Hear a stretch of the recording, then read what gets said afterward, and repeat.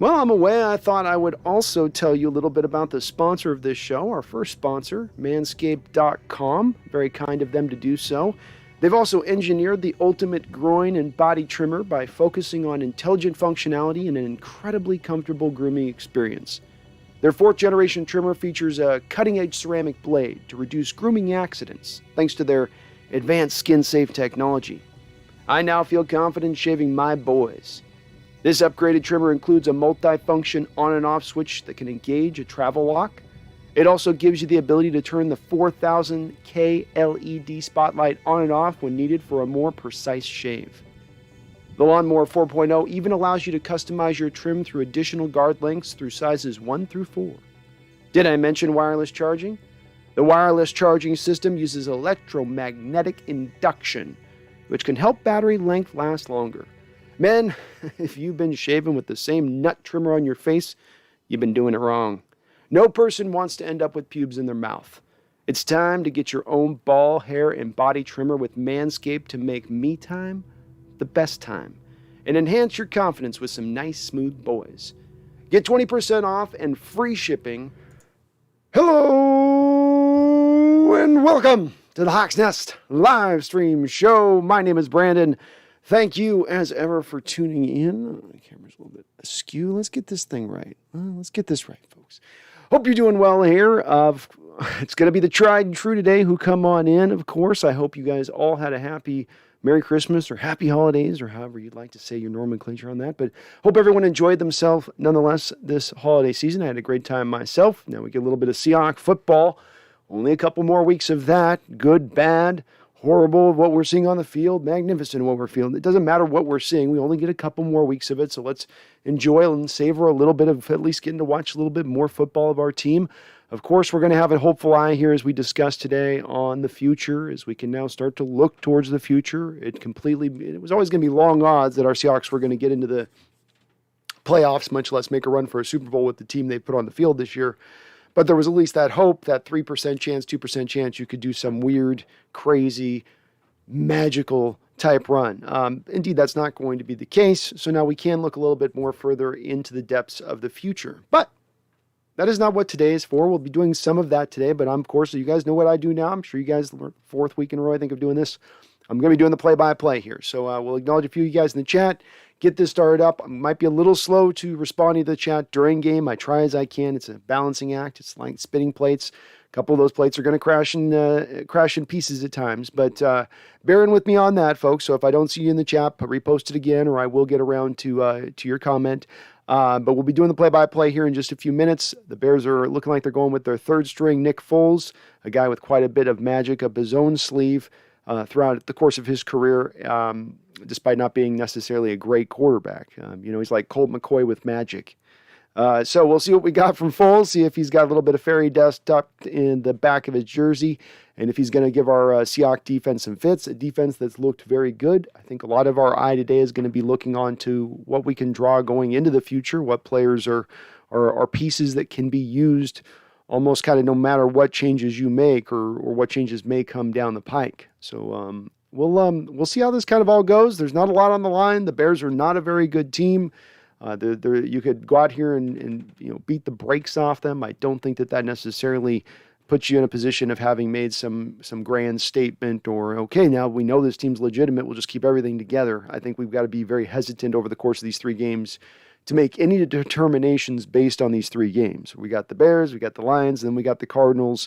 And while the Cardinals will be a little bit of a test, we don't know how much of their starters are going to be on the field at or how much they're going to have to play for in that final game. So we all got to just, I think, tap the brakes on taking too much away from these next few games, win or loss. But with that said, I think individual players, you can push a little bit more. So we're just about to start. Let me just acknowledge a few of you guys in the chat because I know we'll be bouncing away there. Maxwell, how you doing? Good to see you. JDM, hello. Frost, yeah, we got some snow coming. It's going to get cold this week. I don't know. Leland says, I just can't quit you, Brandon. I can't quit you either, Leland. So, hell yeah. I'm glad you didn't. Bleed Blue and Green, let's go Hawks. Win or lose, draw. I'm 12 through and through. You know I'm there with you, man. Same, through and through. Doesn't matter if we're having a lose season. Doesn't matter how bad we are. I will be watching. So hopefully get something good today. Hopefully it's maybe some light within the darkness of this season. I'm hopeful, but we'll see. We shall see.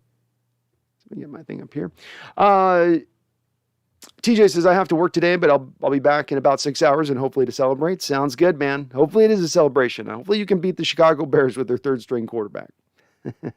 Let's hope. Magic Vlogs, hey-oh. Easy win today? I mean, I would predict that, but you never, with this team, who knows? Probably I would say you're playing at home. Bears aren't playing for anything at this point. This is one of those end of the season games where, you could easily start just gassing it up.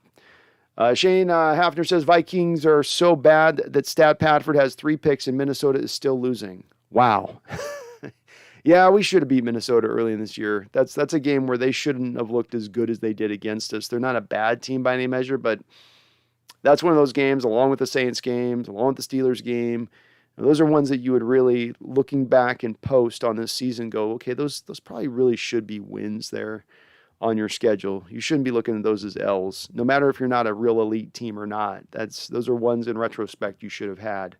Leland, there have been no easy wins today. Hopefully the team has fun playing in the snow. Yeah, we've got it. They're showing on the telecast. We've got a winter wonderland going there in Chicago, and that certainly adds another layer to things, doesn't it? So and wind. We got the wind with the snow, so that's doubly. We're going to see a lot of running today, would be my my belief from that. So expect the game to be done in about 2 hours and 15 minutes. Devin, hey, Brandon, good to see you. Good to see you, Devin. Faithful 12 here as well. Go Hawks. I love it. I love to see the faithful contingent in the house, man. It's great to see you guys in here. I love it. I'm not expecting everyone to be in. I've told many folks, I understand if this is something you can't watch at this point. It's been tough of watching the whole year. There's only so much pain some people can take. But I look at it as well as I'm always not just looking in the now, but into the future of this team. And again, enjoying what we've had. There's been some good performances this season on the football field for some players. Quandre Diggs, Darrell Taylor, Tyler Lockett, Gerald Everett's looked good in flashes. There's been some guys that have been encouraging, fun to watch that maybe have some point with us going forward. I mean, if Gerald Everett goes off in the next 3 games, do you look at it as a guy, maybe we can give him a couple-year deal on a small end contract. Here, Gerald, okay, rather than a 1-year 5, we're going to give you 3-year 15 or something. One of those mid-level deals that you hardly ever see in the NFL. Mike, fire Pete and trade Russ. This downward spiral needs to end now. Mike, I think as I've said, I've always leaned towards wanting to keep Russ. I think I do still land in that territory overall, but he does make me look bad for it.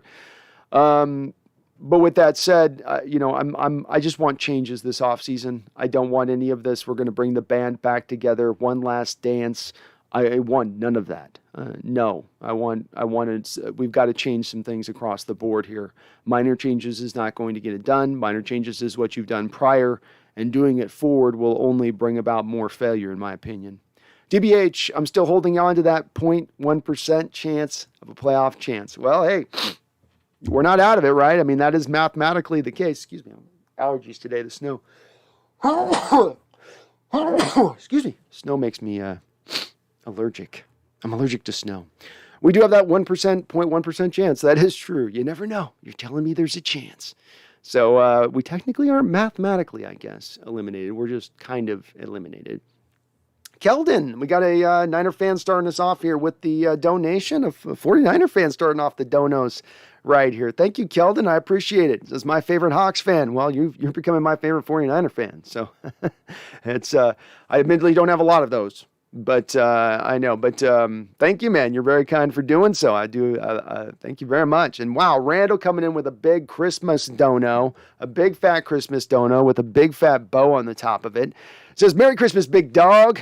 Let's blow this team up. Well, Randall, thank you so much for the $50 donation, man. You are very kind always on this channel. And you not only this year have you been, not only were you last year, you've been there since basically day one on this channel in the support game, in keeping this thing going, not just obviously monetary support, but in your encouragement, man. And I want to just say to you and all of Leland Kimball, all you folks that donate throughout the year on this chat, and not just the year, but just also being a part of the comments, being a full part of this channel, really is appreciated. You've had everything to do with us as much as anything I've had to do with us on getting this growth where it is, because I can't do this without the support of the folks out there, being in here and watching and being a part of this and being engaged. And we just continue to rise up every single year. We continue to just get bigger and bigger and bigger. And it's not just because of the support. I love the monetary support. I'm going to need that because that's what we're going to go to eventually to get this channel full time. But with that said, the other stuff you do as well, Randall, just the encouragement and all that, I really do appreciate it. I'm with it as well on you on blow this up. I change things out wholly. Do something different at this point. Be aggressive in your movements. And being aggressive means you don't stand pat. Well, we look pretty good on this, so let's just stay in this. No, you've got to change this up. We've got to move this around. We cannot stay in the same lane here. We require something much bigger than just a minor half measure. I reference back to the old Breaking Bad show that had this whole episode, I think, called Half Measure.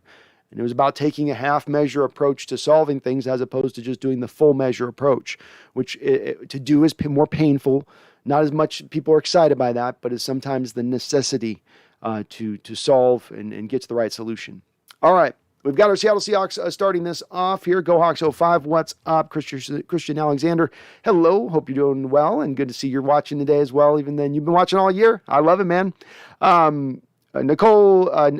Robinson. How did they not close the roof? What's the point in having a retractable roof if you don't use it like today? I don't know that Chicago has a retractable roof. I could be wrong on that, Nichelle, but I believe that they have an open-air stadium. Go Hawks 05. Aqib Talib calls games. He does, and I've heard he's fairly entertaining. I've not heard it myself. I'm not going to be hearing it today because y'all be calling your guys' game with you, but yeah, he will be. All right, we got Russell under center. We're going to see a lot of that today. 2 tight end sets. The gives in there to Rashad Penny, who's obviously on skates there on the field. It looks very slippery. The snow is falling. He manages to get a couple yards. Expect to see the inside zone play on both teams today.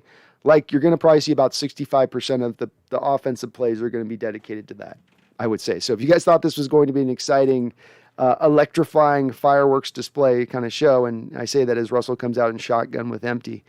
All right, Russell in shotgun, trips to the top, steps back, throws it into DK Metcalf, who drops the slant.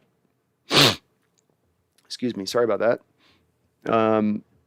So DK was open on the slant. Russell threw the pass. It looked like a good throw, but he just dropped it. Come on, DK.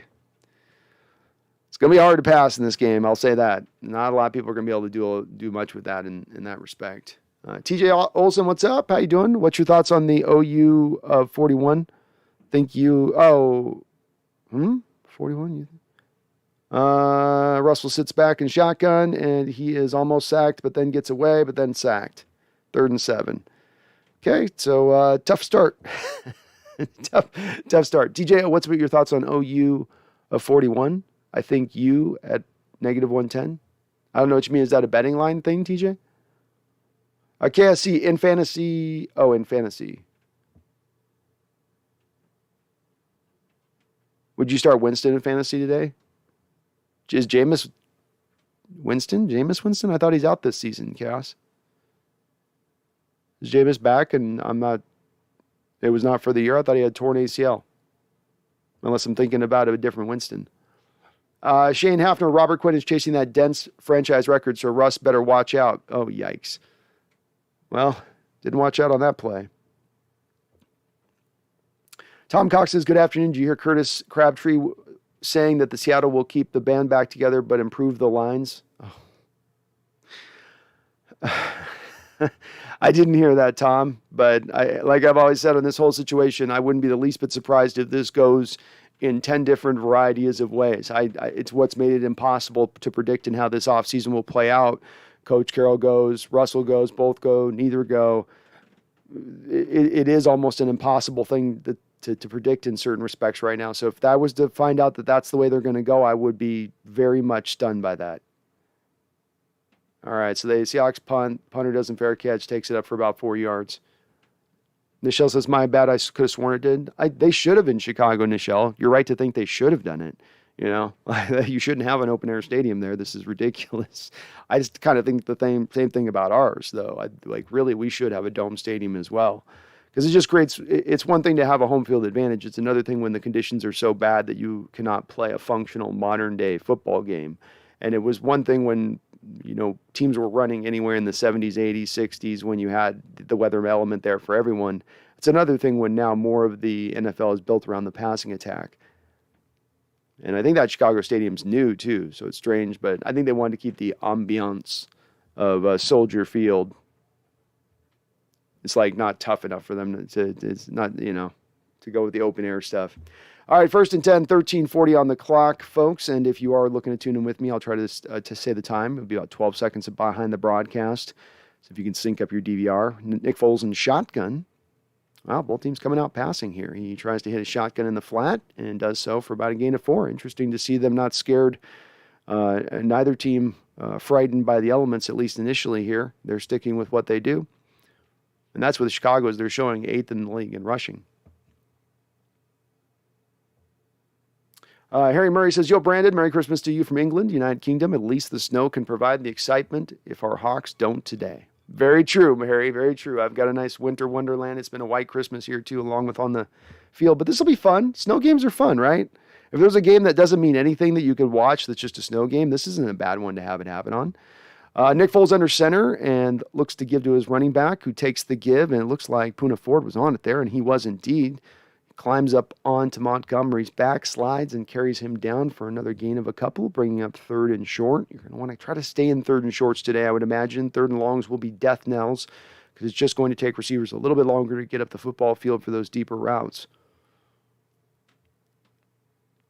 But as I was saying, this is if there's a game that's going to be just kind of fun and slip slide away, nothing on the line, other than our 0.1% chance.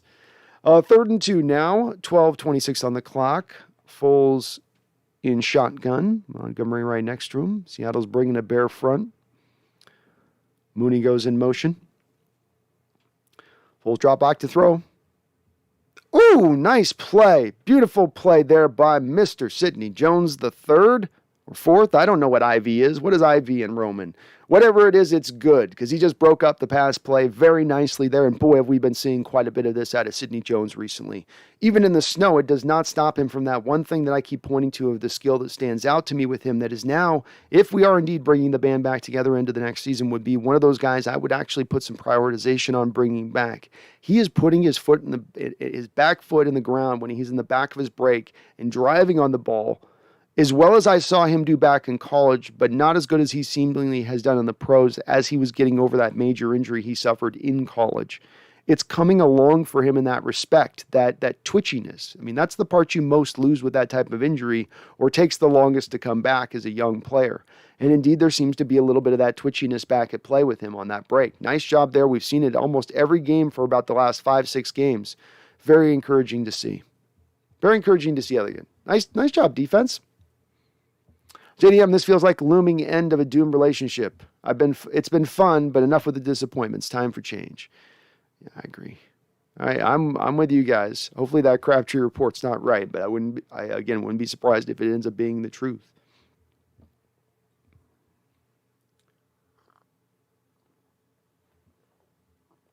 Shane Hafner says people are putting Kyler in the MVP convo, and I just laughed. I think he's had too many clunkers, hasn't he? Feels like he's had too many clunkers to me. I could be wrong on that. I mean, maybe he should be in an upper level discussion, maybe around the edges, but he's been injured for a set of games, so he hasn't been. I can't. No, that does make me laugh. That's silly. Michael Carasino says, Michael, Merry Christmas, Brandon. Hope you had a great holidays. I think this is my first game in 8 years that I haven't had any enthusiasm for a game. We'll always watch though. Well, hopefully no enthusiasm. I can bring a little bit of humor in this somewhere around the bend. But yeah, I'm the same way. There's not a lot of, I don't have my edge I'm usually on. I'm usually got a little bit of an upper beat on the pulse. Oh, we need this game. God, what if they do this? Oh, what if we do that? This does happen to kind of just stand as a game where you just sort of find yourself neutral a bit. I want them to win. I want to see a win today. I'd love to see a smashing, I'd love to see a smash and grab. But, you're just gonna have to kind of, BDC is glad to see the Hawks back where they belong at the bottom of the West. Enjoy watching my Rams and our pals, the refs, in the playoffs. Well, yeah, you and the refs, have your little orgy in the playoffs together, BD. But, remember as well, you have no draft picks. You have gone all in on this year. So the second that you do fall short, and you will fall short, just remember, You have nothing. You have no cap space. You have no draft capital to restock, rebuild, reload. Oh, and by the way, Aaron Donald's just about to get to the end of his prime, and Jalen Ramsey's heading into the top end of his prime as well. Cornerbacks don't age like fine wine, but good luck with that. Megan Roger is coming in the house. It must be like 3 in the morning where she is right now, but that is dedication from my lady down under. How you doing, Megan? Good to see you on in here. Thank you for the $8 donation. Merry Christmas. This is Greeting 12s. Wearing my new Largent jersey, which arrived just in time for Christmas. We'll be here, but I'm watching the cricket. I don't blame you on that. Russell with the give into Rashad Penny up the middle. Why? Because that's what you do with Rashad Penny. Rashad does get about 4 yards and bowls a lineman over at the end. Thank you, though, Megan, for the $8 donation, and I hope you had a great Merry Christmas down there. And maybe if you're wearing, hopefully you're wearing that Largent jersey, because if it's a windy day, we start to build some good karma behind that jersey. You start to build some mojo. Because Al comes out with a little screen game here to Tyler Lockett, of all people, which is interesting to see. Lockett is able to then squeeze outside for about 3.5. It looked 3.5-ish. To me. 11:28 on the clock now, folks. First down. They gave him a first on that. Wow, he looked like he went out of bounds early there. Seattle comes up in up-tempo. Russell under center now. Another give up the middle to Rashad Penny. Why? Because that's what you do with him. And that brings us up to a second down. Okay. If we don't get one pitch play to Rashad Penny in this game, I might get a little annoyed. I'm trying to stay neutral today. I truly am. But, come on. Can we get, just try at least once or twice? I know with the conditions, it makes it hard. Everything's got to basically go up the middle. But you can see Chicago stacking tight alignments. They've got their own bear front they're bringing out. Russell and shotgun, 3 wide. The give back into Rashad Penny. Up the middle. Rashad Penny getting behind a man, and he's cut in space. He's up in space. He's moving. He's pushing. He's driving. Woo! Nice little run there by Rashad Penny.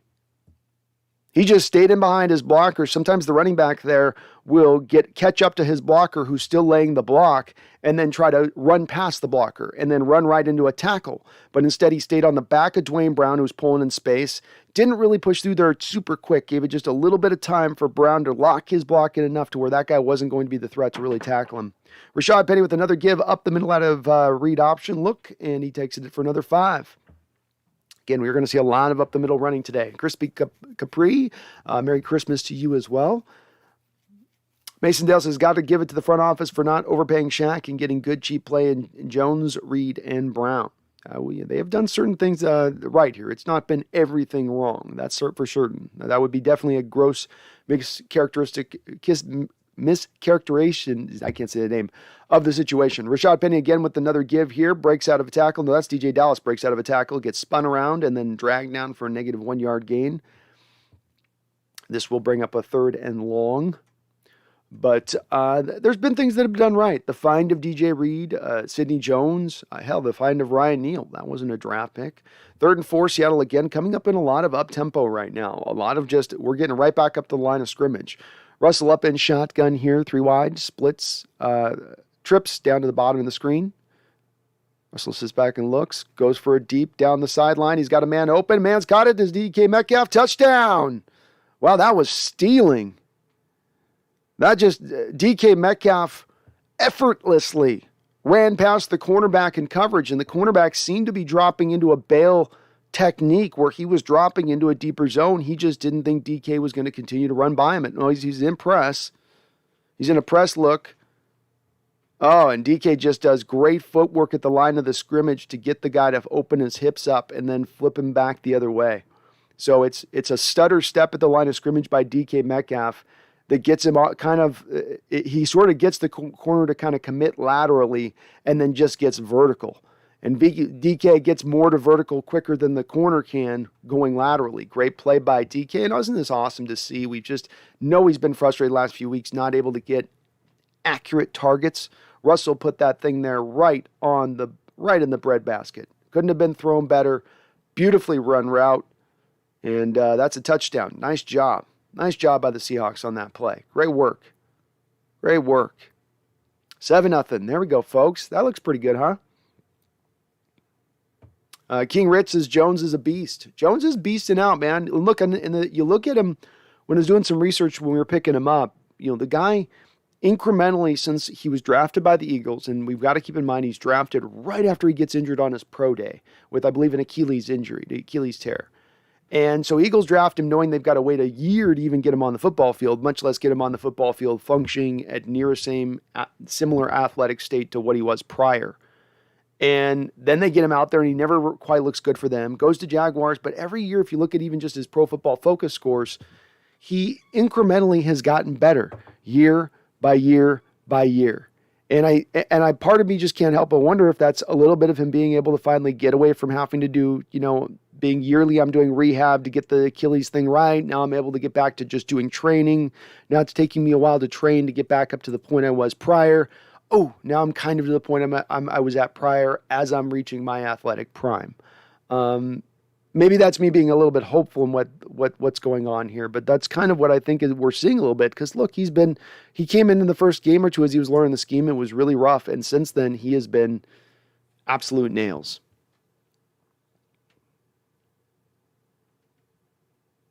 Shade after Disley, Monet, Collins, and Shell are out. That's how I believe that's the right.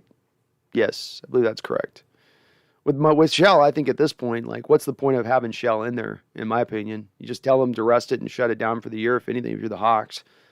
You want to see what you have in Jay Curhan. And the more data, the more games of Curhan playing, the better to make that determination, because it's not an easy determination. You didn't take him in the second round with upper-level athletic traits. He's an overachieving, try-hard guy that you need to make sure is absolutely locked in as far as his ability to cement that right tackle position, as opposed to going out and getting that legitimately talented guy to fill that role this offseason. Randall says, what's the Crabtree report? Tom will maybe have to mention on it.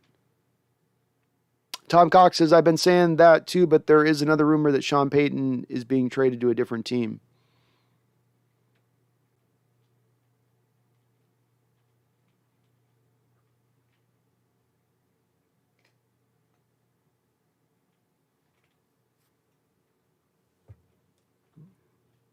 We'll have to unpack this as we go along, Tom, a little bit. I also heard a trade possibility. Russ goes to the Saints. He signs a 4-year, $150 million deal, but Seattle gets 2002 first, second, fourth rounder, and C.J. Henderson.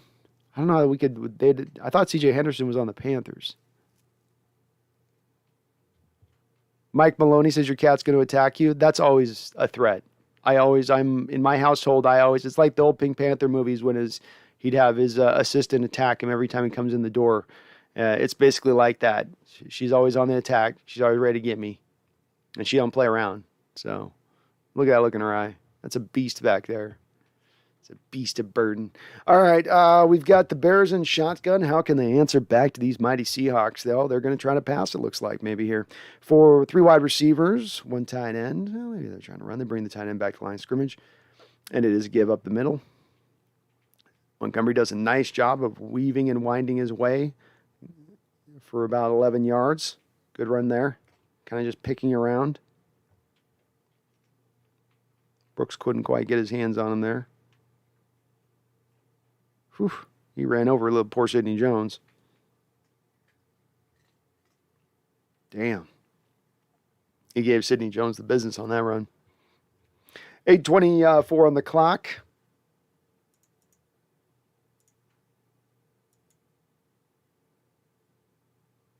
And I'm putting up the score thing here if I can. There we go. You guys got a thing over there. It shows you the time now. Chicago goes a little bubble screen. Nice job there by Ugo Amadi to kind of blow it up in the backfield, though it is Quandre Diggs and Darrell Taylor who come and clean it on up. But great job by Ugo to basically bust his block into the receiving bubble screen player. That will bring up a 2nd and 9 now. 7:47 on the clock. And again, on the chat, bear with me. I'm going to be doing play-by-play on this game, and we will be doing post-game as well, and for many hours. So if you do have a comment or question or anything like that, definitely I will try to read it as I can, but we're going to probably get into mainly on that stuff after the game for the most part. All right. kind of a sloppy there play by Nick Foles. He dropped and looked around and then just tried at the last minute to kind of wing it in there, and Seahawks defender knocked it away. That was John Reed. I have to say defender now because we're at a point here where I can't even recognize the cornerbacks on the field. We've gotten down to our 9th and 10th corners, so it's like, who's 61 and why is he playing corner? All right, Nick Foles in shotgun, 3rd and 9. They've got 3 wide receivers all stacked to one side of the field. Ooh. Like LJ Collier brought a little bit of pressure there. Oh, that's just sloppy. So the LJ gets pressure. Foles just gets the ball out. The receiver catches it, is drugged down. He catches it and falls down. But then Seattle doesn't close on him fast enough to come make the play, and they allow him to get up and go make the first down. Took Carlos Dunlap coming all the way up the field from his pass rush spot to finally make the tackle on the guy.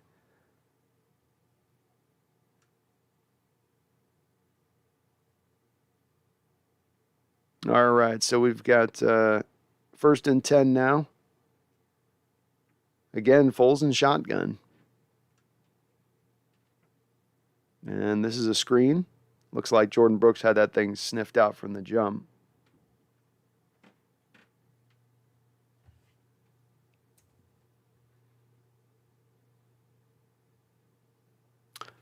I don't know though, Tom. The C.J. Henderson thing, none of that makes sense to me on that. We would seemingly get more than that, but I thought C.J. Henderson was on the Panthers. I gotta go look that up in a second. Make sure my old brain's not glitching out on me.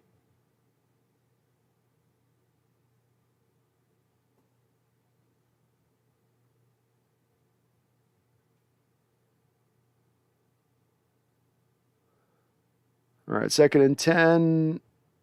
Kind of just getting give to Montgomery. It doesn't go anywhere. It's one of those. These are going to be a lot of these runs that don't go anywhere where they're just trying to hammer up the middle. The defense knows they're going to try to hammer up the middle. The offense knows the defense knows they're going to try to hammer up. It's just everybody knows it's coming, and they might get a couple yards or they might get just nothing, and it's going to be a little bit back and forth. That's going to be rare. I think we're going to see many big breakout runs. It's either going to give you like 2 or 3 or you get 6 or 7, just because to me some of the back end stuff here isn't going to be as much of a challenge. Like if I'm Seattle here, I don't think I'm as threatened by Foles and his arm in this game deep. I don't think he can hit you deep here. And I don't think they have Allen Robinson rolling right now either. Or they're not trying to target him, one of the two. Nice job. Oh, goodness. Dunlap brought some great pressure. Sidney Jones was in relatively good coverage. He was right on his man. Just a very good thrown ball there by Nick Foles at the sticks to get the first down. A little bit of a crossing route there. It's tough play. It's challenging the Seahawks zone. Bears come up and up tempo now. Do a little fly sweep to the receiver, Mooney, and he is taken down for a 3-yard gain.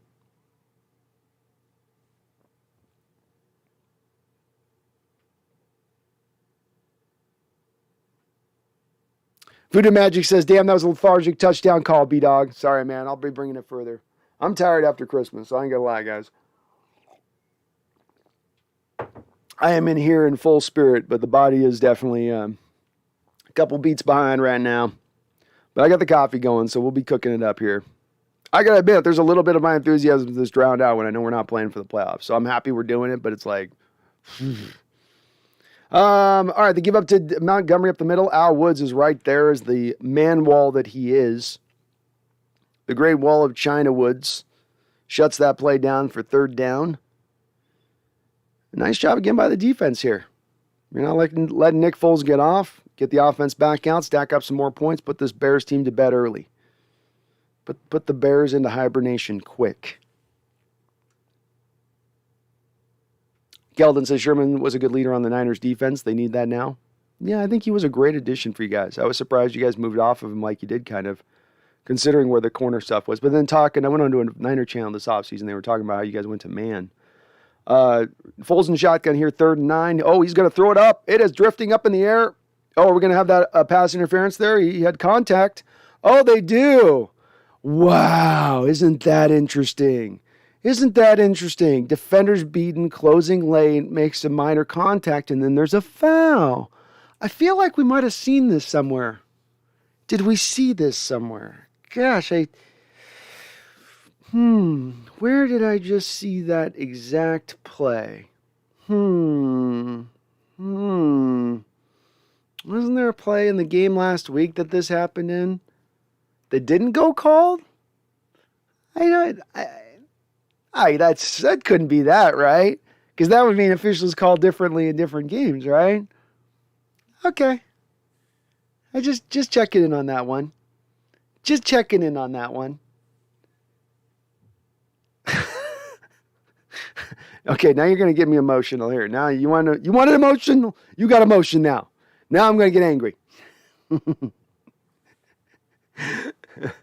Oh Lordy.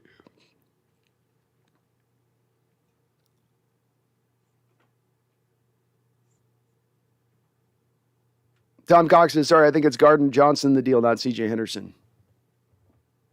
Okay, well, that makes, I guess, a little bit more sense.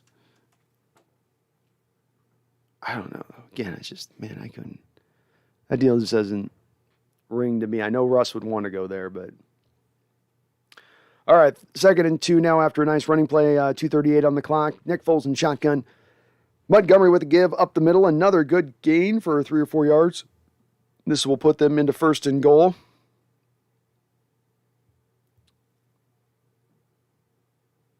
Cool breeze. Good to see you again, Brandon. Thank you. Costa Rica, it's good to see you as well. AFK.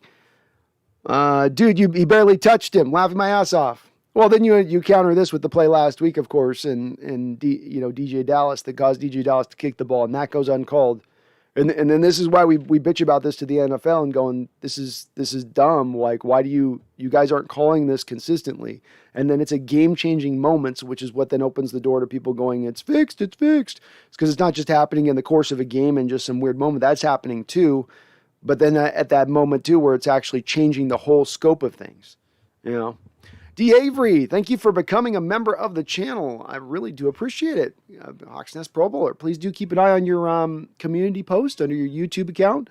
I do my weekly columns over there, so if you go look there now, I've got a stack of I've probably done about 20 articles over there, and it's not always just about the game. It's about random different stuff. So thank you for becoming a member. Welcome aboard, and do please go over there and check out that stuff. I really like writing those articles for the channel. Brian Roberts says, hella weak call, bro, Brando. What the F? Dangs refs.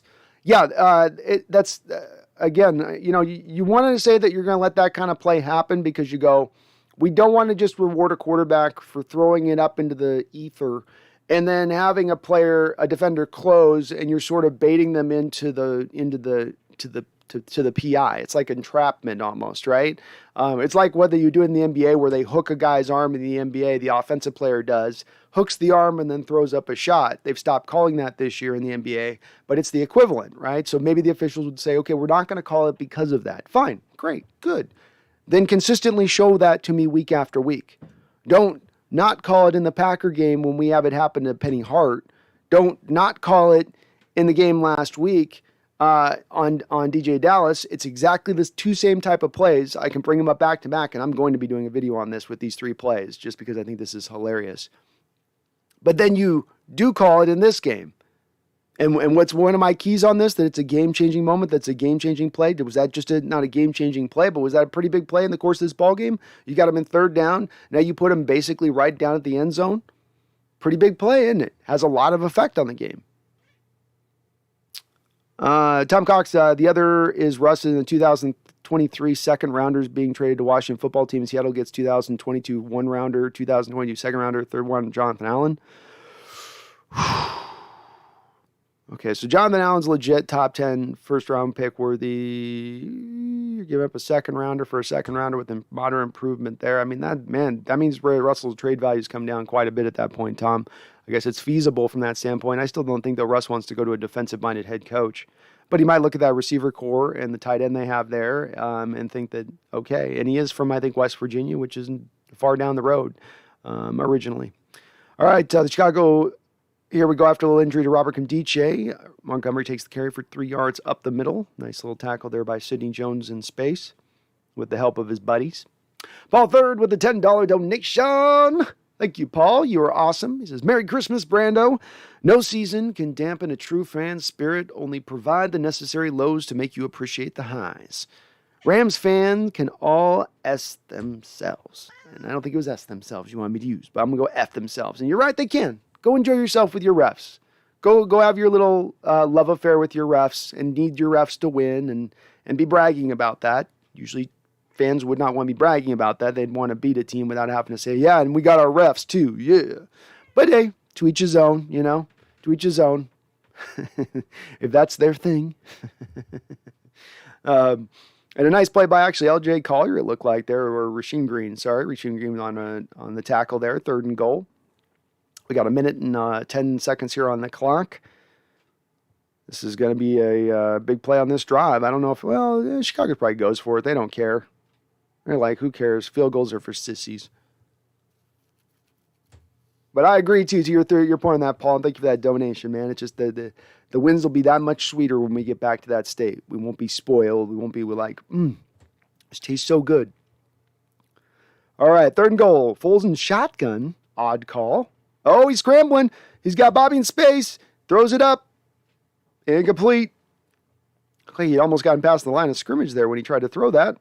Nice job by Bobby coming up and not slipping there because he's got to get, if he just makes the wrong move, Foles is going to slide right past him. All right, 4th and goal. Here we go. The Chicago Bears are going to go for it here. 37 seconds on the clock. Here we go. Here we go. Megan Roger with a $3 donation says NFL, no freaking idea. That's right. Or inconsistent. One of the two. All right, this current drive, 15 plays, 69 yards, 8 minutes off the clock, 4th and goal. Here we go with Nick Foles in shotgun. Cole Kmet goes in motion. Foles going right to his man. 2 defenders are right on it and stack him up at the 1-yard line for the stop. Mr. Jordan Brooks and Sidney Jones combo for the tackle and the stop at the 2-yard line. Great job by the defense. Nice work there. Nice work. Yeah, you like that one too. I know, you like that one too, huh? Yeah, you did. They read that one all the way. Chicago was running a lot of little flat routes there. Everything was short, and they wanted to hit it kind of at the front of the end zone and then have their guy run it in. They were doing that with Cole Kmet in motion there too. He's kind of sliding under a drag route, and Seattle took all of that away. So great job by the defense. They, as we've seen throughout the year, this might be one of the best teams in the league in red zone defense. Maybe not even statistically the best, but to the eyes and what they get done and how they hold these teams up down there is pretty awesome. You got to be quiet if you're in my lap. They don't want to hear you screaming at them. They don't want to hear you screaming at them. No, they don't. I'll pet you later. Tom says, so I looked up a couple of trade possibilities. One, Seattle sends Russ to Philly for 2 1s and a 2nd rounder and Jalen Hurts. Yeah, I mean, that's possible. The thing you're seeing in these rumors you're hearing, though, Tom, is that they're all across the board, right? Like, there's so much variance on them, and we're still so far from these deals being done.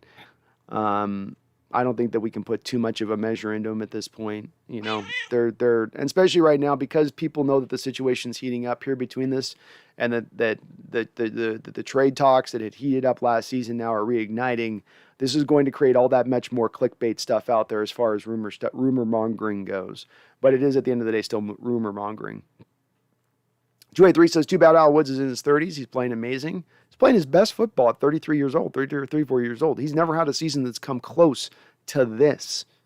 This is a complete outlier in his career. At his best, he's been a solid rotational defensive tackle in this league as a one-tech. And this year he has been absolutely stout. He's having, amazing is not, people overuse the word amazing 283 in this day, and it sort of, removes the meaning of it at times, but you're aptly putting it and labeling it that. He's having an amazing season from the defensive tackle position. He's having an elite defensive tackle year in production. And again, for a guy that's with that past history, you go, wow. No one could have seen this one coming. No one. D-Lock McLurkin, thank you for subscribing. I appreciate you, D-Lock. You're awesome. Thank you again for the folks on the Super Chats. Megan Paul, Randall McDaniel coming with a big fat $50 donation. Keldon, appreciate you. And wow, that snow is really coming down now, folks. You're starting to see a little bit of that old whiteout going past the faces of the players as they're sitting on the benches. But again, great job by the defense there. 33 seconds left in this first quarter. As I predicted you guys, we are going to see a very quick game here. This clock is going to bleed like a man who's had an artery hit. All right, Russell under center from about the 1 here. Do not let them get a safety. Let's not give them any points. You got a punt, so be it, but don't let that go on the back of what the defense just did. Rashad Penny takes the run. They get him a little bit outside, but gets back inside a little bit there on the run. Cuts it back up inside for about 3-ish yards. Gets him a little bit of breathing space. This might be the last play of the first quarter here. If Seattle can't get this off. They are trying to run some up-tempo. Russ in shotgun. Everyone he's in empty right now. 5 seconds on the clock. Russ looking. And he's going to let it wind down. Didn't like what he sees. I love this out of Russ. This is him looking around at the situation going, okay, do I like what I see out of the spread here? Does it look good to me? Are they in the right coverage here for us to hit this? No, they're not really in it. Let the clock wind down. Don't force it at that point. Great job by Russ. Seattle is running all up-tempo today. An interesting little wrinkle here as we're watching this offense is that there's been almost very little huddling at all. It is all just basically coming right out there, one play to the next and up-tempo, which they've mingled in a lot of up-tempo this year so far anyway, but this is definitely right from the jump. They're going at it. They're utilizing it.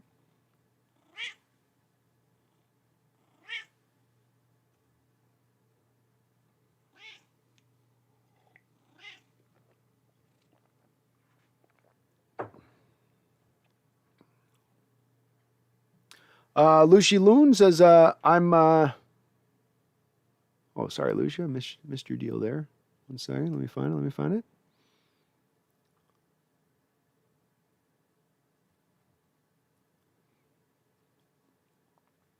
And I'm usually really good about responding to folks, but when I'm doing the play-by-play, it just gets hard, so sometimes comments. Lucy says, we need Nagy fired. Go Hawks. Bears fan wishing you all the best. Go Hawks. I have a feeling, Lucy, that...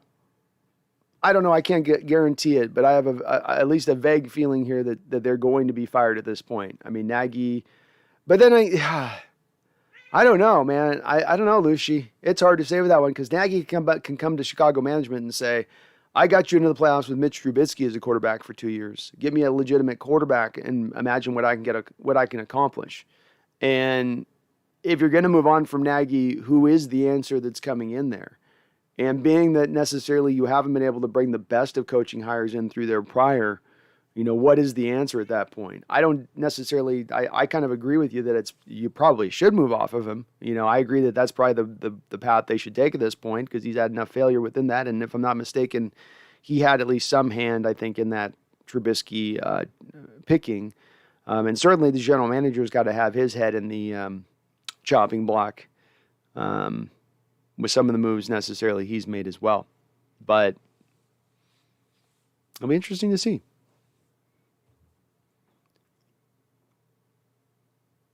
Shane, that's DPI on Amati, but we couldn't get it on the Rams. Or the Packers. Don't forget the Packer game, too. This happened to us twice this year. I want to make sure we all remember both of those two. Because that's what we call a pattern. That's what we call a trend. Lucy Lund says, Seahawks going to march the ball 95 yards. Go Hawks. Also, I won't subscribe to a Seahawks channel, but hey, go Hawks. Lucy, I wouldn't expect you to. It's all good. You watching? That's good enough for me. Watching is all I require or ask. Maybe hitting a like button, that helps too.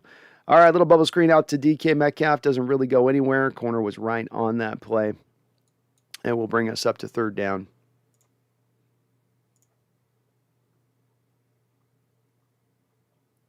And we'll bring us up to third down now. Tobias up in the house. What's up, Tobias? I think Paul Richardson has been Seahawks' best contested catcher in Russ's era. Damn, he had some nice catches. Yeah, Jimmy Graham was pretty good with some of his catches at the goal line with some of that stuff. But, yeah, I think Doug was pretty good with it too. But he hasn't had a lot of contested catch types, I'll tell you that. We haven't exactly stacked up a trio of them. So we got a flag on Seattle, which really doesn't matter. It's half the distance. You lose a half yard on the false start.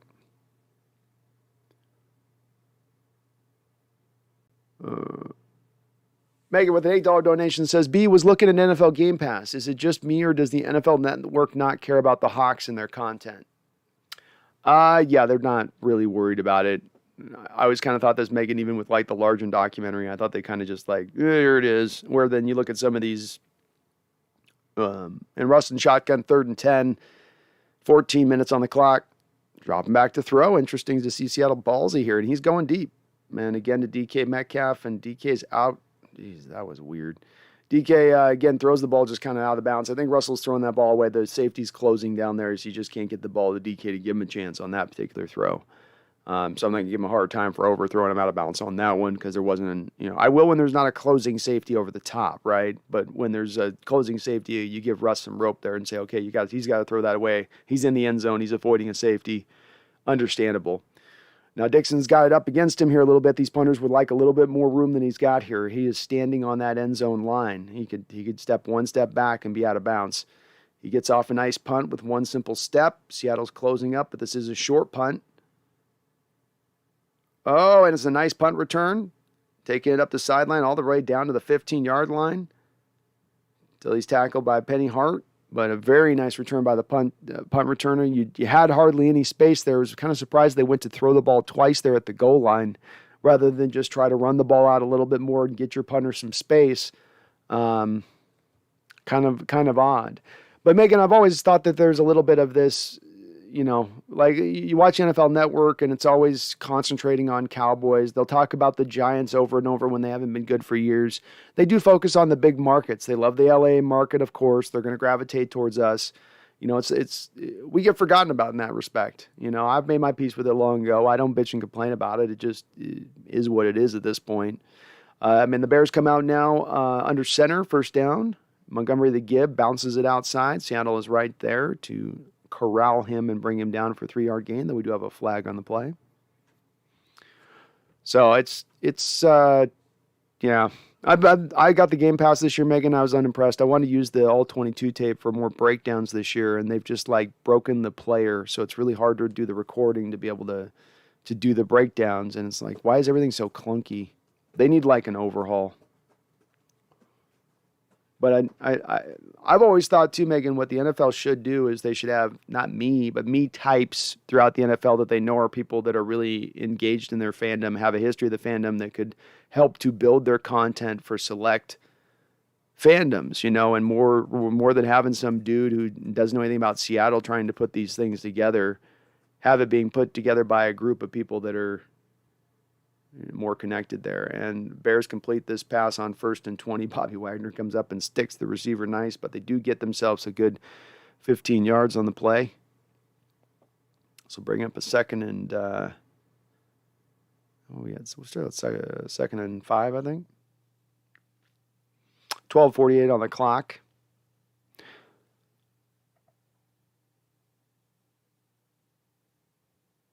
All right, let's see what our defense has got with their red zone D now here, huh? Let's see what they got. Foles back in shotgun. Surprised by how much shotgun we're seeing out of teams today.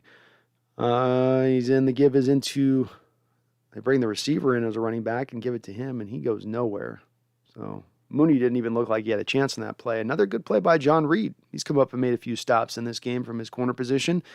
Guy who's taken over for Blashaw Austin, who was taking over for DJ Reed, taking over for Keely Witherspoon, taking over for Trey Flowers. But thank you again, Megan, for your the $8 donation. I appreciate you. And I share your lack of passion for the NFL Network's offerings on there. But that's what I would like to see him do. All right, 3rd down and 5. Let's see if the Seahawks defense has got it here. Foles in shotgun, empty. Drops back to throw. Thinks he's got his man, pump fakes. No, finds his man back underneath. Nice job by Mr. Foles to be patient, and they managed to get a few extra yards after the lineman comes in and blows it up.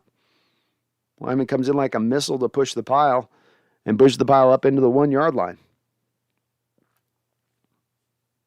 She had to let it covered up initially here. There was no space. And then Montgomery just sort of slips out of Sidney Jones's zone, and he sort of catches Seattle between their two zones at that point. Smart play there smart awareness there by Montgomery and where he's sort of sitting down there, because he initially is covered up by Jones where his route takes him, and then he moves out of it. All right, 1st and goal. Foles under center with the give, right up the middle into Montgomery. Nope. Yep. Nope. Yep. Is it? Officials are showing him being short. Nice hold. Nice stop there. The big boys hold strong. Looked like he got in initially there, but let's see. Just a pile of bodies. You ain't overturning that. And all you can see is a pile of bodies in LJ Collier's ass. And I'm not talking about his play. I mean, just literally his butt's in the middle of the screen. So you're going to overturn that. And Charles Nagy's mad. He won that touchdown call. So I'm angry. Second and goal. Again, Foles under center here. Montgomery is a single back. Give us into him, and he pushes it right up the middle for a touchdown. Easy peasy. I'd be, if I was the coach, running a lot less of the shotgun in this game and a lot more just under center runs. Kind of surprised how much they're doing the shotgun here. So a touchdown by the Chicago Bears. That will make it now 7-7, as of course Seattle had that stop initially there. Looked like Bobby just sort of guessed on the wrong hole there. He guessed pre-snap on one of his gaps, and that just left the other gap open opposite him. It'll happen. Harry Murray says, not a fan of this blue-gray uni combo. Where's the all-navy at? I like the wolf gray, but yeah, I'm not with the blue. I like it when it's on the road with the wolf gray fully all the way.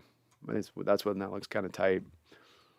Seahawks Rulda, thanks for the play-by-play. Oh, I appreciate that, man. I'm gonna get better at this with time too. So I'm just doing the last few weeks is like the beginning of me doing on this, and we're gonna be doing this into next year too. So my hope is I can get better and better and better at this and keep improving on the way with it. I love doing it, and you guys have had some great feedback in regards to wanting me to continue to do it. So it helps me expand the channel, gets me on here doing this stuff longer, and when that's the answer on something, I'm gonna do it all the way. All the way. A Little Guap says, can we see the game? I can't, Little Guap, because if I put the game on, I'm going to get a copyright strike. And I don't want to get a copyright strike because then I get my channel shut down. So I would love to be able to show you the game if I could. But unfortunately, the NFL says, yeah, you give it a try, sucker. You just try it.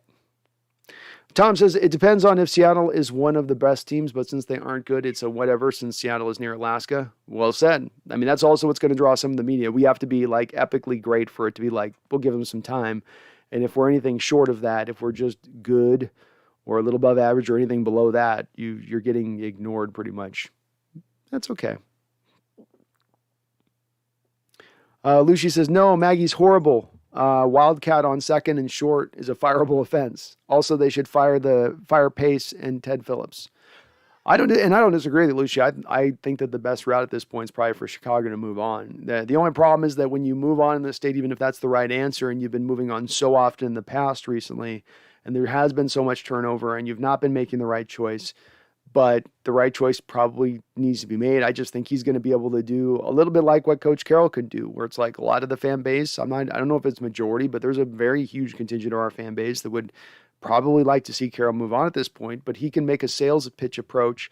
I wrote an article about this for my members on the channel, just about a sales approach that he can basically say to Jody Allen, to say this is why I should keep my job, and he's not wrong on it, and he can. It's the same. It's not the exact same pitch Nagy would make because he's obviously a offensive minded guy, where Carroll's a defensive minded guy. But he can still say, I got your Chicago Bears to the playoffs with Mitch Trubisky at quarterback. Show me a coach in the league who would be able to do that. Well, that alone shouldn't have us let you keep your job. No, but then once we moved on from Trubisky, then I have a rookie quarterback in Fields. You can't expect me in the rookie year of Fields without a good offensive line, which I'm not the personnel guy, so you can't hold me responsible for having a piss poor offensive line. That's how you can kind of, I think, sell these guys into it in that respect. And I think he's not right from my standpoint, but I think he could talk your guys' ownership into it. All right, Chicago here with the kickoff, 10:15 to go here in the second quarter. And boy, this game is winding down real fast here in the first half already. DJ Dallas brings it on up. Gets whacked there in the legs. Hope he's okay. That looked like a shin shellacking there on Mr. Dallas. He got shin shellacked.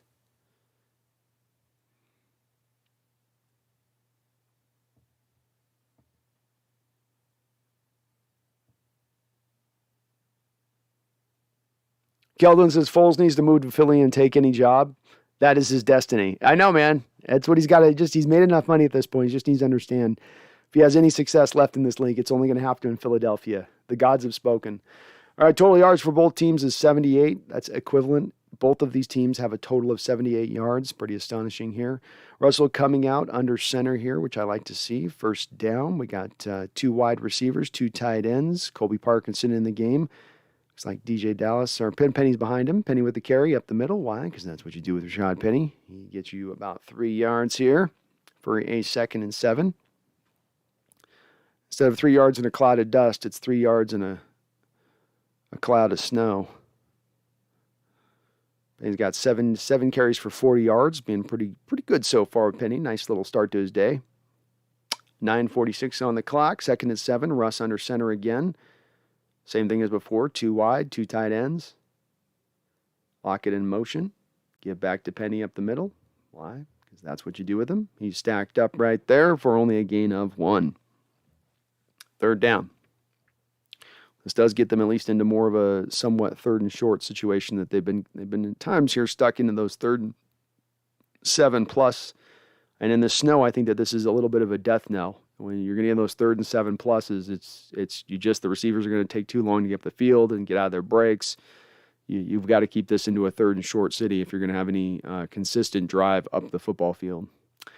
9:03 on the clock now. Russell in shotgun. Throws out to Gerald Everett, who makes the catch. Very nice timing pattern there. Just a throw out into the flat. And Russell's got to throw that with a little bit of oomph. And Everett's got to catch that ball away from his body and then transition into a runner quickly because he's still got another 2 or 3 yards to go get before he gets to the sticks. Nice job by both players there. 1st and 10, Russell's coming right back and up at tempo. He's got a little bit of a scowl on his face. Eyes looking a little angry. Play action there to Rashad Penny. Comes out looking, throws then short to Lockett, takes the easy completion for 7 yards. Nice job by Russell Wilson. He was looking deep there initially, came back to a second read to Lockett underneath.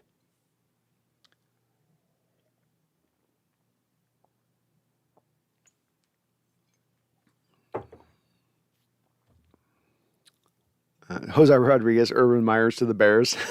Yes, Jose, yes. Russell in shotgun, 2nd and 2, empty. Looks like we got 3 wide receivers. Then they've also taken Penny and aligned him out wide. Russell changing the play at the line of scrimmage. DK in the slot. Russell wings it to Nowheresville. Kind of looked like maybe there was a miscommunication between him and Everett. Everett was supposed to round off that route on a comeback, and instead Everett ran the go. That was probably part of the adjustment that Russell made pre-snap that he probably just didn't hear or get the message. Still, that does give us a 3rd and 2 here. 3rd and makeable. 3rd and makeable. All right, Russ is under center here. Oh, he comes up out of center, a little fancy schmancy. Spread formation now. Chicago's bringing a late blitz. Russell doesn't see it. Scrambling around. Flips it back over into Everett again. Everett takes a big lick from Roquan Smith and gets back up and says, "That ain't all you got, sucker." Nice job by Gerald Everett. Very good job by Russell Wilson as well, not to panic in the pocket. He did not see that blitz coming late, then saw it, then said, "I got to get out of this," but then didn't just start trying to scramble, still kept his eyes upfield and found his man short. Takes a little bit of a blow, spin wheels around, but very good job. 2 plays on this drive between Everett and Wilson have been right on the same page. Looking good. 1st and 10 now, 7:14 on the clock from the 45 of the Bears. Seattle showing trips. Give into Rashad Penny, who takes the give. Almost an outside zone there. A little bit of an inside zone that went outside, but a nice little gain nonetheless by Rashad Penny. Got a little snow on his helmet as he gets up off the turf. They had grass there, turf. 6-yard gain. Penny starting out with 8 carries, 42 yards today. Nice work by the kid. 6:44 on the clock. Russell back under center here. So with 3 wide. DJ Dallas behind him. Dallas with the give. Stutter steps. Drives down. Pushes forward. Pulls the pile. Gets himself a good another 5 yards there and a 1st down. So a nice little drive here. And again, I just want to hit on again. I think that the best success for this team offensively, I don't care whether you're the Bears or the Seahawks, is get out of your shotgun looks here. I understand why you're doing it, but in the aid of helping your running game in a day when you need your running game aided, lean into that. You're going to have your best success with that. Just get behind the big hogs and let them eat, put that slop down and all right, Russell and shotgun, 3 wide receiver set here. Dallas again next to him. The give into Dallas. Dallas stutter step again, bounces it outside. Nice little carry, runs over a safety to complete that run. That's called finishing the run, folks. Finishing the run, you're about to be tackled down. You just fall down. No, you drive forward as you're being taken down and knock that boy back. And that's just what he did. We do have a flag on the field. Hands to the face. Defense. That's another 15 yards. Who did they get? Oh, there you go. Jay Curhan's getting in people's heads. Jay Curhan's making people put hands to his head. That's how effective he's being, man. Hell yeah, Jake. Way to go. Jake holding up today. Another game where he's holding up so far, almost through another half here. All right, Seattle's got a 1st and 10. We're moving, folks, inside the red zone. We sit 4th in the NFL with 64.7% in the red zone success. We come away with touchdowns, not field goals. Russell and shotgun. Looks like Pete Carroll called one of his spastic first. He was worried about the play clock, so he did want to get the 5 yards there.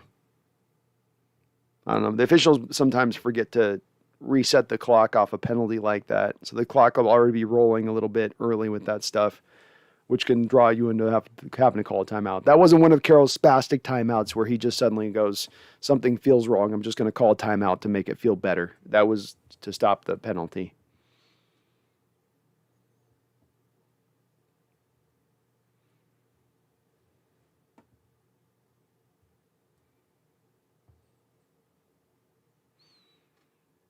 Hawks 5-8. If Wilson leaves, do you think the Seahawks have a hard time getting free agents?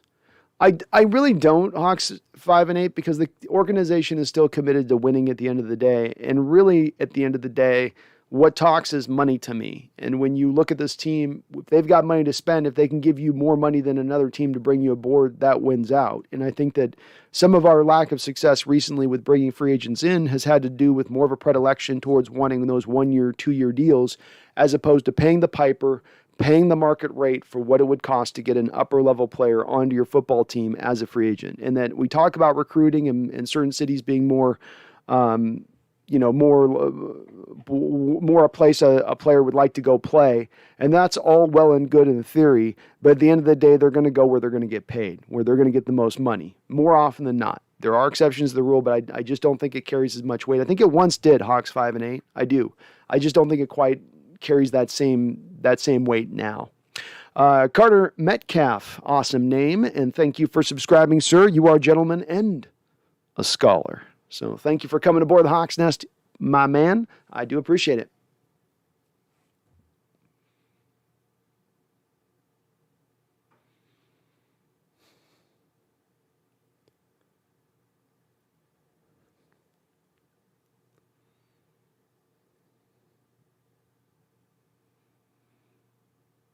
Shane Hafner says, how about give Russ and a good O-line before you trade him? Imagine other quarterbacks behind the Seattle O-line. It would be rough. I agree. And that's, Shane, why I've eventually landed at where I would want to be on my standpoint, is to keep Russ and build with an offensive-minded head coach. And offensive line is the priority into the offseason. And that's been why I've landed there myself. Because of that. You just can't answer that question. And it sure would be a shame to move Russ down somewhere else, and he gets that for the first time in his career to see it go down that way. Chi-Town Livingston, what's up? Good to see you in here. All right, so we've got 7-7 Chicago here, 5:18 on the clock. Russell and shotgun, 1st and 10. Dropping back to throw, rifles it on in there, and just knocked away outside of Parkinson's grip at the last minute as he was running a little bit of a seam route there from the tight end position.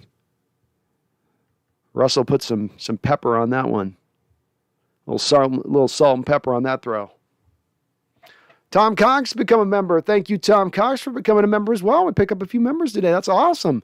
And again, Tom, please do check out the community post board for my membership there. You'll see a bunch of articles. They're not all just written to what's happening in the moment. There's some me pondering some of the great what-ifs. Here we got a fly sweep here to D. Eskridge. He takes the S, and he's running outside looking good on the nice little 12-yard play. Boy, similar to that's a flag. Yes, that is a flag. That's what you're supposed to call. And boy, that was a little scary for a moment there. Haley, Chris Wells, thank you for subscribing. Wow, we got a little subscriber train, member train going here. I love it. Haley, you're awesome. I appreciate it. So that was shades of the Colts game in the opening week of the season. D. Eskridge ran one of his few fly sweeps of the season in that game and got hammered in his head and, of course, sustained a horrific concussion that kept him out most of this year. Like this one, he gets in there, gets out of bounds, and again, the player comes up headhunting just right into his head. That is as clear as it goes on top of being out of bounds. Carroll is livid because he knows that the kid just overcame this. What an awful penalty there. I don't know what the player is trying to establish there as he's stepping out of bounds. First and goal now at the 5-yard line.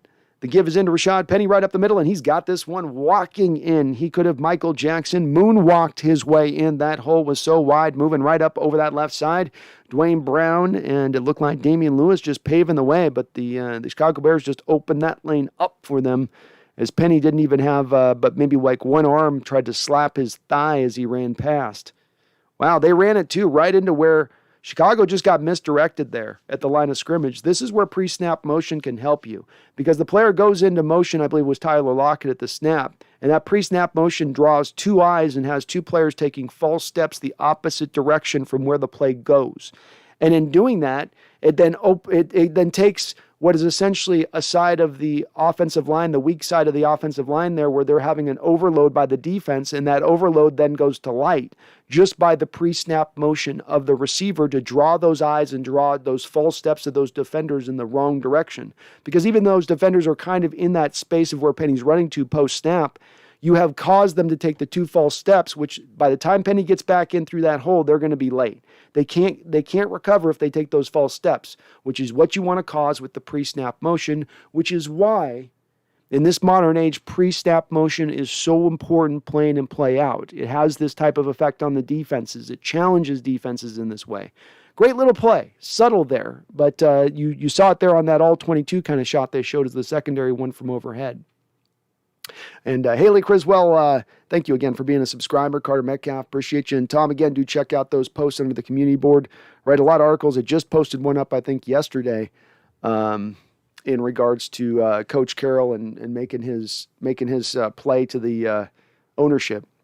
Got some Mile High Pride in here. Psych on YTV. What's up? How you doing? We accept all in here. We love having all in here. Chi-Town Livingston, Russ would love Chicago in the summertime. Maybe, but what about the winter? I mean, if he's thinking about this spot, if he's throwing in this stuff right now today, he might be out of like, I don't know if I want to throw in that 8 times, 6 times a year, 4 times a year, whatever. And you got to play in Green Bay. I mean, you're signing up for a lot with that. You're not just signing up for Chicago, you're signing up for a lot with that. But we know he wanted to do last offseason.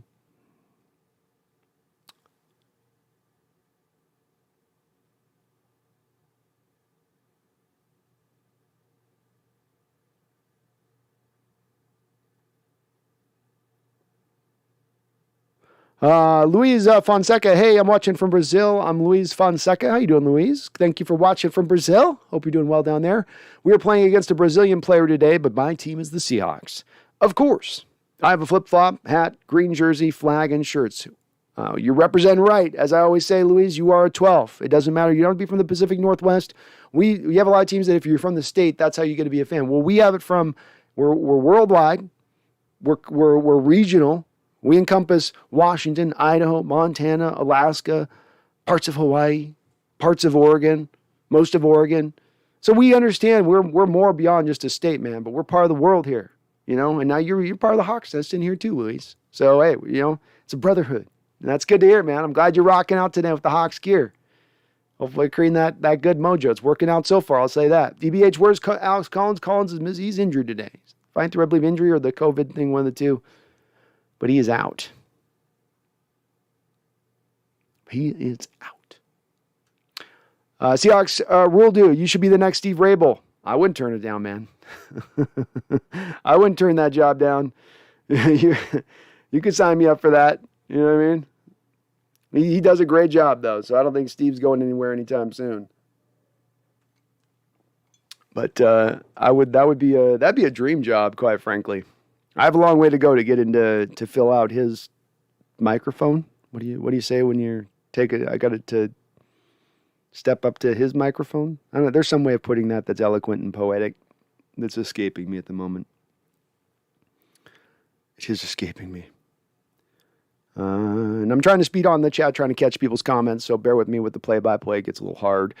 D, why can't we do this all the time? Short throws to sustain drives? Let me know when you find out that answer, D. That's been frustrating me all season, driving me crazy all season. I've been calling for it all year, and we finally start to see it here and there. And I like it for that respect, but my goodness, why couldn't we see this from the jump? Woo! Woo! Was that Kimdichie? Robert Kimdichie absolutely jumped the snap on first down against Chicago, and he was 5 yards behind the line of scrimmage at the handoff, flashing a little bit of that, a little bit of what those special traits that caused him to once be a first-round pick for the Cardinals. I mean, that's what you see. I don't think you've seen a player quite that quick off the snap get in the backfield all year. I mean, he was right there at the handoff. He doesn't show it consistently, but when he shows it, he'll open your eyes up a bit. 2nd and 12 now. Foles in shotgun, 3 wide receivers. Trips to the far side of the field. Oh, Seattle dings the back arm. Pick it up. Pick it up, Ugo. Ugo's recovered it. That was a fumble. We recovered it. You saw. It looks like 3rd and 12. Who brought the pressure there? Was that Dunlap? Dunlap got his arm on it. Great job. Carlos Dunlap coming on lately on the heels of his 3-sack performance last week. And boy, that looked close to knocking that into a fumble. That looked really close. Yes, his arm's technically going forward, I guess, but you slap that fumble aside. I wonder if Carroll will think about doing a challenge here. Ooh, that's close. Carroll's got to be thinking, and the officials are giving him some extra time here. They're giving him some extra time to take a look at this footage because his arm is going forward, but as his arm's going forward, here comes this to whack it from the side. And it's not your typical the ball's going forward where the quarterback still is able to generate the completion of their motion. There we go. There we go. The officials are overturning the call on the field before they even get to the replay, and it's being called a fumble and a recovery by Seattle and Ugo Amadi. I sure wish they wouldn't have called the play dead there and let it play out. But to me, his arm's going forward and literally gets stopped at the point as Carlos Dunlap is making his contact. And if you're stopping the motion instantaneous at that point and then there's a fumble from it, there's no going forward, even if you had started to go forward prior. He completely stopped Foles' motion on that play. And to me, that's got to be that to me is a fumble. It's obviously close on the line because of the fact there's some forward motion going there. But so if you're watching me and I'm going to show you here, if I'm going forward and I clip like this and then the ball goes out, right? If you stop my motion like that, that's a fumble. If my hand's coming forward and then my arm hits like this and then you still could, let's say the ball's jostled free, right? And it's kind of not in my hand well, but then I forward through my motion, I get the rest of it completed and the ball's still in technically in the hand and you get it out. That'd be an incomplete pass. But that to me, I'll see what you guys think in the chat, but that to me looks like a fumble to me. That looks a fumble. All right, defense. Charles Riley coming in with a $20 donation. You guys are being very kind today. With that, this is the holiday spirit I can get behind. I appreciate that. It says, great commentary, Brando. Awesome to see you snagging new subscribers and members. Keep up the great work. Well, thank you, Charles. I really do appreciate it, man. Like I said, every turn I do on this is nothing but encouragement, not just on the monetary element, but just on the kindness of folks. That we get fans from all different teams coming in here, which is great to see. Hell, we got raided by the Grossi Posse last week on Sunday. this guy's got hundreds of thousands of subscribers. We're doing something right here. And it's good to see. I really do appreciate the kind sentiments on that. All of the support you do on this channel, Charles, is really well appreciated. I know I noted a lot, but I want to really note it, especially now as we're in the giving season here in this moment, Merry Christmas and all that, this last year, it's not gone unnoticed. It helps this channel out so considerably. We're going to be setting up this new studio, and I've got some new things that I'm going to be putting into place, and it's on the back of the support that's going to help this channel grow. I got some ideas coming. You guys are going to get excited by this. Some little funny videos I'm going to be doing here soon. So I really appreciate it, and we're getting there, man. We're getting there together, with all of us kind of pushing forward like we are. We're getting there together. So thank you for your donation, man. And I'm every time I do this, I love doing it, and we get this new subscribers, we get donations, just the channel grows. And as I say, man, we're getting closer and closer and inching bit by bit to me being able to do this just full time, which is once I do this full time, once I'm in on this full time, you guys can bet this will be 7 days a week for me, one way or another. And maybe 2 days of those week I'm working on just the videos, and 5 days of the live streams, but it will be, for all intents and purposes, 24/7, which I love the thought of. Robert Jimenez with a $2 donation says, nice sweater. Yeah, man, I had to bring it today, guys. It's Merry Christmas Seahawks sweater time, right? This is that time of year. So it's also 1-0, I believe. So if we win today, this will make it 2-0. So I'm also creating mojo, as I was talking about with Megan. I'm creating my own mojo here with my sweater. And they have overturned the call on the football field. Well, I did say it was on the line. But I mean, to me, you stop that motion on the throw at that point, it's a fumble. To me, once it stops the motion, it's done at that point.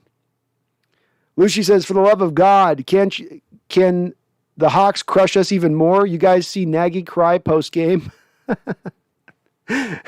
That's our goal today. If we can get some Nagy tears, it'll make us feel a little bit better about our season. So I don't know how they overturn that. That's conclusive to overturn it. I get it if the call in the field is that it's an incomplete pass, but once they made the call in the field, a fumble, how do you overturn it? All right, 3rd and 12, Nick Foles in shotgun now. Seattle showing interesting look there and then coverage pre-snap. Foles looking deep. Dunlap again back in his face. He gets it away. It's in the tight end in space, and he's going to go for a first down. Wow. Craziness there. They had Foles. He is squirmy. Nick Foles is in the pocket. He's very squirmy. He is not mobile. He is a statue, but he's got a little bit of that Brady squirm at times where just one little subtle step to his left or right and he can clear a defender, and he's just got kind of a feel for it. It's really hard if you get these receivers in space and they get the ball and you're trying to approach as a defender to tackle like Bobby was there, because you have to do it so under control and slowly because you're just slipping around. 1st and 10 now. Nick Foles play action, looking deep here. This is a shot play, and he is going deep. Defenders down there. I'm going to call it. Another play very similar to what we saw early in the game where Brooks is closing late, kind of doing a little bit of that face guard, which no longer gets called, but is he going to make contact before the ball arrives? Let's see. I mean, supposedly they don't call face guarding anymore. And you really can't say he made contact, it didn't look like. I mean, it's just, at the end of the day, I'm not going to call it a well-played ball. He ran up on the guy and caught up to him. But it wasn't necessarily, I don't think that's as similar to the plays we've been looking at, because the contact is not as explicit there as like what we saw earlier in this game. Thank God it wasn't a call nonetheless. Give us into Montgomery, who goes for a good 11 yards here. Right up the middle. Poona Ford had a first chance at him and had his hands on him, and he slipped right out of it. We do have a flag on the field, though.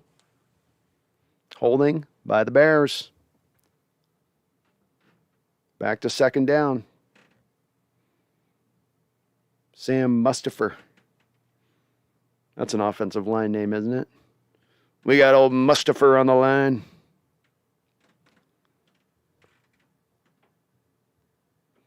By the way, I think Jermaine Ifedi's a right tackle in this game. That's part of why Dunlap's having himself some time. We got a little Ifedi action going on. Ifedi, by the way, one point when he was playing against Dunlap on the Bengals, tried to put him in a UFC ankle lock on the field. All right, the give is to Montgomery on 2nd and 20 now. Only a gain of 2 yards. Seattle does a good job of maintaining their gaps there and closing in, rallying to the ball. Another flag on the play. Another. What do we got here? Illegal motion, legal shift. Declined. All right, 3rd down. It's a 5-yard penalty. Makes sense why you decline it. You still have them at 3rd and long here. Doesn't get you a whole lot by giving an extra down. And you have the clock winding down to the 2-minute warning here soon. So you want to get the ball back to your offense. Let's not have them burn another play, some more clock. Let's give our offense a little more time to work with. Very good job by Coach Carroll there declining that penalty. It seems maybe a little bit like, well, what does it mean? And then there's some thought process on that one a bit. Smart. It does look like Chicago's going to wind this down to the 2-minute warning, though. That will leave them with a 3rd and 19 backed up on their own end of the football field here. Mega Gawk Roger with a $3 donation says, thank you, Mick. It says, we'll be going silent soon. Cricket is starting. Well, I know you got to be quiet when cricket starts. So I get how that goes, Megan. No worries. No worries. I know you'll be listening somewhere in the background. And you know I'm going to be here for a while tonight. So I'm just getting warmed up. Seahawks Network seems like $20 million worth of linebacker play to me.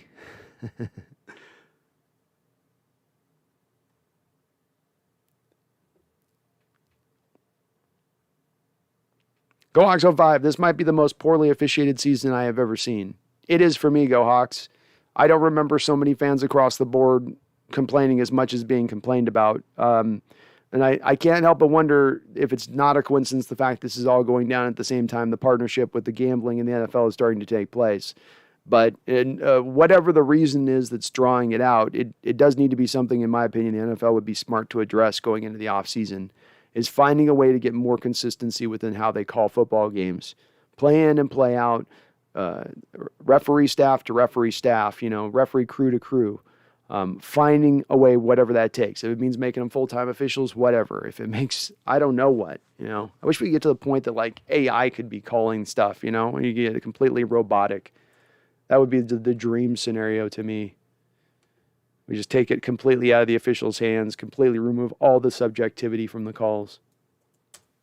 But then again, I mean, look, they had the call in the field on that one, then they reverse it. So to me, they still get that stuff wrong. So even that's asking for too much. Watch VizQuest is celebrating 3 months as a Hawks Nest Pro Bowler as part of the membership program. Thank you for that, Washington VizQuest. He says, a Fetty revenge game. Go Hawks. Yeah, this is for 3 years of us carrying you on the roster for below bad play. Amen. Amen.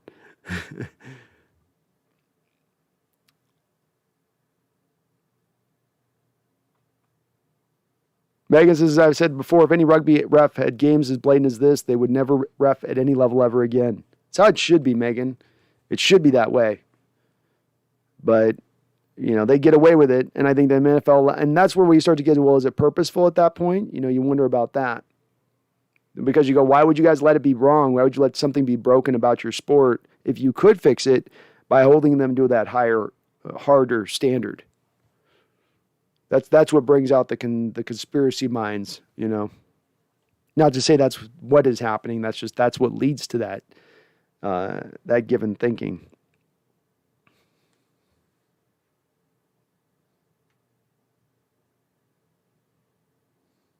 Lucy says, I hope the Hawks sack Foles 19 times today.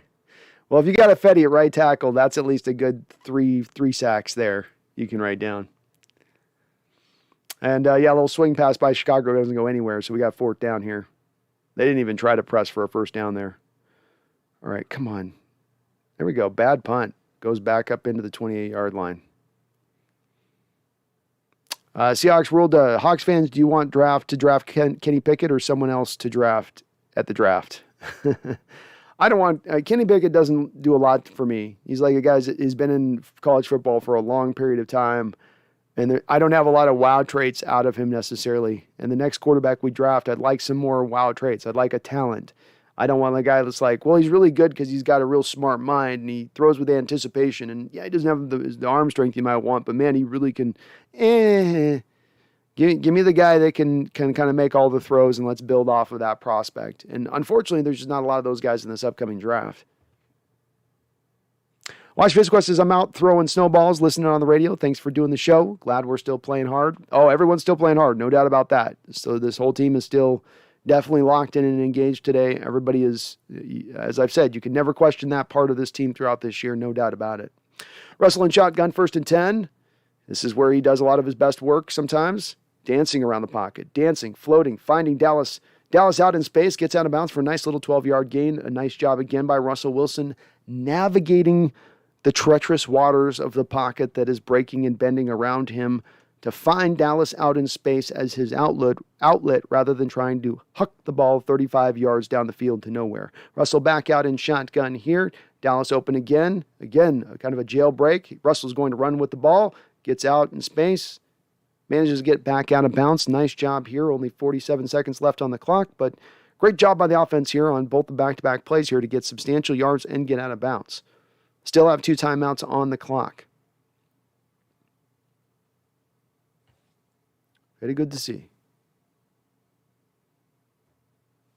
Oh, shoot. Russell in shotgun now. Looking. Finding Gerald Everett wide open in space, running free and clear. Kind of a jailbreak play there where Chicago just forgot about Everett on the far side of the football field. And again, Russell doing a good job today of going through multiple reads, staying within the pocket. Obviously, Chicago's defense minus Khalil Mack is not able to challenge as well in the pass rush game. This is a little bit of shades of Houston where he's got the time because of they're not as good in pressing him as other teams can be. But with that said, he's doing a good job of remaining patient in that clock and keeping his eyes down the football field, not locking on one target, but going through multiple options.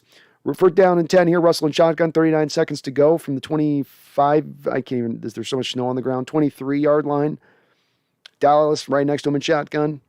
Chicago coming to the blitz, finds Dallas in a little shock screen. Dallas gets the ball down to the 20-yard line. Call a timeout here, Seattle. And they will do so, it looks like, stopping the clock at 34 seconds and a gain of about 4 or 5.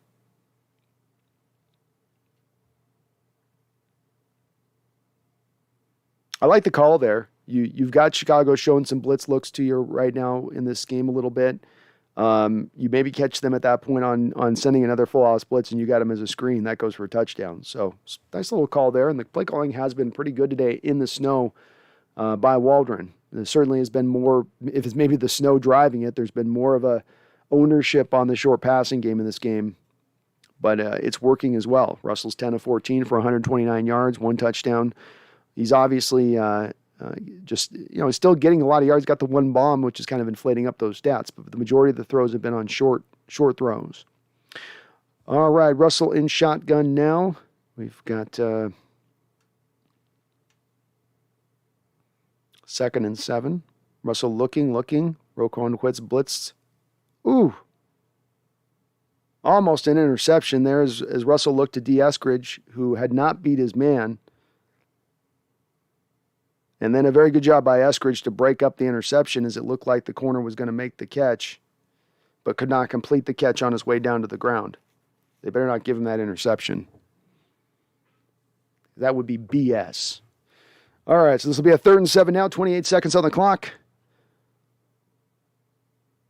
Interesting by Russ to throw that ball to Eskridge rather than like to a DK. I don't know. 3rd and 7, and Russell's in shotgun with empty here. Bears showing blitz, bring a blitz. Russell gets free of the first defender getting into him, throws it back underneath to DJ Dallas, tries to break a tackle, gets up out of bounds, but that will be short of the 3rd down, bringing us to a 4th down from about the 18-yard line or so. So a relatively short field goal, but of course I don't need to tell you folks this. When you're trying to kick field goals in the snow with a Mr. Myers who has been at best this year inconsistent, this is going to be a little bit of a ride. Strap on in, folks. Keep your hands inside the roller coaster. Do not raise up. Do not stand. Click, click, click, click, click, click, click, click, click, click. Going on up. All right, 36-yard attempt by Myers. Good snap, good hold, good kick. We're up by 10. There we go. Not bad, not bad. So we got 17-7 by our Seahawks here, 17 seconds to go on the clock. A very well-run drive there.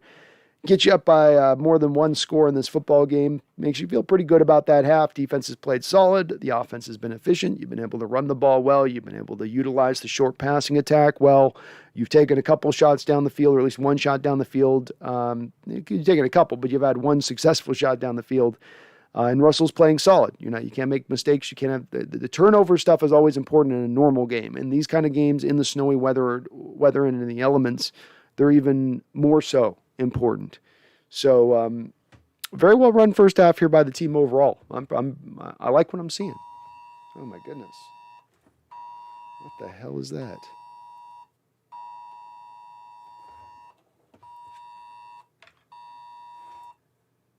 I don't know what that sound means. What was that? I don't know what that was. That was like an Amber Alert to my computer. Like, what was that? Okay, so we got, it'd be interesting to see, I'm sure Chicago from their standpoint on this doesn't have anything to lose, so they're going to probably try and, they're going to probably try and see if they can maybe make a couple throws here. Be aggressive. I don't like the field goal. I mean, the field goal makes sense to me. You want to get by 2 scores. You don't want to have this at a 1-score game after that drive. And it's a makeable kick. It's not like it's a 50-yarder. So what is going on? Oh, I know what this is. Jesus. Golly. Sorry, folks. Phone's like, I've got the phone on silent, and the Amber Alerts break through the silence of the phone. Thank you for that.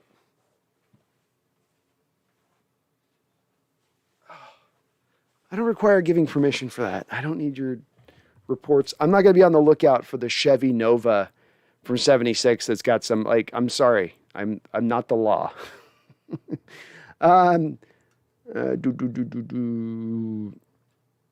Shane After says, don't throw a 50-50 jump ball to 5'9" Eskridge. What the F? I don't know. He's done it a couple times this year. I don't know why he does it either. It's not going to be his game, in my opinion. His hands aren't the best in the world.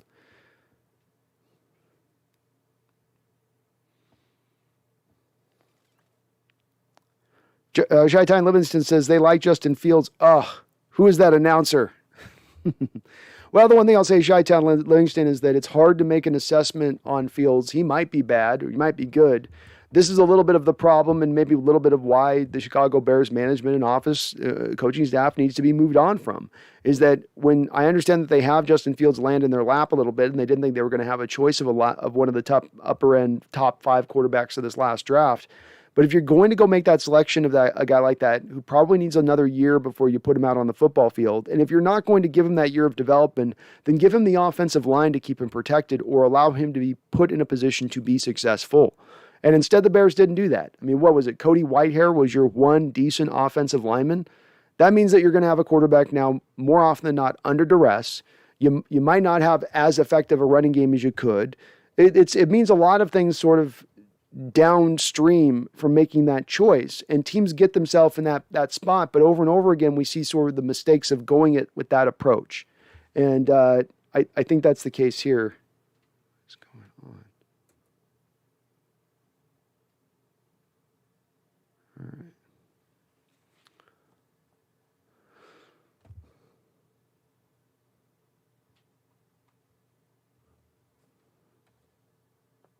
Shy says Santa Claus brought me toilet golf. We'll work on my pudding this winter.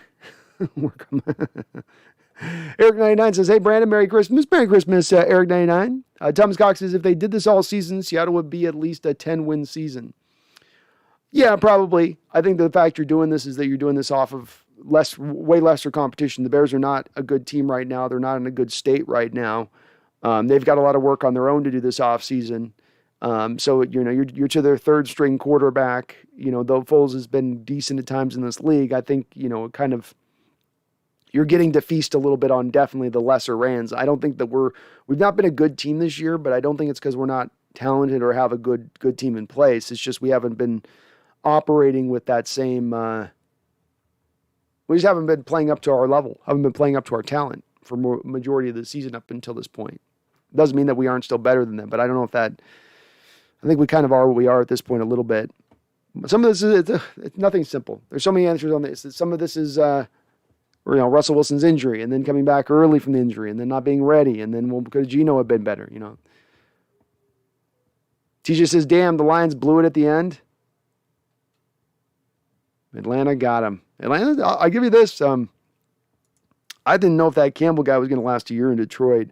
And, he's actually might get himself another season. And he's actually got that team still playing, despite the fact that with those type of guys that are coaches like that, sometimes the checking out process can begin very quickly on those coaches when they're just more of those, we're going to chew kneecap type guys. Yovan Turner says, I'll be glad when this trade Russ talk is dead. It's getting really old.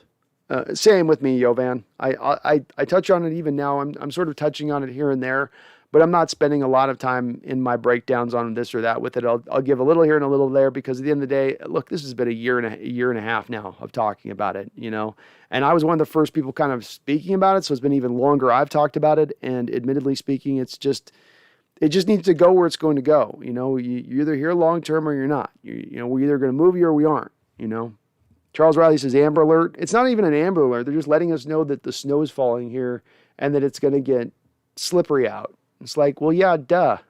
Thank you. I don't need you guys to tell me that. I can look outside my window and see that. But yeah, they kept blasting the message like it was life and death.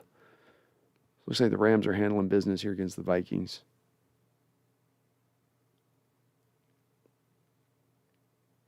Yep. Nurka Fishing says, I think if Carroll just let go of controlling the offensive philosophy, we really wouldn't need to make many changes at all. I do agree with you in that that's one of the things that sits at the head of necessity.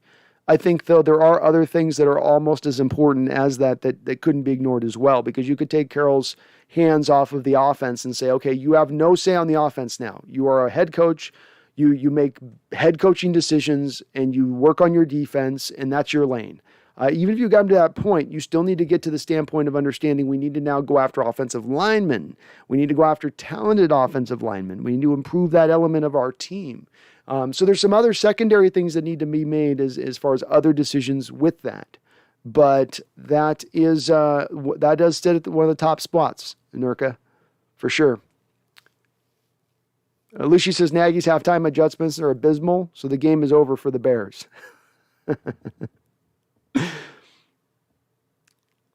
Shane After, throw a 50-50 ball to 6'8 Parkinson. I mean, anything. The 6'8 Parkinson, 6'3 DK Metcalf, or 5'9 D Eskridge. If you have those three choices, Shane, which are you picking? And Russell said, I'm going with Eskridge, who didn't even have his cornerback stacked in coverage. He wasn't over the top of him. The cornerback was over the top of him.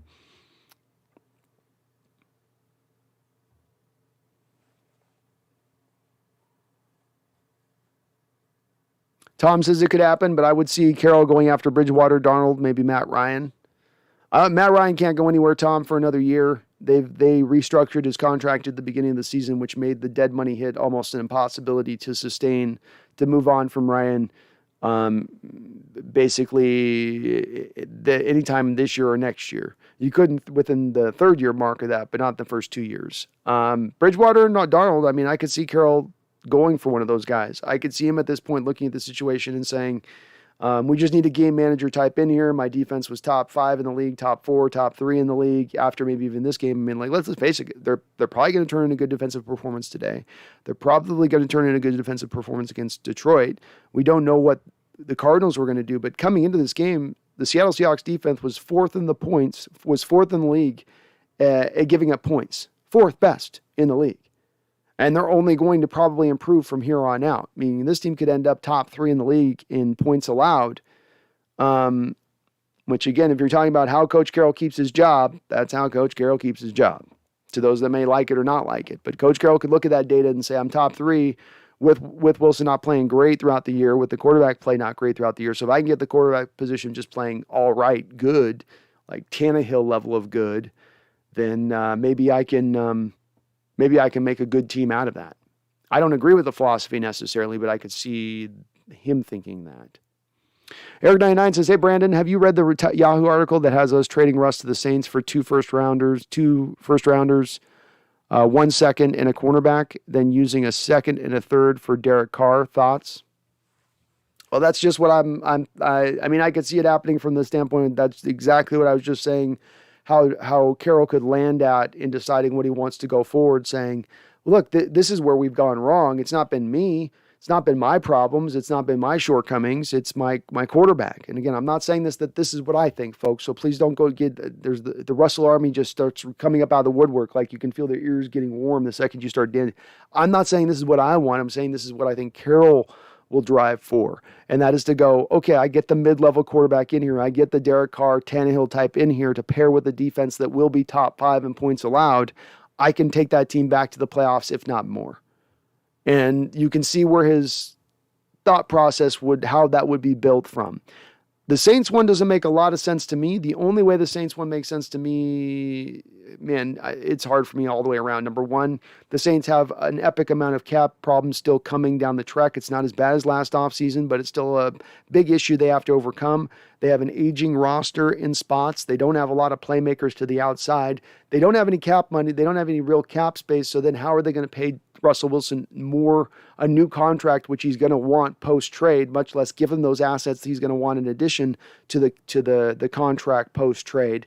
The assets themselves they're going to be offering are going to be a mid-level first-round pick, a teens first-round pick this year with this draft, and this talent in this draft doesn't carry that much because you're already in the second tier of the draft by, let's say, pick 15. So then that's the best of the picture basically getting at that point. The corner doesn't make any sense as well because the team doesn't have a rich history of bringing cornerbacks in from the outside and having to teach them their scheme and their methodology and their approach and the kick step technique. My opinion on this, Garrick, I haven't read the article, but my opinion on this is that this article is not operating from within inside sources, but instead piggybacking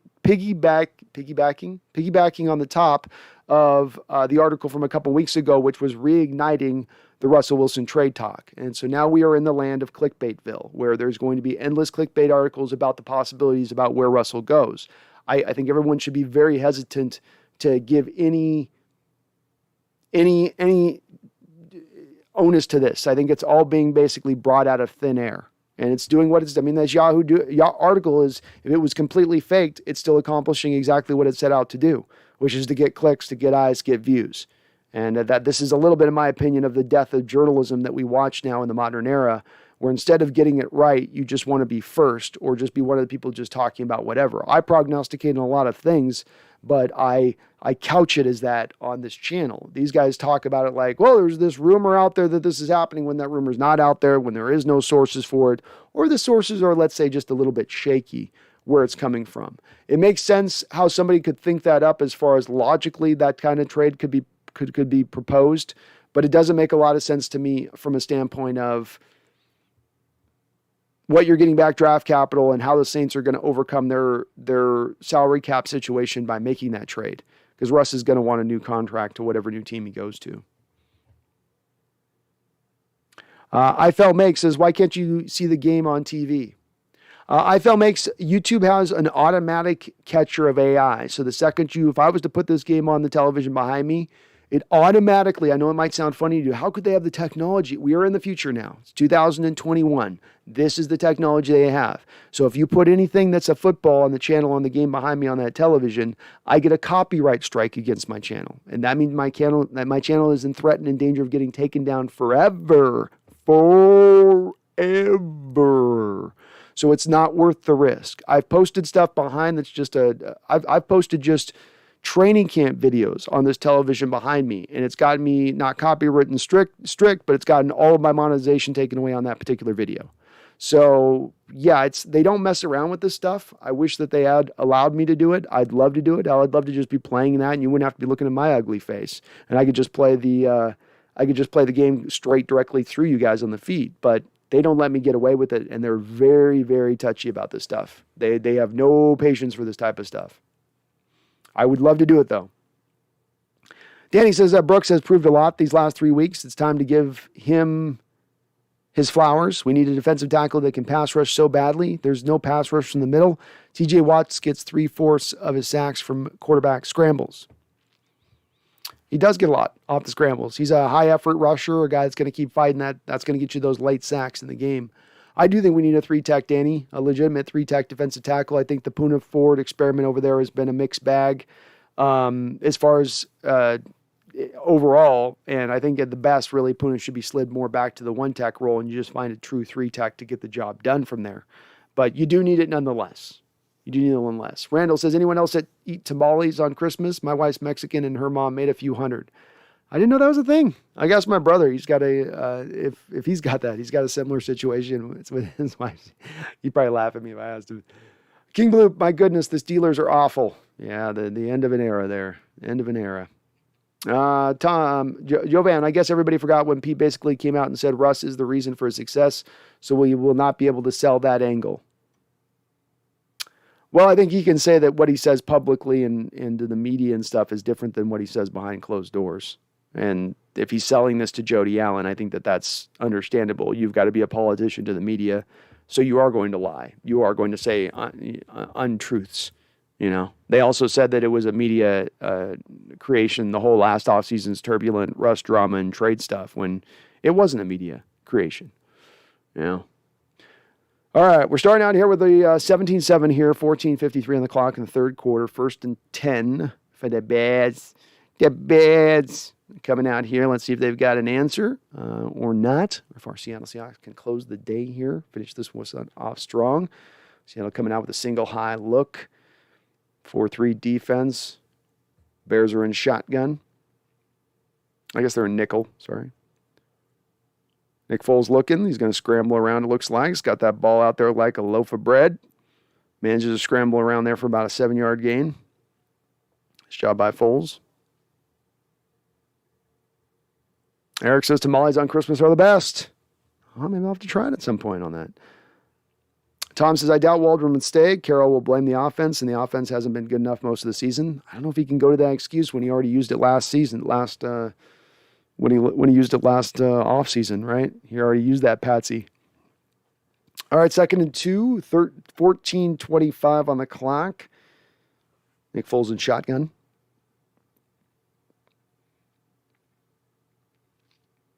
Gives to Montgomery up the middle. He's sliding around as he does, looking for a hole in a lane, and finally finds a little bit of a crease and gets himself a couple of yards for a first down.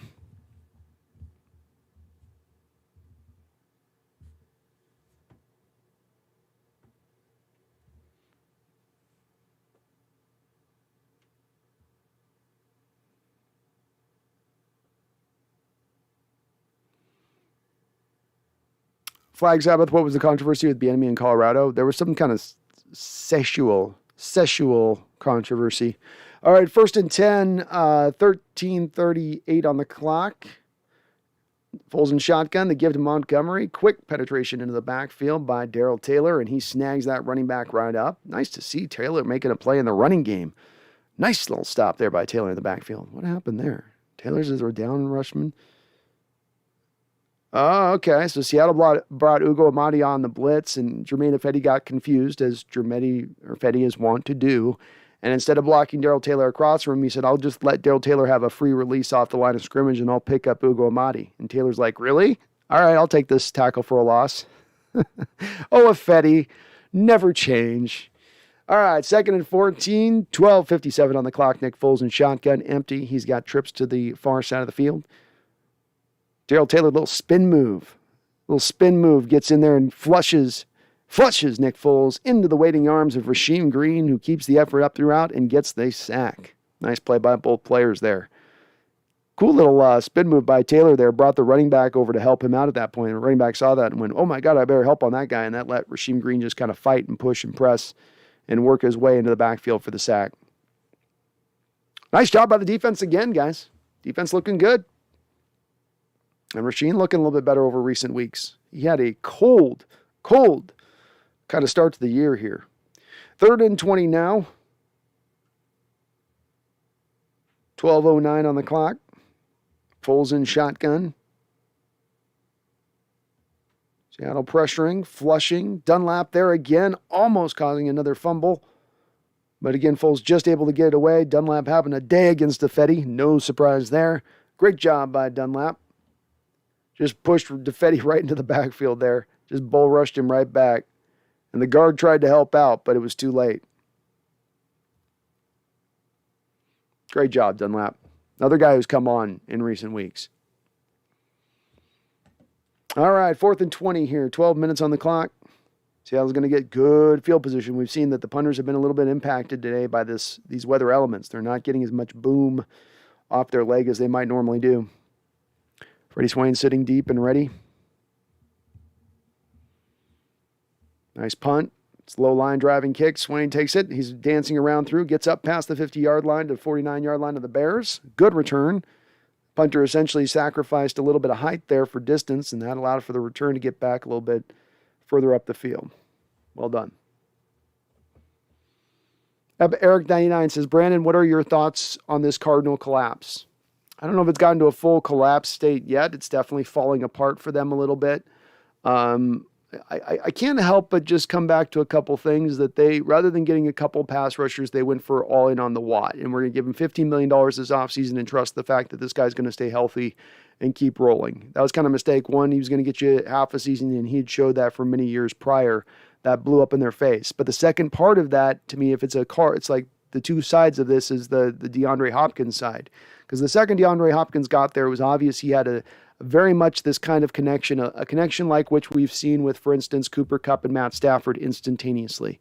You know, where they're just, bam, right on the same page, and Murray knows what he's got in the guy, and he's going to just throw it to him all the time and just work the hell out of him. Hopkins goes down. And even though the Cardinals have a lot of other receivers, every one of those receivers had kind of a set specific role. And now when Hopkins goes down as the main dog, it slides everybody else up into secondary roles. And they don't just fit into those roles quite as well as they did when what it was prior. Christian Kirk is your possession guy. A.J. Green is your big, deep down the field guy that you can hit some chunk plays on. Rondale is your gadget guy. Rondale Moore. Everybody's got to bump up a little bit, and I think that's caused them to try to scuffle and find themselves. But the lack of pass rush, when you're only relying on Chandler Jones, basically at that point, Marcus Golden gives him something, but he's so boomer bust in his pass rush. He'll give you like 5 sacks in one game, and then it's 3 more games until you get another sack. Harry Murray, have you guys gone to any NFL road games, Brando? If so, what was your favorite? I haven't done a lot of road games. The only one I've done road-wise was the Chargers in Jack Murphy a couple of years ago, and it was awful because it was September. And when I tell you it was like 120 degrees on the field, it was like 120 degrees on the field. I mean, just a concrete furnace there in San Diego. I'm not surprised they wanted to get out of that stadium. But I appreciated our fan base a lot more. Like, they had to amp up the fan base and do tricks to try to get the fans louder.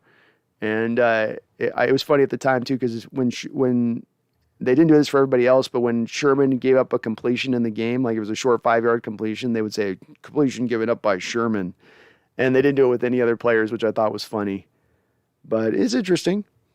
Russell under shotgun here under center, 49-yard line. Play action, looking deep, going deep. Lays it up over the top of the moon ball. It just sits up there and floats once again.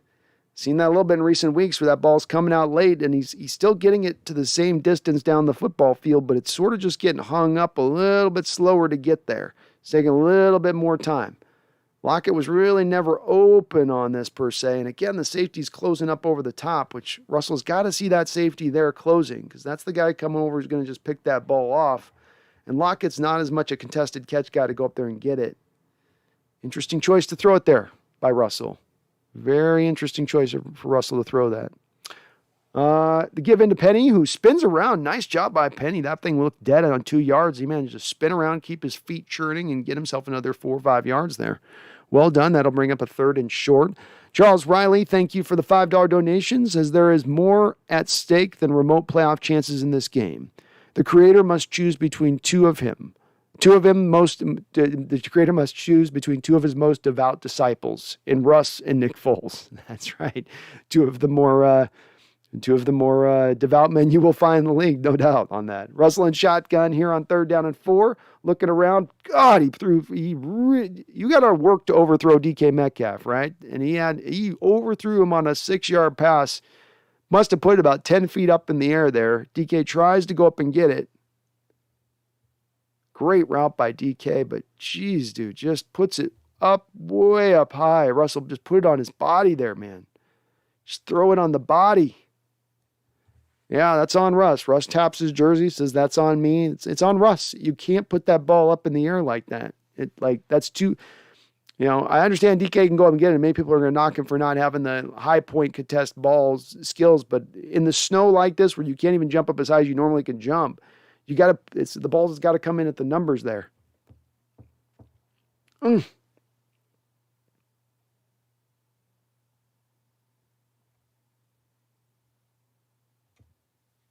Berg Show, can we still make the playoffs? As King Bloop says, we got 0.1%, and he's not being funny. He's being literal. We literally have 0.1%. Tom Cox says, if Russ wins another Super Bowl, but with another team, I will still root for him. He brought the 12s the first Super Bowl. A couple players I was always root for: Sherman, Lynch, Wilson, Lynch, etc. Agreed. There's always players I think once you become a Seahawk, if you move on, it's hard for me to hate on you or hope for you any bad. It really is. You become endeared, to the fan base one way or another, even if sometimes you didn't want to see him go. I would be likewise. Seahawks Network says Jermaine Ifedi's so bad. He is. He's a little bit better at guard, and the Bears have gotten, I think, a little bit of okay play out of him at guard. But you move him back out to right tackle. He is not a right tackle in this sport. Lars Summers says, go Bears. All right, Lars. Yovan, what happened to Anthony Gordon from Washington State? Wanted to see him on the field. I don't understand why we got rid of him. Probably just didn't have enough of the talented elements to his game to be a pro player. You got to make certain throws, and if you're limited in making those throws, even if you're a great processor, even if you're really smart, even if you're good pre-snap, probably my guess would be that those things can get you kind of dinged out. But I don't know as well. I'm speaking out of school on that one.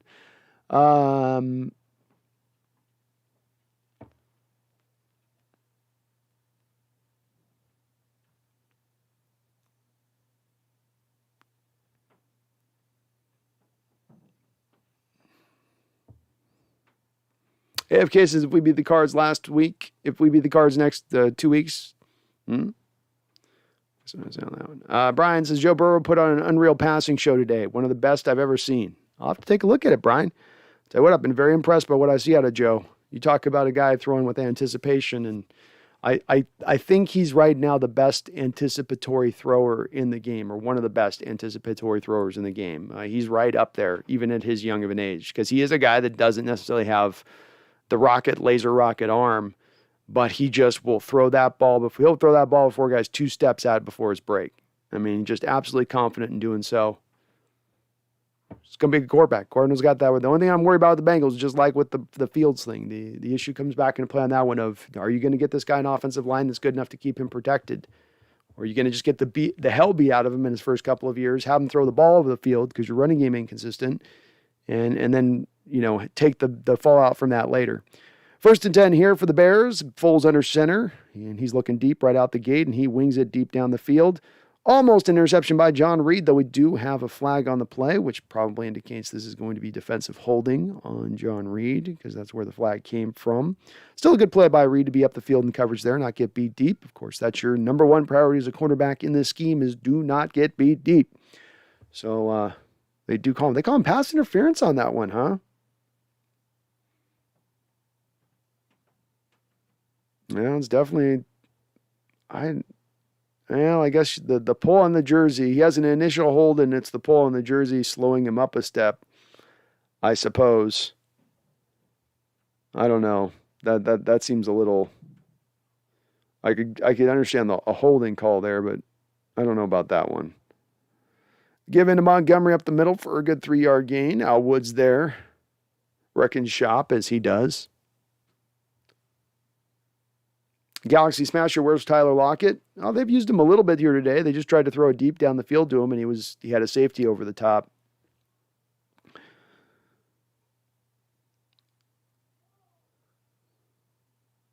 Tom says Russ needs to stop throwing the deep crap. Just take what the defense gives him. Agreed, Tom.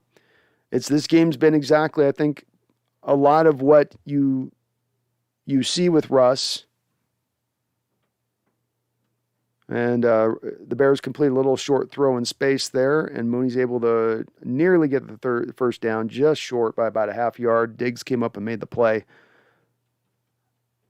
pulling him down, twisting and pulling him down.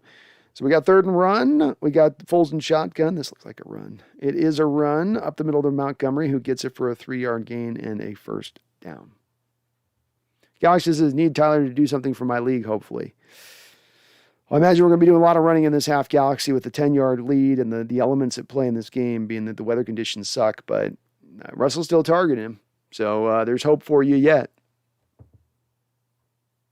King Prodigy, honestly don't prefer starting off the season 5. Honestly, don't prefer starting off the season 5-0 and so on and so on. It adds pressure to maintain the perfectness, and you naturally tighten up. Reason why the Patriots team was still so incredible. Yeah, I think it's ideal that you just want to build to your greatest strength by the end of the year. That's really in your planning how you want to attack it, I would say, too. 1st down and 10 here. Nice little running play try by Montgomery, but it's been eaten up in the backfield there by Alton Robinson and Poona Ford. Close that thing down. Seattle's done very good today against the run. Montgomery and this Bears team, if there's one thing this offense can do, is they can run the ball a little bit. And the Seahawks defense has been very stout up against the running game today. And that's with guys like, as we're seeing in here, we've got a guy named Adams in there, defensive tackle today, Robert Kimdiche, LJ Collier's getting snaps in there on the defensive line. So you're not exactly getting the creme de la creme of our roster here, but they're still doing a good job, that front 4, and not allowing a lot of holes. Foles and shotgun now, 2nd and 11, 8:26 on the clock. Seattle brings a blitz. The Bears are ready for it with a great screen call. Absolutely hit that screen call at just the right moment. They knew that blitz was coming, and they were able to nail Seattle with it. Well done by the Bears. That's a good play call there.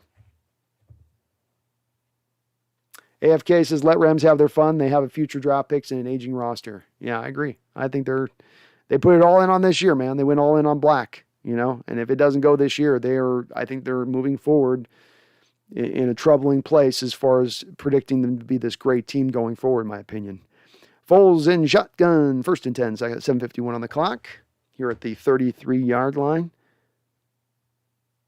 Again, the give in to Montgomery up the middle. They must have run this play about 12 times this game. And this one goes for 11 yards right up the middle. Nothing intricate in this rushing attack from the Bears. They're not doing anything that's, getting your eyes to go one way, pre-snap motion this way. What you see is what you're kind of getting from them as far as their rushing attack goes. Right up over the center's butt. Here we go, 2nd and 1 now. Foles changing the play out of shotgun. Looks like he went to a pass play here. Look for a bubble screen. Faked it, now going deep back down the field and throws it up out of bounds. Seattle smelled that one out right. They knew something was rotten. Somebody left a fish in the backseat on that one. You know what I mean? James Tomlinson, one of my patrons on the patron side of things. Thank you for that, James. Also contributing here over on the live stream with a $10 donation. Says, no matter what we tackle next season, offensive line needs to be our number one focus. Whether it's Pete or whoever, whether it's with Russ or Dirk Diggler, thank you for all you do. Well, thank you for all you do, James, and your support of this channel. I'm going to run on 3rd down for a little 1st down on a 3-yard gain by Montgomery, so that will move the chains. But thank you for all your support, James. I really do appreciate it for what you do on that Patreon side. I'm stacking up that Patreon money here to get the new microphone I'm going to be getting this year, right at the start of the year. So once I get that, that's on you, my man, and your guys' support for that in that respect. But I'm with you in the other thing that you said as well. Offensive line. We need to address the offensive line. It needs to be made a priority. You need to invest significant portions of, be it either draft capital or salary cap or a bit of both, into that unit. In my opinion, almost no matter what you do at the quarterback position, almost no matter what you do at the head coaching position. 1st and 10 now. Foles under center here. A little I formation look. Again, another screenplay try here. Seattle is again on it. Poona Ford with the tackle. Is that a fumble? Looks like we had a little bit of a fumble there. Kind of an odd play there. Bears players limping around a bit. 2nd and 8. But thank you for all you do, James. I love doing this, man. So I'm gonna keep doing it. And yeah, I'm with you. Just if they hammered that this offseason, almost that alone, I would be so happy if we came back with some upper level players on the offensive line and started to build that up into a strength. 2nd and 8, Nick Foles in shotgun, 3 wide receivers. Montgomery to a side, or a running back to a side, not Montgomery there. The give is into the running back. Well, he's got some quickness to him, and he is right up the field and just runs it into the end zone untouched, is Khalil Herbert. Kid looking good, man. You can see a significant difference in the juice in those guys' legs between Montgomery and Herbert. He hit right through that hole, and he was gone. Gone. Touchdown Bears, 17-14. We got ourselves the football game here, folks. Went right up over LJ Collier's side. LJ does do his proper thing. He's setting the edge there, so that's not really on him. Adams, your backup defensive tackle, is the guy that basically gets blown out of his gap. And again, I don't know if you have no Brian Monet in this game. You're probably trying to manage the snaps of Al Woods and Puna Ford because you don't have a legitimate defensive tackles behind those guys. You'll trot out Rasheem Green some. You'll trot out LJ Collier in the defensive tackle. You'll trot out this Adams guy. They caught you on a snap where you had this Adams kid in there trying to keep the rotations right. They went after him. This is a guy that's probably a fringe practice squad player, so hard to get mad about that. That's not normally the situation you're going to be in. Randall says, do you think there's a stat that tracks average yards a defense gives up on screen plays? 2021 Hawks have to be the worst. They do have to be the worst, Randall. There's not a stat I've seen that does track that. Although there should be, and there might on some of these advanced sites somewhere. So maybe I'm speaking out of school on there that the more I think that something like that doesn't exist, the more you end up finding, no, there's a stat for that somebody's compiled. But there should be, and I'll tell you this, Randall, they're certainly well aware of it on the NFL coaching level, and how they attack, because every team we play every week always has a good assembly line of screens set up, and they seem to call them throughout the course of the entire game. So it's a common way of attacking our defense. It's where teams have led from, and we don't do great against it. With no more KJ Wright, the screen whisperer here, it just hasn't been as good.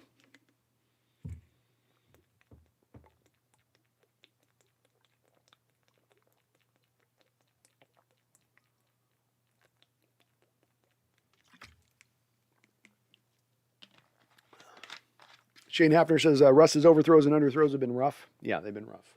It's I don't know if we attribute it to his finger.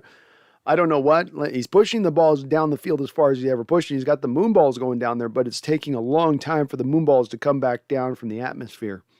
And I don't know why. It's slowing up like that. I don't think he's lost that much arm strength necessarily, but there's definitely been a few of these. We saw two of them last week, one to Eskridge, one to DK, where his receiver's open and his receiver has to kind of come to almost a stop and wait for the ball to get there. And he's like, all right, I'll just sit down and have a seat here. It'll come down at some point.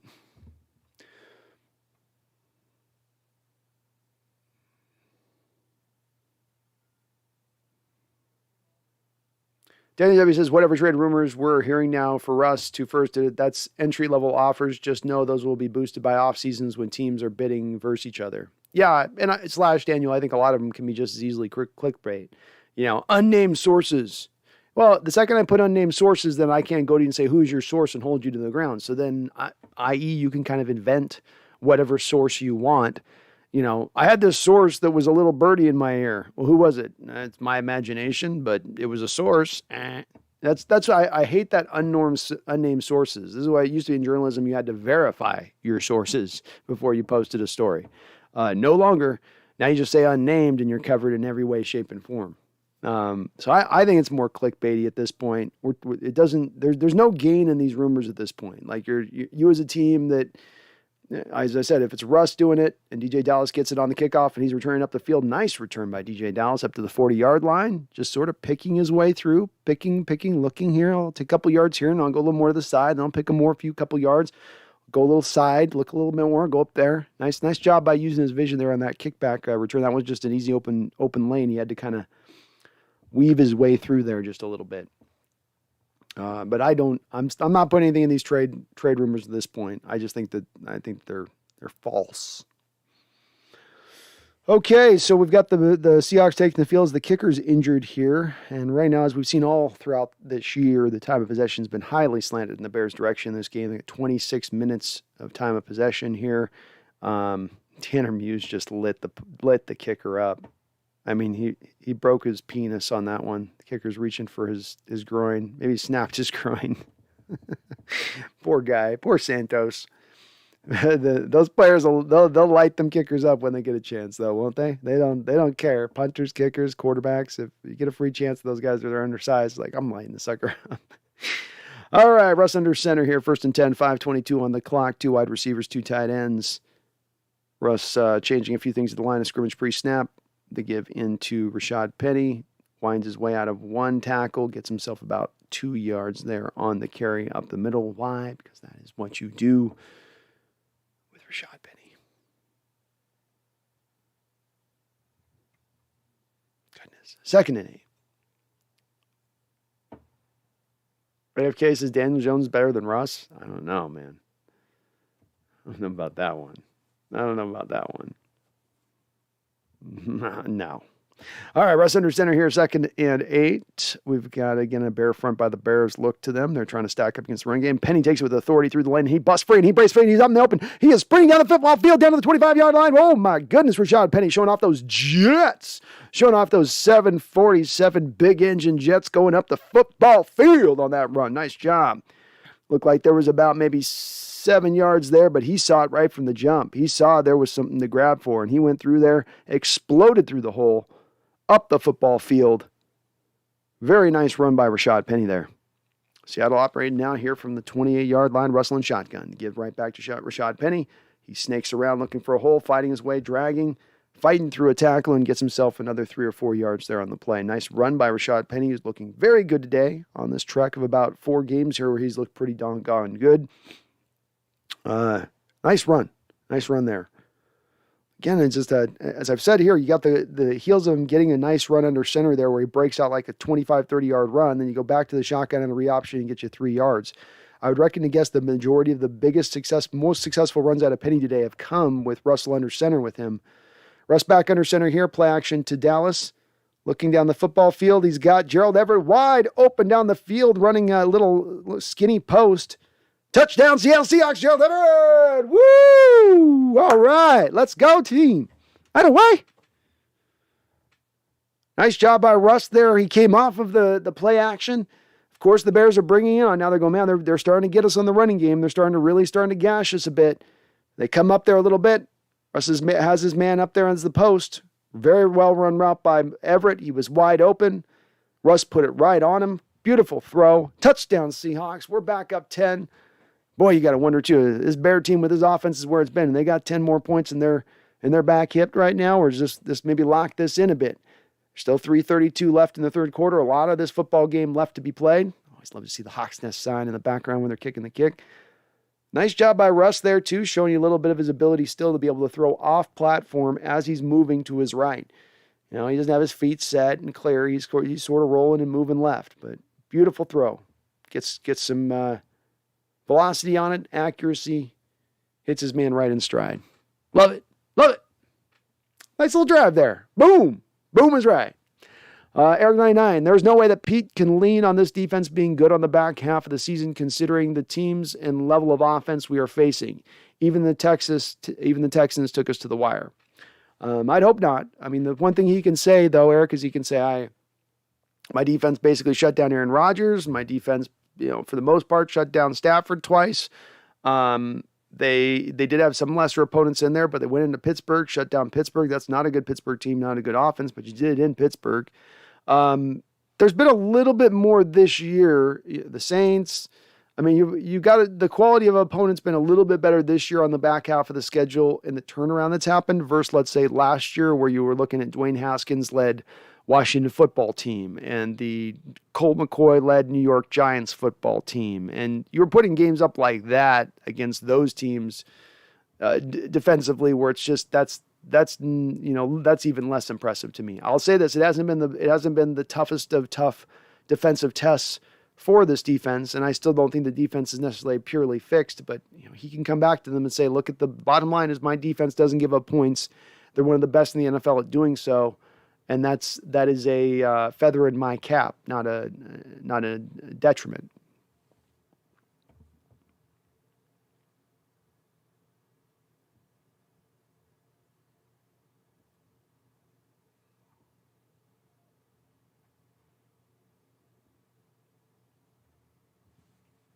Lucy says, go Hawks, F this up. F us up. Oh.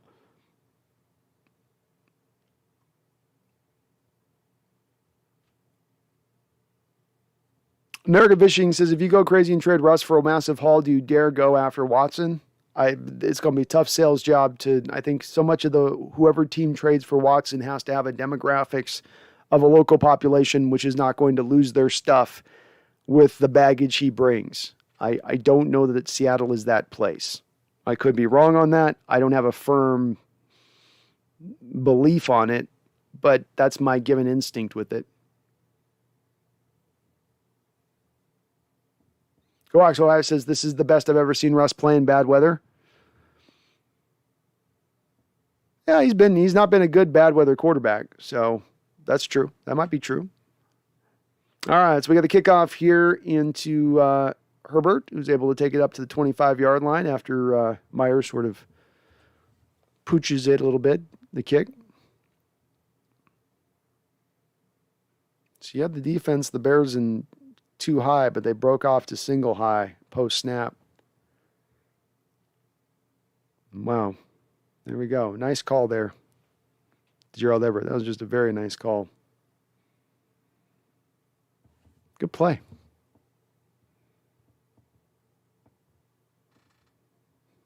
Lucia, we got Chi-Town Livingston in here. I'm going to guess he's probably a Bears fan. He's got a couple of Bears fans in here. All right, Foles in shotgun. A little nice quick throw out in the flat on Jimmy Graham. We got a Jimmy Graham sighting. Jimmy Graham with his first catch of the game for 11 yards. 1st and 10. Bears offense maybe starting to find a little bit of their own rhythm here.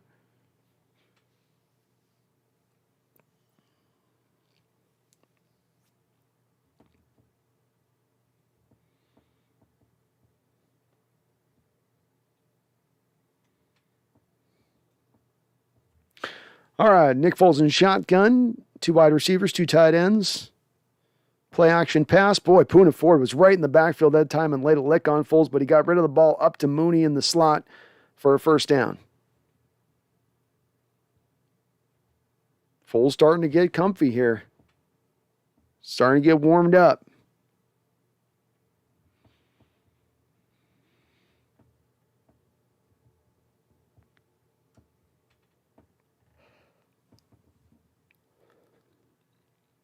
Again, you got Adams and Kandichi as your 2 defensive tackles in on the field right now, which is definitely a little worrisome. I'm guessing the Bears are going to attack this, run the ball here the second they see it. Foles is indeed changing the play at the line of scrimmage here.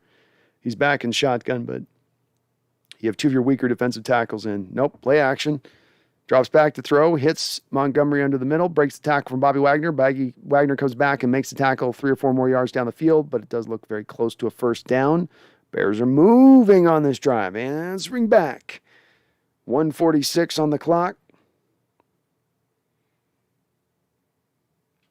They're not doing any one necessarily thing here. Foles is just playing well, putting some good throws on the guys at the right time, going through his reads correctly.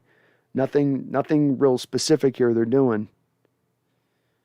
Foles under center now, 3 wide receivers. Montgomery behind him. Give into Montgomery right up the middle. Again, Bobby Wagner has it sniffed out there. Get some help from some other guys. Good hard run by Montgomery for a good 4-yard gain, though. Fights through Bobby's initial tackle to give the field. Clock continues to run at 1 minute and 5 seconds. Seattle up by 10 here.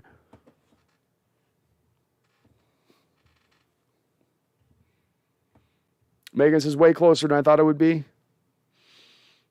Yeah, I mean a little bit. I probably thought it was going to be pretty close overall.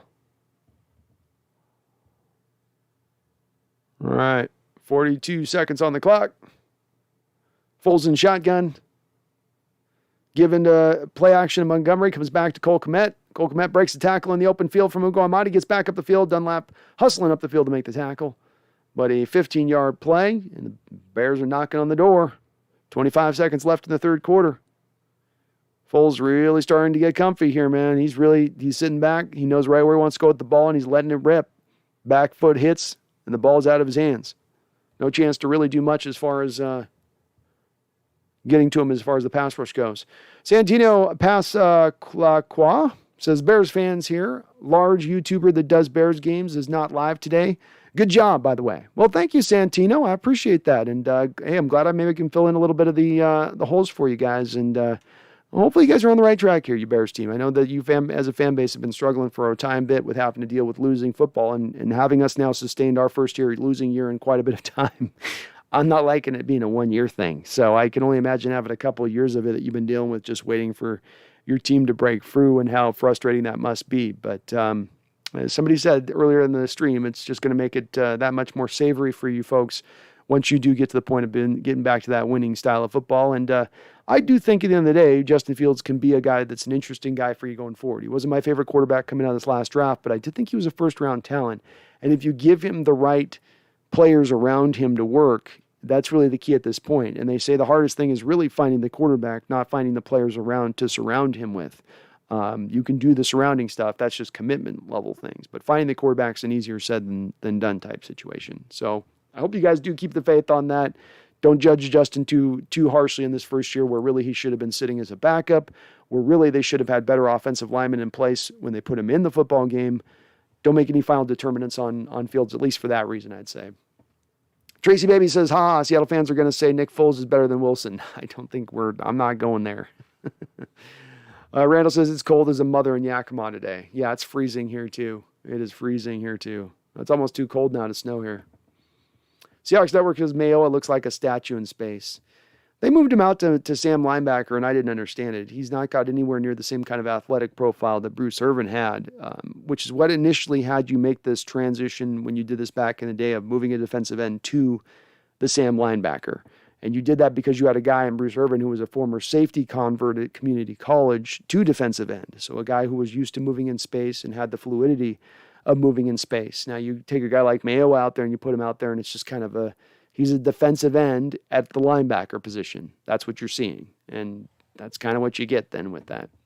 And Seahawks Network, I'm with you. I kind of want to see Everett come back another year next year. I don't want to give him the Jonnu Smith New England Patriot contract that they gave this offseason because both of these two guys are moved tight ends, right? And Jonnu got like $40-some-odd million from the Patriots to go. With Gerald Everett, I would like to keep it down to that mid-tier deal level, but I'd be willing to throw him a couple year contract. I've been very impressed with what I've seen out of Gerald Everett. And we need to move tight end going forward. So if you let him go, you're going to need to replace that anyway, somewhere. Dave BNS FN says Bears are better than the record shows. I don't know, man. This is coming from a team that I can attest to, my own team, saying, look, you know, it's like Bill Parcells always said, you reach a point in time where your record is what it is. You know, you are what your record is, you know, and I think that about my team right now because we've got fans in our chat at times that'll play that game a little bit of, well, if this breaks that way, if that breaks this way, but we played this team really close and this just didn't go right for us. Yeah, but you kind of do end up at the spot where you're like, we just kind of, though, are what we are a little bit too. So I think there's a little bit of that at play. Okie dokie. We got the Bears under center now here with Nick Foles. We got a 1st and 10, 2 wide receivers. He's dropping back, and Dunlap collapses the pocket instantaneously and then just falls in on Nick Foles. Dunlap has been consistent all day from his pass rush. Continues it here. I don't have to tell you Bears fans, you get Jermaine Fetty out there at right tackle. It is ugly. You guys have had him a lot at guard. Getting him out of tackle is not the place you want to have him. And once again here, that wasn't a Fetty. He was blindside rushing. Oh my gosh, he's doing it from the other side, folks. He's doing it from the Leo. Both sides. Dunlap has come alive in the last couple of weeks. Something's happened. All right, here we go. 2nd and 15, 14:20 on the clock. Nick Foles in shotgun, trips to the far side of the field. He drops back to throw. Looking, surveying. Nice throw. Zips it in there to Cole Kmet underneath. Nearly a 1st down. He's got to put that. That's very close to having to throw that like a laser beam to fit that in there in that tight window. Foles has been on in this drive. He has definitely made some good throws. 3rd and 1 now. Big play in this football game.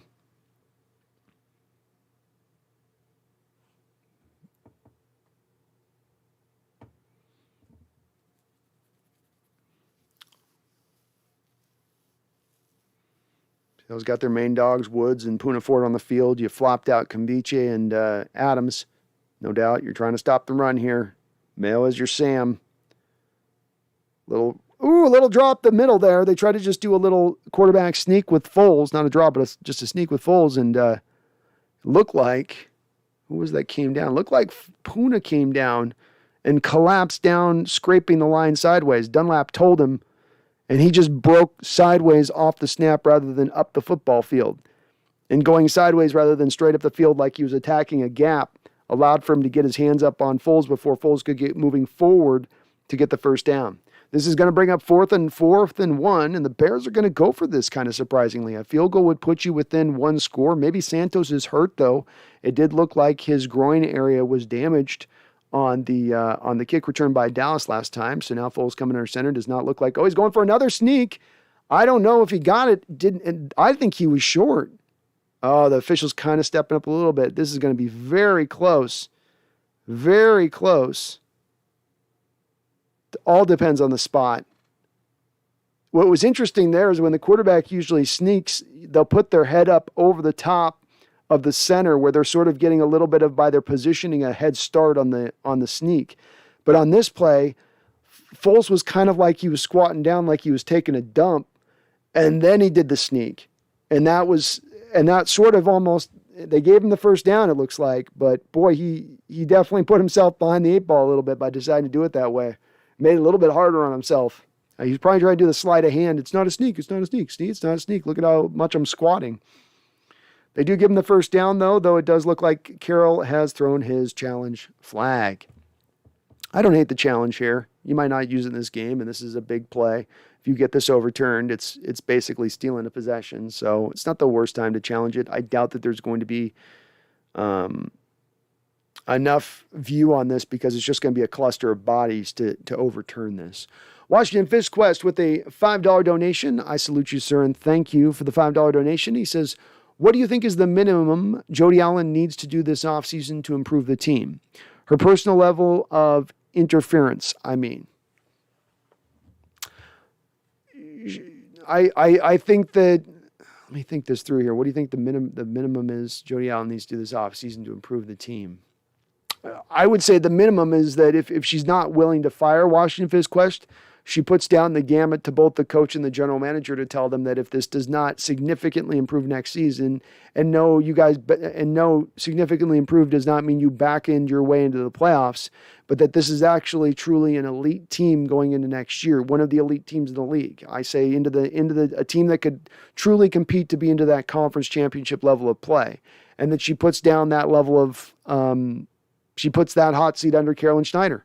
And says you better, that's what you're going to have to do. That would be the bare minimum. Obviously, there's a maximum on this of we blow it up, we turn it over, we get in the new. So there's another side of this too. But the bare minimum would be at least that, to let them know that no longer is there a free ride into perpetuity where there's never any point you could be fired. You guys get to basically write your ticket because you won us a Super Bowl in 2013. Those days are over with.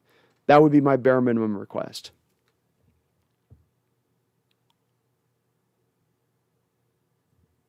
Washington Fist Quest says, Dunlap, wow, I wonder what changed for him these last 3 weeks. My wonder on it has been, I know he suffered a really bad toe injury right about that Viking game, and I would wonder if maybe that toe is just starting to feel okay, feel right, you know? Could be wrong on it, but that'd be my wonder on it, because he's so different how he's playing now. I mean, this has all been the last couple of weeks like what we saw in the back half of the schedule last year. I mean, just a man on fire.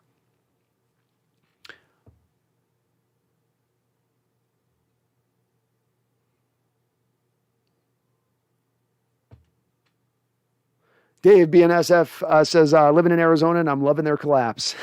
Nice.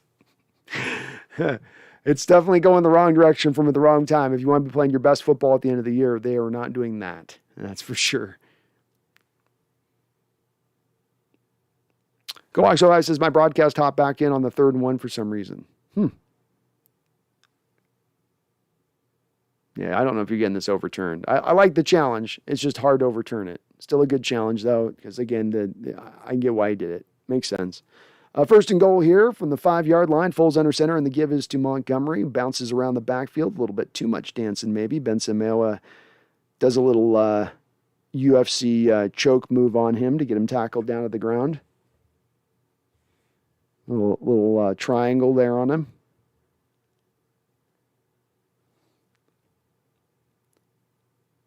Keldon says I squat down like I'm taking a dump when I'm sneaking around. Makes sense. Makes sense. Yeah, Randall, I don't think they was going to get it overturned. But I get why he wanted to do it, because it was a big play if you could get them to snooker it in. Sometimes you don't know what these overturn boosts. Nick Foles in shotgun now, 2nd and 10. Oh, he's got pressure coming off his left side, and it's Rasheem Green for the second time in the game with a sack. And this is not like his last sack where the quarterback was kind of flushed into his hands. This is Rasheem Green actually causing and generating the pressure, and doing so from what would be essentially the defensive tackle position here. He just swipes the hands of the guard off his frame, uses his quickness then, bends that edge around and gets it. Nice play by Rasheem Green. A great play coming out of that defensive tackle position. He's got a couple sacks from there. He's not been a pure 3-tech fit like a Michael Bennett type in there, but he's had some productivity operating out of that defensive tackle position. Seattle with 3 sacks on the day today. Should have been 4 with that Dunlap fumble he should have caused. 3rd and goal now. Foles in shotgun, and he just looks like we got an offsides here by the false start by the Chicago Bears. We'll replay this one. It's going to be a tough get for a touchdown here. They're going to be on 3rd and goal from about the 20-yard line. And Jermaine Ifedi with a false start. Boy, have we seen that before, right, folks? Always good for one a game, Mr. Ifedi. Always good for one a game. Oh, man. Oh, goodness. 3rd and goal here. 10:51 on the clock. From about, I guess, the 17-yard line. Nick Foles in shotgun. They're running empty with a 4-wide receiver. Bobby dropping back to the deep middle center field of the field. Ooh, and a drop there by Montgomery. No play. Roxanne. Oh, how you doing, Roxanne? Good to see you on in here, and thank you for the $20 donation, and of course your membership here with us with my the Hawks Nest. One of my OGs, Roxanne. Good to see you. Says play out the schedule, play for pride, beat these last 3 opponents. Go Hawks, always. Go Hawks. You better believe it, Roxanne. We don't play to lose here. We don't play for draft positioning here. We don't care about such things. We care about wins and losses, and we're always going to try to win out here. So you know that's where I stand. It's good to see this team is in that headspace today. They could have come out today, and the Bears are able to complete the field goal kick here, which is going to make it now within a touchdown score, but a very good job by the defense here. But with that said, I want to see them win. I don't want to see my team lose ever. I don't want to see you ever establish the loser-type mentality that you establish if you're going to try to draft position or suck for luck or tank for Tua or whatever you want to apply as your axiom there. I don't like it, and I don't want to do it. I want to win. I want to beat these teams. I want to beat these teams soundly. Let's start building momentum now for next year now. Let's let that begin now, today. Let's do this, Roxanne. But thank you for the $20 donation. Love always having you in the chat and seeing you in here, and appreciate you. I hope you do know that. I appreciate you big time. Randall McDaniel says, Jermaine, 1st and 20 Ifedi. That's right. That's a good nickname for Jermaine. Matthew Bowles, I wish TJ Watt went to Seattle, but hey, oh well. Now we had the chance to draft him, didn't we, Matthew? Would have been interesting if they made that pick instead of the route we went in that particular draft. But sadly, I think he's with the Steelers for quite a bit of time, having just signed that new deal as he has. He's there. He's going to be there for a good part of his career, I'm guessing. Washi Visquez says, Jimmy Graham still can't block at all. Weird. It is weird. I'll be right back. I'm going to get some coffee here. 1 second.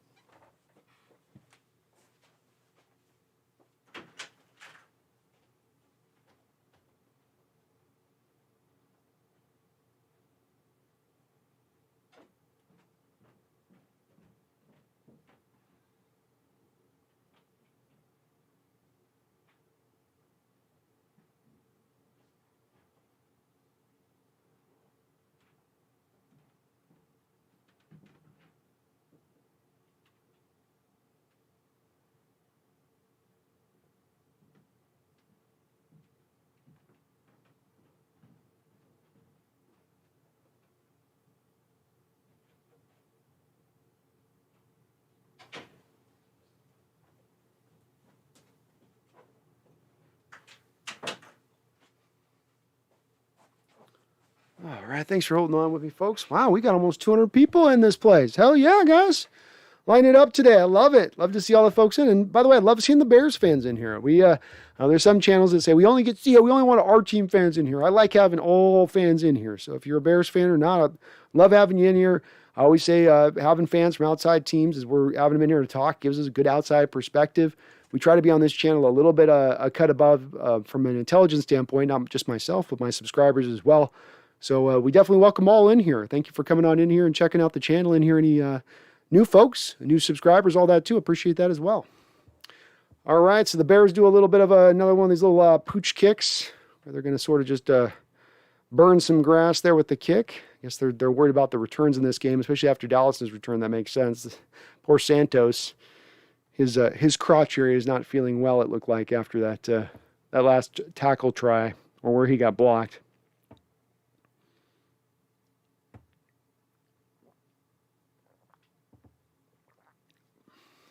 Kofefe break. That's right. Kofefe break. Every man needs his coffee.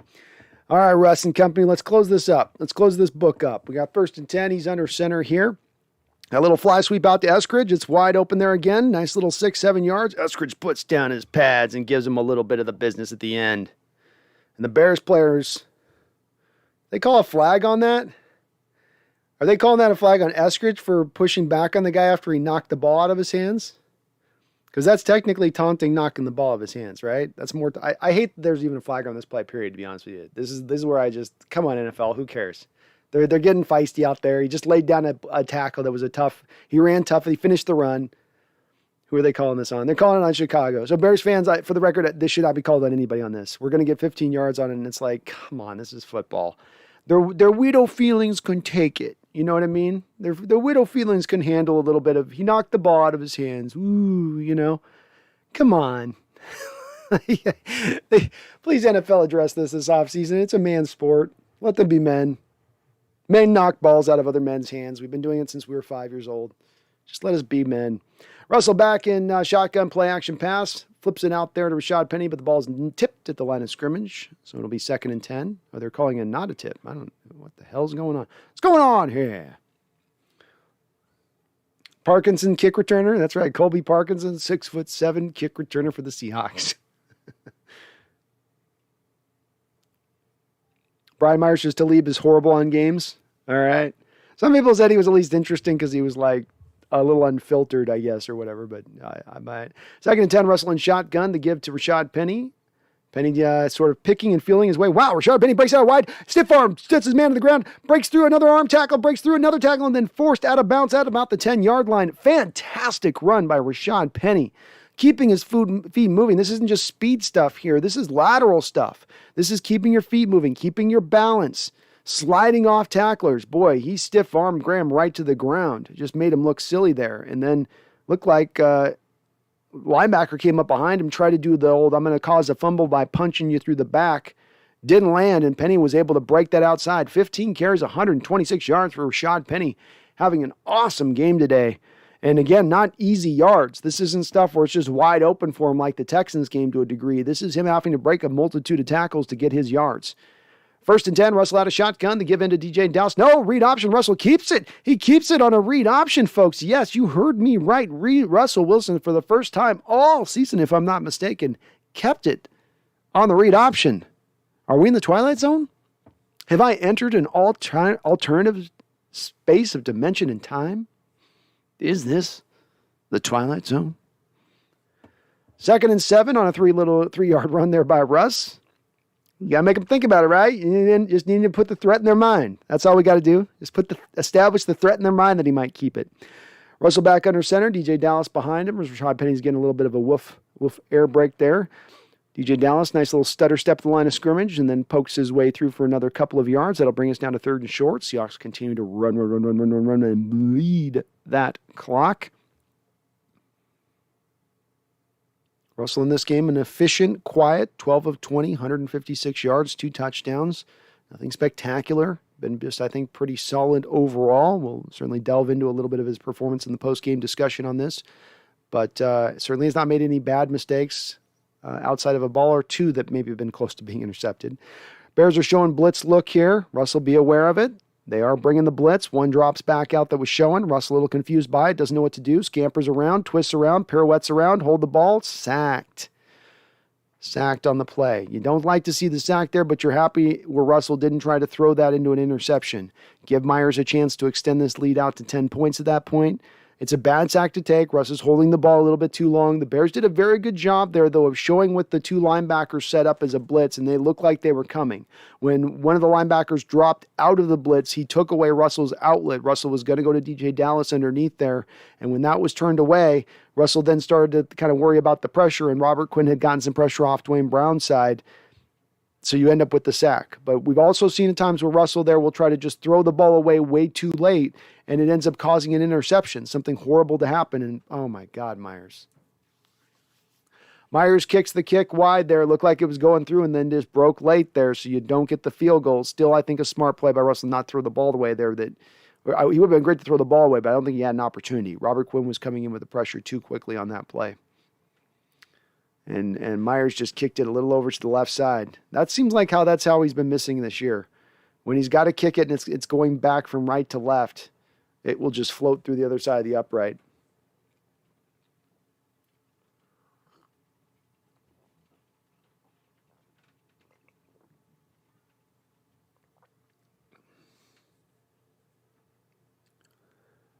Michael Otoloni says, is Lockett playing? He's going to make me lose my playoffs. Ha ha ha. Michael, you're not the only one. I've had a couple folks jump in who's asked me about Lockett today who's on for the fantasy. It seems that you guys have been riding on him today hoping he's delivered, and he's not. I'm sorry, dude. All right, Chicago and shotgun here. Nick Foles continues to look comfortable back there. Boy, if Seattle's got to maybe do a little bit of playing some man here, maybe a little bit of blitz, the soft zone stuff here with Nick, he's kind of picking it apart a little bit. He's kind of picking it apart a little bit here, and he's been way more comfortable into the second half than he was the first half.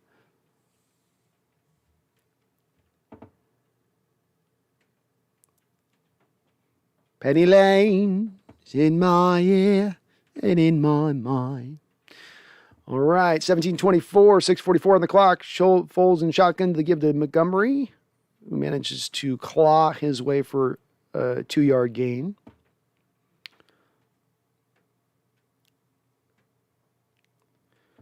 $6:29 on the clock.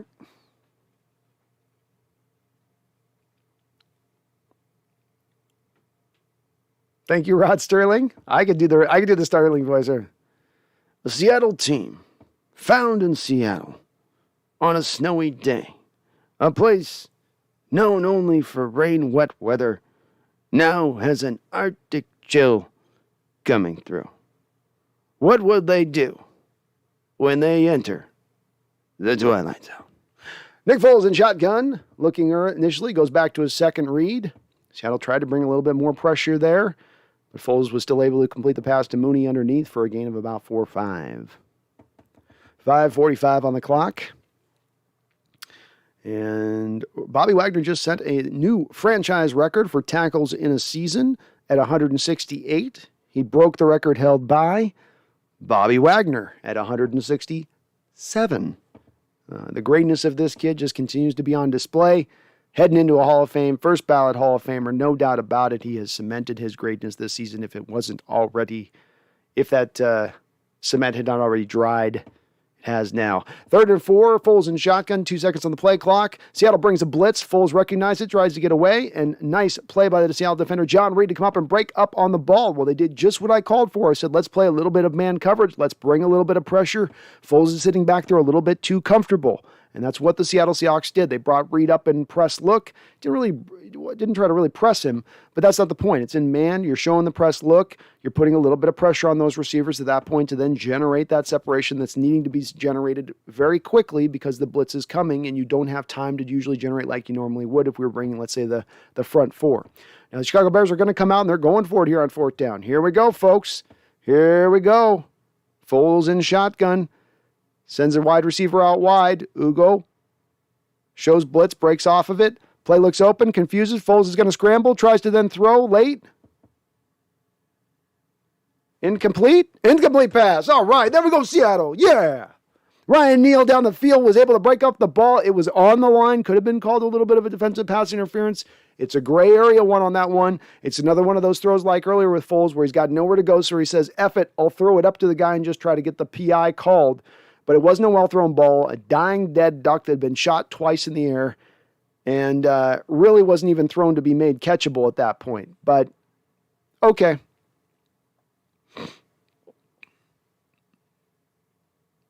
I mean, they could have called pass interference on that, and I would have said that it's a gray line one. You could call it there. I wouldn't have liked it. I'd much rather like to see these guys let the players play, but I'd like to see them be consistent with the call as well, above all else. And even today, we've seen it's not been consistent on that exact type of play. All right, the give is in here to Rashad Penny, who again breaks another tackle. Man, he is feeling good. A guy seemed to have him hemmed up on about a 1 or 2 yard gain, slid right off the tackle, bounced it outside, got himself another 4 yards. Very nice run by Rashad Penny. 7 yards. Whew. Well, you guys got Lockett going today. You need to have Rashad Penny going today in your fantasy leagues. Would have won you something. All right, 2nd and 3 now, 4:28 on the clock. Seattle gets maybe 2 first downs here, and this is game over city. Russell changing the play at the line of scrimmage. He's under center here. 2 wide receivers, 2 tight ends. Swain goes in motion. Boy, Seattle had both Penny Hart and Freddie Swain on the field on that play. And the pass is out in the flat to Freddie Swain for a first down, catching Chicago off guard there. They thought it was going to be a run for sure. Nice play call. When they think you're going to do this, do that. When they think you're going to do that, do this.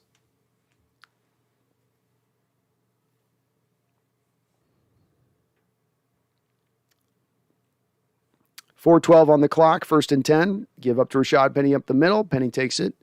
Still fighting hard there. Gets himself 3 yards. And boy, Everett coming up and getting nasty with his block there on the defensive end. A little feistiness now. A little feistiness. 3:54 on the clock.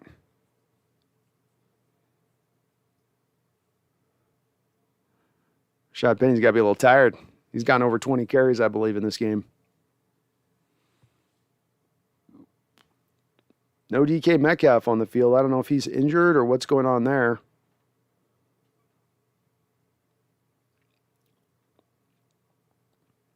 Second and 8. 3:28 on the clock. Neither Lockett nor Metcalf are on the field right now.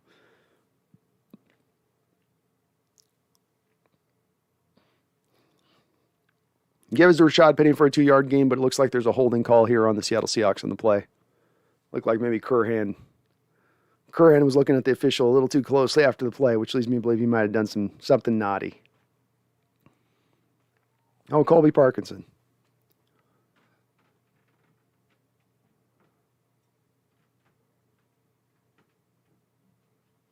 I don't know. I mean, I don't know. I don't know on that one. Okay.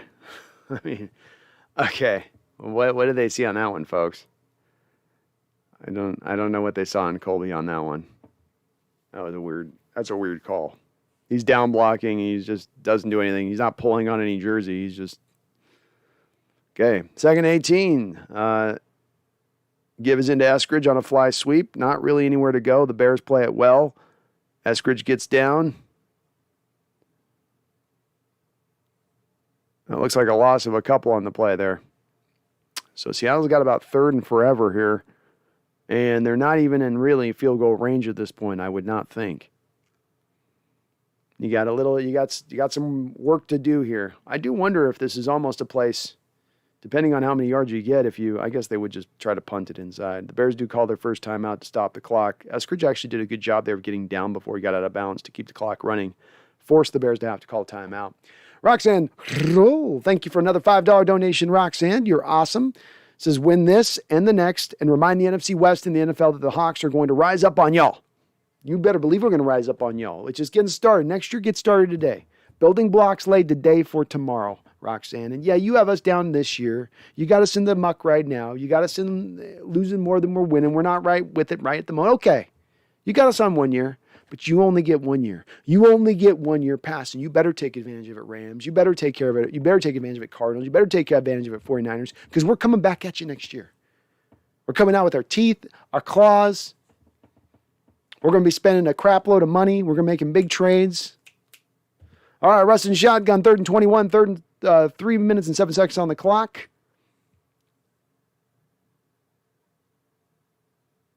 In-cutting route to Freddie Swain. Odd play call on that one. Just a strange play call there, in my opinion. I would almost have taken a draw play to freaking Travis Homer on that. What a strange call that was. And Freddie Swain with the drop, of course. Freddie Swain is not good. All right, so the Seahawks are going to punt here. They're going to give the Bears, who have 2 timeouts, 3 minutes and 3 seconds, plenty of time to move up the field if they can. See if our defense has one more stop in them here today. Michael inside the 20 every time I punt. Dixon is going to let her loose here. Megan, tap your Dixon jersey. We need some Dixon. We need some Dixon love. We need some big Dixon love. Oh, my goodness. We're coming back there, Roxanne, though. They got us now, but we coming back. Roxanne, I didn't think I read you. I didn't reach out to us. It says, Roxanne with, the dance debate. Thank you for both those donations, Roxanne, too. I appreciate you. You're awesome. Boom Shakalaka, what's up? Matthew Boys, how you doing? And here's the punt. And Dixon again inside the 20. Oh, no, nice job by the punt returner. Kind of threw off the squad there. Looks like Dixon got that a little long. Dixon was a little long on that one. Okay, I'm going to stop with the puns. Alex Maldonado. I know how to pronounce that right, Alex, and I didn't there. Stopped watching the game to go see the Spider-Man movie. Well, fair enough, Alex. I'm waiting to catch that one of myself. I'm like keeping that in my back pocket, but I'm going to watch that too at some point here. We're going to check them out too here.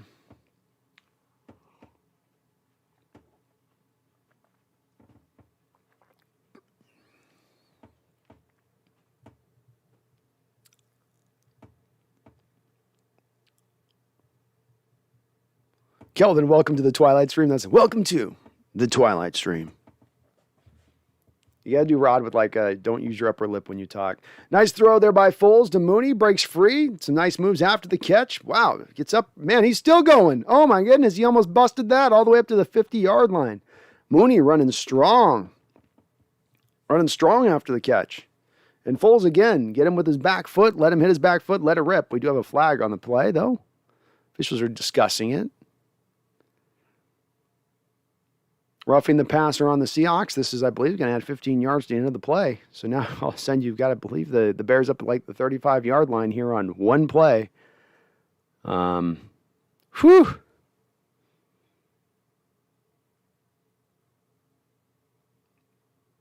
Yeah, they're going to call it when the helmets collide. It looked like Darrell Taylor's helmet hit Nick Foles, and when that does occur, you're going to get the call. You don't have to like the ruling, but that is the letter of the law. Boy, Quandre Diggs basically might have saved a touchdown there. He just held onto his ankle just enough there at the end to get him down. All right, 2:46 on the clock. 1st and 10 now from the 35-yard line. Nick Foles in shotgun. Bears are right up the football field. Wow. Montgomery next to him. Foles looking around, flips it out there to Montgomery, makes the catch. Nice little cut up the field, running strong, gets another 11 yards. Boy, Montgomery does not go down on first contact. That guy's going to constantly get you 3 or 4 more yards, it seems like, from that first point you get your hands on him. 2:28 on the clock now. Bears stay in hurry up. Foles guiding traffic. Trips to the far side of the field. Foles looking out. He's going right into his first read. He's hitting the Seahawks with the running backs. This is a place that they have been vulnerable. This is going to gain looks like about another 12 yards or so. And this is some place that the teams have been able to hit the Seahawks throughout this year. You have the running back start out in shotgun next to the quarterback. He just leaks right up the field, up the middle. You hit him right up underneath. Seattle's dropped into their zone with their linebackers into deeper space. It's wide open there for the running back. And it's like, stealing. It's taking candy from a baby a little bit. And that is going to bring us down to the 2-minute warning here. But the Bears are attacking this well in this game, doing this. They've stuck with it throughout. And I'm not surprised they're not. That's kind of a methodology of approach they use anyway, even not playing the Seahawks. But Oof, this has been a tough drive. They just went right up. Typo. That's close to a Howard Cosell. Howard Cosell is like this prototype. Whereas, yeah, Sterling's got a little bit of it because they all have that. They all kind of come from the same era with that same cadence. But it's imagine a dent of sight and sound. Dun dun dun dun dun dun dun. And whereas da da da da da da don't you son of a da da da. You know, he's got a little more of the. Howard goes a little slower through his syllables, whereas Sterling kind of he kind of hardens everything down in how he finishes it off. Seattle Seahawks fighting today. They do kind of get more to Cosell. I probably do blend them, I guess, now that I'm thinking about it.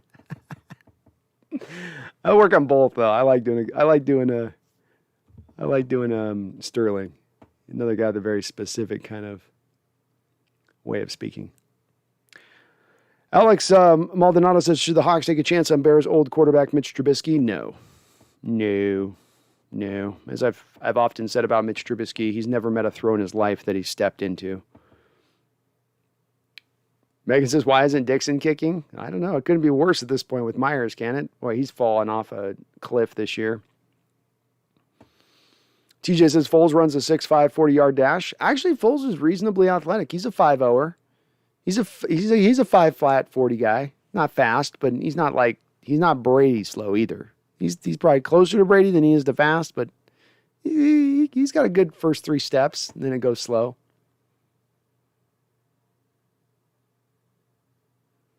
Matthew, has DK been ejected? No, he's back on the field on that 3rd down we just last ran.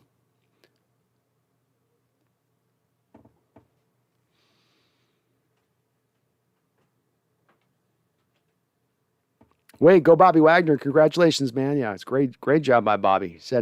Resetting his own record. With a lot of games still left to play here. We still got 3 games after this to play. Or 2 games after this to play. So you can't even blame it on the extra game of the season. Nurka Fishin says, we don't get the Hawks game down here in Bama. I've really enjoyed listening to your broadcast. Thanks. Oh, thank you, man. Nurka, I started doing this a couple weeks ago, and the feedback has been phenomenal. I mean, geez, we have 250 people in the sub right now, so I'm loving it, man. I'm going to keep doing it. All right, Foles and shotgun here, 1st and 10. Almost gets pressure by Poona Ford, breaks free, and then here comes, Dunlap with the pressure, fumble, ball's on the turf. Poona Ford's fighting. It looks like the offensive lineman was able to pull it back in. Fetty ripped it out of the hands of Poona Ford, but Dunlap just flying from the blind side there on Foles, able to knock the ball free as Foles thought he was going to be able to break the pocket and get some yards scrambling there. Again, Dunlap has just been on fire the last couple of games. Should have another sack in this game if it wasn't overturned. This will bring up 2nd and 14 now, 1:21 on the clock. Foles in shotgun. 3 wide receiver, 1 tight end. Montgomery to his side. Sets back to pass, surveys the field. He's got a man he thinks up over the middle. Ooh, nice job by the Seattle Seahawks. He had Cole Kmet down open in the middle of the field. Cole Kmet makes the catch, but Bobby Wagner and then Quandre Diggs are able to both carry Cole basically out the back of the end zone, putting him at that point out of bounds when his feet are actually landing. Nice job there. It was a little overthrown anyway, so it was naturally going to happen there. But both Bobby and Quandre made sure that whatever momentum he had going up into the air was going to be carried out into the back of that end zone. And then the Seahawks mascot got up in Cole's face and started showing him that it was an incompletion as well. Perhaps the mascot there throwing a little smoke at Cole Kmet. 3rd and 14, 1:07 here.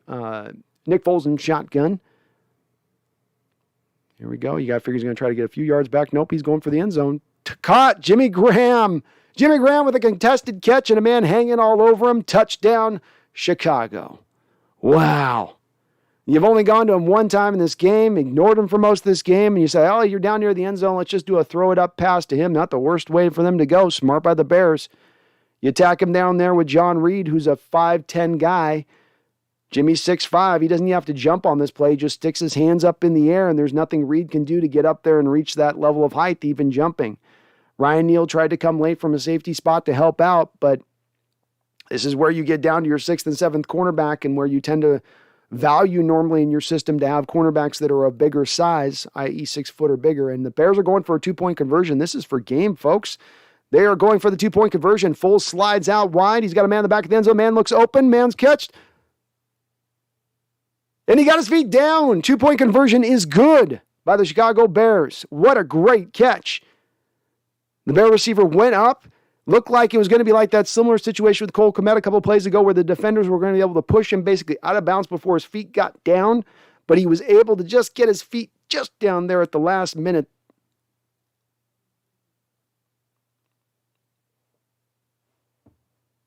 Oh, man, he's up high up in the air. They've just slapped him down. And, ooh, it's close. Ooh, it's close. He gets the one leg down. If the knee's down, but he's got a hand he puts to the turf. If the hand slaps down before the knee gets there, it's no catch. But I think his knee got down. That angle isn't going to show us. I think his knee got down before the hand touched the turf, but it is very close. It looks like he got it, though. Wow, ballsy call by the Bears, but why not, right?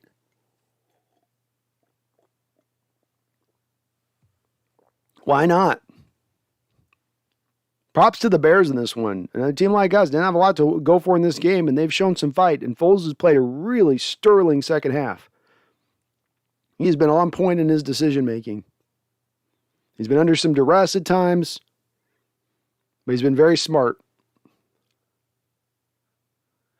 All right, well, the Seattle Seahawks and Jimmy Graham once again coming back to harm our Seattle Seahawks. He did it with the Packers in 2019. He was playing for them where there's a key third down, which dinged us there. And then we see once again here now coming up again, hurting our Hawks at just the worst of times. Brutal to see. DJ Dallas with the return here is going to take it back up to around the 26-yard line. Oh my goodness, folks. We got ourselves a game now here.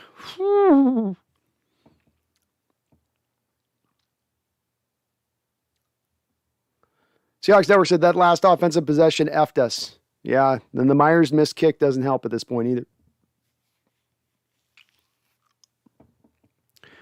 Eric99, Brandon, and you please repeat what you said about this defense again. I mean, what the F? Foles and the Bears turn into Montana and the 49ers? Ridiculous. Simply ridiculous. Yeah, they definitely have gone sideways in the second half from a good start to this game. They've definitely not been as effective, and the Bears have made some adjustments offensively. But the Bears also aren't doing a whole lot that's intricate here. All right, so first down. I'm going to get back to play-by-play. We'll address kind of in the chat in just a second here.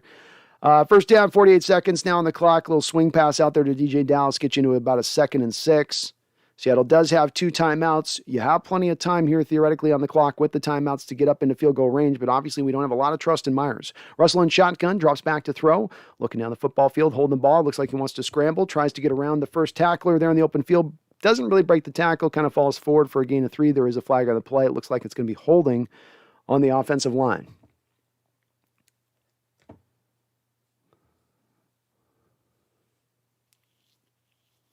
Holding on Ethan Posick. All right, 42 seconds left to go here, folks. Wow, 323 people in the chat, man. This might almost be a record here for us. All right, here we go.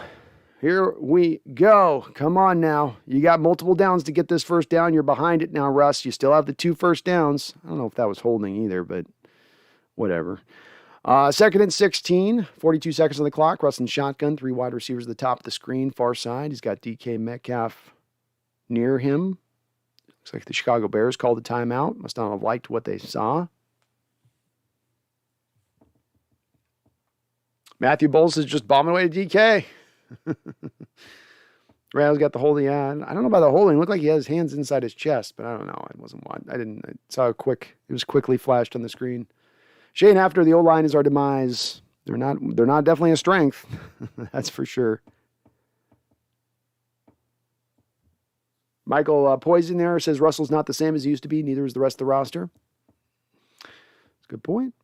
Jason Doucette. Defense looked absolutely pathetic on that last drive. Myers missed a chip shot field goal. This season was an entire waste. Well said. Well said. I mean, I can get it if Myers is going to miss a 50-yarder. Those are tough.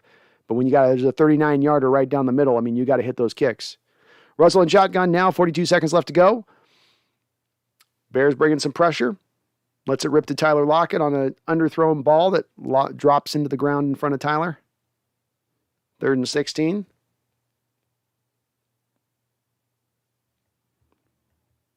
Some underthrown balls today by Russ.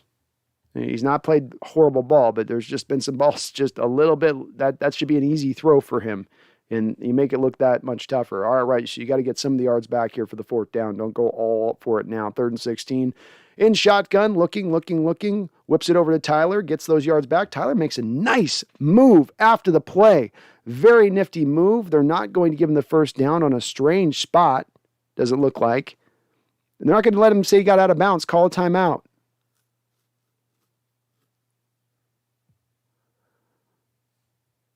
Boy, that's odd that they didn't have him going out of bounds there. No. It is short, so it's a good call, and he was down before he went out of bounds. So it's the proper call there in that respect. Great move by Tyler. It looked like he was going to be about 6 or 7 yards short, and he was able to just kind of twist his way around the defender. A nice little subtle move to get those extra yards there. Almost got the first down. They're going to give us a second back on the clock, that vital 1 second back on the clock.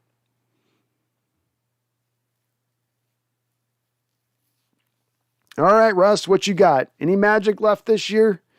Any magic left in that arm this year? 4th and 1, 31 seconds to go on the clock. Here it is for all the marbles, folks. Here it is for all the marbles. We've been absent very many magical finishes this year like we've been so blessed by in the past. What do they got? Russell in shotgun here. 3 wide receivers, 1 tight end, DJ Dallas to his right. Russell surveys, looks.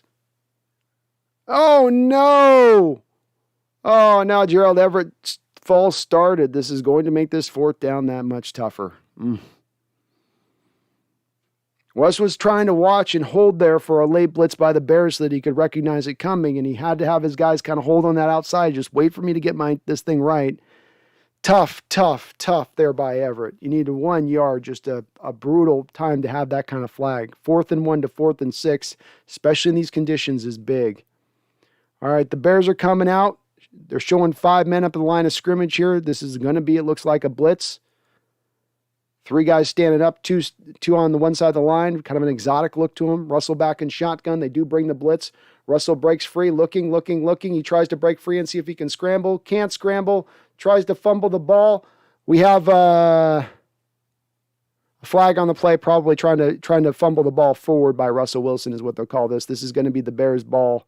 No, they're calling it on the... What's going on? Russell started flagging like it was going to be on the Bears. Offsetting is what I'm seeing in the chat. Holding on the Bears. Holding on Seattle. Okay, here we go. Come on, man. Come on, Seattle. 21 seconds to go here. You still got a timeout left. You get the first down, call the timeout. You're going to get 2 more plays to get it up the field, but you got to get this first down. 6 yards. Come on, Russ. You got DK Metcalf. You have Tyler Lockett. You got Gerald Everett. Let's go get this first down here.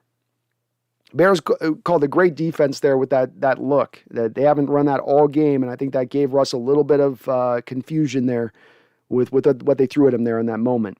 All right, 4th and 6. All of his receivers to the far side of the field on his left. Only Gerald Everett underneath on the right at the line of scrimmage. 4th and 6, Russ in shotgun. Bears bring front 4. Give him time to throw. Russ looking around, and it's overthrown to Tyler Lockett. He had a lot of early pressure there. Offensive line could not hold up. Game over. We got a flag on the play, though. What's this on? After the play was over, taunting, defense. Oh, my God. Oh, my God. Oh, okay. All right, so they're calling a taunting penalty on the Bears player after the play for celebrating having gotten a Seahawks stop. And they're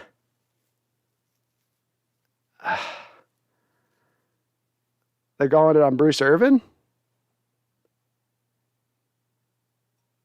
Or they're saying, oh, it's after the play. So, okay, we don't get the first down because it's post-play, so there's not a first down that you get.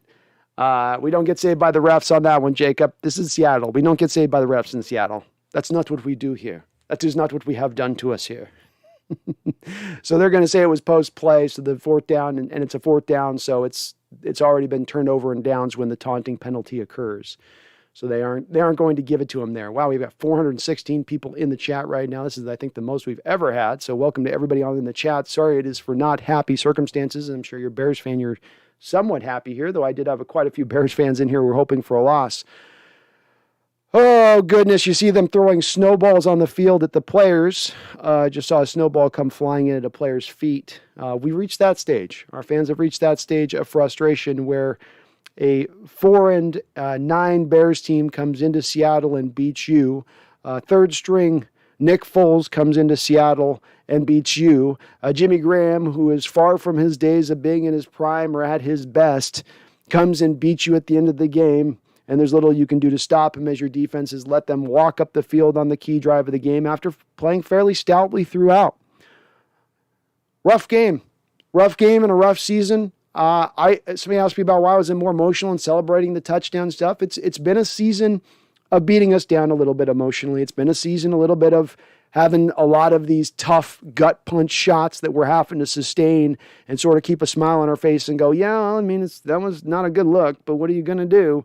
I mean, you just lost the Bears at home, a Bears team that's one of the worst in the league. I don't know how you dress this up. You know, Nick Foles today at the quarterback position. Nick Foles today at the quarterback position comes out and he goes 24 of 35 for 250 yards, 1 touchdown, a 98 rating. Russell Wilson comes out and goes 16 to 27, 181 yards, 2 touchdowns, 104 rating. Nick Foles is a third-string quarterback for the Chicago Bears. Russell Wilson's supposed to be a guy, at the very least, who's a Pro Bowl-level quarterback for your Seattle Seahawks. I'm not putting this on Russell Wilson necessarily. Your defense didn't do great. But once again here, as a common theme, it's not that Russell isn't a good player at this point. It's been about, can Russell expand himself into this modernized offensive approach and take what the defense gives him and dink and dunk a little more into the short passing game. And we started out there in this game with some of that in our effectiveness. But keep in mind too, this is Russell Wilson in this game having a 16 to 27 for 181 yard performance, while his running back, Rashad Penny, carried it 17 times for 135 yards. So while your running back was running wild, which should have set the stage for you to have ultimate success, you instead did not. And conversely, look at this on the other side. Did Nick Foles have anywhere as far as receiving targets, guys to throw to like DK Metcalf or Tyler Lockett? Does he even at this point at the tight end position have a guy like Gerald Everett? No. And when you look at them in the running game, he didn't have the running game we had to build on, that he could just have us to where the defense was lined up on the rushing attack, and therefore Foles could hit our secondary because we were just trying to stop the run. We had the run hemmed up today. David Montgomery had 21 carries for 45 yards. They weren't able to do much in running the ball. So Foles had to get it all kind of done on his shoulders without the receiving targets our Seattle Seahawks had, and yet he still outperformed Russ. Now, my question would come down to those folks, and there are those folks in my chat who I do respect your opinion on this, because there's times we divide on our opinions, who are very reticent at any point in time to do anything as far as go, well, Russ has got some in this huge problem area that we land in is our Seahawks team right now. If we look at the pie of blame, right, there is some slices of this pie that does get attributed to Russ. Not all of them, not a majority of them. But we have to divvy out some for the type of games we see here. Where are your excuses? He's got the running game. Yes, he was under some pressure, but guess what? Nick Foles was sacked and hit more than Russell Wilson was in this game. Did that hold him back from still throwing for 250 yards? And as we see these performances stack up with Russ, where he fails to even get to 200 yards passing, I've been saying last few weeks, you as a quarterback in the modern NFL, with the way the passing attacks have been created, it is set up for you to basically throw for 200 yards with your eyes closed. So when you have multiple weeks over, week after week after week, where it looks like you are running uphill in the mud, in the snow, while it's raining and windy, blowing right in your face, and you're barely getting to 150 yards passing, we should be concerned by this. And to put the full blame on that, on the offensive line, or the scheme is not imaginative enough. The scheme was imaginative today. I don't think Waldron was amazing, but he was good today. He called a good game plan, in my opinion.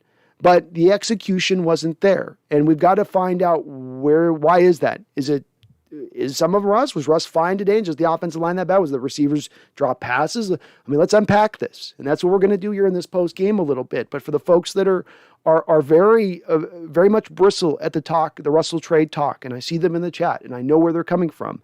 And like I have maintained on this, where I have tended to land on this, is to bring Russell back with an offensive-minded head coach would be my ideal scenario.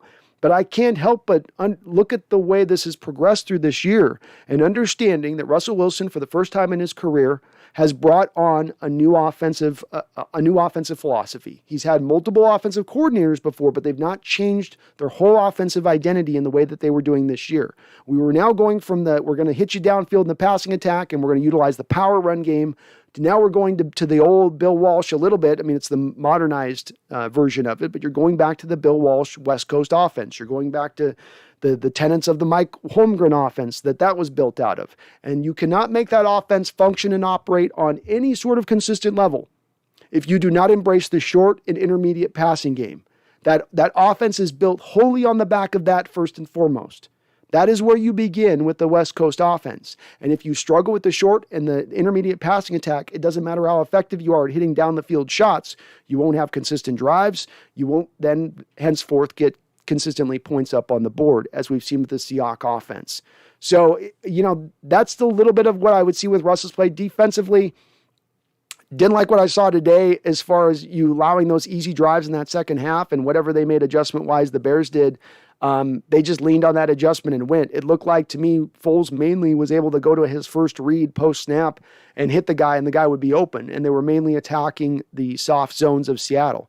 Seattle can't play a lot of man as it is at this point. You don't have man corners on the outside that can cover it. You're down to your third string strong safety. You're down to your sixth string cornerback on one side.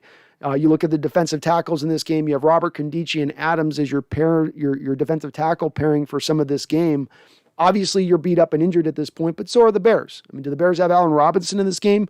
No. Is their offensive line tip-top? No. They wouldn't be having Jermaine Ifedi out there at right tackle. They'd have him back at right guard if they actually had a legitimate right tackle that could hold it down out there for them. So they were dealing with these same problems we were as a bad team, and they still beat you at home. Unpack that one for me. I'd love to understand, maybe where your guys' thoughts are with that. But Jacob Kessinger, thank you for the $5 donation, man. You were awesome for doing so. Jonathan Salazar with a $5 donation as well. Appreciate you. He says, didn't even bother to watch the game today. Why ruin my holidays with the disgrace of football Pete Carroll and Wilson puts out for us? It's a bit of a combo package today, to your point on that, Jonathan, and that's without even watching this game. And I'd say sometimes, and it seems to have, it oscillates at times between where you put the blame. Well, this week's on Carroll, this week's on Wilson. This week, it was a bit of both of them adding their own bit to this process. And it was weird because it was a tale of two halves for both. Both Carroll's defense in the first half and Russell Wilson in the first half, I thought played really well. But then it really backslid on both accounts into that second half. And it's another one of those things where people tell me if we were to blow this whole thing up, I wouldn't be shedding tears either. You wouldn't get me wringing my hands if I learned tomorrow that, everybody's kind of out and we're going to build this up from scratch. I know people, again, we get a lot of people bristle at that talk, but it's for some of this reason where I don't have a ton of confidence that the issues that have not only happened this year and occurred this year, we've just been bitten hard. They've cropped up over recent years. You've just been bit at your hardest this year by these problems that have long been ongoing. It's hard for me to believe that problems that were there prior and bit us, problems that exist today and are biting us even harder than ever, are suddenly going to magically just go away because we hope they're going to by keeping everything the same moving forward. I'm very hesitant to believe that this team, the players on this team, that could be the case. Not for sale with the $2 donation. Thank you for not for sale. Says Russell Wilson before Sierra was great. Well, maybe she's had some effect on him. I don't know. I can't apply it to her. I'd never put a wife as the downfall of a guy. I mean, even, look, John Lennon still turned out some good music even after potentially Yoko Ono got the Beatles broke, or that was the set. I think the new documentary's kind of disproven a little bit of that. But, that's the going narrative. And if that's the narrative, even Lennon had some good solo albums he still produced afterwards. So, I don't know. I put this all more on Russ, and really where it comes down to Russ is not in his physical abilities. Russ has all the physical ability in the world. Certainly he's lost a little bit of his scramble and his ability to get out in space and move. That's really dialed back, but he can still, I think, make all the throws. It does kind of come down to, though, him embracing this new offensive model and it causing him and it forcing him to change his game and alter his game from how he's played for the last 9 years. And while I expected there to be some reticence on that and it take some bumps in the road to get to that smooth sailing point, I did not expect us to be arriving into week 15, 16, 17 of the season and still not to be able to say I've seen one good, full, complete game of Russell Wilson locked in, playing within himself, playing within the context of this new offense. Maybe the 49ers game a couple weeks ago was the only game you could point to this season. But outside of that game, it's a lot like the opening game and the Colts game. Wash, rinse, repeat. You'll get a half or a couple of quarters of him fitting within the designs of this new offense, and then they go back to Chuck City. It's down to like moonshot time. Oh, let's go take a chunk play down the field. And most of the time that chunk play is then being thrown into cover 2. If you guys go look on my Twitter account, I had and there was an interesting post put out there of some data that I thought really stood out that really drives this point home. And I'm going to bring it up here as I'm talking to you guys right now. And just bringing up the data here if I can get to it. Goodness. So the NFL cover rates, this would be cover one man free. Okay, so this is what Seattle likes to run. Sometimes they do cover one man free. You'll have man-to-man on the outside of the corner. Seattle, when they run, they don't run a lot of cover one anyway defensively. We run like cover 3. But the point is you have a single safety high like you would have in cover 3 with cover 1, right? Seattle has seen that the least amount in the entire NFL. So the Dallas Cowboys have seen cover one man free 50% of the time. They're number 1 in the league and the amount of times that they see cover 1, because you see a lot of teams trying to man up on that Dallas receivers. On Seattle, we're at 32. We're 32 in the league at 19%. So Dallas at number 1 at 50%, Seattle at 32 at 19%. What does this data mean? This data means you're getting sent cover 2 constantly. You're looking at the cover 2 shell pre-snap play after play after play. And the cover 2, above all else, is going to take away the deep ball. Look at what happened today on the locket play where Russell's trying to force it deep. You've got the safety, he's coming downhill to break the play up late, almost intercept the ball because you're throwing it at the teeth of the defense at that point. You got to throw away from the teeth of the defense. That takes Russ embracing the short passing attack. That relies on him being accurate in the short passing attack. I saw 2 to 3 throws today that were grounded, where Russell's got an easy passing lane to throw to. The guy's wide open. It's a short throw. I know there are weather conditions here that make it tough. I know he's still got his finger thing that he's fighting through. But you've got to make those throws within this offense or you don't move the chains. It's 3 and outs and you're putting your defense back on the football field time and time again. We just don't have him embracing it through 4 quarters, which I'd like to see. I'm harping on Russ here, and he's not the one to get all the blame in this game. Russ, of course, Coach Carroll's defense here again stands out with this. You let again a backup quarterback, a third-string quarterback. I don't care if Nick Foles won a Super Bowl with the Eagles in 2018. You let a guy that's right now a fringe player in this NFL beat up on your defense through the course of the second half of this game. Do a lot of what we saw Colt McCoy do. And really for a defense, as I was hyping it up before Foles started to get high, that had been in the top 5 and not giving up any scores, you've given up way too many time of possession drives, too many sustaining drives that end up allowing you to get worn down over the course of the game. The pressure was a little more consistent in this game, but even that, you were going up against a beaten up Bears offensive line. You should be generating pressure against that. It's one of the worst crews in the league in pass protection. You should be going out and hunting against that team. Why the soft zones in this game, though? Why not play a little more man-to-man? There is no Allen Robinson. Mooney is really your only threat on the outside to challenge you. I know you got John Reed out there. I know you got Sidney Jones out there. You're down a couple cornerbacks. But at the end of the day, what did you have to lose? What did you have to lose in that second half when you could feel Foles starting to get comfortable, starting to pick you apart? What did you have to lose to go to more man? The time of the game I called for it on a given series, we got to stop. We got to break up by John Reed on the play and got the ball booted back over to our offense. But they just too often at times in these second halves, these points where these offenses really get rolling, you'll just watch the linebackers drop into their deep zones, the corners drop into their deep zones, and then the offenses just run players underneath it. And it's easy completions all day, guys wide open in space. And today they were so wide open they'd catch a 2 or 3 yard pass like Montgomery would, and he'd be up there 12, 13 yards up the football field very easily. Kind of a head scratching why they sunk like that into that defensive approach.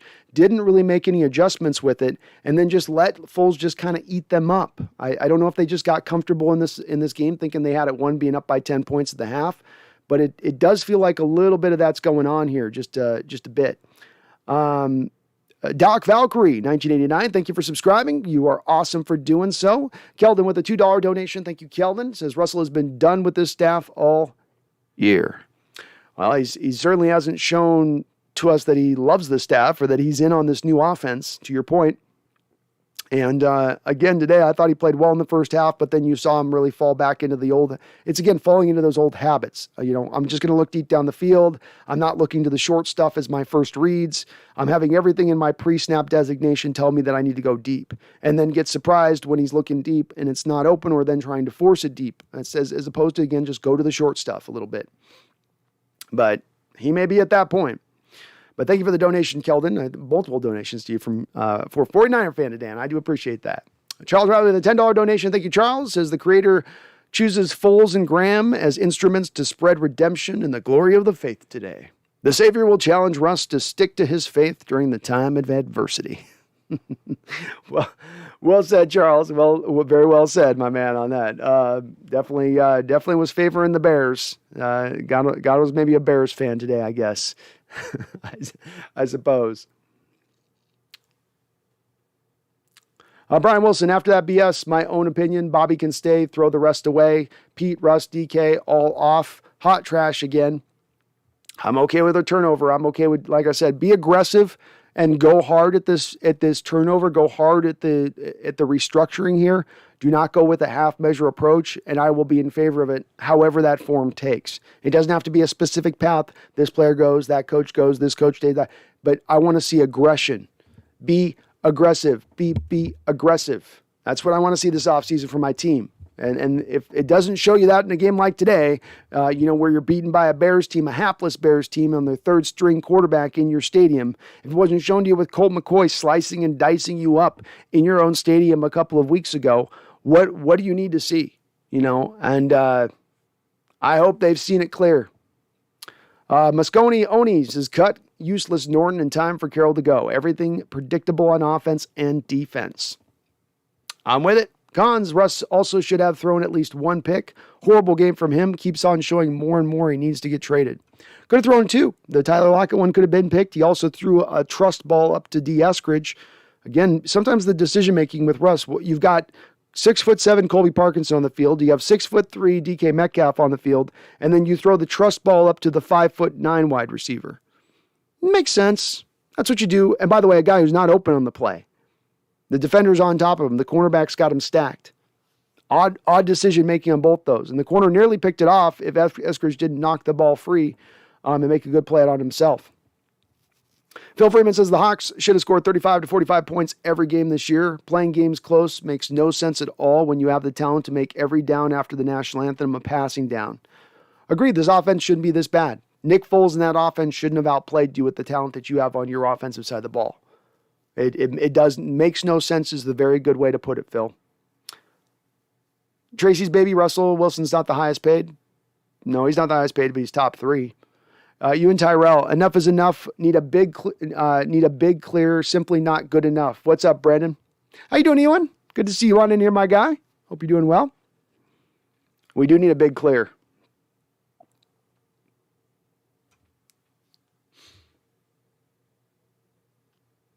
Megan says, seems like cricket is the better option for me to watch today. So if I'm silent for the rest of the chat, that's why. At least the Aussies are winning the cricket.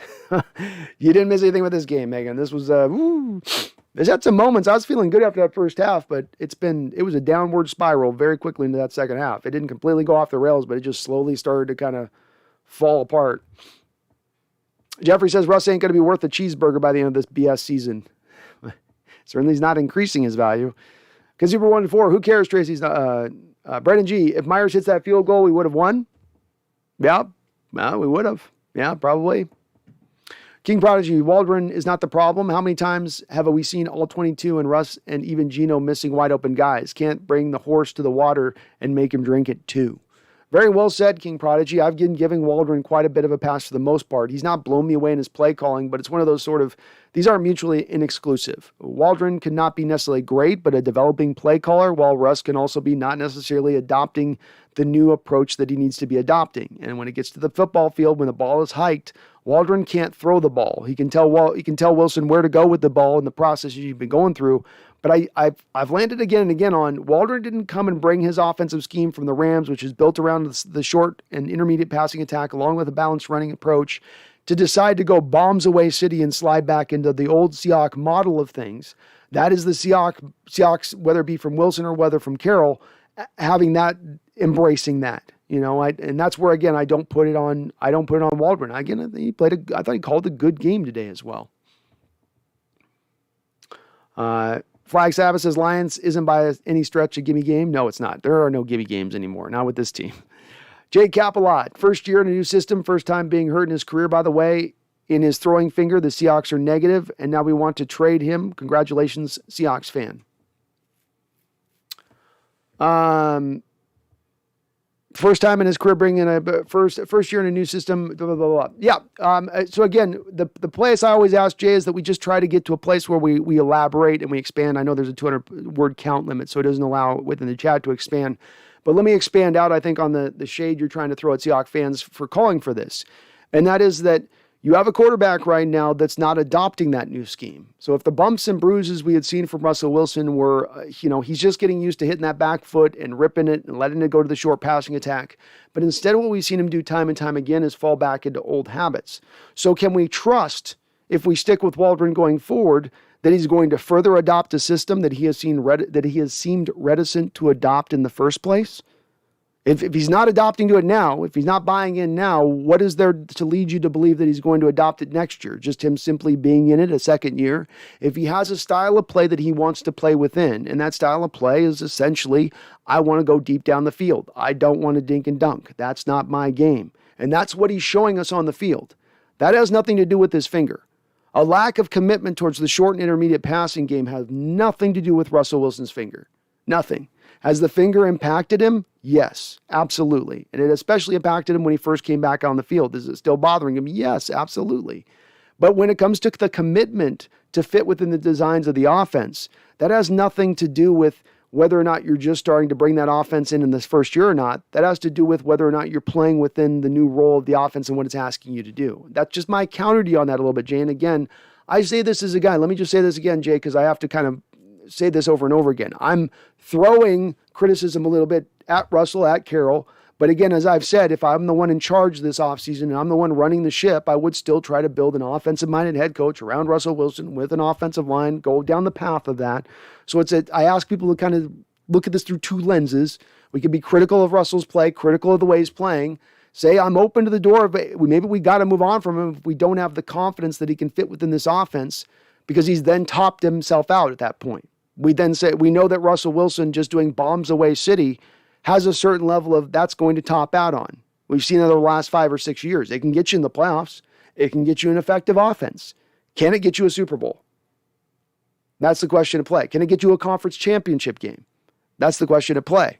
If he can't slide into the new offensive approach. John, I knew I should have passed on watching this game, just pissed me off. Understood, dude. Understood. F.E. Faisal, Russ is down junk. 182 yards against the very weak Bears is pathetic and poor. He should be dropped. Well, I think this is going to happen kind of a one way or another at this point. Andrew Logan with a $10 donation. Thank you, Andrew. You are very kind. Thank you to everyone for the donos today. It's been very kind of you guys. The Christmas spirit is definitely alive in the chat. Andrew says, I am speechless after that game. Ready for the agony to be over. Is it September yet? Any news on the rumors I'm hearing? There could be a possibility Rodgers is in Seattle next year. I think we're hearing rumors in every different direction right now, Andrew, and thank you for your $10 donation. I think it's coming fast and furious, and it's all different sides right now. And I don't know that we can take a measure of it. We have to take a grain of salt with all of these rumors. I don't think that they're really coming from anywhere necessarily. I don't think that they're anywhere near where we're going to land as far as the way this will play out when it's all said and done. So when you see and read rumors about Russell Wilson being traded here, and you're going to read even more with every loss that we sustain, understand that it's guys, I think, kind of creating some clickbait here, creating an article that's going to generate traffic. It has the interest of Seattle fans. It'll have interest of whoever you're proposing he's going to be traded to, that you have inside sources on, that you're hearing from. But I don't take anything from that yet. It's going to go the direction it's going to go, but we don't know who is. Nobody's reported, I don't think yet, as to how this is exactly going to play out. Not yet. Groundknox83, thank you for your membership of the channel, and also thank you for your $5 donation. You're awesome for having done so on that. I do appreciate it. David Guest, thank you for subscribing. You are amazing. A bunch of new subscribers today. I love it. And if I do miss you on the chat, I'm trying to reach, this is the spot where we reach to my new subscribers that are here. This is where I try to read through the chat as much as I can and catch as many comments as I can. If I do miss your chat, just repost it back in there. I will try to read it. But we did have well over 290 people here in here, so it's definitely going to be pretty stacked up at this point. Juan Correa, cut Russ. I'm tired of that BS savior plays. He cannot see an effing mirror. He is not an elite quarterback. Damn. Well said, Juan. Well said. I think it's more trade than you need to cut at this point, but still well said nonetheless. You're going to be paying a guy top 3 money in this sport. At one point or another, you got to stop saying the talent needs to elevate him. He needs to start elevating the talent around him. And the excuses need to kind of stop. You're going to take up 15 to 20% of the salary cap. You've got to be this difference maker to some degree. I'm not expecting Superman. I'm not expecting a hero every week. I'm not expecting MVP level performance every week. But my God, man, 150 yards every week you make look hard. That is also on the opposite end of that scale, right? It's a scale of what expectation of level of Russ play is, right? One end you got MVP level, one end you got the 150 yards passing, right? And all performances in between. Right now we're sticking over here on the 150 yards passing. And to me, when I'm giving the quarterback that amount of money, you need to be better than that. You got to be better than that. Emmett says, you can tell how someone feels about a player, especially when playing, while doing play-by-play. You get more stoked over a penny 6-yard run than a Russ TD. Well, I think who was more impressive today, Emmett? Was Russell Wilson impressive or was Rashad Penny impressive today? Who was doing more work today to me? I mean, Russ wasn't, just because Russ throws a touchdown here or throws a touchdown there, there are 50 other plays, and Russ has got a lot of other stuff he does. It's not that he can't make a couple touchdowns in a game. It's all the plays in between that we're sort of looking at. But fair enough. I think my excitement was very well down overall today because we were kind of out of it, and I led with that, but fair enough. Moscone Oni. And again, too, the thing about that, Emmett, and you're saying that's like, if I felt that way, and it's, again, I'm not even going to cover it. I'm just glossing over anymore. Some of the comments with the folks, I'm not doing it. I'm not going down this path. I've elaborated, I've articulated, I have broken down my position on Russ so many times over that if you want to go ahead and straw man paint me into a corner so that it makes you help you feel like you can win your argument on it, go for it. Knock yourself out. Liz Hendrickson, we need change on all level. Russ sucks. He's going somewhere, but not staying in Seattle. I would tend to agree with you on that. F.E. Faisal, Geno is not a bad quarterback, but he is still better than Russ. I would have to pop my brakes on this. I don't know that Geno Smith is a better quarterback than Russ. I don't think that. I don't think that. I don't think Russ has fallen that far. Sam Kirk, what happened to the bump and run defense? This zone has been getting picked apart for years. Pete needs a true defensive coordinator. Bradley Quinn was when the defense dominated. Press man. Well, it's hard to play press man if you have zone-based corners. Some of this, Sam, gets into the scheme, and some of this gets into your approach with that scheme. Seattle always is going to look at it in corners first and foremost if they can play zone. And if they can play some man on the other side of that, then great. But zone is what they first and foremost want, so that does tend to hold you back from being able to then play as much maybe man as you want to play. I think Dan Quinn has adjusted and innovated the 4-3 under defense since he left Seattle and went to Atlanta, and he's innovated it further moving on to Dallas. Quinn is a very good defensive coordinator. There's a reason Quinn and Bradley continue to get defensive coordinator jobs in the NFL because they are talented in that respect of things. But if you want to get to the point of playing press man, you got to get press cover corners, and that requires you to go out there and get those specific guys rather than the zone-based guys. I'd like to see it, Sam. I've long said I'd love to see more of a 3-4 based attacking downhill type defense that really takes it to the offense.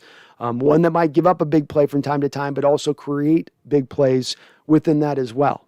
So That would be more where I'd like to lean, but they are always going to play the zone. That is their bread and butter as long as Coach Carroll is here. I don't know if he's a guy that has any sort of interest in playing very much man. He might sprinkle it in over the course of the game a little bit, but you'll always play a predominant amount of zone. BD boy, Nick Foles laughing out loud. Hawks couldn't even end their season with dignity. All the people back to the preseason that said last year was a fluke were right. First to worst, laughing my ass off. Adam Barney, see how fast they turn on you, Russell? What happened to Dangerous?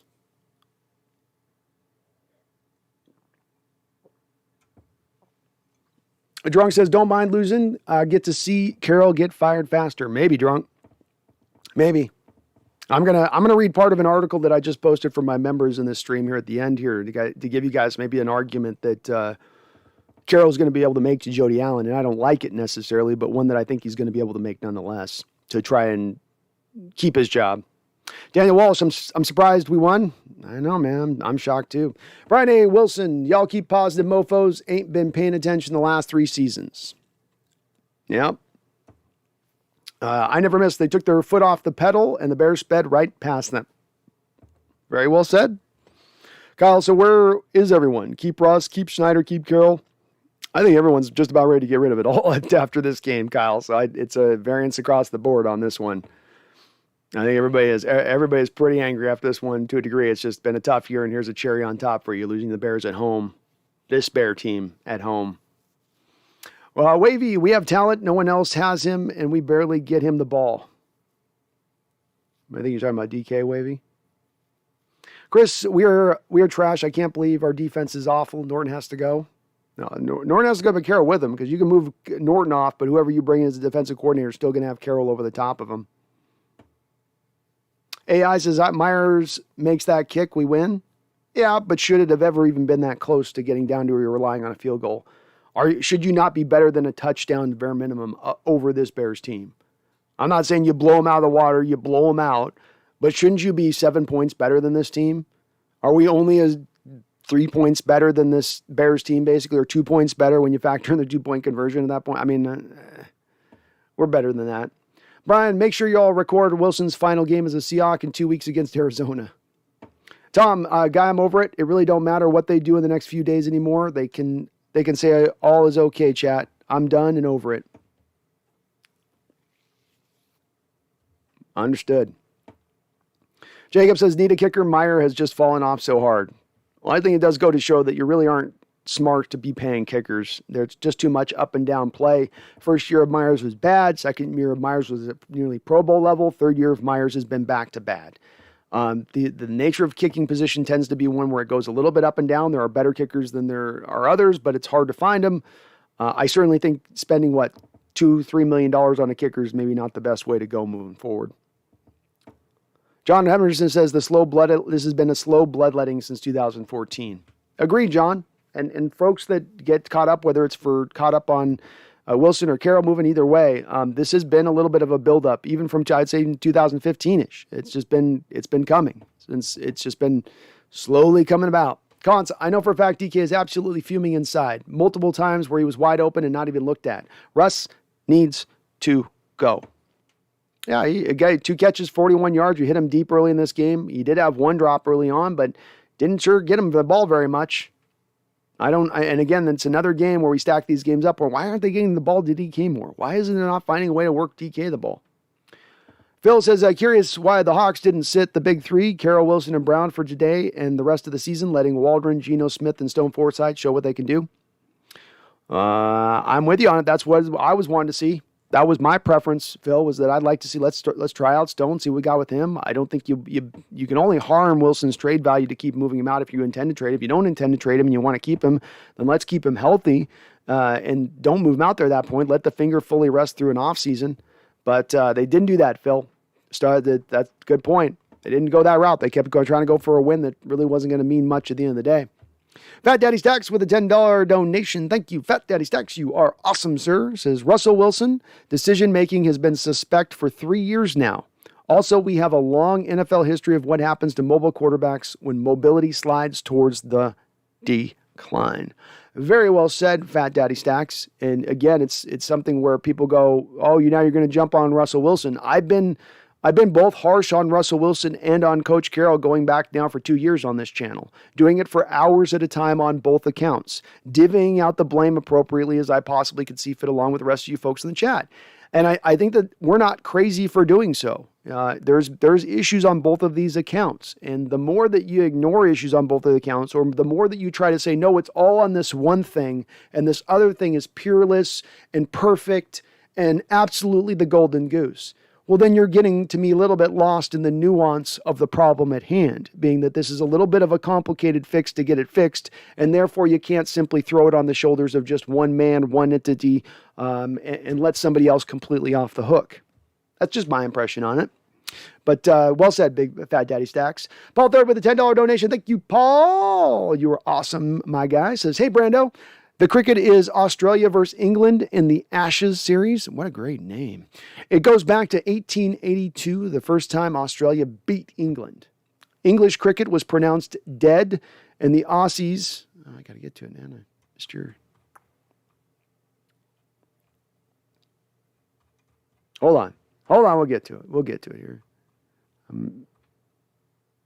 And the Aussies, English cricket was pronounced dead, and the Aussies scattered the ashes. Oh, nice. Wow, that was a hell of a travel in 1882, Paul. You would have had to come up from Australia all the way back up to England to play that match. You want to talk about a hyped up match at that point. Weeks in a boat, just thinking about what you're going to do on the field. That's awesome, though. That's a cool name. I like those kind of names, you know. The Ashes. It's kind of epic. Steve Cunnington. Thank you for Steve Cunnington for subscribing to the channel. You're awesome for doing so, and I really do appreciate it. A lot of new subscribers today, a lot of donations. You guys are awesome, but you guys are always awesome, so that's not surprising. You guys are always bringing it. Sam Krellin, guys, I'm thinking long-term, what is wrong with the DK and Russ connection? And should we be worried about their future together? I would be worried about their future together right now, Sam. Their connection seems to be at its weakest going into year 3 now of the relationship between them. And usually with a quarterback receiver, we'd be expecting to see more of a Aaron Rodgers, Devontae Adams-like connection between these two guys at this point. And it's backsliding in the other direction.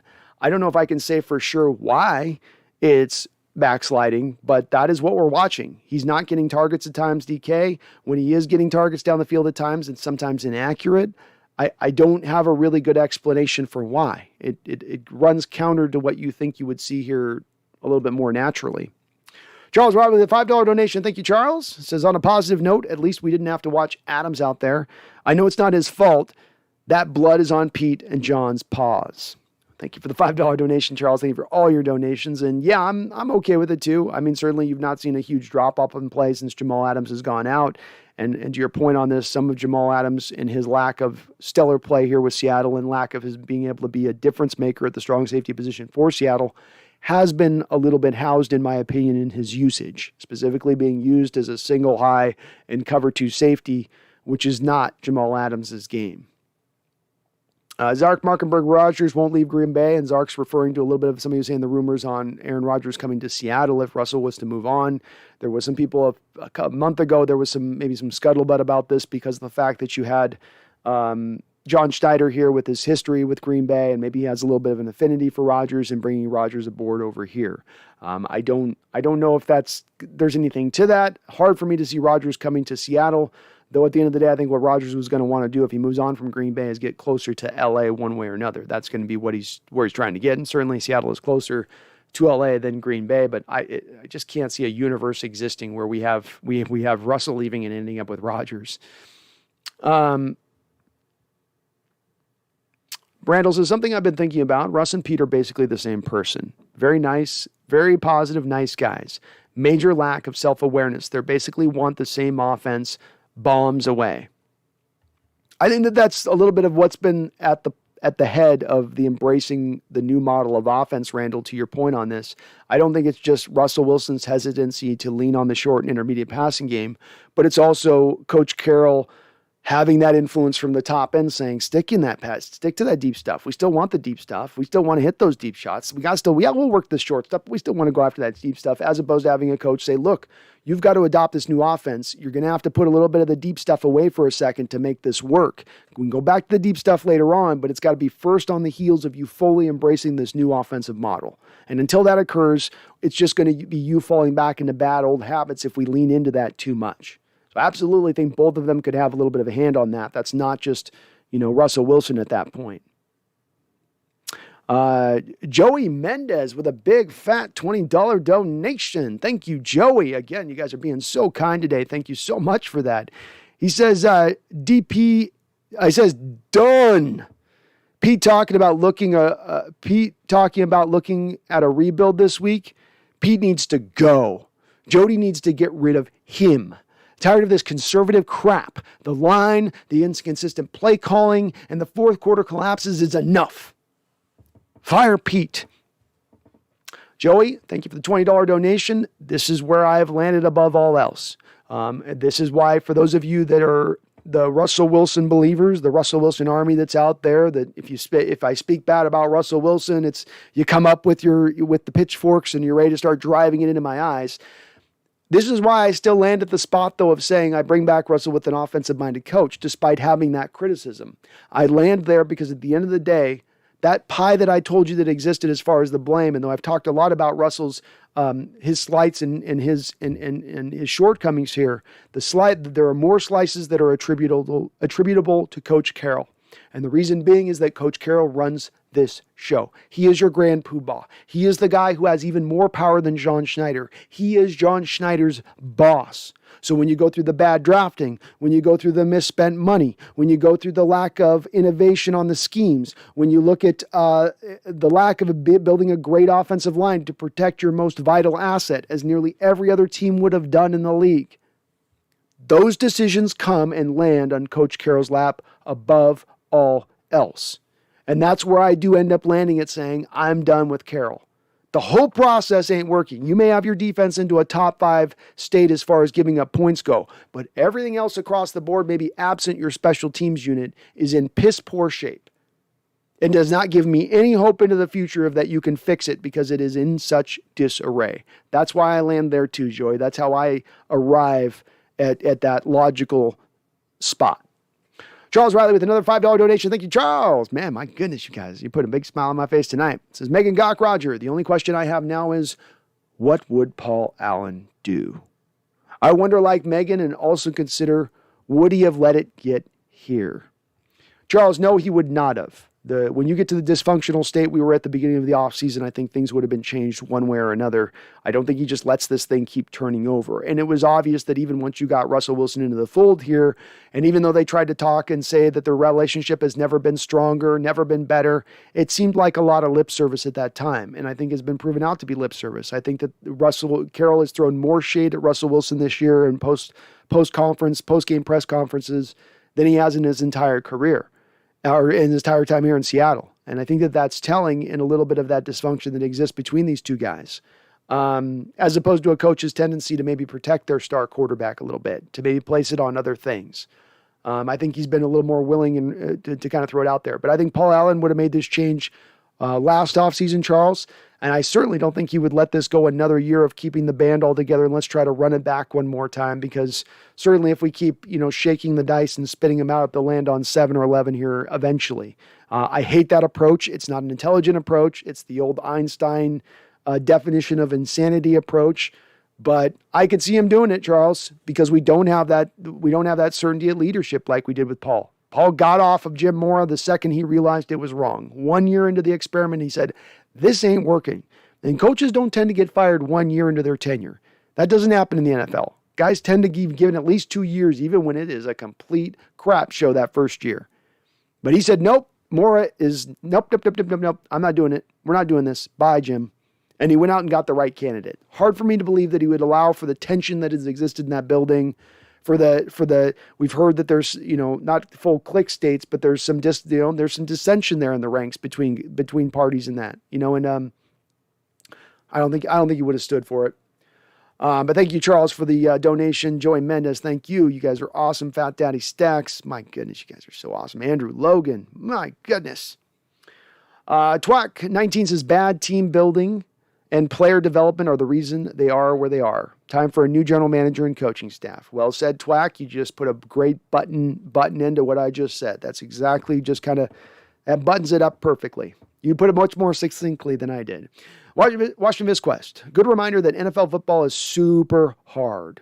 I remember when Meyer had his Pro Bowl season after we released him. It was like, what were we thinking? Now it's like, we were thinking signing him? Van Turner, Aaron Rodgers ain't stuff. Same amount of Super Bowls we got. Yeah, I mean, Aaron Rodgers doesn't get me super excited either, and he's getting to be very old. So I don't know how much he's going to have in the tank going forward either. A guy with some lower leg injury history getting into his 40s, you do get a little bit worried about that. Boom Shakalaka says, who's going to fire John and Pete? Jody Allen? I don't know about that. Has anyone seen or heard from her before? Well, supposedly she's at every game. I don't know how much there is truth to that, Boom Shakalaka. Supposedly there was an article that came out a couple weeks ago that she's way more invested than some people in Seahawks land think she is. But I'm still a little uncertain as to where this really does shake out with her as far as her commitment level, or it's just easier for her to say, John and Pete, you keep doing what you're doing. Because don't forget about this fact, folks. To move on from John and Pete probably is going to cost Jody Allen's going to have to write an instant check right off the gate for probably somewhere in the neighborhood of about $60 to $65 million just to move off of those two guys. Then she's got to hire a new coach, which she's got to pay more money on top of, and a new general manager. So, does she want to make a change so bad that she wants to write essentially a $75 million check at this point in time? That's also a big part of this key. I know she's got billions and all of that. It's easy for us to spend other people's money, but that may be also a part that factors into this. John Ruiz says, not decided about watching the next game. Need to keep my blood pressure down. Fair enough, John. I get it, man. I get it. Not for sale. Since the Legion of Boom and Beast Mode left, we've been an average to mediocre team. Yeah, I think we've been a slight above average team, not for sale, but that's not that far off of average. And being in that slight above average, I think has tricked people in their mind, because now you can call yourself a consistent winner. And now you can say, well, you as a team have been doing really well. And now this is the first year you haven't done well. And you guys are all jumping off the bandwagon. How dare you? But it's like, no, you've been a little bit better than average for now about 6 years. A little bit better than average. And at no point were you ever a team that was challenging as one of those truly elite teams in any one of those given years over the last 6. You were a one-and-done playoff team. And while that's better than being a mediocre 8-8 team, while that's better than being a 4-12, 4-13 type team, that still isn't a team that's pushing for even conference championships, right? I'm not talking about Super Bowls. I'm just talking about just getting to a conference championship. And you're not even getting there right now with this last 6-year period. And again, people can go, well, that's a lot to get to the conference championship. Only very few people ever get there. Real? Since 2017, you got 13 of the 17 teams in the NFC have made it to the conference championship. 13 out of the 17 teams in the National Football Conference, our conference, have made it to the conference championship. Are the Seattle Seahawks one of those teams? No. You're one of the 4 teams who have not made it to the conference championship since 2017. Is that a consistent winner? Is that a consistent good team?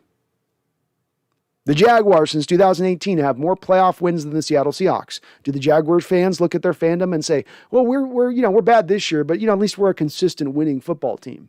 No, they don't. So we can't dress this up falsely from what it really is. And you're absolutely right on that, not for sale. Seahawks Network, Rodgers ain't stuff. He's reigning MVP and MVP frontrunner. What's Russ right now, huh? Yeah, I mean, I know where you're coming from, Melvin Turner, as far as loving Russ, but Rodgers has been vastly a better player than Russ as far as and again, Russ is a great player, but Rodgers is putting up MVP seasons. He's got MVPs in his back pocket. He might get another one this year. I don't like Rodgers. I have to say this through gritted teeth, but he's playing better than Wilson in that respect. And maybe it's just that Rodgers has a great offensive line and Russell doesn't, and that's the simplified reason at the end of the day. They're running basically the same offense, so you can't blame it on that. I mean, Russ technically has better playmakers to throw to than Rodgers does, so even if Rodgers has a better offensive line, he's still overcoming a lack of playmakers on the outside and still being successful within it. But yeah, he's probably going to win the MVP at this point. Zenobia K. Dithers. How you doing, Zenobia? Says, dink and dunk does not require a $40 million quarterback. What requires a $40 million quarterback is fourth quarter magic to turn Pete Carroll losses into W's. Well said. Well said. I think the dink and dunk is more just this is the offensive approach you've brought into play. I mean, a West Coast offense is a little bit dink and dunk in the nature of what it does a lot. But I still agree with you. If you're paying, I think to your point on this, you pay a quarterback this amount of money. I'm not paying you for what you did in the past. I'm paying for what you can do right now. And right now, we need you to be a difference maker at the position if I'm paying you that amount of money. I have a $182 million cap this year. I'm giving you $40 million of it. You got to be a difference maker. You can make every excuse in the book as to why he's not getting it done, but that's kind of the bottom line on it a little bit. Megan says, beyond annoying that I not only got up early for this game, but that I could have been watching the cricket as is my tradition instead. Yeah, it's understandable. Freddie Kitchen says, let Russ cook. We got the former Cleveland Browns coach in here. Zarek Merkenberg, what really sucks when your team sucks is no good free agents will sign a bad team. Seattle's going to have a rough 5 to 10 years. I don't know. I don't know about that. I think free agents go where the money is best. And if you're willing to pay more than somebody else, you're going to sign that free agent. I don't think that there's been a lot of free agents recently. If you look across the league at who gets signed where, Jonnu Smith got $44 million. Was somebody else outside of the Patriots offering more than that? Does he want to go to the Bill Belichick team? They spent $300 million this offseason in free agents. Do you think those guys really wanted to go to New England and play with Mr. Hardass? Or is it that they were offering the most money? They had the most money to spend, so that's where they went. And it wasn't like the Patriots were coming off a winning season. No more Brady. Indeed, that was looking like maybe they weren't going to be good for a bit of time, unless you just trusted the Bill was going to get it back to right. But I don't think that those teams thought that they were going to, those guys that signed with the Patriots thought they were going to be good this year. They were just going for the most money. So I think, what is it? Money talks, BS walks. At the end of the day, you offer more, you bring them in. And at the end of the day, you're sitting right now with the 10th amount most of cap space moving into next offseason. And that's before you've made any sort of decisions with Russ, with Bobby Wagner, with LJ Collier, etc. I.e., what was your ability then to create even more cap space to then be able to beat whatever team is offering out there for a given player, to beat their offer, essentially.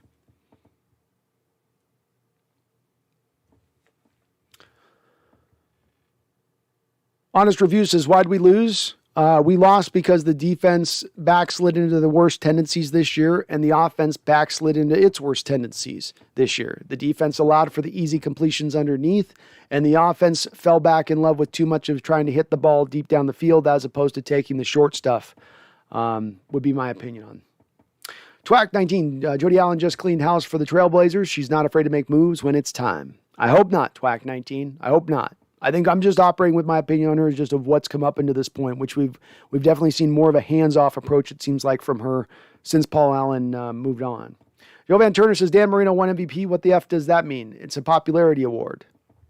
It's not just a popularity award. It's also a productivity award.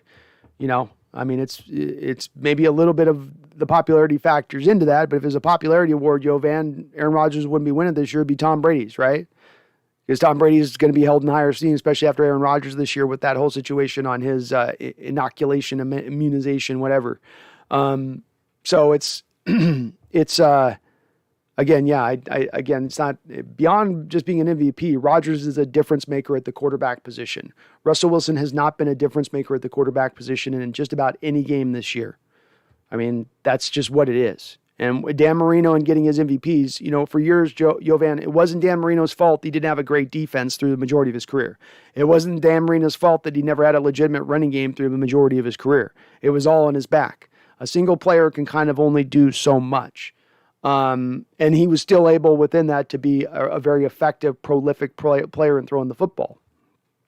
Zenobia says, what good quarterback would want to come to Seattle and play for an offensive micromanager PC? I don't know if it's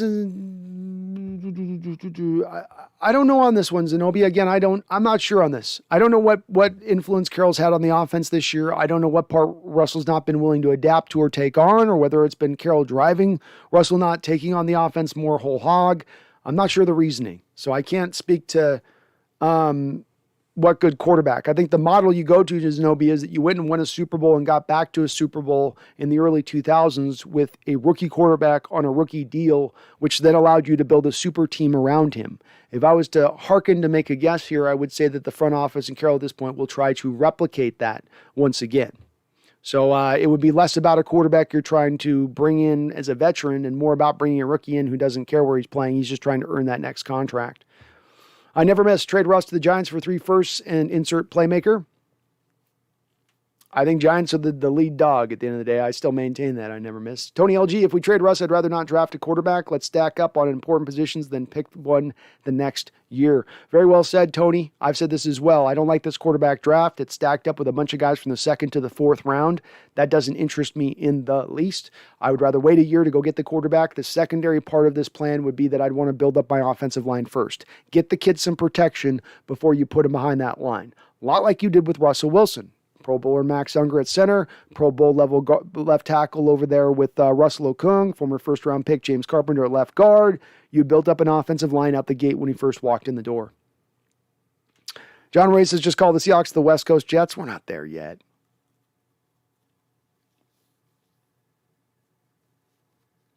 Liz Hendricks says, I'm really tired of Carroll's Bull, and Russ finally admitted he was hurt. He always says he's fine, but is avoiding the question. Yeah, and I maintain, Liz, this is part of the reason that it should have happened weeks ago where Russell should have been kind of left on the bench, not because he's just playing bad, but because he's playing bad while trying to fight through an injury. And it's not doing the team any favors by him doing so. He's not helping the offense out there playing like this. It's great maybe for pride. It's great that show how tough he is, but it's not actually helping you in the wins and losses, much less helping you sustain drives, which we may have gotten with a little bit more of Geno. Geno wouldn't have been prolific. Geno wouldn't have been amazing. But could Geno get you a few more points, for instance, in that Green Bay game where you couldn't score at all? Could he have gotten you a couple touchdowns against that Packer defense? I'm not sure. I don't know. It's a worthwhile question, though. Seahawks Network says you're flat out wrong if you think Rodgers ain't shit and Wilson is better. You're living in the 10s and in denial. Grow up, man. Well said, man. Well said. Megan says, as one who has done the finger injury, I'm not sorry to say I told you so. Yep, very much. Zark, you were on this, Megan. You were our forerunner on the mallet finger, no doubt about it. Zark, you guys should pray for losses at this point and for better draft picks. I can't pray for losses. It's just not in my soul. It would be going against my religion to do so. Megan, do we know where we'll be picking in the draft yet? Not yet, Megan. Not decided until the final game where our draft position will be, but probably heading for top 10 in the 2nd round and 3rd round, 4th round, 5th round, etc.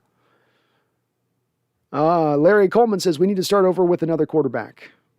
We're probably going to be there, Larry. I'd say that's where this is heading to. Above all plans that are on the table as far as change goes, I think the most likely change that's coming down the track at this point, and this is not me saying it is what I want, but what I think to be what's going to happen.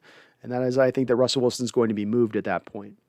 Adam Barney says the area of the Seattleites leads to rain and 12s with extra feet and hands. Cowboys are number 1. What's up, my guy? Good to see you. He says, I looked up straw man because I didn't know it. I understand now. Sorry, I'm from Fresno, California. Laughing out loud. Yeah, there's you sort of learn this as you look into, I don't know where, a few years ago I looked into this where you start to learn about how people make arguments and debates and stuff. And, there's ways people debate. People will use ad hominem attacks. But I think the most prevalent way of people debating each other online is to straw man. You have your opponent across from you, and rather than letting him determine what it is that he truly does believe, you straw man him and paint him up in this way of and you want this, and you think Russell Wilson's horrible. Like somebody would listen to what I've said through this stream, and they'd say, you just think Russell Wilson's the worst player ever, that he was never any good, that there's no way he can ever be a winner again, that he just sucks now, and that's just what you said. It's like, wait, no, that's not what I said. That's somebody straw manning my position in order to slay. It's an easier beast to slay, right? Because if they actually speak in my position with the nuance that I try to bring to it and the detail I try to bring to it, they can't straw man. They can't simplify the argument down to a one-sentence approach. It takes more than that. And I do think it's one of the common ways, and you're always going to win that battle. Whenever you straw man the opponent across from you that you're debating, you're always going to win that fight because you're not being honest in what their true position is. You're falsifying it so you can win a debate rather than having a true back and forth about two different positions that might be in disagreement of each other. And to me, that's where it's less interesting. It's more interesting to have discussion where you have two parties that are disagreeing, but they're being intellectually honest from their position, and they're doing so with the opponent across from them. I might disagree with you, but I respect where you're coming from, and I'm not going to mispaint what your position truly is. It's the most important part in coming to a debate, in my opinion, because it's so prevalent in the way that people argue this stuff, and I don't get why necessarily. And thank you, Charles. Always like the chat that you give me a $5 donation so you can get Megan a note there that she'll catch. I appreciate that. Charles coming with another $5 donation, says, Brando, if you could please break down the whole no quarterback has ever won a Super Bowl with a certain percentage of the cap in their compensation, what is the magic percentage? Yeah, I can actually. Let me see if I've got the data here. I thought I had it saved somewhere at some point. I'm going to go track it down for the next stream to give you exactly the old data on this, because I saw it broke down by somebody in the past here, and I had it saved as a screenshot, and it's gone somewhere else. But yes, so here's the breakdown is. Take the last 30 years of data. I want you guys to go since 1990. Okay, this is stark data. This is important data. Just stay with me on this.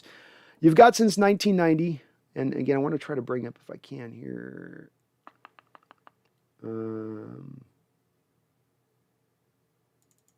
There we go. Some Streamlabs stats I was going with here. I'm trying to see if I can find it because I thought I had it somewhere here. And I don't, of course. I don't. So I don't have it up here, but I've looked at the stat before, so I'll go off memory with this, Charles, to put this through. If you guys look at the last 30 years of the NFL, has had a salary cap. It's right about 1990 or so you had the salary cap implemented. Over that time period, okay, over that time period of 30 years of data, 30 Super Bowl winners, there has not been one Super Bowl winner who has taken up more than 15% of the salary cap and won a Super Bowl. Not one at all in 30 years, okay?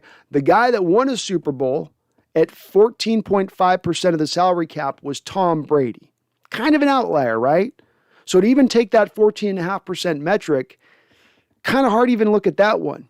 And when you go behind him, you got to go all the way to Steve Young in 1990, taking up, I believe, 8 to 9% of the salary cap is to find the next highest on that list. If you look at Mahomes, for instance, the first year he won a Super Bowl, I think he was costing him like $1.5 million or something. He was taking up like 1.2% of the cap or some sort of thing. Even last year, with his new deal that Mahomes had in place, he was still taking up like 3.4% or something like that of the salary. So when you ask, what is the magical number? The magical number is having a rookie quarterback on a rookie deal. That's how you get to go and win a Super Bowl. And people can go out there and the argument they want to make to me, they go, well, if Drew Brees just didn't have some bad calls go against him, and you know, if Matt Ryan just didn't have that epic collapse go on. And my counter to them is this: it's 30 years of data, and you don't have even one exception to my rule. I have 30 years of a rule of thumb that you don't even have one outlier for.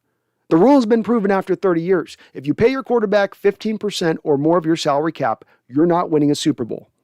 That's the way this has played out. Maybe this year will be the year that it breaks all the rules, where Aaron Rodgers becomes that outlier. And certainly there will be one year that comes along where a player is making more than 15% and wins a Super Bowl. That will happen at some point. I admit that. But then does that mean that's a rule of thumb when that happens?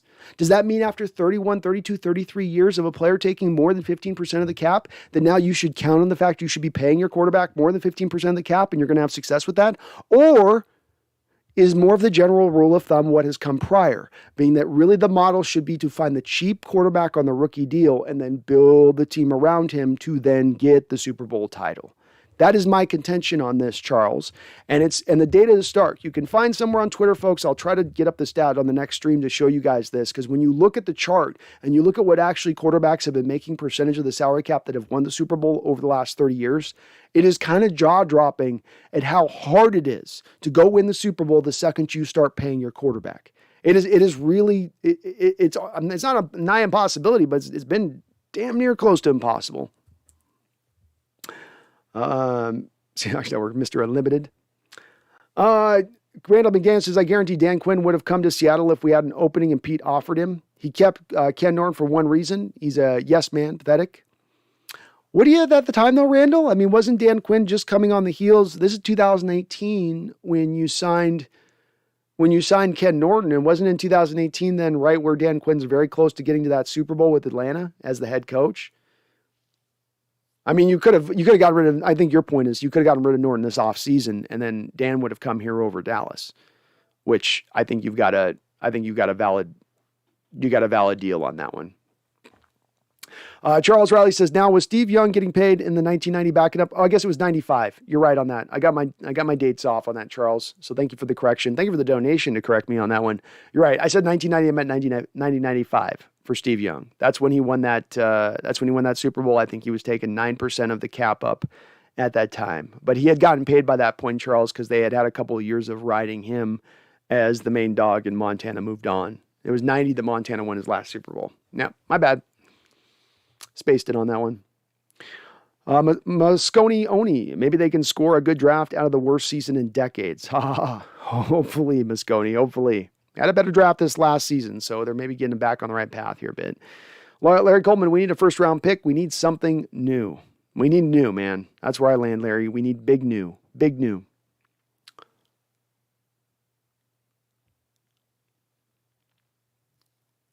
Cowboys are number one. I'm really sorry for being from the Fresno. Well, it's not Bakersfield. Cowboys are number one. So if you said Bakersfield, I might be a little worried, but I can at least deal with Fresno. Larry Coleman says Russell Wilson is the problem of the team. I don't think he's the only problem. I think there's a variety of problems. Punch in the eye. The Seahawks are in a rebuild mode with no draft picks. Well, no first-round pick this year, but you do have something to build off of. If you go to rebuild mode, if you're going to move on from Wilson, you're getting draft picks. You're getting first-round picks. Not that I want that to happen, but that would be a method to get those first-round picks. I do believe they have 2 fourth-round picks in this upcoming draft. You have your second, you have your third. They will be high selections. Average Brendan Nelson fan says, Bobby looks slow today, missing tackles, giving up first downs. He is too old. We should let him go next year and give Brooks a chance at middle linebacker. I'm okay doing that. Bobby's carrying a significant portion of the salary cap going into the future, and you can save $16.75 million by moving off from him after this offseason. It's hard to do this with Bobby because he just set a tackle record for your Seahawks. He's going to be an all-pro in this league again this year. He's still playing at such a high level, but you have his heir apparent in Jordan Brooks playing out of position, playing decently well recently out of position, but will be at his most comfortable at middle linebacker. And that $16.75 million could just go to other places to make the team so much better in other aspects, theoretically speaking. So I'm pretty much in agreement with you on that. I think that there's going to be a move to be made there with Bobby. If not a moving on from him, probably some kind of restructuring. Megan says, can we replace Myers with Dixon as a kicker? Couldn't be worse, Megan. As I said earlier, couldn't be worse. Punch you in the eye says, such a cartoon joke of a franchise. I don't know if we're the cartoon jokes, period, right? Like Detroit Lions are a cartoon joke of a franchise, maybe. You know, Cincinnati Bengals have been a cartoon joke. I don't know if I'd put the Seahawks in that category off this season. Maybe this year. Merck says, Russ is not the sole problem. Name a quarterback that could be good in this S of an offensive system. I mean, the system's been as successful with other quarterbacks. So, I mean, the system has worked with other quarterbacks. Now, why isn't the system being implemented? Some of it, there's a lot of reasons for it.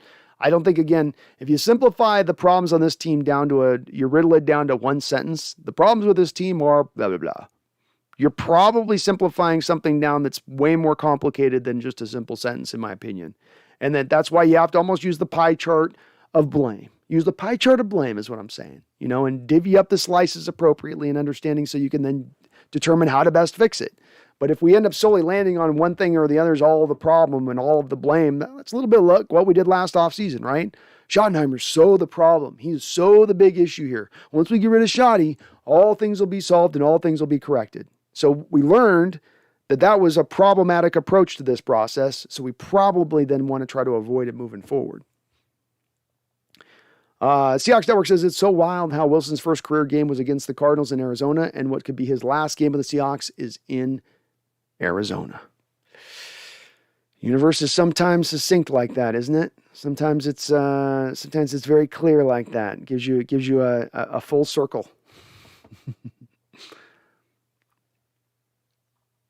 And again, I am behind on the chat. If you're new in the chat, I do try to respond to everybody in the chat. So that does put me a little bit behind. I try to get to everyone on this, so bear with me. But I will be trying to roll through here on this. Try to keep on cooking through here. Kyle says, do y'all think Russ is throwing games to prove he's right that he can't win in Seattle? I just don't understand how you don't get your up and coming receiver more than 2 catches. Shaking my head. I don't think he's going in the tank. That would hurt his trade value. That would hurt the potential teams that want to come get him.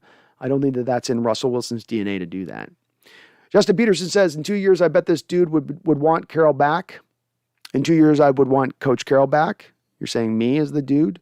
No, that's incorrect. No. Not going to happen. I've taken a while to land at this stage. I didn't land at it overnight. John says, get rid of Snyder, Carroll, Ken Norton, and the Scouts. Keep Wilson one more season, then look to the 2023 draft for a quarterback. I'm okay with it. Empower Code. That's it. I've had it with this team. I'm so damn over this. I get it, Empower. This has been one of the more frustrating seasons to watch as a Seattle Seahawks fan, and maybe the most frustrating when you really factor in the expectations. When Moore came in, you knew you were changing over new coaching staff. It was the end of the Holmgren era. Walter Jones was getting old. No more Hutch. No more Sean. Receivers were getting old. Your defense didn't have a whole lot. It was understandable why that team wasn't good. Or even in 92, coming on the heels of Chuck Knox's era there. And you need to do kind of a rebuild back in that stretch of things too. Understandable there. This has been a little less understandable in your fall from grace, and which makes it that much more infuriating. Understandably infuriating, to your point on that. Merck says, if Pete is able to save his ass after this BS, I'm gone until Jody sells the team. I'll never be back because it's going to be the same S over and over and over and over again. I get it, Merck. I get it. I'm going to be equally frustrated with it. I'm not going to sell out on the team. I'll still be watching. I'll still be talking about the Seahawks, but it will frustrate me along with you on it. Sam Krellin says, if one was to leave Seattle, would it be Russ or DK first? Probably Russ right now, Sam, is the more likely. Ryan A. Wilson says, DK is an elite athlete, just not an elite wide receiver yet. I don't know. I don't know if I agree on that one. I certainly think there's some things he can clean up in his game, but I think he's been really good still within those things he needs to clean up. I do think as well as sometimes he gets ignored on the football field by the quarterback. Shaw Adams, do you think that they should intentionally throw for a good draft pick? I don't know that I'd say I'd intentionally throw for the draft pick, Sean, but like what I would have done after you lost last week and you're mathematically out of it and it doesn't gain you anything by winning any more games, I would have probably gone to Geno and rested Russell with his finger. I would have gone with Stone Forsythe over at left tackle. You know, I would have done some things to bring in some young guys at that point a little bit more, where I could. You don't have a lot of places you can do that in, but I would do it where I could to see what you kind of have there. But they're choosing not to go that approach. But I can never intentionally throw, but I certainly could have put younger guys out there. Give them a chance and see what you got in them. Merck says, what effing bandwagon? I'm not a brain dead fan. I'm not sitting through another season of BS. You can keep your loyalty just like a blind dog. Yeah, Merck, I agree. I think you responded to somebody in the chat on that because I, of course, would never call you a bandwagon on my side. I can't begrudge people not wanting to watch bad play or watch a problem that's presented itself over the course of years again and again and again and again and continues to seem like it's going to show itself into the future. You can't hold a fan's feet to the fire for that, saying, I don't want to watch that. And until that changes, I'm going to check out. That doesn't make you a poor fan or make you anything disloyal. That makes you assessing the situation for what it is. And we only have so much time in this life. We only have so much free time in this life. And if I'm going to want to watch something, I can watch something fail, but I'm not going to watch something fail over and over again for the very same reasons. That's going to challenge any fandom a little bit. And that's what's been going a little bit on with this team over the last couple of years. You can point to the bottom line wins and losses, but look past the wins and losses a little bit into the fiber of the team itself. Ground Knox 83, referencing bad teams, Flores, 2019 Dolphins, Reed's 99 Eagles, this year's Detroit Lions. They est, but threw everything out there, fun to watch. I can't switch because Seahawks for life, but why? Adam Barney, DK will leave first because right now he can make a team and fans rich with value, unlike those Hubbardbirds. John Reyes, they don't need to intentionally throw as they won't get a first-round pick anyway. The Jets get it. There we go. Very well said. Megan got Roger with a $3 donation. Thank you, Megan. I appreciate it. Says, B, I forgot to tell you. Got a large and funky coming. Hell yeah, Megan. I love it. I might have to get one of those myself, Megan. I might have to snatch one of those myself. I was in a Seahawks shop the other day and I didn't see a large and funky in there. I would have been jumping right on that, but I might have to spring for that.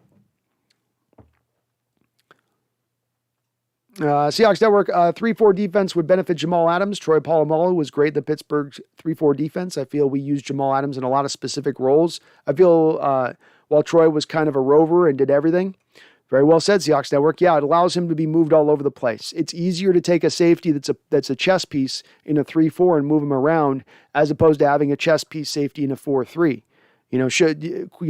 Quick go through your mind. Who's the last 4-3 chess piece safety that's been great in this league? They don't really often come along. You have usually it's those 3-4 guys, and it's because you can never tell where they're coming from, and you can move them everywhere. Rover roll is the best way to kind of put it, I think, Seahawks Network. It sort of puts you in that middle ground between safety and linebacker. But I agree. Part of why I'd like to go to the 3-4 attacking has to do with just some of it being a philosophy change, going from the bend but don't break defenses to going to more of the attack-based defenses. But then some of it as well as you being able to better recoup some of the value you already have still invested in Adams, a guy who you can't move off of yet this offseason.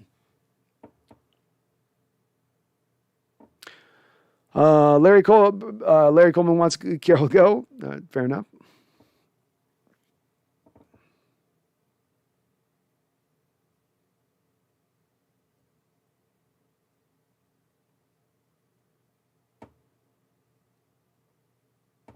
Zark says, but how would you rebuild without the picks you get from trading Russ? Well, good point, Zark. Some of this has to do with if Russ stays and I'm keeping Russ and I have an offensive-minded coach, I'm building around Russ. At the head of that, then in my priority list is then addressing the offensive line and making it a pass protect first offensive line as far as instead of a run first offensive line, which you've been for the past 10 years. That I would do by assets. So we have the 10th most amount of cap space right now. I would probably move on from Bobby saving the $16.75 million. This would vault you into basically top 5 in the NFL as far as cap space goes. So with top 5 cap space, can I go out there and buy some better parts to my offensive line? For instance, this last offseason, if I had this same equivalent money, could I have gotten Corey Linsley and Joe Thuney both? Because I would have that money to spend? Yeah, I possibly could have. So would I like to rather do this through the draft, Zach? Sure, I would. But I think you can do a bit of both. You could take that second round pick and look at a guy like Daniel Lele or maybe Abraham Lucas out of WSU. Bam, you got your right tackles taken care of. You go sign Teron Armstead, a free agent from the Saints, who are not going to have the money to be able to re-sign Teron Armstead back. Bam, you got your left tackle taken care of. Now you just need to go find your center position. So I would argue that it's something that you can address, Zach, and that yeah, you're not going to accomplish as much of a rebuild without the draft picks, but there are other ways to accomplish that if you have the cap space on the other side of it, as we saw with the Patriots this offseason. Certainly Mac Jones and his level of playing, coming in and doing what he's doing, has been great. But they also spent $300 million in free agency, which is also what helped turn around that New England football team this year. So it's a little bit of a misnomer when people say you can't go out and spend money in free agency to turn your team around. That's being proven a little bit less true over the years. That used to be more of a rule of thumb. It's less of a rule of thumb now.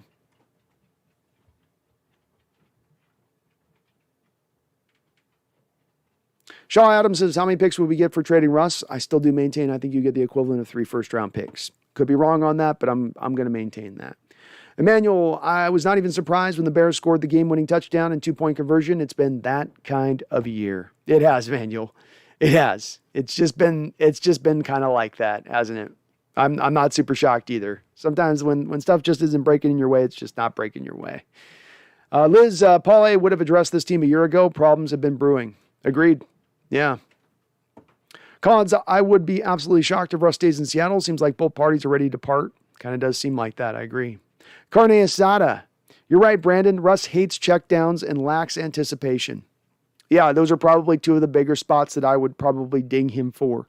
And 2 of the things that are most reliant on embracing the West Coast offense.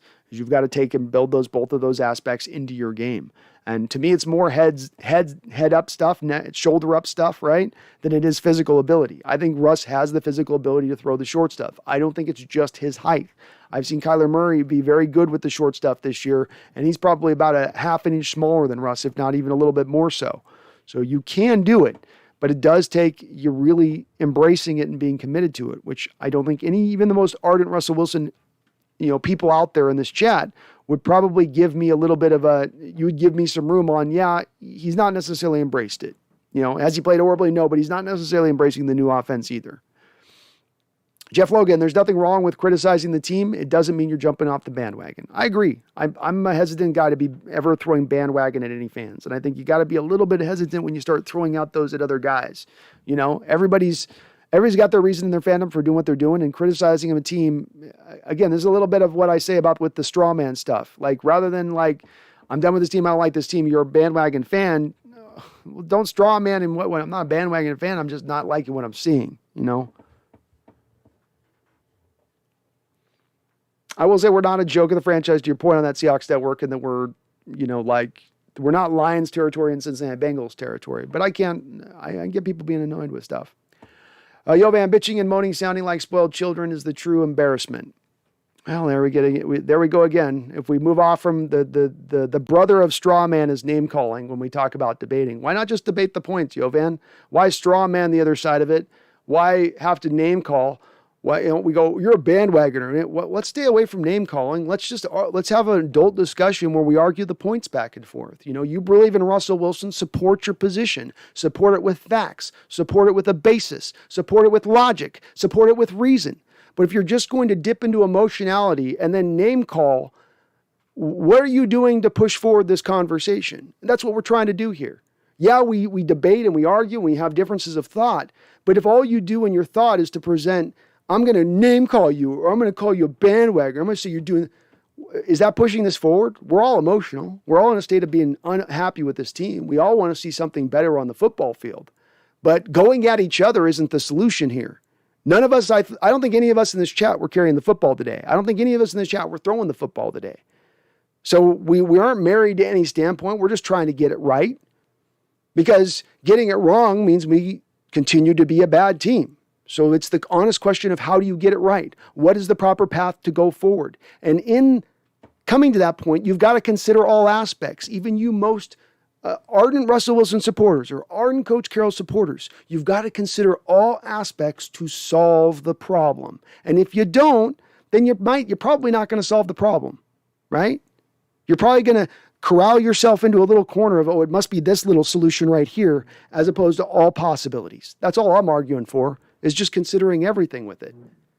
But I don't think it makes you a spoiled child to look at this season and say that was an awful football team out there on that football team that grossly underperformed from what they should be.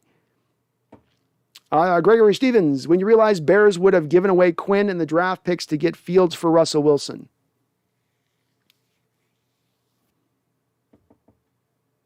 I don't know that they would have done that. So there was at no point in time that Robert Quinn was ever considered a part of the package. It was Kyle Fuller, Akeem Hicks, and 3 first-round picks was as high as reportedly the package ever got for Russell Wilson for the Bears. But you're right, we could have gotten Fields if we made that trade. Kyle, I blame Sierra for all this. If Russ leaves to New York, he'll play worse than he's doing now. Go for it, my man. Standard champion, only reason we don't see guys fully quit on the field is because they are all playing for the next contract this offseason. Could be true. Audie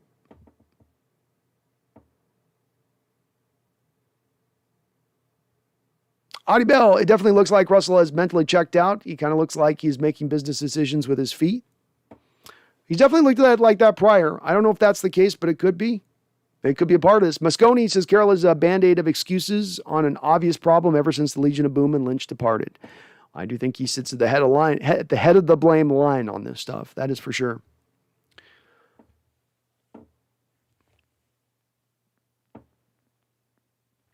Doubt greatly that I'll be getting up early for the next 2 weeks, says Megan. Not sure my mental can deal with it no matter how much I love this team. I can't blame you, Megan. So I know where you're coming from on that, and that may just be the way that this does break for a lot of different fans. So I was surprised we had 300 people up in the stream today, so that kind of blew me away on that. I figured there'd be a lot of people already kind of checked out, but it's great to see. And one more reason that I can see we don't have bandwagon fans here in Seattle. If we had bandwagon fans, I wouldn't get but 20 people watching my stream today.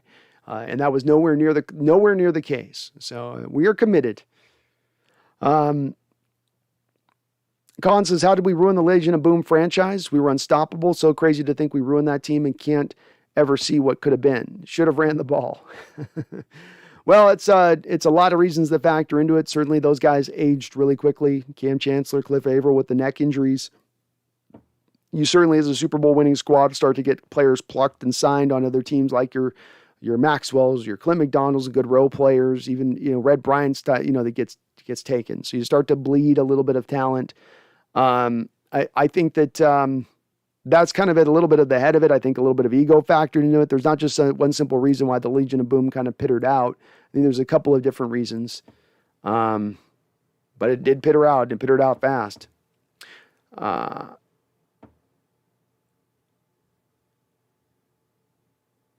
Tom Cox, I get the feeling that this was the most pathetic team I've seen since 2008. This team lacked depth and talent. I'm done with the mediocre talent and unintelligence. It's fair enough. And yeah, this is definitely the worst since that year. And it might be one of the worst that we've seen in just about my lifetime as a Seahawks fan. Might have to go to like the early 80s to find, and at least those teams would run trick plays every game to make it fun. Ramon says, Russ didn't throw any INTs today, but he should have thrown 3. 2 were drops by Chicago's D. Bench him for the rest of the season. Had no business losing today. I am disgusted. Well, I'm glad to see you on that. And Ramon, I'll give you some credit here because, again, I know, and having had some discussions with you in the past in the chat, in the comments section, you are a very big Russ ardent supporter. And I think that it is telling. And then when I say ardent, I know you're ardent. I know you like the guy. I know you thought a lot of him. So for you to land at that point, and again, it speaks to your ability to be intelligent and not just be married to a position, but to take in new data and adjust with that position. But well said, Ramon. Very well said. And I don't know if 3, there was definitely 2 shots. There's one to the DK Eskridge that was right there. Should have been a pick, but Eskridge broke it up. And then there was the one to Tyler. I'm not sure on the 3rd one, but there might have been one in there. There was a 3rd one that could have been picked. Bleed Blue and Green, Merry Christmas and Happy New Year. Happy New Year to you. Another one of my OGs on the channel. Good to see you. Merc, not my fault. He twisted my words. It's all good, Merc. So Merc, Seahawks Network, let's do a peace offering here, okay? Let's keep it peaceful. Everyone's a Seahawks fan. No, everyone's all in. We'll bring the talk down on this. This isn't for us today to go at each other. We should be going at the team today after this game. We should all be together in lockstep. Yo, Van Tanner, you guys killed me with this Legion of Boom crap. Richard Sherman came up with the name and the media ran with it. There are plenty of quarterbacks who benefit from a great defense. You guys killed me with the Legion of Boom crap. Richard Sherman came up with the Legion of Boom. Okay, well, I mean, Yovan, first thing is that you're wrong in the first middle part of your post. Richard Sherman did not come up with it. It was come up with by Cam Chancellor when he was having a 710 Cairo interview with, I believe even it was Michael Gray and Dave Wyman. And they were asking him about his weight, and he said that he was down to 225, but he didn't want to lose any more weight because he still wanted to bring the boom. And the Legion of Boom was built out of that name from that time. So Richard Sherman had nothing to do with the Legion of Boom name. Yeah, there are a lot of great quarterbacks that do benefit from great defenses. Look no further than even Tom Brady last year having benefited from a great defense. But you know what Tom Brady did last year, Yovan, and you know what he's done over the course of his career? Take a discount. Do you know what Patrick Mahomes did last year? The same guy that also got to a Super Bowl last season. You know what he did last season? Take a discount. Do you know what Russell Wilson's never done at any point in time over the course of his entire career, but has in actuality gone the opposite way? Never taken a discount.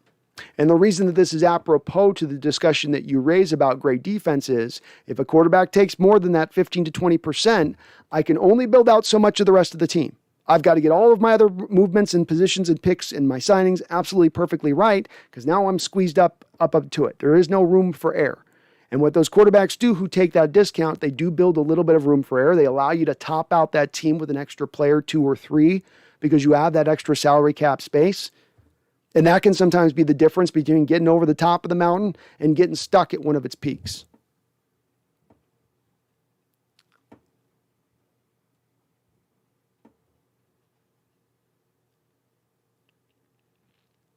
Ramon says, I don't know what's wrong with Russ, but I am pissed. I'm with you, Ramon. I'm not sure why it's gone like it's gone on this. I'm surprised that there's been a reticence on his part to adopt into this new offense. I thought there would be bumps in the road. I thought it would take a little bit of time. But the fact that the commitment level has never increased over the course of the season, or that the growth within that commitment has increased over the course of the season, that's the part that's dismaying and making you wonder if he can fit into this type of offensive scheme. There is an argument to be made here where maybe Russ needs to be in what he was great at through the first 9 years of his career, which is a power-based running attack that forces the opposition's defense to bring the safety into the box, which then creates the single high safety look, which now removes the cover 2 shell, which then allows Russell to go back to bomb city. That may be the offense that he has to operate in going forward to be effective.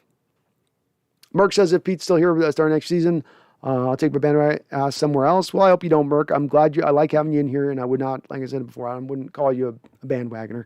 Gox 2022 says festive sweater, nice. Yes, Brandon. Rodgers is a jerk, great quarterback, but a jerk. Yeah, he is. He's a prickly personality to deal with, and I'm glad you guys like the sweater. Rocking out on some little festive Seahawks sweater here. I gotta bring up the sweater game on Christmas. You know that. Tom, I can't look at this season and say Seattle is a consistent winner. A consistent winner goes to Super Bowl. Consistent winners use players' talents, not force players to do stuff that isn't comfortable. Yeah, the consistent winning phrase, of all other terms that have been applied to this team by fans sort of excusing the level of play on the football field that we've received, there's 2 things that have probably most annoyed me. One would be you guys are spoiled, deal with this losing season and just take it. That one I really don't like. But the other one on top of it is the consistent winning argument that keeps being made. First losing season in 10 years and now you're out. Such a simplified way of putting it. And again, when you take this situation that isn't complicated, that's been built on the back of 10 years building up to this point, and you try to simplify it down to a 1-sentence approach, you're missing the boat. You're lost in the forest despite the trees.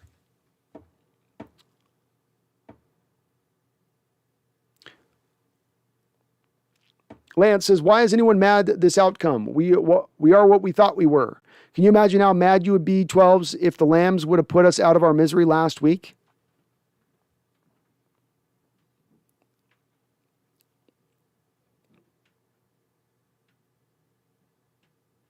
Charles says, fair enough. Russ is my broke back affair like Pete is yours. Kevin DeClerc, do Seahawks get a coach that fits their identity? Recreate the LOB, or let the coach go his own direction? Think Hawk fans will be more patient with former than the latter.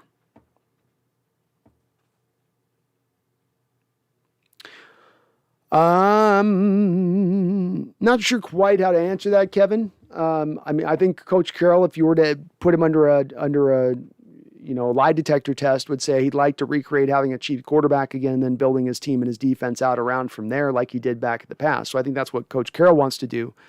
I think most of the fans, if I'm taking just a general poll, are looking at this point to move on from Carroll. I think that's where people more often than not land with this situation. Maybe it's not a vast majority, but it does seem to be at least a bit of a majority here. Megan says, are coaches paid through the cap? No, Megan, the coaches don't count against the salary cap. They're separate. Dennis, why are fans mad that their team lost a game that they could have easily won? I mean, I think literally anyone knows the answer to that. Well said, Dennis. Very well said. It's something to be worth being mad about.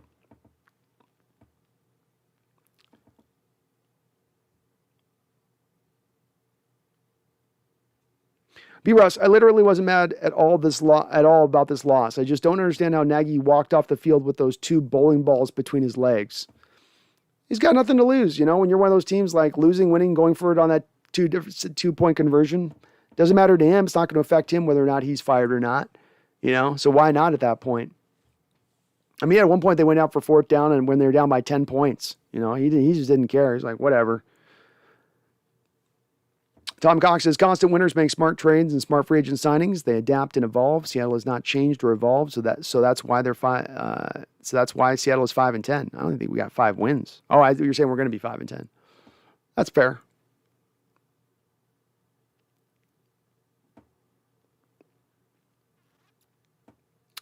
Larry says, we need Baker Mayfield. He's the answer to me. Not to me. Oh my goodness. That's far from the answer for me. Patrick Cuffle says, what do I think we should do? I think we should probably move on from Coach Carroll. I still do think we probably should build around Russell Wilson, but there's a part of me that's starting to drift and slide into the standpoint of just blow it all the hell up. Take TNT, wrap it around the whole thing, add some C4, maybe a little plastique.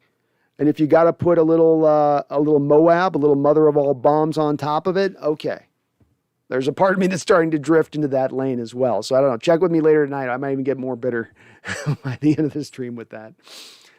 Audie says, anyone answering Dan Marino's greatness never saw him play. Yeah, Audie, again, you can't simplify things. There's times you can simplify things, but in football, there tends to be more of complication than your ability to simplify. And if you find yourself simplifying things down, you're trying to make the argument simple so you don't have to debate the particulars of it. And I think that's, and I myself am probably guilty of doing this from time to time. So I say this is a guy who debates all the time on the channel, and I myself probably find myself landing here from time to time, but it should be a place you avoid because it just doesn't make the debate any more richer. And that's what I like to get to on this channel with you guys. I love disagreement here. I love the fact you guys are disagreeing, but let's disagree without personal attacks. Let's disagree by talking to the subject matter at hand and stick just into that side of it, because that's where you drive. That's where the discussion is best driven, in my opinion. Yovan says, so Tom Brady benefited from great defense and best field position, and all means nothing just because the defense didn't have a name.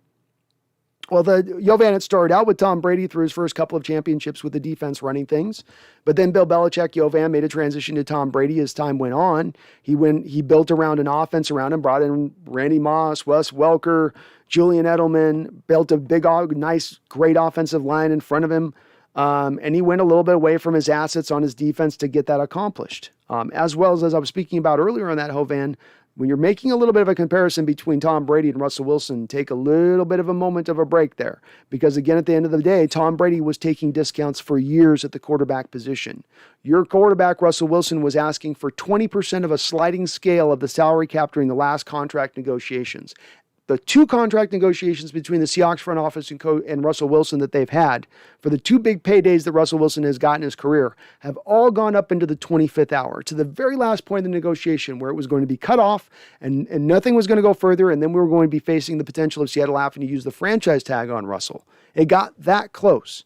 So on one of the scale, you have a quarterback who kind of gets it and understands, like, if I'm taking more than 15% of the cap, the 30 years of data tell me that I can't win under that mold. So maybe I need to take less than 15% of the cap.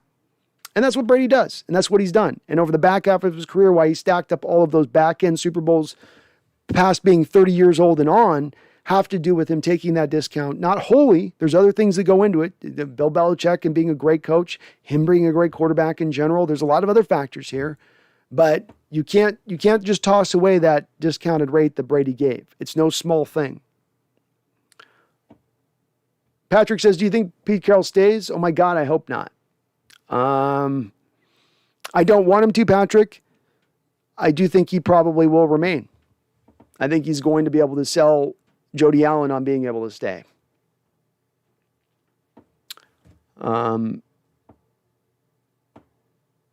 Ramon says Pete absolutely should be fired in 2 weeks. I say do it the night of the last game. Fire his ass now. I'm with you on that, Ramon. We're in more agreement than we've ever been. I am with you. I'm good with that. Jeff Logan, I'd rather stick with Russ over Pete at this point, but both deserve some blame for our offensive performance. Very well said, Jeff. This is where I tend to land at as a bottom line as well. So this is where I tend to kind of find myself at the end of when it all shakes out. That's where I tend to stand. But I'm with you. I think you can look at saying, I still kind of want to keep Russ, but boy, I still have a problem with what I'm seeing from him.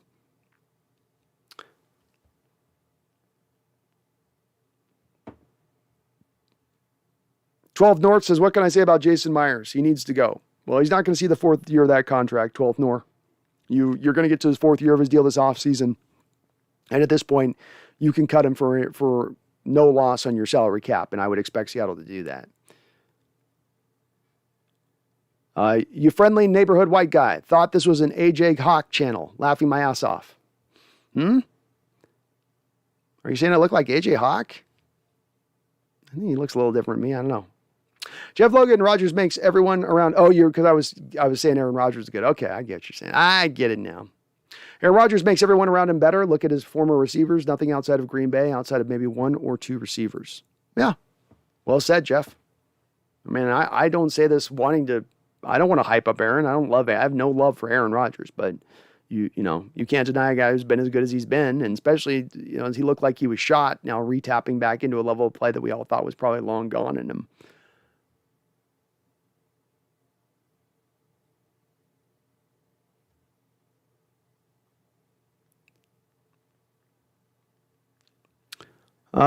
Charles Riley, sorry, Charles, I missed your dono, but I'm catching it now with a $5 dono. He says, can I just say that again? One Night in Bangkok is the best song about chess tournaments in Thailand. I feel like I can't be alone on this. I'll give it to you, but it runs second place to Bang Chang Tong Kao, which is that would be number 2 on my list, because that's a classic jam that slaps, but One Night in Bangkok's also, it's undeniable. But the other one I'm telling you is, they are neck and neck on which one's the better one for those chess tournaments. There's been a lot of songs in Thailand written about chess tournaments, so it's a thick field, but one nonetheless that I think is won at the end of the day by One Night in Bangkok.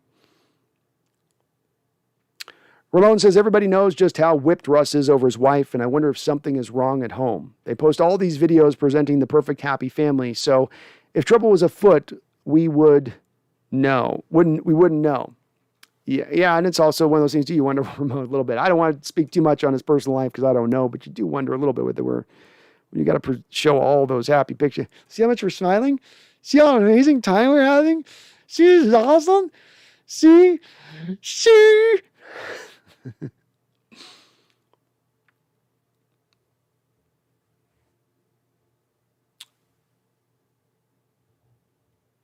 Yeah, I'm not going to bring his family, Merc. I'm making jokes, but I'm not going to blame anything on that. Seahawks are Russ missing wide open guys to look for the deep shot isn't on the system. No, it's not. Agreed. And that's part of the old.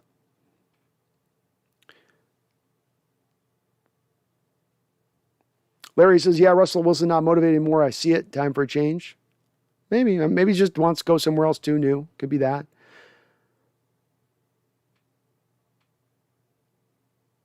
Kevin says Seahawks without elite quarterback like an Aaron Rodgers, Russell Wilson, or Patrick Mahomes. It's a losing organization with a mediocre or system quarterback, a Kyle Murray, not a Baker Mayfield.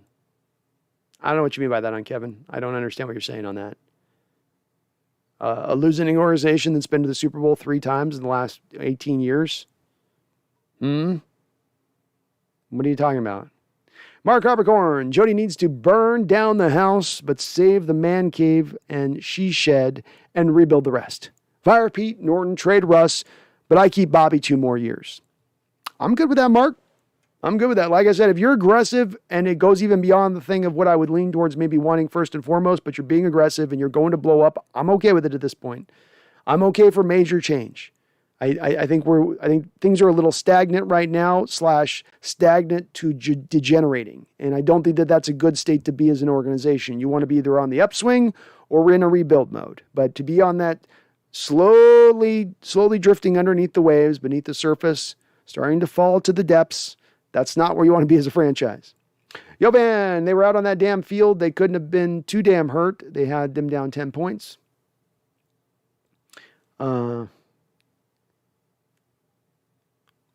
Ramon says Aaron Rodgers has a similar contract to Russ's, and he's likely to win a Super Bowl. Well, he's gotten closer to winning a Super Bowl. To your point on that, Ramon, he's been to way more conference championships since signing that big contract than Russell has. The second you signed Russ to a big contract is the second you no longer got back to conference championships. And it's not fun for people to have to kind of be faced with this. Can't take up more than 15% of the cap, but the data on this is stark, and it's 30 years of data without one outlier. Insanity is not insanity. 4-11 and swept the 49ers, laughing my ass off. Well, at the very least, that's the nice part of it. We get to go through the offseason. We're going to get our crap from the Cardinal fans. We're going to get crap from the Rams fans. And even the Rams fans can only give us so much crap because you guys need the officials. But then the Niner fans are just going to be super quiet this offseason. And they come into my chat. We get those trolls coming in. And they're going to be like little church mouses out there this offseason. Just squeaky, squeaky, squeaky. Charles Riley with another $5 donation. My God, man, you always coming in so hard. I appreciate it. Thank you so much. He says, I don't watch those Russ family videos because I cringe just imagining what is said. If it's possible to have a cringe heart attack, that would do it. Yeah. If your eyebrows could cringe so hard they get into your heart, that's some of those are a little bit. The one last year where they're going through like Rome and they've got like a camera crew following them as they're enjoying their vacation in Rome, but they've got like 3 cameramen around them at all times getting every shot of it. And you go really? Really? Charles Riley, another $5 donation, says, Brando, you need to start writing down screen names of the non-believers of the 3 firsts for Russ. Sadly, I am one of them. I say no more than 2. Well, and you know what I was saying on this was I've been kind of saying with this a little bit of I've been long thinking he's going to get 3 first-round picks, but the more he keeps playing like this, where he's struggling to put up 150 yards passing, the sillier he is making me look. In that prediction. I still do land on it because I'm kind of married to this.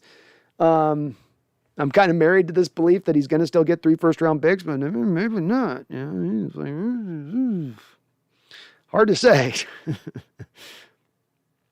Amina number 9. So how about that Foles? Yeah, he got us. Another backup got us. God damn it. Cowboys are number 1. Absolutely, bro. Straw manning is just instinct. How can I label and log you away so I have to work less when I reconsider your stance? Then I can load my stack of counters on you. It's hard to deal with norms. It is, and it's the number one thing I have the hardest time on this channel, Cowboys are number 1, because at the end of the day, I'm trying to be honest and I'm trying to get things right. That's my intent. I want to be right. And being right means I'm going to change my opinion and not married to my opinion. It means the more data I get to take is the more my opinion could potentially change. But I'm trying to be honest, and sometimes that honesty is going to come with being a little harsh, especially in those times when things aren't going good. And what I see and tends to happen is you do draw a lot of that emotional reaction you talk about, which then makes people then go to the straw man or go to the, and I know why people get there. I understand why people can land there. This is an emotional situation. For a guy like Russell Wilson, for instance, some of you had your fandom, you came into your understanding of your Seahawks fandom right at the time Russell Wilson arrived. And so moving off from him is moving off from the origins of your fandom. You know, people have all of their own reasons why they love a player or love a team or love a coach. And I try to be patient with that a little bit. But where it does get hard is when you get to the straw manning or the name calling stuff where it's like, we're not having a discussion here to draw this forward. We're just throwing poo at each other. And people know I love my poo references. But that is what you're doing. And it drives me crazy because we can have really good discussion on this. We can get into the intricacies, the depths of it, without having to go into that vein of things. You know, it's okay to have disagreement. It's okay to have one guy go, I feel this way, and you feel completely the opposite, and that can be just fine. Charles with we got a couple donations here.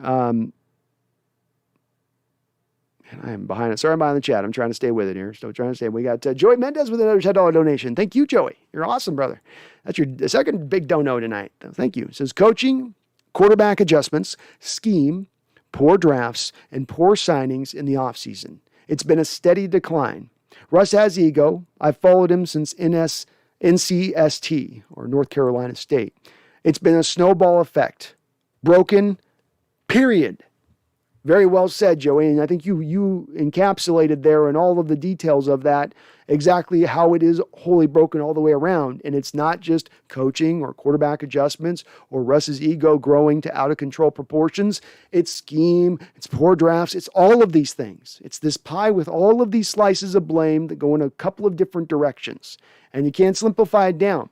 But all the more reason to your point on that, Joey, is then once it's become broken, period, then it needs to be repaired, period. And to be repaired, period, means big moves. It means moves that are going to make people a little uncomfortable. It means going outside of what you've known or what's been the common state of things for now going on 10 years. That's going to make some people uncomfortable. But I do maintain on it that you will never get to a spot of fixing things until you determine there's truly a problem. And if you're just glossing over and saying, well, it's a problem this year, but it was a one-off and let's try it again, it's still not being dealt with. It's still not being fixed. And then along with that, you're going to get pretty much similar type of results moving on into the future. Well said, though, Joey. Well said on top of a well-paid donation to the channel. I appreciate you, my guy. Charles with another $5 donation. Thank you. He says, even your description of Russ's Instagram video made me run for a nitroglycerin tablet to calm my chest pains. It is. I remember seeing it and just shaking my head. Like, you got this beautiful city of Rome. Everywhere you look, there's something to look at of history. Just breathes history there. And you've got these 3 camera people swinging around you trying to get the right shot on a 15-second cut of video they can interlace with another shot of you guys in the gondolas, with another shot of you sitting in Rome steps. What is the point? What is the point of that? What is the point of that? What's the point of that? What's the point of that? What's the point of that? Go have your vacation. See Rome. Leave the cameraman at home. Elliot Clark with a $5 donation. Thank you, Elliot. Good to see you on in here, my guy. Appreciate you. He says, time to focus on, number 1, finding a new head coach. Number 2, draft, and potentially, number 3, quarterback. Let's talk about finding a 3-way trade and we can get a decent quarterback. Well, you've got to make a choice on that one way or another, Elliot, for sure. In that, are you going to try to go get a veteran quarterback and bring him in here and get this going back to rolling? I would maintain if Carroll's probably remaining here, he's more likely going to look for the veteran quarterback as opposed to, even though I think he thinks he can win with the rookie quarterback. I don't know if he's going to want to go through another season of rebuild at his age where he's at with his team. Part of me thinks he's going to still try to push out there and find a quarterback who can get it done. Part of me thinks as well, Elliot, that he's looked at this season and he said, look, my defense has brought it. My defense has gotten the job done for the majority of the season. If I can simply get a game manager type quarterback who can put just enough points on the board, we're going to go out there and win some games. We're going to go get in the playoffs. We're going to push to be one of the upper level teams. I disagree with his thought process on it, but I think that's where his thought process will go and how he'll view this if he is allowed to continue on as the Seattle Seahawks head coach. But well said. And I think your priority is ring true to me. I mean, I want a new head coach first and foremost, and a new draft. With that, I would even be open to a new general manager. I've got my reasons with having my issues with Schneider as well on this. So I'm good with all that. All that you said, I'm good with.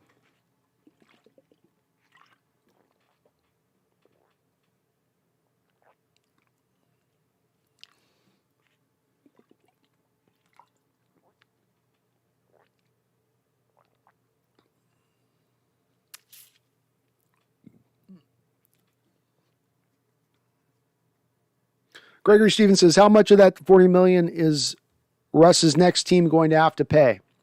They will get him at a very low deal, Gregory. I do think that whoever trades for him is going to have to probably sign him to a new contract extension. But if you can talk Russ into playing out the final year of his deal there, they are only on the hook for, I think, something like $22 million as far as a base salary goes next season. So, and all of the bonus money will have bled out at that point. So whoever trades for Russ they're on the hook for no bonus money. They get that benefit. It's part of the reason why I think that he gets the 3 first-round picks is the Seattle Seahawks have to eat $26 million of dead money to move on from Russ. So I think that's going to drive a little bit of the value back to us a little bit more because of that.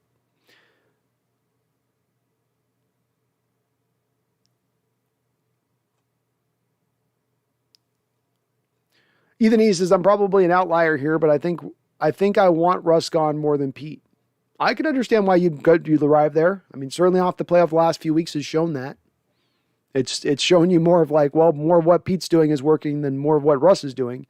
But I still don't have that faith in Carroll. But I can understand somebody coming from that standpoint and what they're seeing recently. I mean, he's had the team into the top 5 state as far as scoring defense goes. That's no small accomplishment for a team that's given up as many yards and as many drives with the time of possession as they have. ADL Williams says, I crapped my pants and it reminded me of the Seahawks. Ramon says, I had it with Pete Carroll interfering in the offense. He interferes and then throws the coordinators under the bus.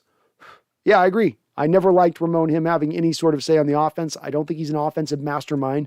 I think he is a defensive-minded head coach, and he needs to stay in that lane. And I think a part of the problems that we've run into offensively have to do with we have a coach who finds himself to be brilliant on both the defensive side of the ball and the offensive side of the ball. And no, you can be good at one or the other. Usually you're not going to be good at both. And I think it's caused more problems than it's helped when he's put himself in there.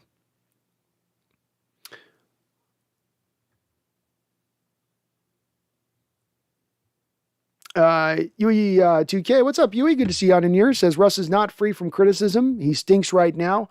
Think he's still injured, but DK ain't exactly the most sure-handed wide receiver, and he doesn't get open on the deep balls. DK did have an early drop in this game. I do think some of this comes out of them not targeting him properly, and sometimes he doesn't get targeted with well-thrown balls. Sometimes when you see Russ throwing trust balls up to D. Eskridge as opposed to even trying to throw a trust pass to DK, you go, why would you make that decision? But Russ has got DK's got a couple drops. Russ also doesn't target him, but is what it is. Ethan E. says, I thought we had this in the bag. Me too, Ethan. Me too. Flyboy 1960, Russ is not worth 3 first-round picks. Well, this is the point where I know certainly there's some folks in the chat that have disagreed with me on this point, Flyboy. I look at, for instance, last season, Matt Stafford, who was the age last season, was traded at the age last season that Russell's going to be traded at this season, who had not one playoff win in his entire career, had only one Pro Bowl in his entire 15, 16-odd year career, how many years, whatever Stafford's been playing. He went for 2 first-round picks. Okay, so Stafford can go for 2. Russell's going to go for 3, I believe. Could be wrong on this, Flyboy, but it's my bold prediction for y'all. Christian Alexander says it ain't Russ's fault he's not being protected enough. Well, I don't disagree with you on that, Christian. I do, as I've said, I want to see the offensive line be addressed above all else. With that said, Russ went out there and threw for basically 160 yards today with an offensive line that was pass protecting okay. It wasn't bad. It was okay. There were some bad moments. There were some good moments. Nick Foles on the other side of the ball had the very least, Christian, at the very least, Nick Foles on the other side of the football had an equivalent amount of pass rush that he was dealing with, if not a little bit more on his side of the ball. He still found a way to throw for 250 yards. And he didn't have anywhere near a Tyler Lockett or a DK Metcalf on the outside he was throwing to. He had nowhere near a talent of even like a Gerald Everett that he's throwing to from the tight end position. But he still outperformed Russell on that football field. I mean, hell, you could even argue Russ had the better offensive line. Russ had a running back run for 140 yards in this game, as opposed to Foles' running back who ran for a 2.1 yard per average carry. That's where it's like you've got to, you look at both these performances and you go, wait, something ain't up here. Something's falling a little short here.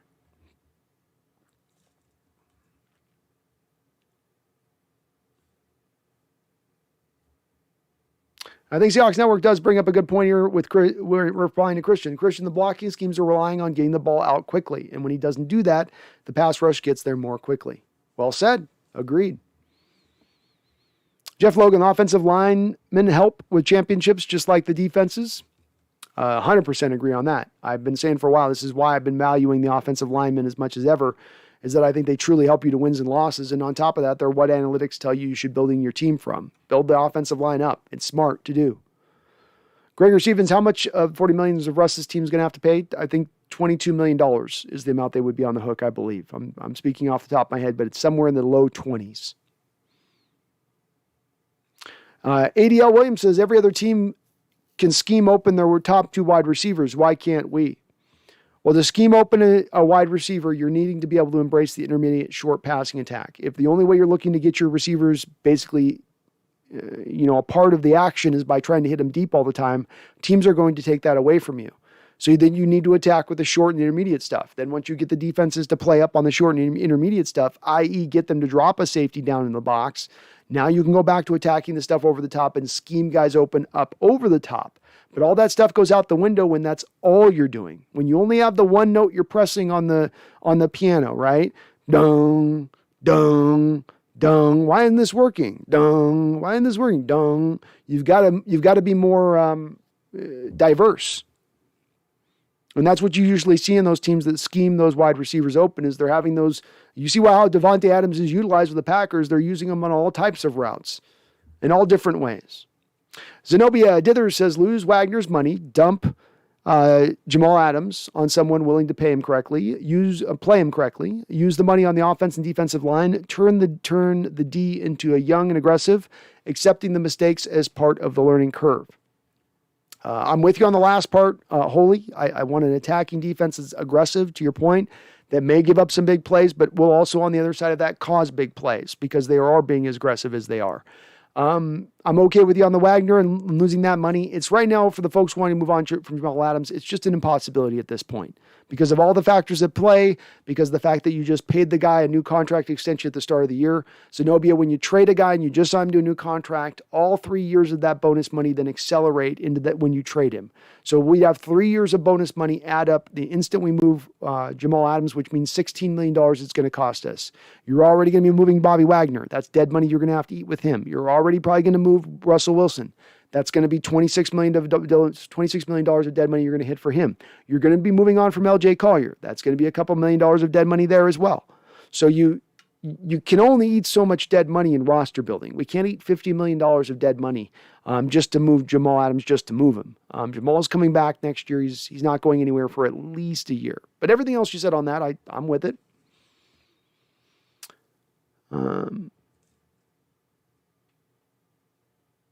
Ramon puts it very well, says, a real fan is a fan of winning. I can live with some losses, but I'm not a fan of losers who lose when they shouldn't. And I will say this, I think a fandom that gets happy and placated by being just decent, well, at least we're not like one of the worst in the leagues, that they almost sort of operate in their fandom from that standpoint.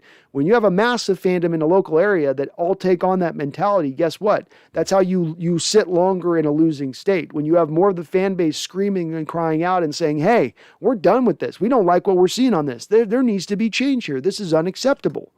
You know, when you have more of an engaged fan base like that, they can push on their own to make that happen. You had in that Cardinal game, Seahawks fans, for the first time in my life, booing the team from the first quarter through the fourth quarter. Never seen that in my life. You don't think that ownership takes note of that? You don't think that's going to have an effect when that's to that point and the fans are doing it to that degree? You better believe it will. That can drive change. But when you get to a placated point of trying to just excuse over things that should not be excused, that's how you're going to get more of the same. Do any of you want to sit through another season of this? Does that sound fun?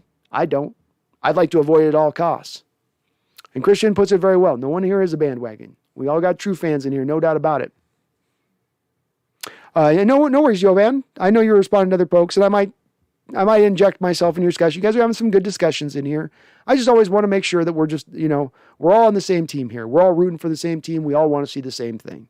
And it's going to, our emotions, I'm absolutely as guilty of this. I get my emotions up in a tither and I get on my rants, and it's not the best for the channel or the show when that happens. But as much as I can try to just draw the chat into just be smart, be intelligent, let's not throw people anywhere. Let's just, and you're doing that, Jovan. So I appreciate that. Gregory Stevens, 3 firsts for a quarterback. You have to pay 40 when he doesn't make the playoffs.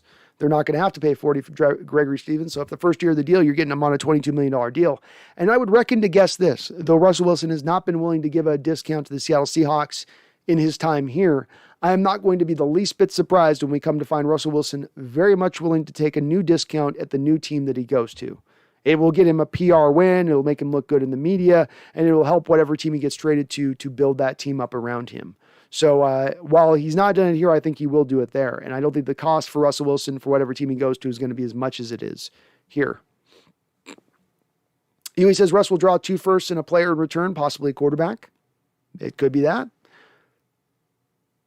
Larry says, I love the Seattle Seahawks. We need to get rid of Russell Wilson. Laughing out loud. I can't see Baker solving our problems, unfortunately. I know why. He's been given a lot there to work with a great offensive line. He's got good running backs, guys on the outside to throw to, tight ends to toss to, and he still struggled. I don't. He's got small hands as well. Small hands guys don't do well in inclement weather. He's not going to be able to grip the ball here.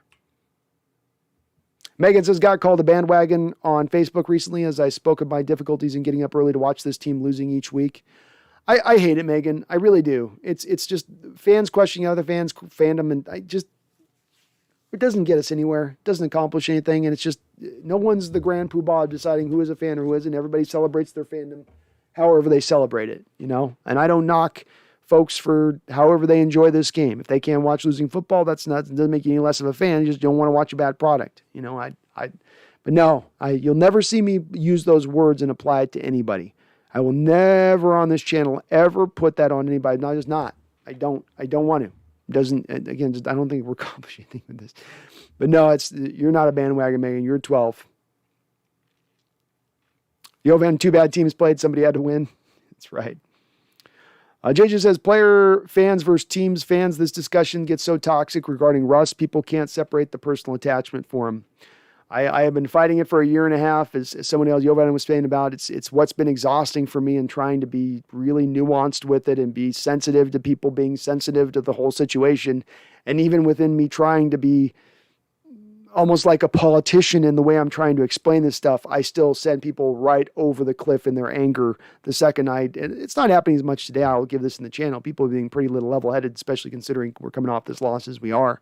But it has been by far, in doing this channel for a couple of years now, has been the toughest topic to broach, along with whether Coach Carroll could stay, or they're kind of the 1-2. And it has certainly caused as much friction as anything else on the channel. And understandably so. These are big topics. These are big items as far as it concerns our team and the future of our team.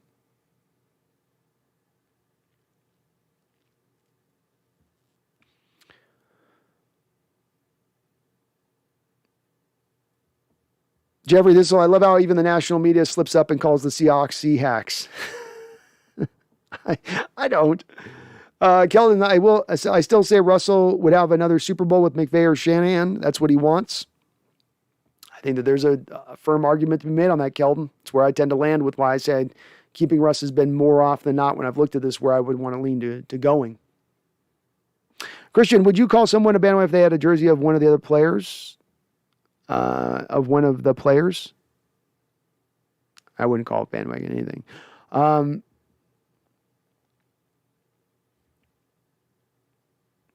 Cowboys are number 1 says, wow, Trayvon Diggs just got his 11th interception. I have to admit again, dude has talent.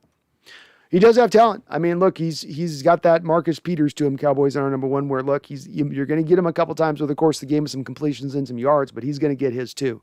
And he finds a way. Tremendous ball skills, former wide receiver convert. You know, I'm surprised to see how many interceptions he's getting this year. I'm not shocked to see him get a lot of interceptions, to get a good cluster of him. Because when you were scouting him coming out of college, you knew he had that to his game. Could he be physical? Could he be a good tackler? With those interceptions he gets around them, can he be a little more locked down in his ability to stop giving up sometimes some completions? That's really the key on his development long term, as you know, maybe an upside that could maybe make him a guy in contention for one of those top corners in the league type deal. But no doubt about it, the ball skills are there, and he's going to get you. He's going to flip the field from time to time, and it's nice to have on a defense, isn't it? Certainly is helpful. ADL Williams says Carroll's senile. He needs to go to a retirement home where he can sit in a lazy boy and watch the best running backs of the 1960s on a loop every day. I think that would make him happiest. I do. Or 80s football, one of the two. Elliot Clark with a super chat, a $5 donation. Thank you, Elliot. You're awesome. Says, also one last thing about this disaster zone.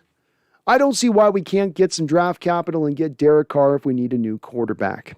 Well, Elliot, there was a rumor going out there. There's been a lot of articles now starting to post about rumors with Wilson and Carroll and Schneider and where he's going. That's one of the rumors out there, is that Seattle would maybe look to go to the Raiders if they moved Wilson and take a look at him. I certainly think he would be in their wheelhouse. That's the type of guy that they would look to target if they move on from Russell Wilson. So it wouldn't be the least bit surprising to see them go after him. And look, Derek Carr's been a very good quarterback and probably a little bit underappreciated around the league. You know, he's looked at as more of a game manager, and I think he's a little bit better than that. Is he a top 5 quarterback in the sport? No. Is he a top 10 quarterback in the sport? Maybe not, but maybe very close on to that level of things, you know, and that, Carroll will maybe look into this situation and saying, I can keep my defense in a top 5 scoring defense status. Derek Carr can score me 25 points a game on average.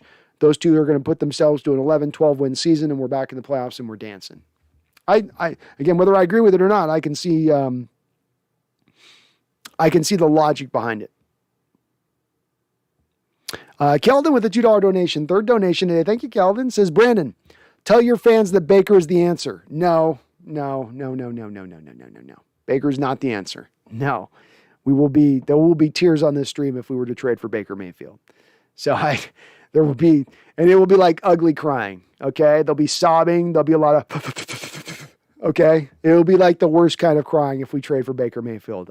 These eyes can't see Baker Mayfield coming to the Seahawks at any time. I don't want to see it. No. Boom Shakalaka says Cam's neck injury was the fork in that D. Well said. Well said, and I do agree with you. That was definitely kind of where it went. It started to really go bad. It was starting to kind of slide off anyway, but it went fully off the rails at that point. Charles Riley with another $10 donation. Charles coming right and left with the donations. It's like a fighter just throwing punches and bunches, and I appreciate that about you, Charles. Thank you, man. He says, Brando, we've got a situation in the chat. Many of us subscribers have fallen under the spell of a deity named Larry. We believe in him, and he believes in Baker Mayfield. He's got a wicked hairpiece too. No, chat, we are not going Baker Mayfield. I will not let that evil be drawn upon us. That evil will not be drawn upon us. I can't take that ferret-looking sucker. I don't want no part of him. No part of the Mayfield train. Larry is not bringing us aboard. He's got baby hands.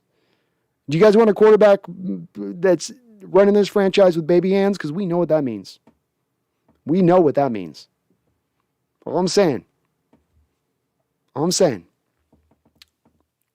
Xavier Thibbert. How you doing, Xavier? Win the game? Game is over. Game is over. We're in post-game discussion at this point, my guy. Jeff Lowe, we had a great trick play. We had the kicker shank the field goal left. Merck, holes can be filled. You know what I mean? Seahawks Network, painful Seahawks losses being the worst in us, bring out the worst in us. It does. And this is just, I give everybody, I understand where everybody's coming from. The emotionality is going to be at a heightened point. You've had to deal with a season of this. It's over and over and over again. It's going to wear people out. No doubt. Christian says, I wish we were 10-5 rather than 5-10. Me too, man. We'd have hope still. Hope would still be alive. JJ says, our trick play was pretending we had the game under control and then mailing it in. Jeffrey the Soul, I would like to say I think Akili Talib did a good job on commentary. Should be mentioned. Okay, it's good to see. Somebody was kind of knocking him a little bit in stream on that, but I've heard overall good things about Akib. Tom Cox says, did anyone hear the Seahawks threw snowballs at the players? I saw the last shot of the game they showed, there was a throw of the snowball into the field. You saw it. Yeesh. It's getting dark. You know what I mean? It's getting dark in Seahawks fandom.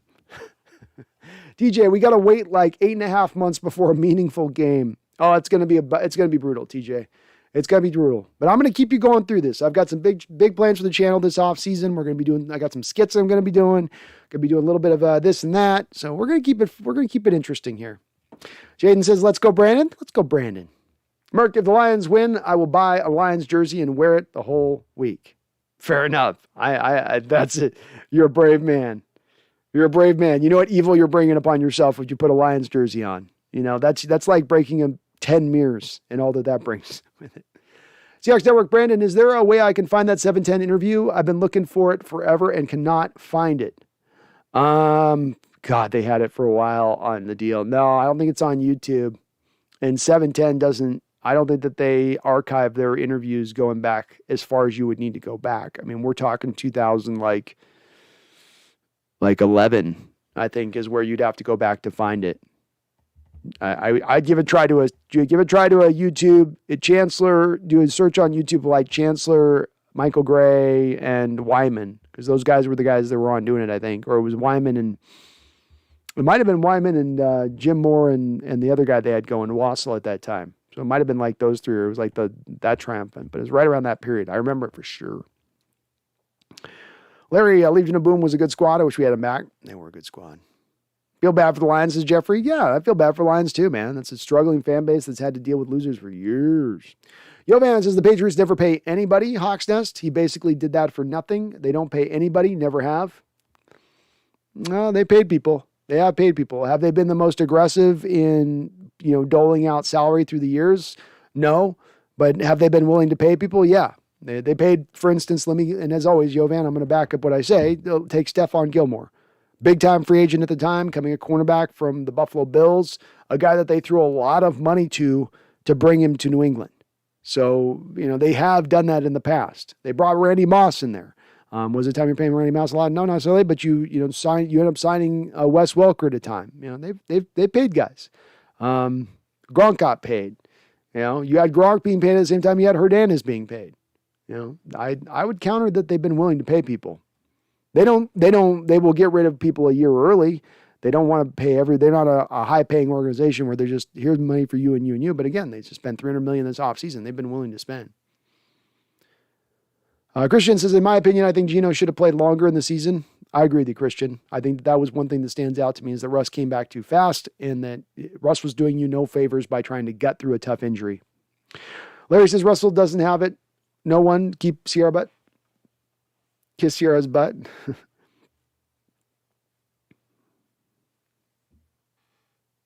Tom says, I thought it would take at least by the buy for the offense to take a step, but it shows the players don't buy in. Players, quarterbacks, somebody's not buying in, Tom, but we're not seeing the development, right? To your point. You're not seeing the steps forward. I would still not expect perfection in the first year on an offensive coordinator.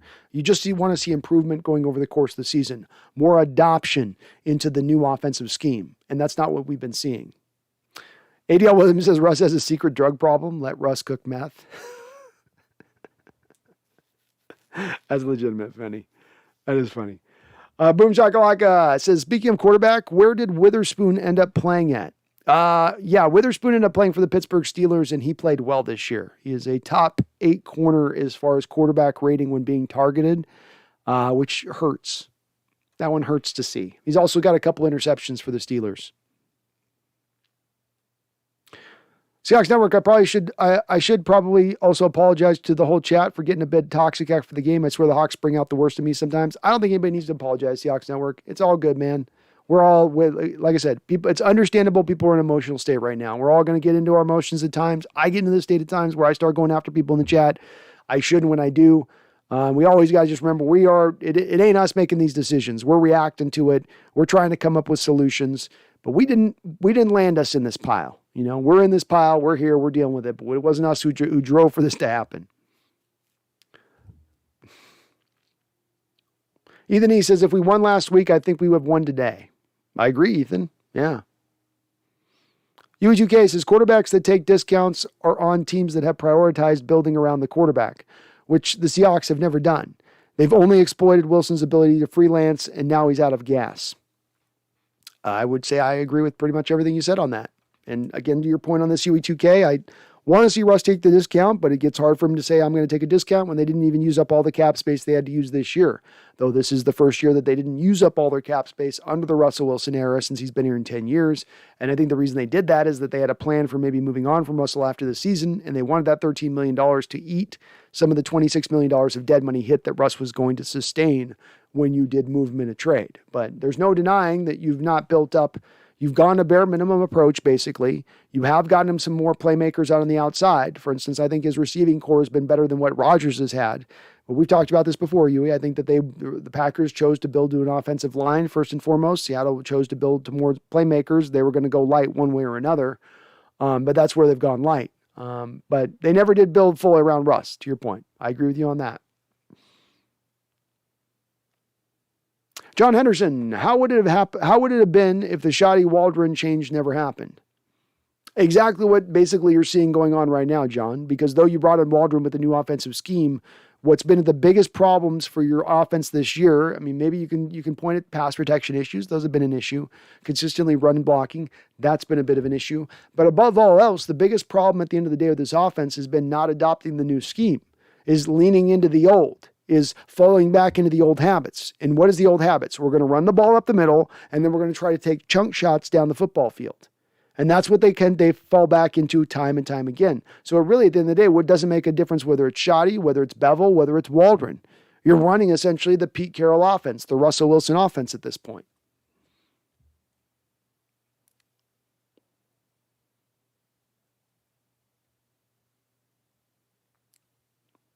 Joey Mendez is coaching, quarterback adjustment scheme, poor drafts, poor signings. Oh, I'd read that on that.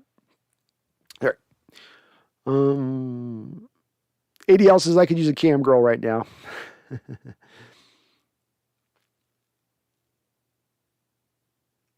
ADL says the only reason I would take Baker would be punish Russ by sending him to the Browns. Well, ADL, Russ has a no trade clause, so he gets some control about where he gets to be sent.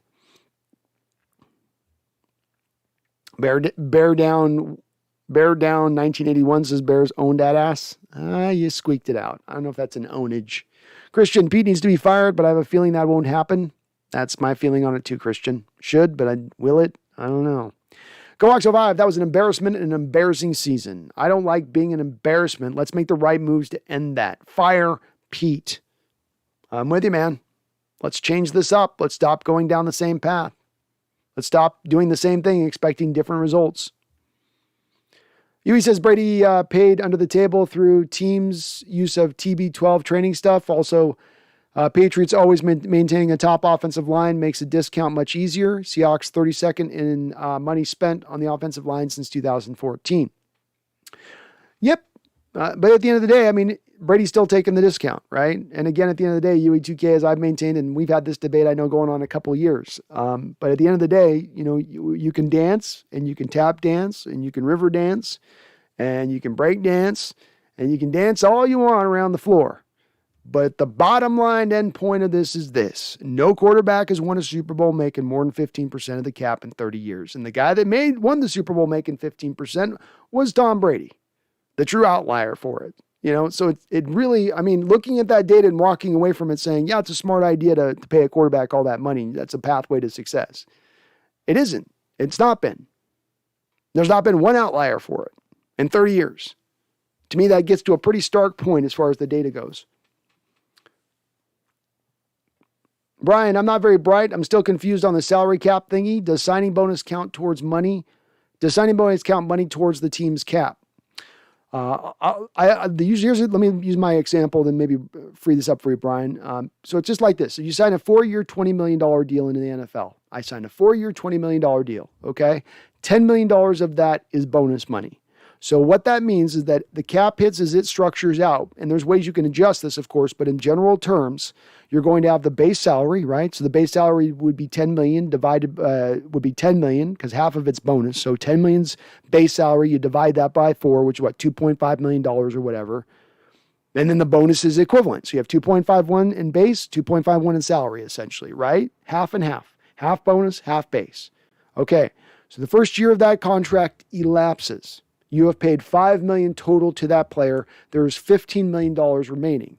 Half of that $15 million is bonus. Half of that $15 million is base. If I trade that player after the first year of the contract, I am not on the hook for any of the base money. I am only on the hook for the remaining bonus money. The remaining bonus money would be $7.5 million at that point. So that hits my cap immediately the second that I then trade that player. And as I wait the longer, if I wait 2 years, now it's only $5 million, right? If I wait 3 years, now it's only $2.5 million of dead money. So hopefully that gives you a little clarity on that. Kelvin says, as a 49er fan, I approve of the Seahawks trading for Baker. Make it happen. No. Alexander Matthews, I was saying to give these guys one more year. No. Pete has got to go. And maybe even our offensive coordinator. It looks like Russ and Shane are not a good combination. Agreed. And I'm glad you're starting to slide into this pathway, Alexander. I think more and more are starting to. Because I think this will get us quicker to arriving at a fix and a solution. That's my belief on this. Ninja Dragon, Josh McDaniels looks like a good choice and a safe one. I don't know if you can do that with Russell Wilson here. I mean, Russell Wilson's having a tough time with a guy who has some short passing implements in place. Josh McDaniel is all about the short and timing-based, rhythm-based passes, option routes. That's not Russell Wilson's game. So you'd have to go to a wholesale new quarterback at that point. UE, 2 cases, can't possibly bring Wagner back at his price. That's insane. Yeah. When you can save $16.75 million by moving on from Bobby at this point, I think you've got to do it. You have to do it. Charles with a $10 on that. Larry's not Charles. Larry's not talking us into Baker Mayfield. He's not going to make this happen. He can keep trying, but I know there's a Browns fan there and Larry trying to make this go. Merck, if it only makes sense, since how Patrick Mahomes got so good so fast. Baker is always up to something.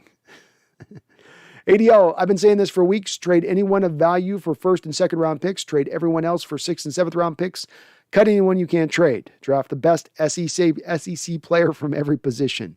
Hey, that's a very specific that's a specific route to go. Never been done like that before, ADL. So hey, it's aggressive. Christian says, if Baker is good, then why are the Browns playing like S again? Baker's not good, Christian. Larry's trolling us. Ramon says, yep, Rodgers is a potential outlier. That was my point on the salary comparison. Pete and Russ have no excuse when they were better positioned than Green Bay at one point. Rodgers was an 0-8 on the road in 2018. Yep, Ramon, the excuses have run out. And yeah, he is a little bit of the outlier. But then again, too, it's like I say, it's like don't ever count on the outliers. Don't count on the exceptions to the rule. Count more on the rule of the thumb. That'll lead you to better success, theoretically.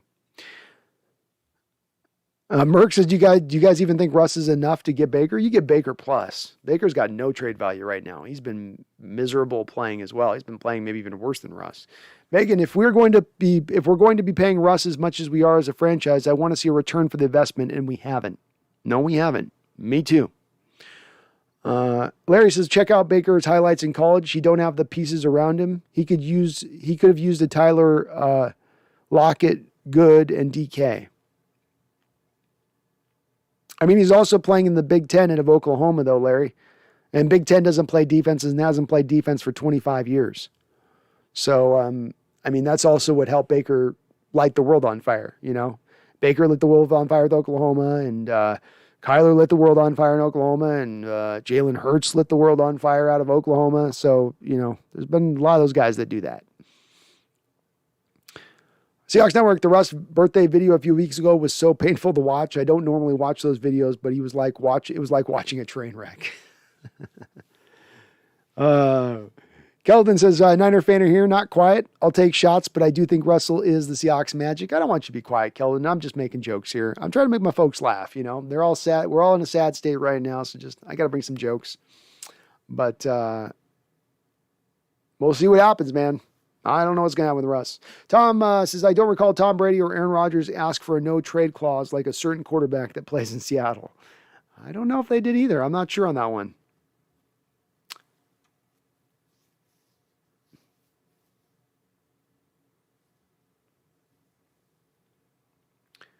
Voodoo Magic, if Russ keeps playing like this, we'll be lucky to get a two-piece with mashed potatoes and no gravy. Yeah, I think you're only going to hurt his trade value at this point by keep playing him. Just let him sit, let the finger get right, get Geno. You got nothing to play for, go that route. They won't do it, but they should. 283, our team's greatest weakness is backup quarterbacks. Yeah, we've had how many backup quarterbacks over the years have sliced and diced us apart? From your Cole McCoys to your Nick Bolins to your Nick Foles. Basically any guy named Nick. Christian says our team's greatest weakness is the 1-yard line. Z-Man, trade Metcalf. All possibilities are on the table, my guy. There are no sacred cows, as I say. Everything should be considered. We can't do that. That's a no-go. That's go every direction and consider every outlet. Christian says it's going to take a while for us to win another Super Bowl. Maybe. The NFL allows you to turn things around quickly, Christian. Don't forget the 49ers went, 1-14, 15, 2-14, whatever, got the number 1 overall pick. The very next year, they were in the Super Bowl. Football is a sport. You can turn things around very quickly. Ramon, I think Brady and Rodgers had no trade clauses. I think you're right, Ramon. Brady may not have one right now, but I seriously doubt Rodgers didn't get one. Brady's got one right now with Tampa Bay. They can't trade him. So I would be surprised if they didn't have one as well. Once you get to that age, they usually get that inputted into their contracts. Christian says, why is DK always starting fights? Did he start a fight today? I didn't see him starting a fight. I think he was signed today. Boom Shakalaka 84 says, I've been a Pete, John, Russ defender, but every franchise needs a reset. Back in the day, Sonics traded Gary Payton, Desmond Mason for Ray Allen and Flip Murray. Was sad because GP is Seattle like Russ now. Very true. Very similar situation. Very similar point in the career where Gary Payton was. Still had something left. Still had some years to go. Ended up winning a championship with Miami as kind of a role point guard player for them. But nonetheless, you've got to come to a point where you make those kind of moves and change direction. And there's no guarantee that the new moves you bring in are going to equal success. But if you stay stagnant and you don't move, you're probably just going to get more of the same, which is at that point, and which was probably going to be at that point going forward, diminishing returns. Emmett Brown says, can we talk about Brady taking a discount? Someone might have started watching 3 minutes ago. Yeah, since about 2010 or 11, Tom Brady's been taking a discount with the New England Patriots. He's taking a discount in his first 2 years with the Tampa Bay Buccaneers. And as I said, you've got to consider this against the data of 30 years of quarterbacks taking more than 15%. The data shows you take more than 15%, and you have a guy in Tom Brady in 2011 who seemed to have gotten that way out ahead of this curve and taking that discounted rate. Last year, you had 2 quarterbacks make the Super Bowl who were, this is a very key point on this, Emmett, which I think you're having me try to get to. 2 quarterbacks made the Super Bowl, right? Only 2 quarterbacks made the Super Bowl last year, right? That's no news flash. There were only 2 quarterbacks in the NFL last year who took a discount, who took less than they could have possibly taken. Two. Okay? Those 2 quarterbacks were Patrick Mahomes and Tom Brady. Is it just a coincidence that the only 2 quarterbacks who took a discount, who were star quarterbacks, also happen to be the guys that got to a Super Bowl? Is that just a coincidence? And is it just a coincidence that 30 years of data tell us that if you pay more than 15% to the quarterback position, you're not going to win a Super Bowl? I mean, at what point does this data kind of all align up and become pretty succinct? Because what it's telling you is don't pay more than 15% for a quarterback. Frankly, don't pay more than 10% of your salary cap to a quarterback, because you are not going to win a Super Bowl if you do. If you just want to be a consistent winning team, if you just want to be a competitive team, you can go do that. But if you want to win Super Bowls, you're not going to get there with that approach. It's not been done. And I forgot to say this. Do please, if you guys do me a favor as well, it's been a while since I forgot to mention this, but if you like what you're hearing, we got 100 people in the chat. Do me a favor, please. Go up and hit that like button for me if you could. It does help out this channel quite a lot. So please do hit that like button for me. And as well, thank you to the sponsor on this show, Manscaped. We just got through the end of Christmas here. If you've got any makeup presents you need, or you need yourself a little gift that you didn't get, go to manscaped.com. They're sponsoring the show, proud sponsor of this show, soon to be a long sponsor of the show. And they're helping me out here. So if you have any needs for your lower Manscaped needs, you have a nose hair needs, you got conditioner, lotion, lip balm, they've got it all. Go over there and check it out. Use my code 20% off, free shipping worldwide when you use my code NEST, N-E-S-T, at manscaped.com. And again, as I say, you're helping yourself out, you're helping the show out. It's a win-win-win-win-win.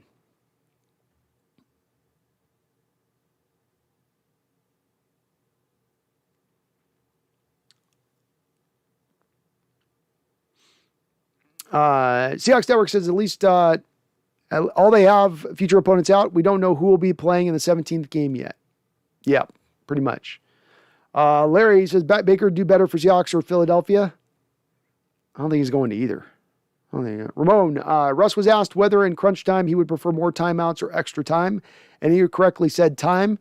Pete Carroll was high-fiving the D for getting off the field and preserving the timeouts. Yeah, it makes sense.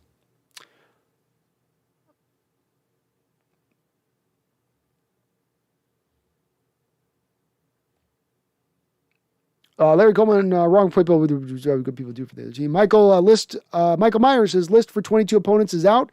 AFC West, then the Giants, Jets, Saints, all possible trade partners for Russ.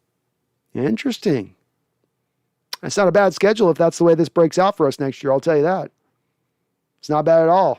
Brian Smith, Mayfield's a gunslinger. Russ Wimpy, we got some Mayfield love. Larry, you're bringing some people into the Mayfield train. I didn't think it was possible. Ethan Deck rolled. What's up, Ethan? It's crazy how many excuses I'm hearing. I heard someone say Russ only had 180 yards because he only had 27 attempts. Russ was embarrassingly awful and played embarrassingly bad. Get him out.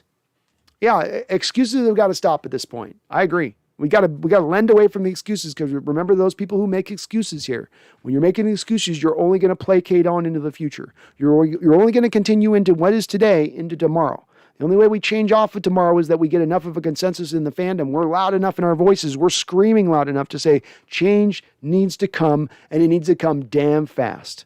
And that's where we've arrived at.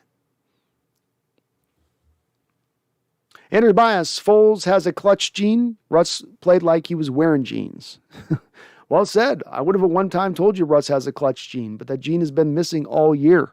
Where has been that gene? He's wearing the Levi's this year, I guess. Keldon, is Brandon done with super chats because I'm a 49er fan? Very sad. Did I miss your chat, buddy? I'm sorry.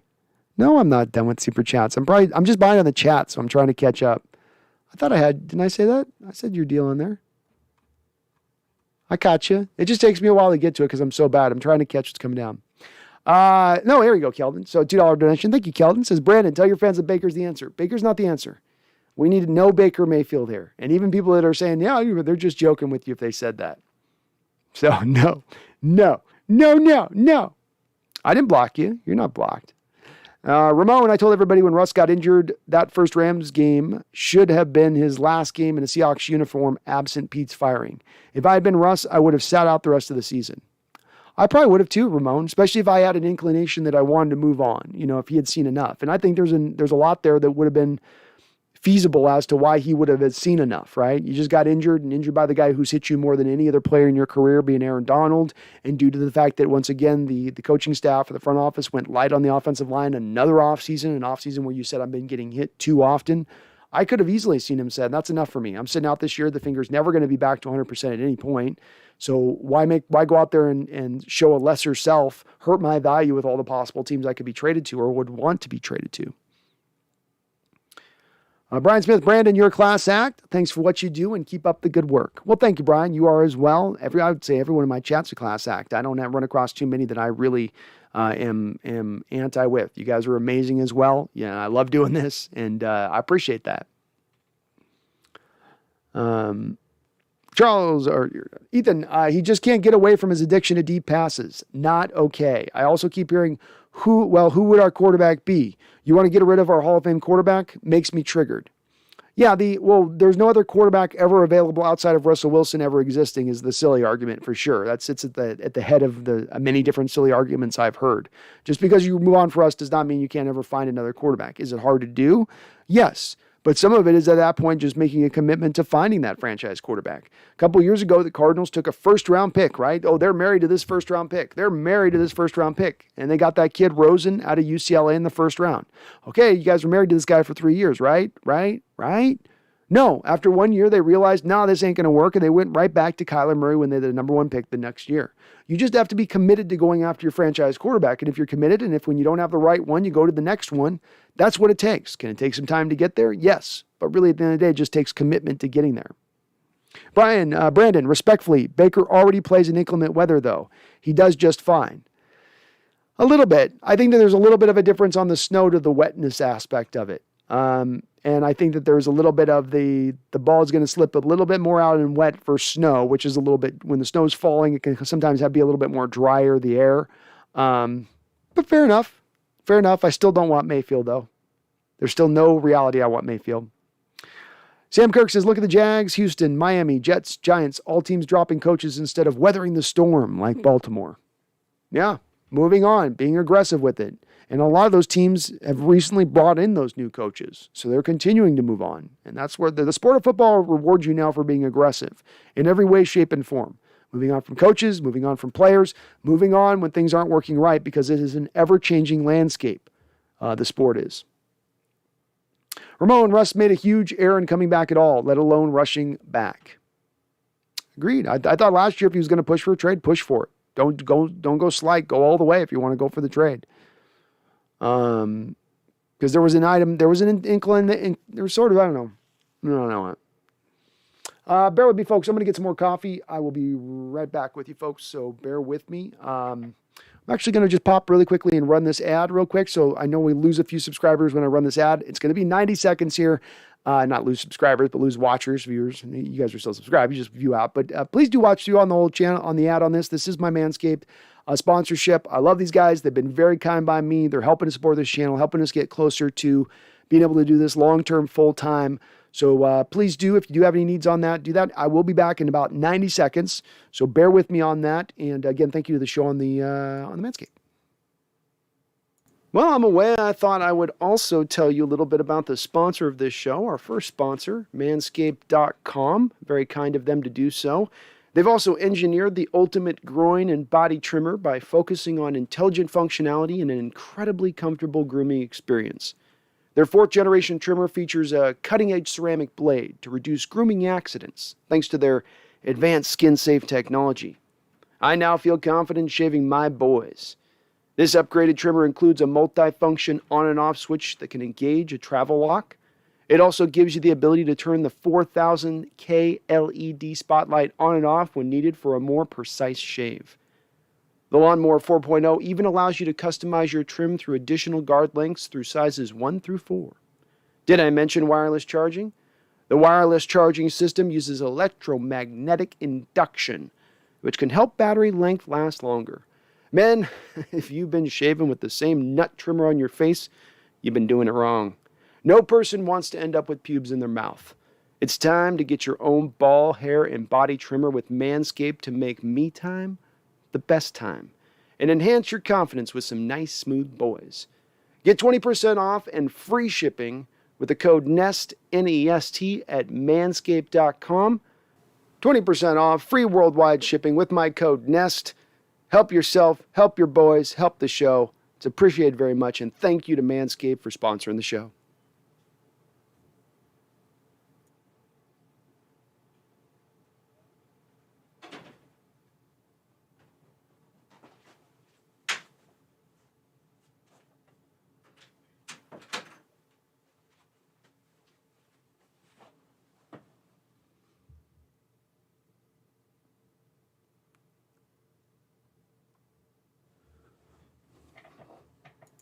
All right, folks, thank you for bearing with me on that. We didn't lose any viewers on that, so thanks for hanging in there on that commercial break there. Just give me a second to break free for a second here. Tom Cox says, I'm done for the night. Happy New Year's, and hope everyone has a Merry Christmas. I do hope everyone has a Merry Christmas and a Happy New Year's. Thank you, Tom, for becoming a member of the channel and hanging on in there. Billy Kwan, the cupboard is empty. Few teams come back quickly from this. Without a quarterback, we have a bad team even longer. Don't stress the de facto owner. She didn't ask for this, and the stress will get her. It could. We could be looking at a big turnaround. As I said, football is the rare sport that's different than a basketball and a baseball. It can take some time, and sometimes it can be quickly turned around. It's not always something that takes years for you to get yourself back to front. It could be the case here, but some of it is all about the decisions you make. It's about the changes that you implement. It's about how committed you are. And when I come down to it, when you have a franchise that has great facilities and reasonably good spot to come to, an attractive place to come to, an owner that's willing to spend the money, as we do at least have in that respect, that helps. And as far as, stress to Jody, I mean, she got billions and billions. I think she can handle this kind of stress, and if she doesn't want to be an owner, she can always sell the team. She doesn't have to remain the owner if that's not what she wants to do. Hawks 5-8, I'm starting to lean to the side of Wilson can't win another Super Bowl. Look at how much better Rodgers and the Packers are, and they can't even get to the Super Bowl. It's well said. Well said. Ramon Acorda, the stress Jody Allen will endure is the price of inheriting a multi-billion-dollar corporation. Yeah, I don't think me or Ramon are shedding any tears for Jody at this point in her stress level. Billy says, yep, then it gets sold to another city owner. Well, we're not getting moved out of town, so that's not happening. That's not happening. Charles Riley with a $5 donation says, Brando, and thank you, Charles, for all your donations on the channel, man. You're awesome. He says, I'm wasted and apparently in a cult with a leader named Larry, but explain last week's Tampa Bay loss to New Orleans Saints. Very easy. The Tampa Bay Buccaneers lost their top 3 wide receivers. You're down your top 3 wide receivers. I believe they had some other vid issues that were going through that team. Tom Brady needs some guys to throw to. No Mike Evans, no Mike Godwin, no Antonio Brown. You're getting pretty lean at your receiving core. It's pretty rare you're going to trot out your 4th and 5th receivers. If we've gone out there with Freddie Swain and Penny Hart as our 2 starters, are we scoring any points? Probably, maybe we're scoring some, but not a lot. So not super surprising when they ran into it like they ran into it with that. I don't think it's a death knell for them, Charles. But we're not doing Baker. We cannot make this a thing. We cannot make this a thing. I'm with Megan when she says I will leave and tear up my 12's membership if Baker comes here. I can't do that. I cannot. Baker is a bridge too far. Ramon says Baker's a future top backup. I agree with you there. He will always have a career, but he's not in line fit, a huge payday, and he won't have the reins of any franchise going forward unless he shows us something else. Bingo. That is exactly his place to be. He is the, who's that one guy that, not Trevor Siemian, but the other guy, is backup in Cleveland. That's basically what Baker's going to be going forward, is what his backup in Cleveland's been. Megan says, Merck says, I can't believe the Baker slander right now. Brian Smith says, baby hands Goff beat Hawks regularly, though. Maybe Mayfield will be great and gets more TV time than Russ. Chad is trying to make the Baker. I'm going to fight the Chad on this tooth and nail. We are not bringing Baker in here. No. No. Foster covers. So, here in Chicago, people who want to trade for there are people here in Chicago who want to trade Fields for Russ. Well, you guys were the closest team that we came to trading Russ last year, and he almost became a Chicago Bear. I mean, it was very, very close to having it happen. I do think Chicago moving forward is going to ride with Fields. You got a cheap young quarterback. You just need to build appropriately and right around him. I think the front office probably knows that. But then again, you could see turnover there with Chicago. Coaching staff and the front office both. Hard to exactly make a prediction in that respect, knowing that there might be new management coming into place. Ramon says, if Russ cannot function without his mental coach, what does that say about him? He didn't have that coach in high school when he was all-state, and I doubt he had a mental coach in college. Maybe I'm wrong. I don't believe he had a mental coach in college. And you know what? No, I'm with you. The mental coach stuff doesn't carry much weight with me, Ramon, because people have said, oh, well, he's in the tank this year because he lost that close friend to him. Well, welcome to life. You lose people in life. You got to move on. And if you're needing a mind coach, a mental coach as an athlete, or you're nowhere near the same player you ever was, I mean, that's kind of weak. It is. I agree with you, Ramon, on that. Larry says Fields sucks. Well, he's not been given a lot to work with on that offensive line to show out, and he's a young guy that probably needed to wait a year. Boom Let's just need Roberts a lot to hog 90% of the camera time. ADL Williams has got some facts. The more commercials you do, the shoddier you become. Agreed. There's a reason Brady waited for years to do commercials. ADL Williams says, run Wildcat by committee next year. All right. Happy Lamb. From today ahead, my 12 sticker is upside down in my car. This will be my protest until Carol is gone. I love it. Happy Lamb is, of course, referencing when you have the flag upside down. If you ever see the flag, American flag upside down, it means distress. It does not mean anti-American. It means distress. That is what it means. So that is what Happy Lamb is doing, as he is indicating we have a 12 stress on our hands. We are in distress. And I love it. That is what you need to do with that, man, until we get this right. It is upside down right now. We need to turn it back to front. Doug Kilbride says, relegate Carroll to defensive backs coach and a 5th-round draft picker. Keep him in his wheelhouse, Doug? All right, I'm with it. Liz, Russ has too many irons in the fire. His business, ownership, charities, family, Sierra, too much going on in his life to manage. This is something that I have long pressed on with Russell, and though I'm usually hesitant with players in looking at their personal lives and making any extrapolations from their personal life, they can do what they want. One of the things we see with Russell Wilson that's not grown in his game is things that have to do with the shoulder up situation, the head up here, okay? And I don't think it's cognitive. I don't think it's a lack of ability. I think he has it in him, but I can't help but wonder when you only sleep 6 hours a night, when you at every turn have something actively ongoing, and not all those things that are actively ongoing have to do with football, and that you're filling yourself up as filled and as much as you possibly can with all that stuff. If you're going to be able to get to the nitty-gritty details of becoming a master of your position. And as I've said, I've seen quarterbacks at the same age of Russell, and not just Brady and Manning's, who this was true of, but you've seen it in the Rodgers. You've seen it in the Drew Brees. You've seen it in the Phillip Rivers. You saw it in the Tony Romo. There's all these quarterbacks that you can go over in recent history of very good quarterbacks to great quarterbacks, right in that mold, who are about 33 years old. You don't dare blitz them. You don't dare try to do some exotic stuff. They've seen it all. You're never going to confuse them. But yet with Russ, you can still be confused. Throwing with anticipation should be something coming along in his game, but still remains stagnant. I don't know why it's not grown, but there's been a part of me that's wondered, Liz, if a little bit of this is born out of maybe overloading yourself just a little bit too much. Rather than just streamlining and being all ball all the time, you're part ball, but then you're part this, then you're part that, then you're a little bit of this, and you got the podcast, and you're going to be over here. And I do this podcast, and it's almost, too much with the full-time job, and it's like, putting that in respect, like, I don't know. Matt Alexander says, I've been a fan since 1984. I've been here before. Losing is in my blood. Fair enough. Amari Taylor says, Russell Wilson's garbage trade, Russell Wilson. I think that's the likely thing that's going to happen at this point. ADL Williams says, dang, Brandon likes my jokes. Brendan Nelson never laughs at my stuff, even though he's only got 6 people in the chat. I need to laugh, man. I need to laugh, ADL. So you got a good joke. I'm going to laugh at it. I like that you guys keep me smiling in here too, man. I need this stuff. You guys help me get through this any bit. If I can help you guys an inch through this kind of losing season, you guys are helping me by feet. Larry says, tell me this. Baker is the answer to our problem. Well, I know it's not the answer to our problem, Larry, because you spelled R-A-R-E. So I know it's not the answer to our problem. And you've got a 49er fan trying to gaslight it with the rest of it, Kellen. No. Mari says, we should draft Desmond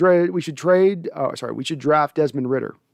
Well, he might be there in the second round where you're picking him, Mari. Some interesting attributes to me. He doesn't wowed me necessarily, but he's got good attributes across the board. Maybe no great attribute, just good. But boy, he's played some really good football this year. He really has. Boom Shakalaka, Wilson would have taken the discount 100% if they'd ever spent anything on the offensive line. Maybe. It's a possibility. That's the truth. Eli Montoya says, team regression is unacceptable and tremendously frustrating. No, you should be better than this. And it's one of the reasons that we should be driving for change. This team in this state, with this talent, with this money you put in, with the Hall of Fame quarterback, with the upcoming receivers on the outside, Hall of Fame middle linebacker still playing pretty well, you should be better than this. And regressing is unacceptable.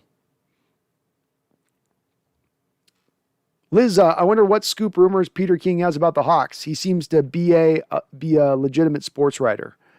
Yeah, a little bit. I think some of the even legit sports writers have been driven into this clickbaity role of things because that's the sea change that's happened in the journalism. You know, it's better to be first than it is to be right is essentially the new mantra of journalists, which I hate. I really do. I like it better when the guy's trying to get it right. But I'm sure he'll have some sources around the league as well. What he's hearing he's a very well connected guy. So whatever he does tend to give you, there's at least something's coming from within with whatever opinion he's giving you. And Amari, you could get Desmond Ridder in that second round, I think. I'm not sure he's going to be taken in the first round. So we're talking about the top half of the second round and picking a quarterback there. I do think Ridder will be available. I don't know if I'd want to pick him there, but he would be available. Ramon says, people kill the Baker Mayfield noise. Can we get Derek Carr, Jalen Hurts, or Trey Lance? Those should be the targets. Haven't seen enough of Jordan Love to know anything, but the others would be good. I don't think the Niners are moving on from Lance at any time soon, but Derek Carr, Jalen Hurts, those guys would be interesting. There's probably about 5 or 6 names, right, Ramon? That would be, especially if we're talking about placeholder quarterbacks or in-between guys until we can go get our franchise QB of the future. Jovan Turner says, we lost to the bad news Bears. We did. Their coaches over there drinking beers on the sideline, pounding beers.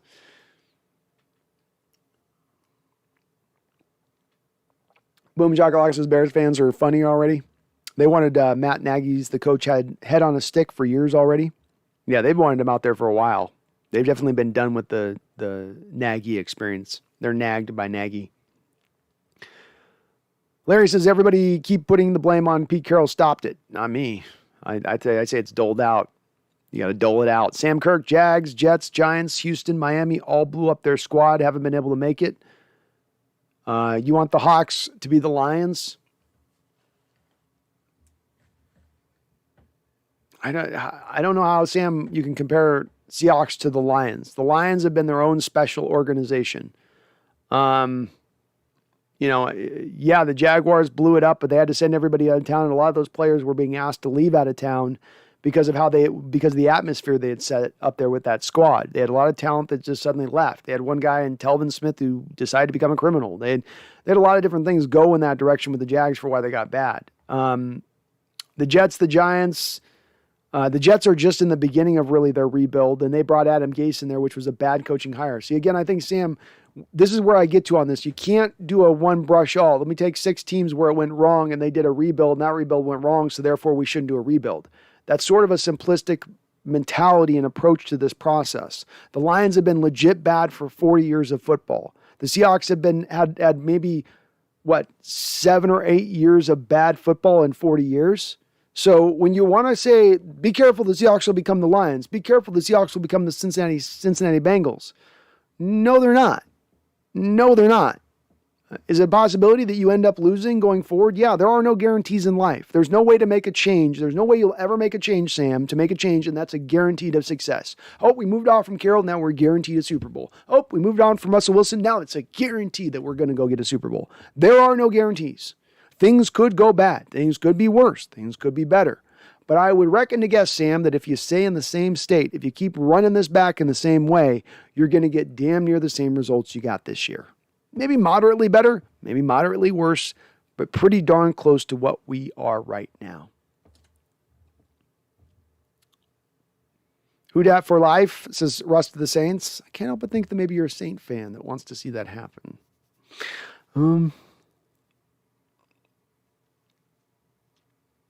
ADL says Pete Carroll has the yips ever since Super Bowl 49.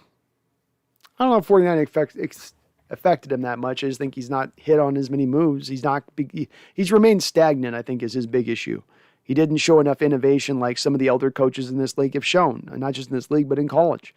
Bill Belichick has grown with time. Nick Saban has grown with time. Pete Carroll has remained stagnant.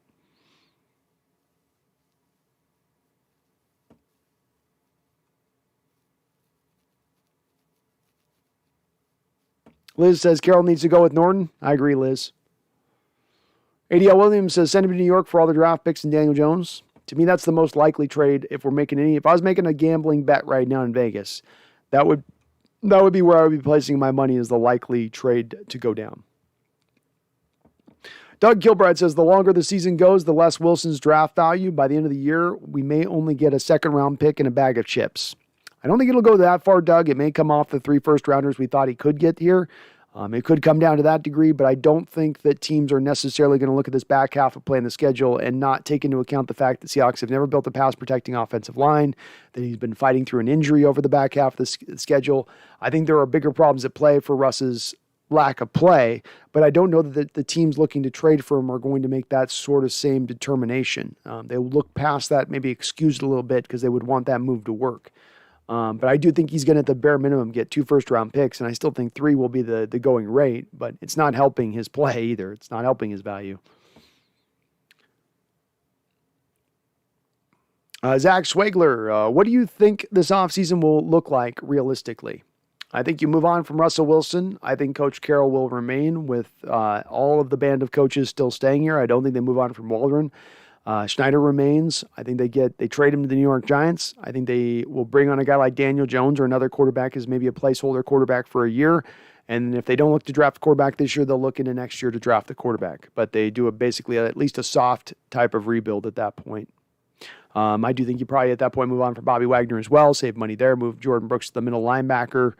I think that they would then at that point probably try to sign DK Metcalf to a contract extension.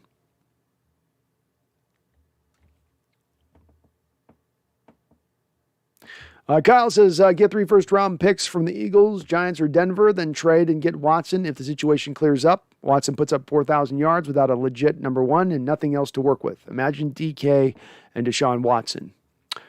Potentially. Again, I think it's going to be a tough sell job, Kyle, to the demographics in Seattle. I think there would be some blowback from the fans on that one. But you can't deny Deshaun Watson's talent. He is a great quarterback. He is a legitimately great quarterback. That part is 100% true. But there will be a lot of wringing of the hands in the fandom if that does occur. Brian says, thanks for the salary cap info. Anytime, Brian. That's what I'm here to do, man. Merry Christmas and Happy New Year. By the way, my daughter got me the same sweater about a month ago. I love it. Hell yeah. This is a winning sweater, man. We didn't win today, but it's still a winter sweater. Should have been a win today. Ethan says, Baker had Odell, Jarvis, and DPJ with a great O-line, 2 great running backs, and still couldn't succeed. That's right. He also had 2 decent tight ends as well. Don't forget that. Had 3 tight ends. Hunter Henry, David Njoku. They spent money on Austin Hooper from the Atlanta Falcons a couple years ago. Yeah, enough of the Baker stuff. GoX05 says, defenders with the last name Diggs have 16 interceptions this year. Yeah, if there's a Diggs coming in the draft in the future who plays in a secondary, I don't care if he's at safety or corner, let's go pick him. Those are some good genes running through those guys. Who'd have for life says Sean Payton can turn Russ around? Yeah, maybe. Yeah, maybe. Maybe. And thank you again, Charles, all your donos. William Leonard, man, I missed your donation. Sorry, William. So with the $2 donation, I appreciate you. It says, what the F is up with Myers and the missed kicks, right, William? This has been sort of a recent thing that I'm seeing with kickers in the NFL. I don't know if it was always this way in the 80s or 90s where you had your guys that were just consistent kickers year in and year out, and you knew who were the good ones and you knew who were the bad ones and you knew who were the middle of the road ones. In football, it seems like there's so much more now, more than ever, of a variance in kicking year to year. I don't have a great explanation for it, but it just seems to be the case. So Myers with the New York Jets has a Pro Bowl season. This has caused our Seattle Seahawks William to sign him to a 4-year deal in free agency. He comes in the first year, he is not good. Go back the second year last year, and he's really good. Kicks at a Pro Bowl level, right? I don't think he missed a kick last year, right? Now he's back down to being bad. So it just proves more of what I'm kind of saying with this being that kicking it's hard, but it's also hard to remain consistent in, and probably a position that you don't want to put a lot of assets into because of that fluctuation of performance year to year. You just sort of have to ride it out a little bit. You try to get the talented guys you can. You try to get the good ones where you can. But all these guys, kicker-wise, seem to be changing teams faster than ever, and I just can't think that doesn't come down to, again, the bottom line being that it's very hard to find a kicker who can just stay consistently year in and year out. Even though they should. I mean, they're not taking a beating. They shouldn't fall off a cliff from their prime quick. You know, they should be able to maintain a level of consistency. But it just is, I look across as league-wide, it's kind of an issue everywhere you sort of look outside of maybe 2 or 3 kickers that you can say are the exceptions. ADL Williams says, I'd be interested to watch Sean Payton let Russ air it out. If it succeeds, we will know Pete was the issue all along. That would be the truth. And I think that I already kind of know that that's the big part of this issue as it stands anyway. I mean, it is. I've long said that Pete didn't make the same sort of transition and innovation that Belichick made when he realized he had Tom Brady. He realized he had lucked into a Hall of Fame quarterback. And once Brady started to get into his prime, he built an offense around Brady first and then built back his defense. Where Carroll was like, well, I got this Hall of Fame quarterback who can scramble, so let me go a little lighter offensively because he can overcome, and then I still get to rebuild my defense back up. And that was where he didn't make that change, which was where you can, to some degree, put this a little bit on Carroll. Wilson's got to own a little bit of it as well, but for different, separate reasons. But as far as that goes, definitely Carroll's got to own some of that blame. Moonshot says, I'm surprised Sean Payton settled in with Taysom Hill as a quarterback. Me too. It seems like he kind of goes both back and forth between being committed to him to being not. You're our guy. Here's a contract. Let's bring in Jameis Winston. Nope. You're back to being our guy. You're our guy. It's weird the way they've looked at Taysom Hill.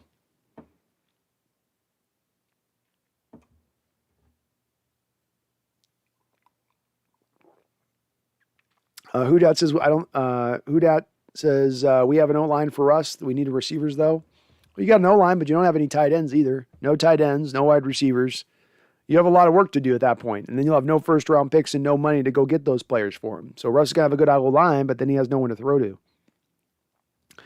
Hudat says, I don't think Russ is worth that much anymore. I mean, maybe not. Again, Hudat, remember, Matt Stafford went for 2 first-round picks last year at the same age.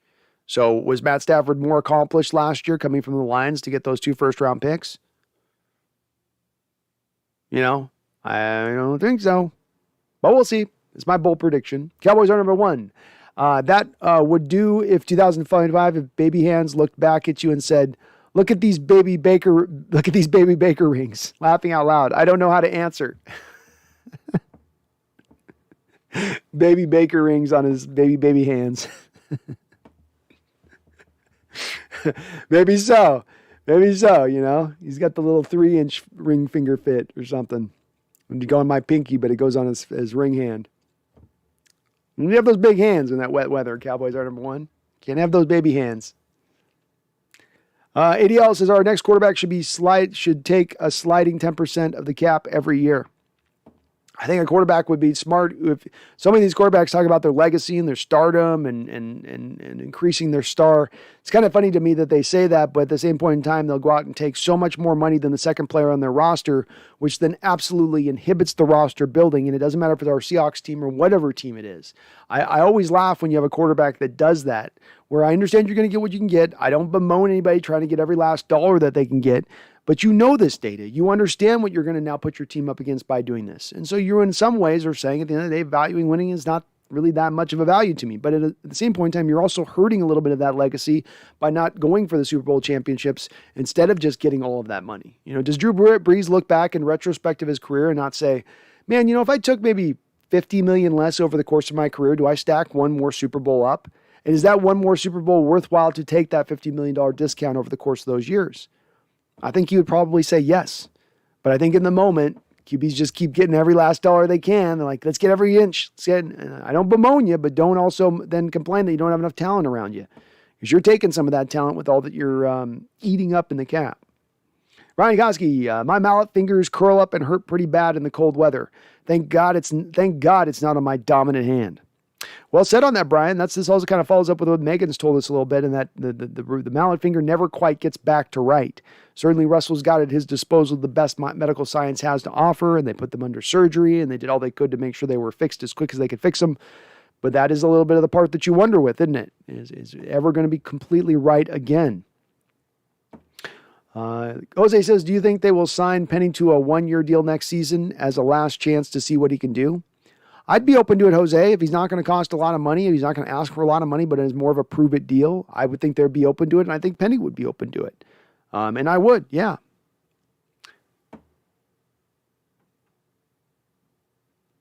Who dat for life? Russ not work. He old. Laughing out loud. We give you left tackle. Your left tackle's a free agent. Who dat? So how are you going to be able to give us something that's a free agent? Teron Armstead's not under your club control after this year. So you can't even give me the left tackle you're promising me. Who dat?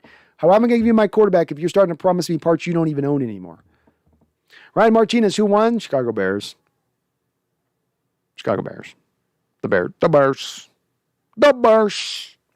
AI says, we are going to suck next year. Going to take a while to rebuild this S show. If we rely on Carroll and Schneider to make good picks, it will never happen.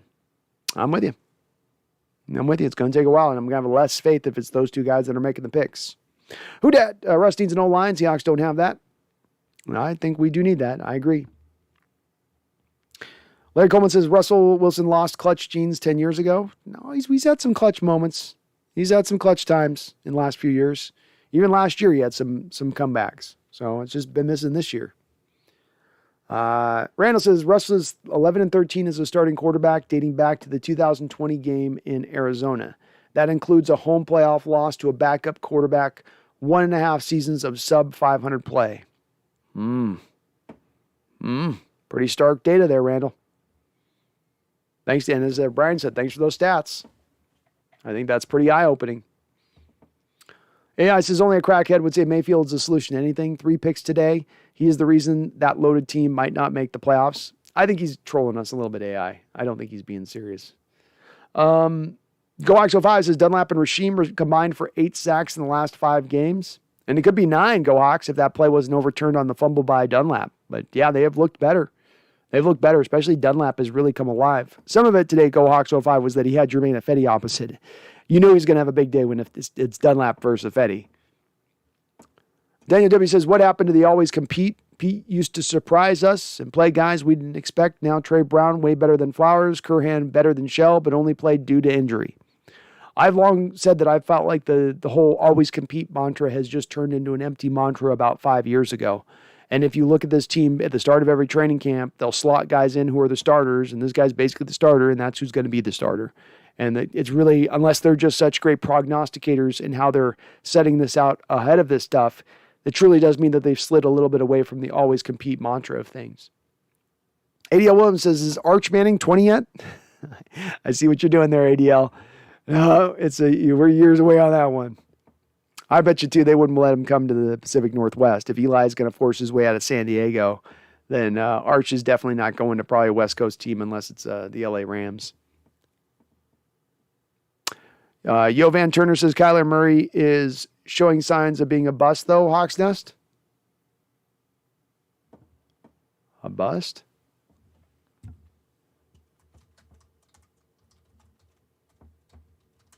I don't know if I go to bust.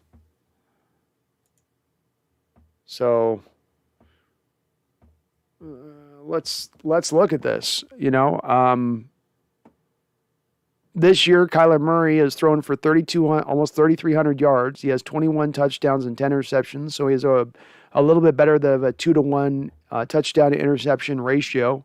He's throwing for 8 yards an attempt. That's good, especially since it's a dink and dunk offense. Throwing for 275 yards a game, which is good. 100 quarterback rating.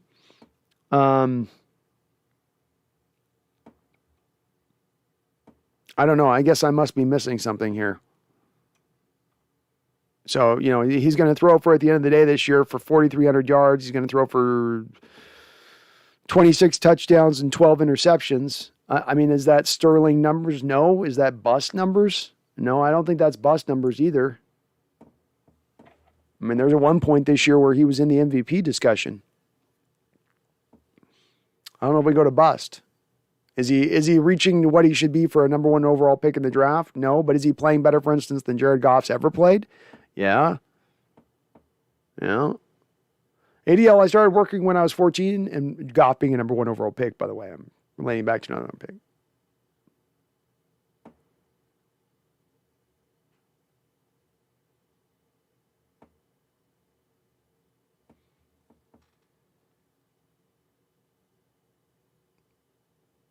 Doug Kilbride, do you think Baker can cook? No, I don't. No. Baker's never turned on a light in the kitchen, much less a burner. Have a good night, Larry. Liz Anderson says, you're awesome, Brandon. Love your show. Well, thank you, Liz. I love you. I appreciate you guys watching and being with me on it. So I have fun doing this, man. This is my favorite time of the week, getting on here and talking my Hawks, even when we're losing. Even when we're losing, I still like talking my Seahawks. Randall says, if we trade Russ, does that mean we keep Schneider, or would you leave it up to the new regime? Who makes that call, and then who has to pull the trigger? That person will always be known for trading Russell Wilson. I think if you move on from Carroll, you got to move on from Schneider, Randall. I don't know if you can really... Oh, you're saying if we trade Russ, does that mean we keep Schneider? Yeah, I think it does. I think Schneider does remain along with Carroll. I think that they're both connected at the hip as far as remaining or moving on, if that is a possibility of happening. So I think he stays if Carroll stays, and that he would be the guy then to make that move in that deal. And yeah, there'll be a little bit of forever known as the guy that traded Russell Wilson, but you're also trading Russell Wilson at a time as that general manager, Randall, where it seems the right move for all parties. It seems best for Carroll. It seems best for Seahawks. It may be best for Russell Wilson. You've reached that point where it's a mutually agreed. It's like the Schottenheimer thing with Carroll last year, where it's like mutually agreed parting is kind of how it's more viewed, I think, historically in this situation. And that wouldn't have as much to do with Schneider, but have more to do with Carroll and necessarily the lack of transition he needed to make in about 2018 to build this into more of an offensive football club, build this more around his Hall of Fame quarterback.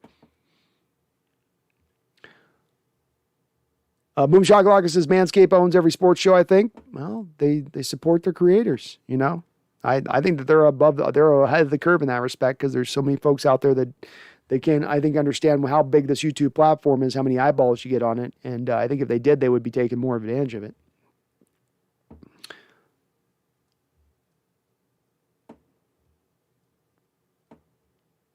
Randall says Diggs just tackled McLaurin and no flag. Goaxo says, if I was a billionaire, I'd buy the Hawks and fix us, but unfortunately, I'm broke. Me too, man. Me too. Charles Riley with a super chat, $5 donation. Thank you, Charles. Man, you're awesome. Says Brando, entertain the Baker thing for 1 second. Oh, you're going to force me to with a super chat. Okay. What would it cost next year? Is next year his fifth-year option? Trying to remember on this one. I think he's only done 3 years, hasn't he? Let me double check. So I will entertain this because you're asking me to. All right. So, yeah, he would be heading in his fifth-year option. Let's see if they've done it. Cleve. Fifth.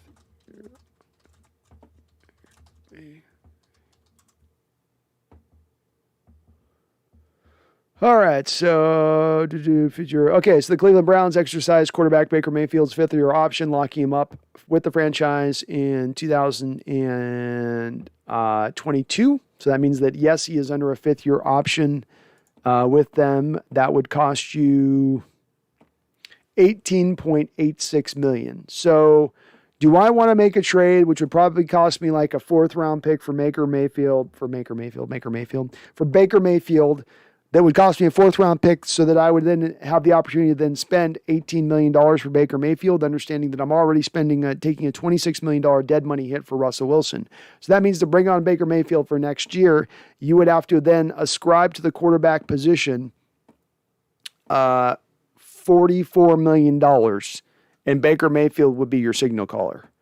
If that alone doesn't shut down this Baker talk, I don't know what would. You're not going to spend $44 million to the quarterback position to have Baker Mayfield as your leader.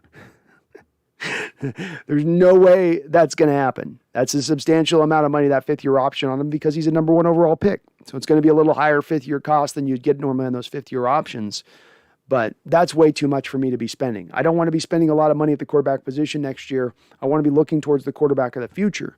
Or if we're bringing in a placeholder, then he's a placeholder, and his contract should be commiserate with that placeholder status. But $20 million is not, even if it's only on a one-year deal.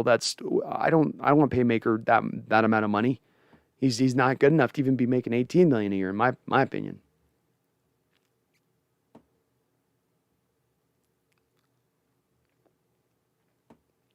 Juanita Flores, sticking with coach to, you're sticking with coach too? All right, Juanita.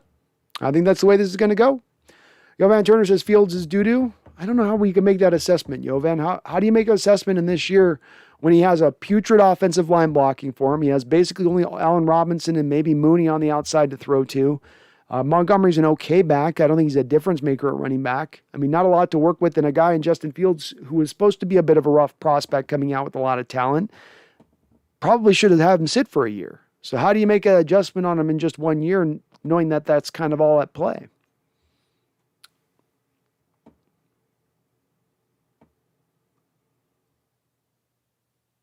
I never miss. I don't understand why Russell can't line up under center and hand the ball off to DK. DK's not really a running back type. It's just that's not his game. He's not going to be side to side in his ability to move, which you kind of need at the running back position. He's more of the straight line speed guy.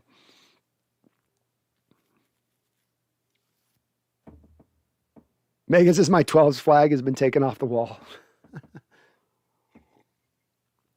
And Doug Kilbride mentions pick a quarterback in the 2023 draft. Yes, Doug, this is the path I would like to go with this as well. Let's target the 2023 draft, not the 2022 draft. 2022 draft has about 12 quarterbacks that you could pick between the second and fourth round. It's got a ton of them. More than many recent drafts, but there's not a lot of top-end guys. Wait a year. Now you got the Alabama quarterback coming out. Maybe you got the Williams kid coming out. You got a couple of options coming out after the year then into 223, which would make me a little more excited. Those guys get me a little more hyped up. I never miss. I never understand why. Merc am leaving. Holiday's good. Boom Shakalaka says, Brandon, have two serious cross sports questions. Why aren't sumo wrestlers linemen or soccer players kickers?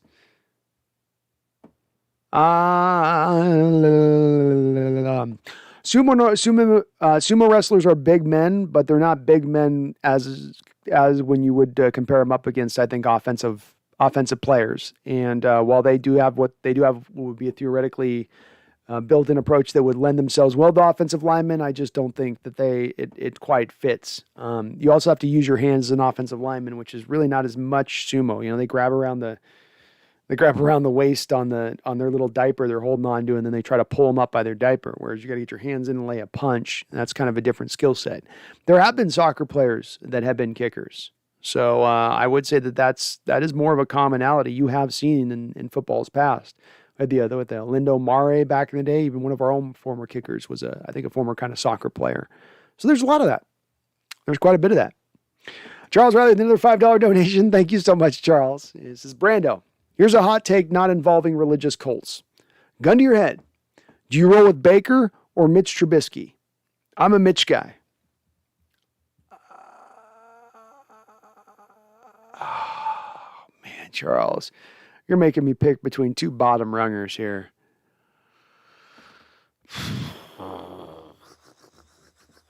Oh, man, they're very close to similar type players, just different skill sets. Trubisky more mobile, Baker maybe a better arm. I'll go for the slightly better arm guy and Baker Mayfield over Mitch. So I'm more of a Baker guy, but man, this is like, they're coming down the stretch and the horses are nose to nose. It's a little bit like that picking between those two guys. But I really do not like Mitch Trubisky as a quarterback. Every time that guy's on the football field, whenever I've watched him at quarterback, he's not stepped into one throw I've ever seen in my life. He's constantly falling off his back foot.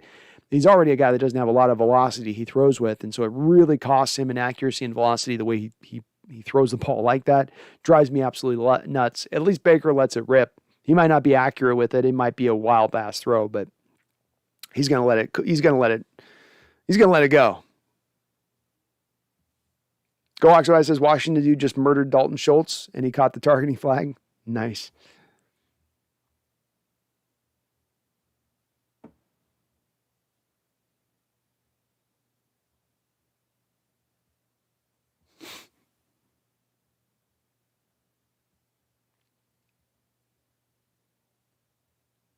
Bear Down says Bears won with backups. Ouch. Very much ouch, man. Well, a lot of reason why Bear Down, we're calling for great change here. So we've been down this road already this season, too. Happened in just the Cardinal game a couple weeks ago.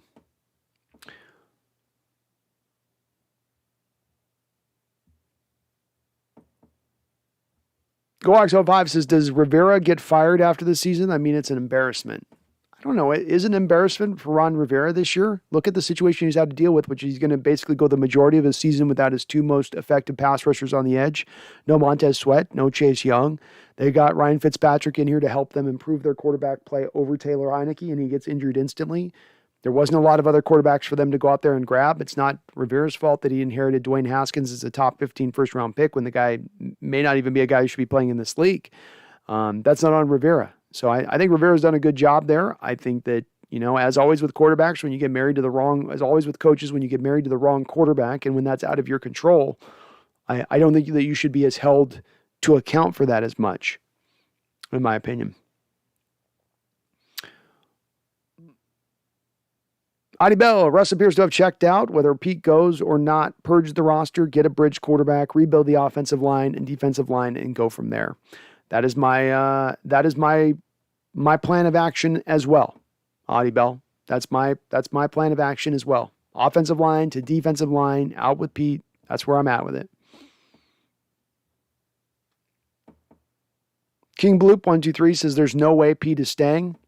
I can give you 44 million reasons why Pete Carroll's staying. So that's the cost it's going to cost for Jody Allen to move off from him.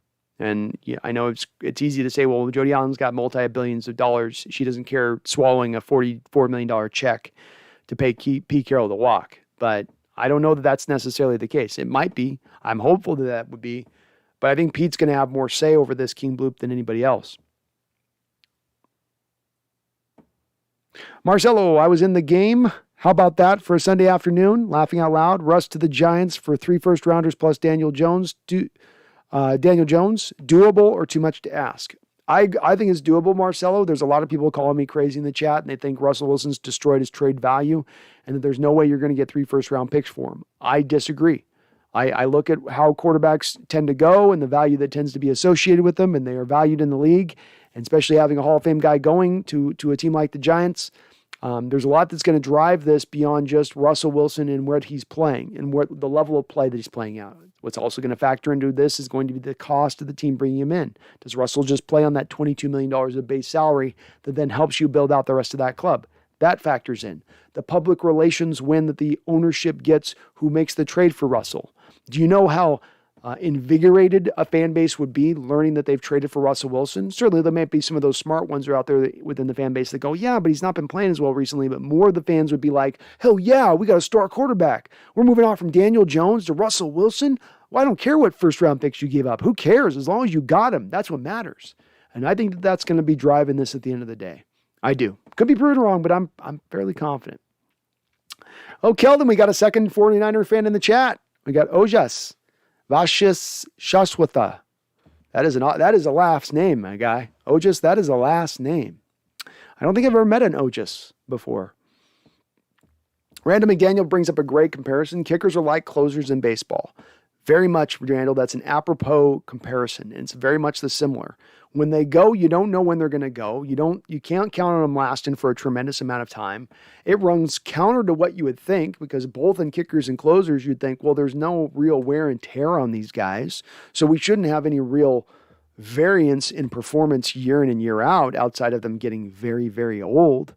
But that doesn't seem to be the case, And it's a little bit of a head scratcher for me because it should be the case. AI says Kellen Moore, Prosser from Tosser. You like an AI? I'm with him.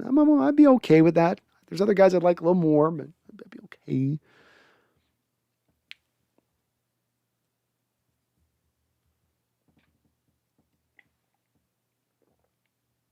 Alexander says, I was wanting one more run with Pete Carroll Wilson, but really thinking about it, Pete needs to go.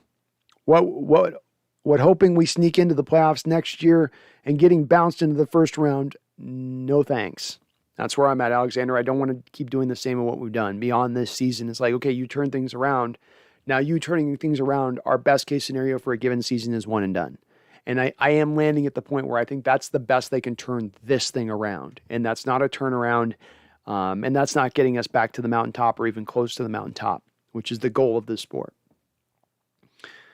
Megan, you do have the coach's back. I know you do. Kellen says, do you like to read how good I am on the internet like Superman or whatever?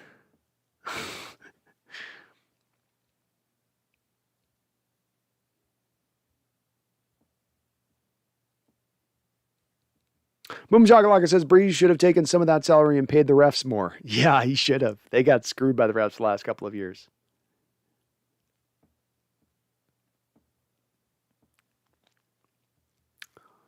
Alexander says, this game reminds me a lot of the Hawks-Titans game. It did a little bit as the end was winding down with the way they were attacking offensively, because the Titans were just checking it down to Derrick Henry over and over, like back-to-back plays. And it was like, you guys can't stop this with your zone. Some of that was going on in this game a little bit. There was a little bit of that. The Titans were a little more unstoppable offensively. The Bears just got that way basically in the last drive or two. But Titans had a large portion of that game. They were basically moving the ball at will. But it is similar. Very similar. And that's the problem here, Alexander. And that's why we want to see this change is we're seeing these replicating over and over. We're seing games like this happen again and again and again where it's not, oh, it's a freakish game. It's a one-off. No, it's not. Eric99, if Pete and Schneider are picking next year and we get a first for Russ, my guess, instead of an offensive line or defensive line, they'll take a running back or tight end in the first round. Truly. I wouldn't be surprised.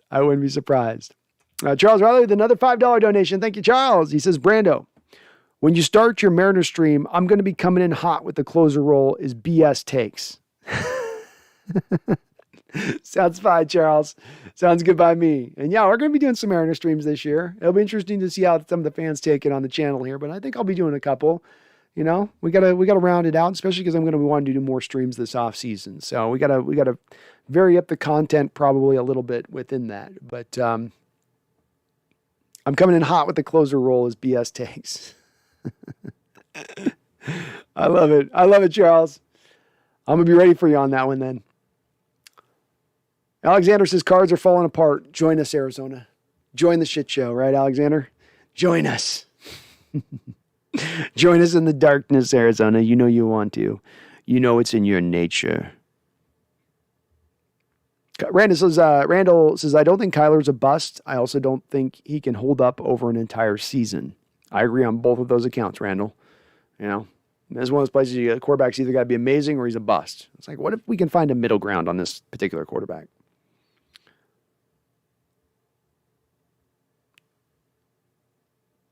AI says Baker's got 15 touchdowns and 11 picks. Yeah, he does not look good this year. It's telling, too, when a guy like Odell goes from Cleveland, where he looks like he's done as a player, to looking actually kind of revitalized back with the Rams. TJ says, remember when we spent like 6 years without losing by more than 10? Those were the good times, weren't they, TJ? Those are the good days, the old good days.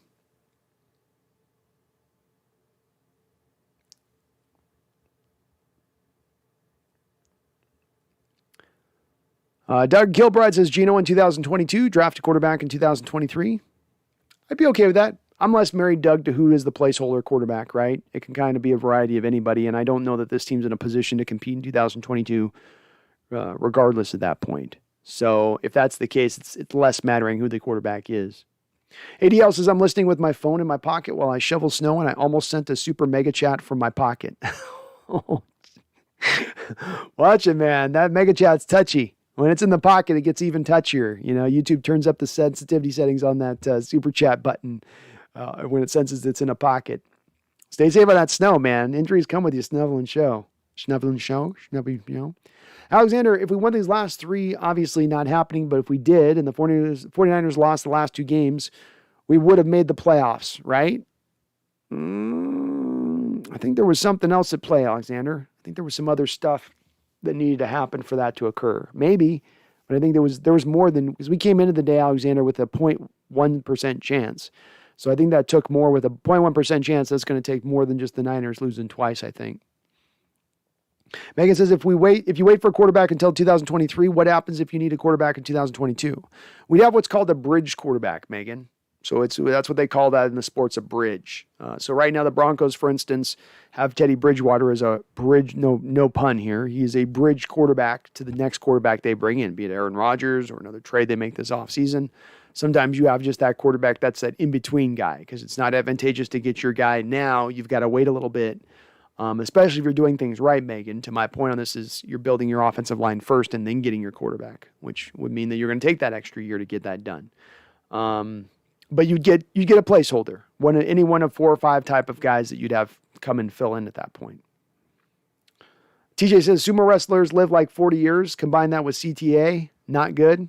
Yeah, they do not live a long life. I think I have seen that somewhere. They don't go too long on that one. And Charles, thank you again, all your donations on the chat, man. You're awesome, brother. You're awesome. Charles is a badass. Randall says, correct me if I'm wrong. If we don't trade Russ this offseason, we could conceivably do it after 2022. His deal runs through 2023. Yep. Yes, you could, Randall. It does technically run for 2 more years, so you could go that way with it if you wanted. Larry says, I'm back pretty soon. I might set up a show soon, talk about Baker Mayfield. Look out for my show. Competition. Randall, I'd want no part of Daniel Jones. I'd take Baker over Danny Dimes any day of the week. Oh, really, Randall? I'd lean more into Danny Dimes myself. I feel like Danny's shown to you more with less he's had to operate and work with than Baker has. Baker's had a better line. Baker's had better wide receivers. Baker's had better tight ends. Baker's had better running backs. So if Baker's looked a little bit better statistically than Danny, it's understandable. I don't love Danny Dimes, but I'd probably lean to Danny Dimes. Megan says, praise the Lord, Larry's back. Alexander, would 9 ball players be good kickers in the NFL because they can lock in on a pocket? Maybe. Randall goes Mitch over Dimes. I think Baker's better than Mitchell. See, I go Danny Dimes over Mitch and Baker over Mitch. Alexander says, no more Baker talk. I hate Hulu.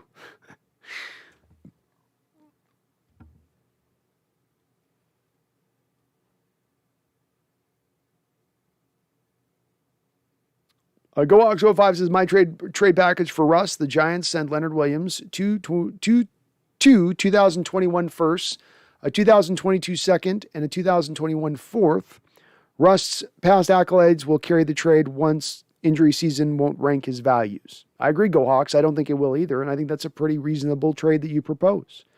That would be pretty close to what I've talked about as far as getting the equivalent of a minimum of 3 first-round picks. Leonard Williams, a 2022 second, and the 2021 fourth, probably by Jimmy Johnson's value trade chart, would be equivalent probably to somewhere near a first-round pick. So I like it, man. Smart. AI, $44 million is nothing compared to a billionaire if they don't like how their company is being ran.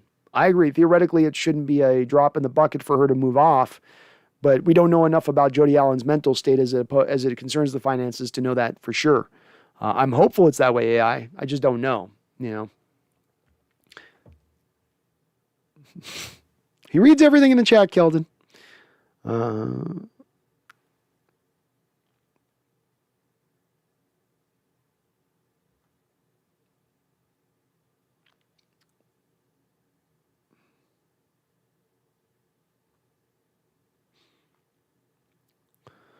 TJ says, now we got to wait an extra long 8.5 months for a meaningful game. It's going to be a while. Jimmy G or Baker, who are you taking? Oh, my God, Randall. Oh, my God. You got me picking. You're making me pick against the worst here, Randall. There's no good answers on this type of stuff. You know what I mean? There's just no good picks. Jimmy G or Baker.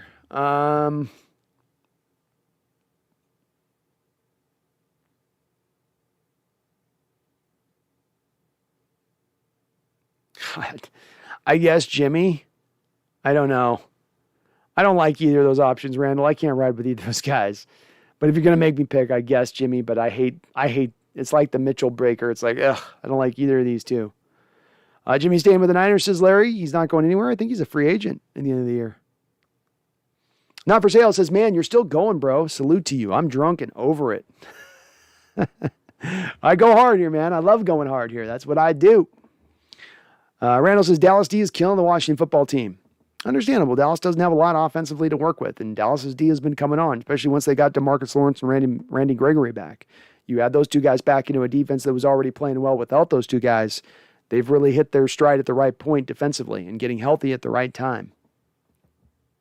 Keldon says, I'll keep Jimmy for the remainder of the season. He will be traded this offseason. I guess Keldon, there is a year left on his deal then, huh? I thought he was heading into the last year of his deal, but I admittedly didn't closely monitor that 49er situation. Go5 says, block punt, touchdown. Cowboys are up 49-17. What a trash thrashing. Jeez, Cowboys are giving it to them. Megan says, okay, gang, I'm out. Even after a crap shot game, it's been fun. It has been fun, Megan. Thank you for jumping in the chat. Thank you for all your donations. You're awesome. Have yourself a great night. Hope the Australian cricket team is bringing the thunder.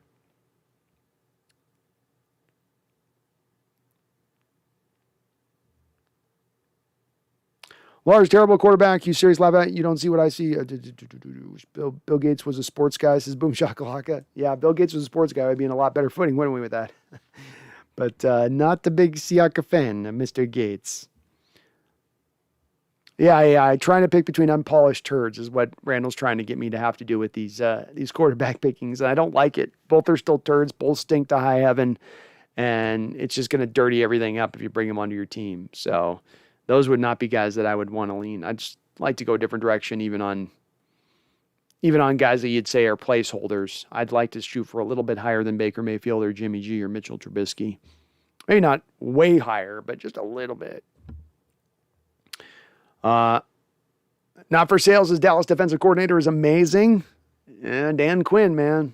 Dan Quinn. And he is amazing, and Dan Quinn's remained innovative with that defense. You guys can find some great quotes about Dan Quinn's defense when he was with the Atlanta Falcons and running the cover 3 stuff that he had brought over from Coach Carroll, and how over a inter-squad practice session of a couple days going up against what Shanahan was doing, he sort of came to realize with his defense that we've kind of been solved a little bit here. I've got to bring in some twists and some turns of the dial. I've got to make some adjustments. I can't remain stagnant with this defense. And Quinn's done so to the point at times they run a 3-4 scheme with 4-3 under principles there in Dallas. He has remained innovative, and as I continue to say, as I continue to harp, when you are innovative, when you are forward-thinking in football, when you are removing yourself out of a place of stagnation, that's when you can put yourself on the road to success. It doesn't guarantee success, but it puts you on the road to success.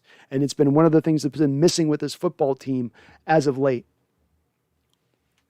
King Bloop says, if the Seahawks trade Russ for a couple of draft picks, who would they get in the draft in 2022? Some of this has to do with whether or not King Bloop, they would seriously be considering not targeting that quarterback in this next upcoming draft, because if you get first-round picks in this draft, you could easily, and I've made this assessment kind of so far, you can look at the quarterback prospects in this upcoming draft and say none of these guys are first-round quarterbacks. If you're going to make that determination, then neither of those first-round picks should then go to a quarterback. So then you should be picking to other places. And the two spots, I don't think you could go wrong. If you got 2 first-round picks and you went 2 first-round picks to the offensive line, I think that would be a smart way to go. I'd reckon to guess, knowing Schneider's history, he would probably utilize one of those picks and pick it, probably the highest of the picks. And then in the second pick, he would probably trade back and try to pick up an extra second or third rounder at that point. So you wouldn't end up using both of them, but trade back on one of them. But the first one they would use and probably use to the offensive line, I would say likely left tackle, maybe right tackle, but left tackle is the one that usually goes in that spot. Larry says, Brandon, hate on Baker. Stop it. I can't. Keldon says, I hear you, Brandon. Just wait and see. Larry, Brandon like Baker. Just don't admit it. I hate Baker in the depths of my souls. Everything that he's about. I hate his essence. I hate him even beyond his quarterback play. I hate his essence. Random McDaniel says, I think Minshew would be a great bridge quarterback. I'd give Drew Lock a sniff. Both would be cheap in draft capital and cap hit. I think of all the guys we've mentioned here so far, Minshew would get me the most excited as that placeholder quarterback. Obviously, Carr I wouldn't consider a placeholder at that point. He's a bit better than that. But Minshew's been very good every time you put him on the football field. And again, local kid. I love the story of it. Every time he's been given a chance, even on bad football teams at times, he's shown out. So he'd be one guy who would get me maybe a little more interested in that, Randall. Jose Garcia says Deshaun Watson, and he raises his hand. He's all in. And Jose, I mean, if we're just taking on the off-field stuff alone on this, yeah, I'm in on it. I'm for it. I'm good, okay? In 1 second, I'm getting a call here. Just a sec.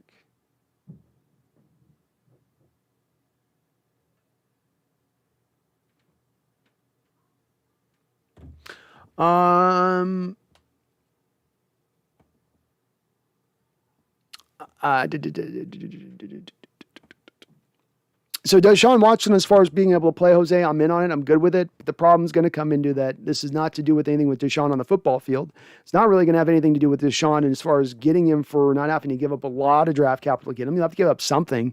But obviously the Texans have proven out by not being able to move him over the last year that they are going to that they are going to have to they're going to have to take lesser than what they should get for that man's talents, is how I will put that.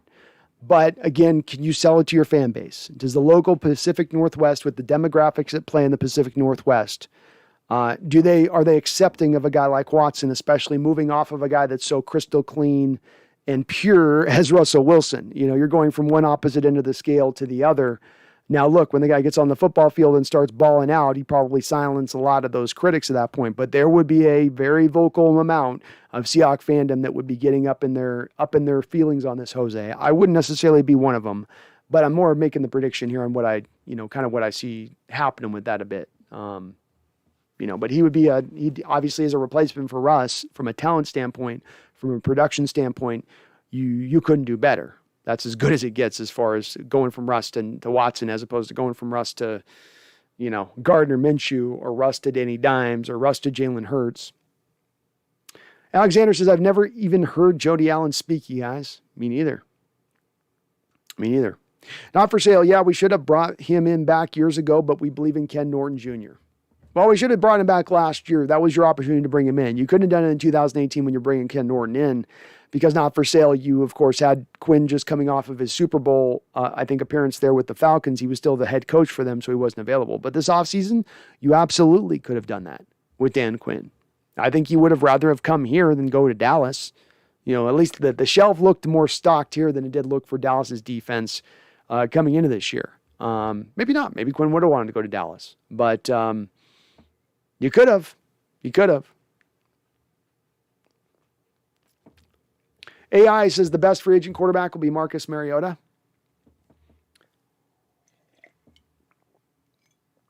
Yeah, I think he is probably the best of the bunch. There's just not a lot of free agent quarterbacks, which is why he ends up the bunch, is that everybody's kind of under lock and key. A little bit as to why, though, when people talk about Russell not being worth 3 first-round picks, the part of the people that push up against that on me, and you might be proven right on this, but the part that I think that people are thinking he's not worth 3 first-round picks anymore, his value's been destroyed, you're not considering a couple of other outside factors into this as well. One factor being is that, to somebody's point there is no other quarterbacks in free agency you're going to go sign, right? So that's out. You look at the draft, and there's really no consensus first-round picks and quarterbacks in this draft.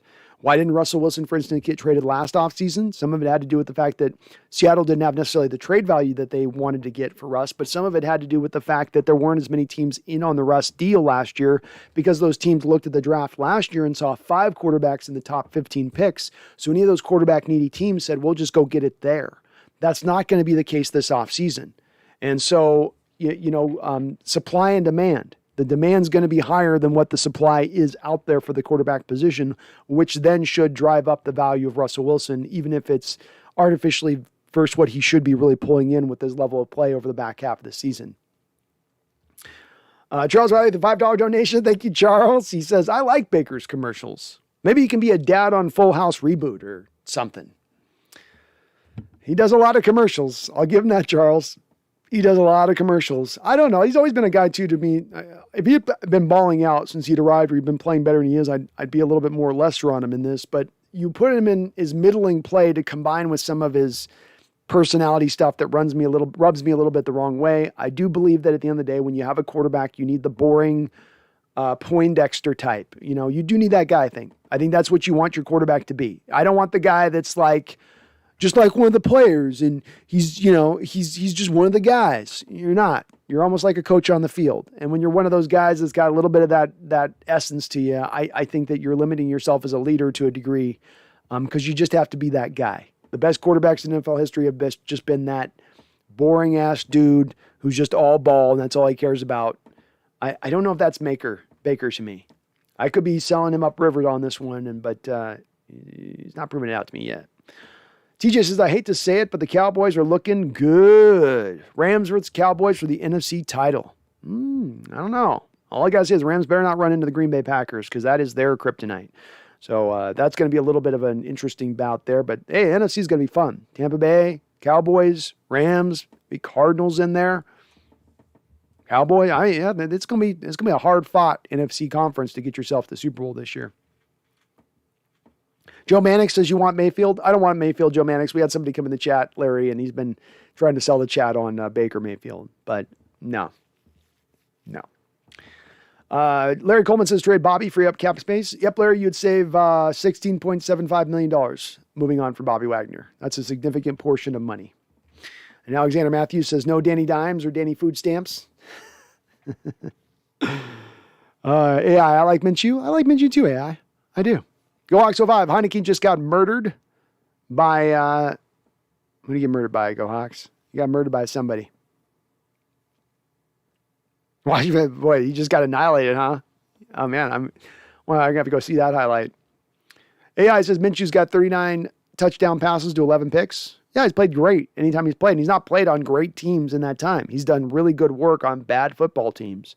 That's telling, I think. I'm not going to ride with him in the future as my main guy, but I'd be open to bringing him on. Jovan Turner says the guys y'all want might as well give Jacob Eason the keys. Laughing out loud. Well, I want a pace order quarterback, Jovan, because again, if there was the quarterback in this draft that was a high-end quarterback, it was like last year's draft where there was a collection of guys all that were going to be picking that top 15 picks, I would be maybe more open to looking at the quarterback in this year's draft in the now. But because that's the lay of the land, I'm just adjusting to the lay of the land, which is that there's a little bit of a dearth of quarterbacks in this upcoming draft, which means you're just going to have to wait a little bit more longer to get your guy. Booby Shakalaka says, could always get Fitzmagic. Fitzmagic does nothing for me. I mean, nothing. AI says 3+1 ratio. There we go. Not for sale. That's exactly why we didn't sign Mike Vick back then. Seattle is a liberal city. Yeah, it is. I mean, it is, and that maybe can factor into this. I'm anticipating that would factor into the Deshaun potential trade. I think it would probably stop it kind of dead in its tracks before it even began. Larry Coleman says, what? Mariota's a good fit? No.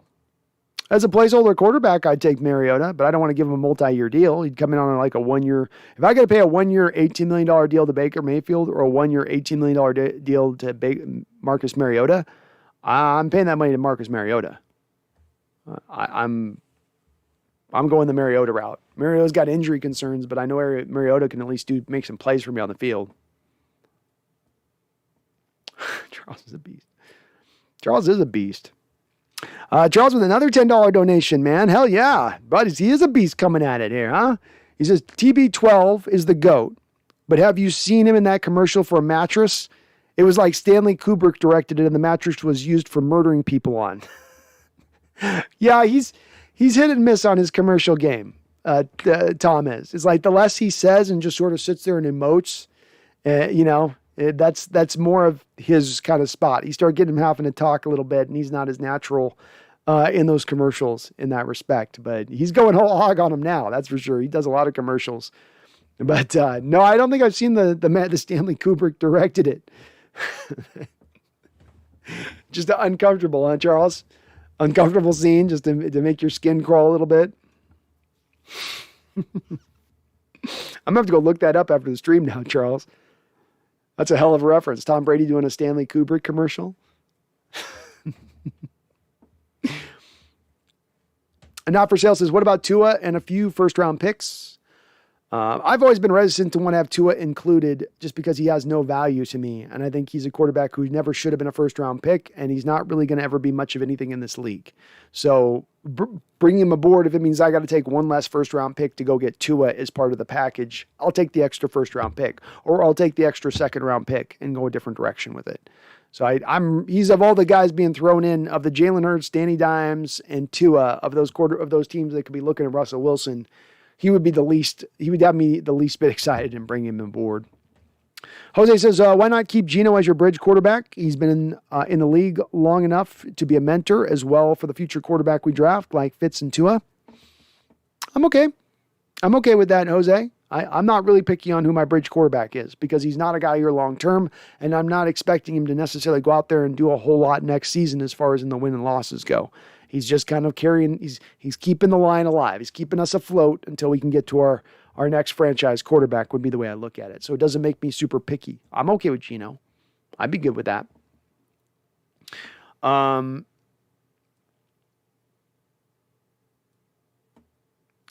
Cruz says, you want Lamar Jackson? Lamar's not going anywhere from Baltimore. Baltimore's going to pay Lamar.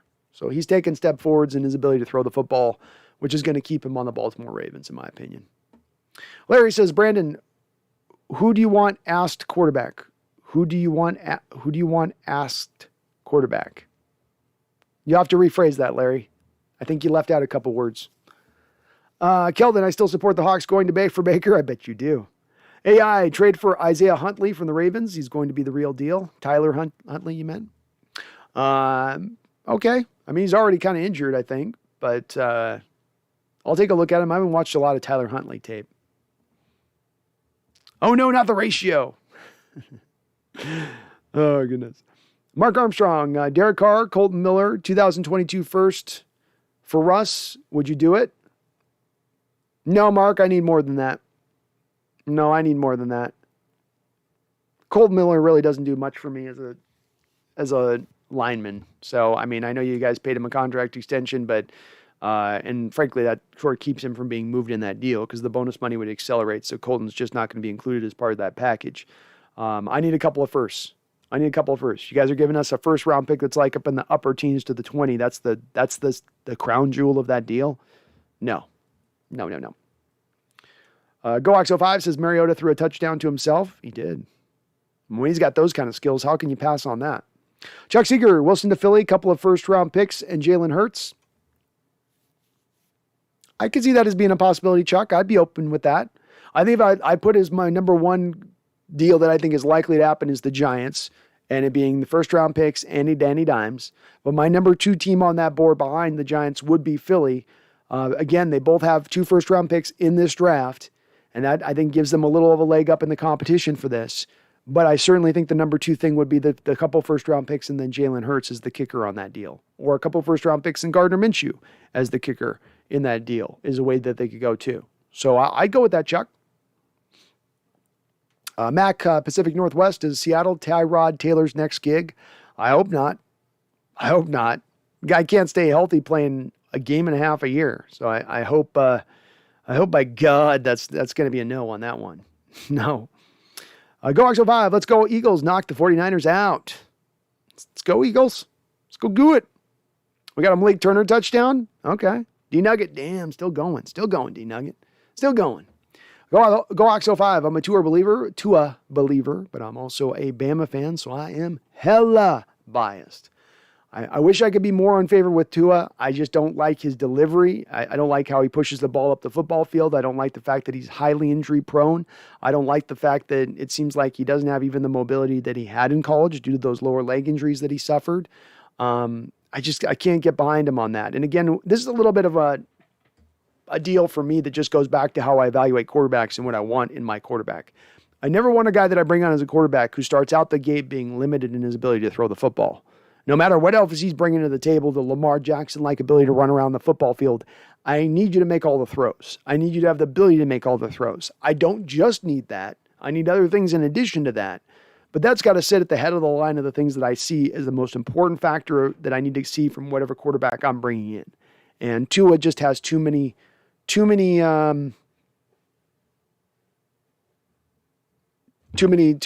with him as far as a passer goes. Brandon, don't be a left-handed hater. I'm left-handed, man. I'm left-handed. I've earned the right to be a left-handed hater. And left-handed quarterbacks are weird. We're weird people. Lefties are strange. Okay? We're not built to be throwers of the football. You only got a couple guys. You got Matt Leinart. You got Michael Vick. You got Steve Young, and that's about it. You know? It's just we're a little strange in that way. And I'm allowed to be a hater. You know, when you're one of them, you gotta be a hater of them, you know? I'm in that club. Boom shakalaka, so. Keldon Charles, have you seen the shining stuff about Kubrick hinting at the things about him directing the moon landings? Oh, it's awesome. It's just a fun documentary, Keldon, to go check out. Even if you don't come away believing this conspiracy, it's just fun to look at. I think it's called Room 213 or something like that. But yeah, that's one of my favorite conspiracies, that Charles shot the moon landings. He actually, to get access to a specialized camera for 2010 movie. That's how the theory goes, at least. Larry says, Mariota can't even run the ball. He barely threw touchdowns. He's worse than Russell Wilson. No, he's worse than Russell Wilson, but whoever I bring in as a placeholder is going to be worse than Russell Wilson. And certainly you're not saying, Larry, that Baker Mayfield is anywhere near Russell Wilson as a player. Not for sale, says the Cowboys have 56 points. They're going to put a 60 burger up on the Washington football team. King Bloop said, damn, I remember when Malik Turner dropped that first down pass against the Packers in the 2019 sealing another Seahawks playoff exit. I do remember that as well. One of those rules, it's one of those rules of thumbs that I hit the coaching staff for, where I say you continually make the same mistakes over and over again. So just like in that season, you were throwing important passes to a guy like Malik Turner, and you, having done so, deciding not to necessarily go after another receiving target at the trade deadline, despite the fact you really only had at that point DK Metcalf and Tyler Lockett, as you knew that Josh Gordon was going on suspension. Just as you ignored that, you continue to ignore it moving forward. Look, even to this offseason where you're hoping D. Eskridge comes in, you're running back out Freddie Swain again, getting too many vital passes thrown his way when Freddie Swain is a fringe wide receiver in this sport. They continue to make the same mistakes. And yeah, I remember that one as well. Larry says, what do you want at quarterback for the Seattle Seahawks, Brandon? I want a quarterback from the 2023 draft. You know, give me the kid from Alabama. And I'd be perfectly happy with that if that's who we end up landing in from a year from now. That would be my ideal. But I would rather get a young quarterback from one of the next drafts, one of the talented guys, one of the guys you pick up at the top of the first round, build a good offensive line ahead of him to have that in place when he arrives, and then build a super team around him once he's here, because you're not putting $40 million into the quarterback position. That would be my method of approach. Boom Shakalaka, Hurts would be nice. Philly can't be done already, can they? I think they can. They weren't married to Hurts. He's not a top 15 first-round pick. He's a second-round pick. So they're going to be easily willing to move off from him. If it means you're moving off from Hurts to get to Russell Wilson, I think most Philly fans would probably sign up for that. And I think Philly would probably sign up for that. So, yeah, it's all about who you're getting in return. And I don't think Hurts has shown quite enough to make them think he is the future. He is the way. Mac Pacific Northwest says, I still think the Saints are going to do all sorts of math to land Wilson. They may. It doesn't make sense to me on a couple of respects. Number one, you've got a bunch of dead money. They had $105 million of dead money this last offseason, Mac. Rather than taking all that dead money and hitting it this year, taking the full brunt of that this year, they spread it out over 2 years. So there's still half of that dead money hit to basically have land into next offseason. They're going to lose their left tackle this offseason because they can't sign it. That team is going to become an older, aging roster. Demario Davis, Cam Jordan, the best players on your defense are going to start getting a little bit older. Has Humphrey seen his best day as one of your best cornerbacks? You know, he's had times he's gotten beat this year. You're not necessarily just going to a super team if you're Russell Wilson, as well as they're going to have to find cap space to then sign Russell Wilson, which they don't really have because he's going to want a new contract extension. As well, they're going to need to find draft capital to give us something for Wilson, which they don't exactly have since they're going to be picking in the 20s. I just don't know that they have the firepower to get it done. I can see it as a landing destination that Wilson would like to land at, and I'm sure Peyton would love to land on him, but I just don't see how you can make the particulars work. Alexander says, what about going after halfback Barkley? Isn't he a free agent after the season? I don't know why you'd want to do that, Alexander Matthews. You've had a history in the last 4 or 5 years of your running back room getting decimated by injuries. So now you're going to go out and make one of your keynote signings of an offseason, a running back who is very injury prone. That seems like that's going to lead to more of the same at that point. And then we shouldn't be surprised when that happens. Alex Silva says, is this the end of Russell? End of the gum chewer? I think it's more likely the end of Russell than it is the gum chewer, but it could be the end of both. But I do think the Russell at this point is going to be moved at the end of the season. And I've kind of long thought this, quite frankly. I've been in this line for quite a bit of time. Giants Opinion Sports says Giants need O-linemen bad. I think there's 0% chance they cough up both first rounders from next year's draft. Maybe not. Maybe not. However it goes down from Seattle's standpoint, I think they just want to get 3 first-round pick equivalents for Russell Wilson. And even though he's played a little bit worse, I think there's some excuses that some front office is going to make for him who's going to look at targeting him. So whether it's one of your first-round picks from this year and then 2 future first-round picks, it's kind of neither here nor there from my standpoint. You will get 3 first-round picks when it's all said and done. Goax05 says Tua used to be the Simone sniper. And well, welcome. Good seeing you here, Giant Opinion Sports. I always like to see other people, fans in here, so I hope you're doing well. Tua used to be the Samoan sniper. Yeah, he was really impressive out the gate in Alabama. I mean, he played his best football essentially when he first arrived out there on the scene. And, he's had his share of backers. I think Trent Dilfer called him the best thrower of the football that he'd ever seen, which was like, Trent, your nose is growing. But just, you can see him just not an easy, quick motion, not a lot of velocity on his throws, not necessarily the most accurate guy, which you're going to have to be if you don't have either of those two things. You just can't go with it. I can't go with it on that one. Boom Shakalaka says, oh snap, sorry, I'm also lefty. Hey, lefties rule, just not on the football field as quarterbacks. Coax05 says, Bryce Young has Russell Wilson's traits, but he's already shown an ability to work the short game. He's got a little more size than Russell does. Can see a little bit more things going on in front of him. He's got a lot of upside to his game, does Bryce Young. I like the kid quite a bit. I'd be happy with him.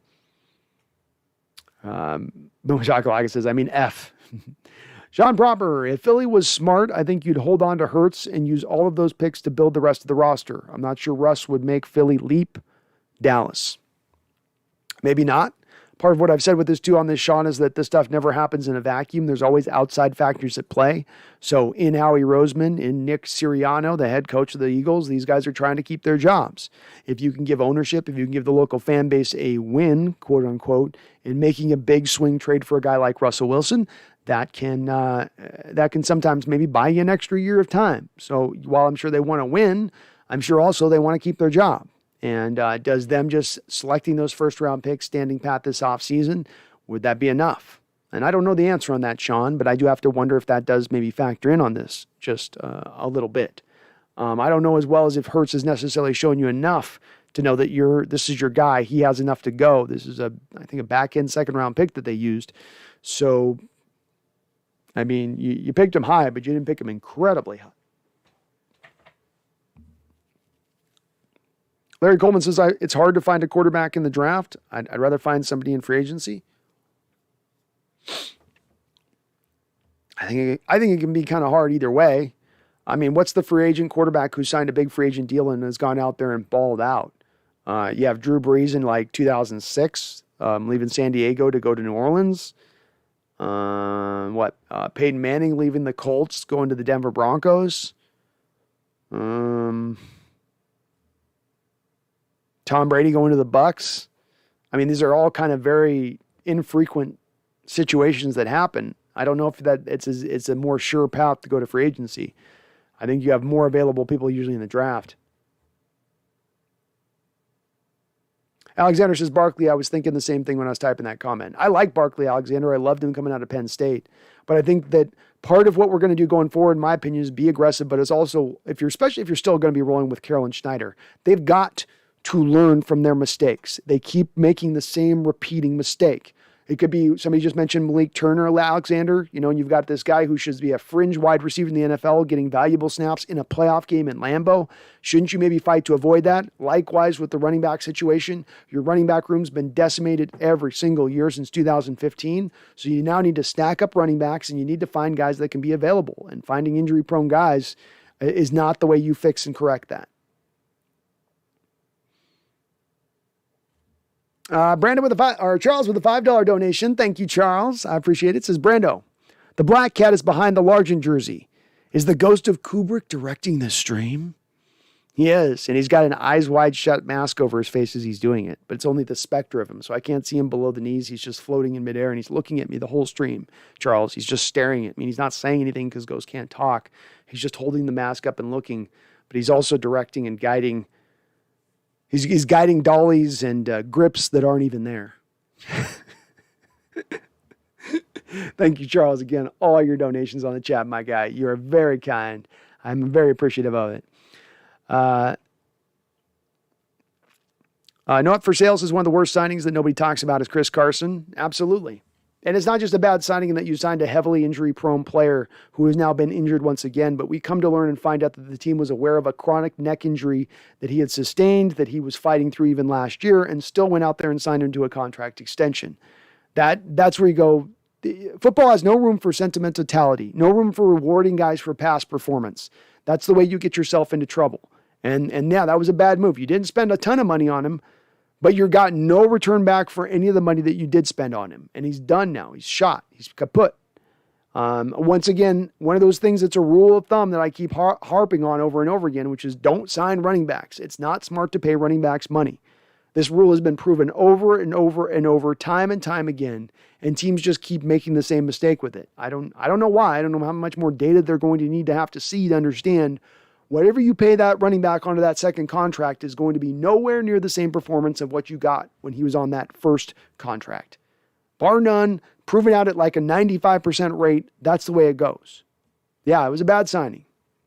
Giant Opinion Sports, good to see you as well, man. If someone is knowledgeable about football, I'll keep coming back. I appreciate that, Giant Opinion Sports. I really do. And, you guys are at a bit of a crossroads this offseason, so I think, much like I was talking about with Howie Roseman and Nick Sirianni with the Eagles needing to do maybe a big move to save their job, can we not maybe say the same thing about where the Giants front office is sitting with Gettleman and their coach? Are they not maybe in a bit of a similar place where, hey, if we could get the city of New York a win like bringing in Russell Wilson, would that carry the day for us? Would that be enough to save us within the city? I don't know if it's the way it plays out. I'm not saying that's how it will play out, but I could see that being a factor to drive that situation when it's all said and done. Boom Shakalaka says, John Ursula got the shaft and Turner playing ahead of him. Well, the only thing with that, Boom Shakalaka, is that you couldn't do John in that game because you needed outside help at the wide receiver position, not slot play.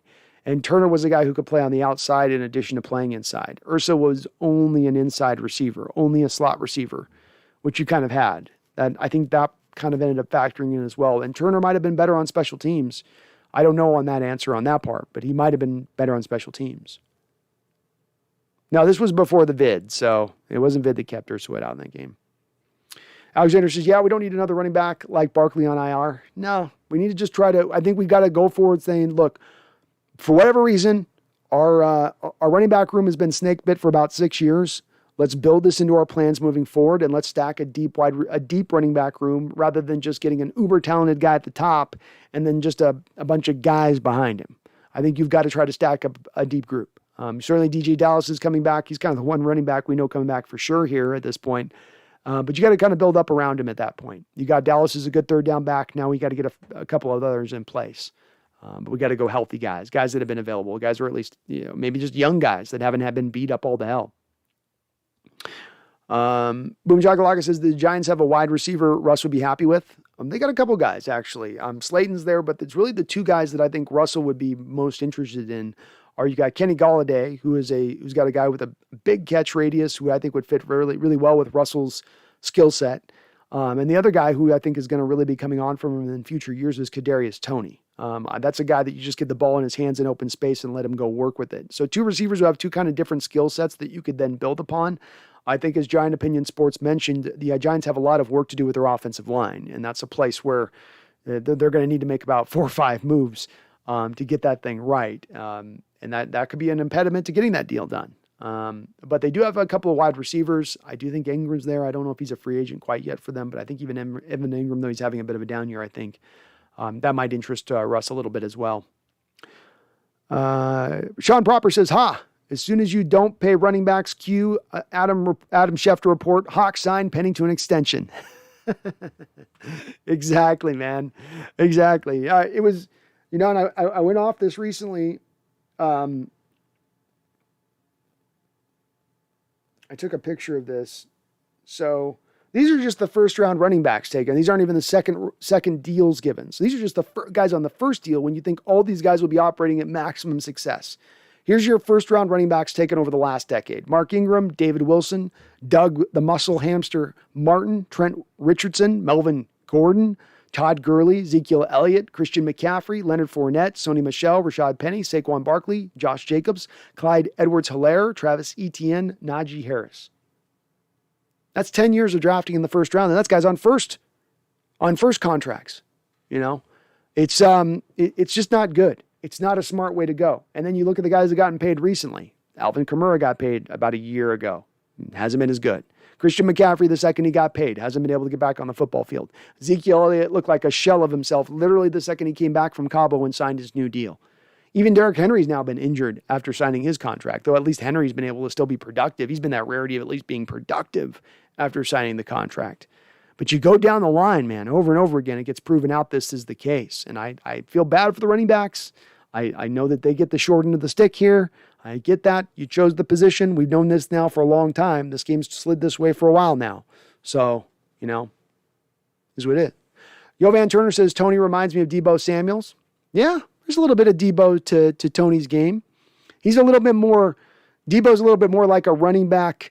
And there's a running back error to Tony, but Tony is just so sudden with his jukes and his cuts and stopping on a dime and restarting. Whereas, Deebo's kind of that true in-between guy between a wide receiver and a running back in his build.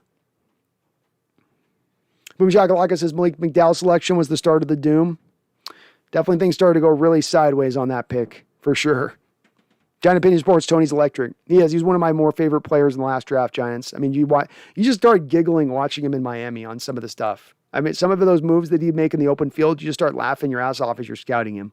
Like, really? You're going to make that cut? And I mean, there were times where it seemed like the whole defense on a play on his college tape would have an opportunity to tackle him and miss. Just that kind of dude. Boom Shakalaka, Kamara wasn't at first. No, Alvin Kamara wasn't at first, but he got a second contract and went down after the second contract. So did I say Kamara on my list? I think I had him on. I was saying he was a second contract. I probably confused you on that a little bit. Larry Coleman says, that's true. Lots of running back gets hurts. Yeah, it does. It's just not a position you should pay because you're usually going to end up running into injury, and that's going to usually be money like Chris Carson this year that you're just basically throwing into the garbage. Charles Riley says, Christian McCaffrey, to be fair, has never been on the field. He's one of those Watt brother types that is using something that is weakening his ligaments. Maybe on that. Let's take a look here.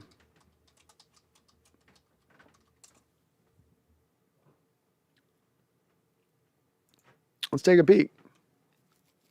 I'll make sure I'm right on this before I speak. So I hear it's the opposite on this. I'm telling you, man, it's a little bit the opposite. I'm right on this. So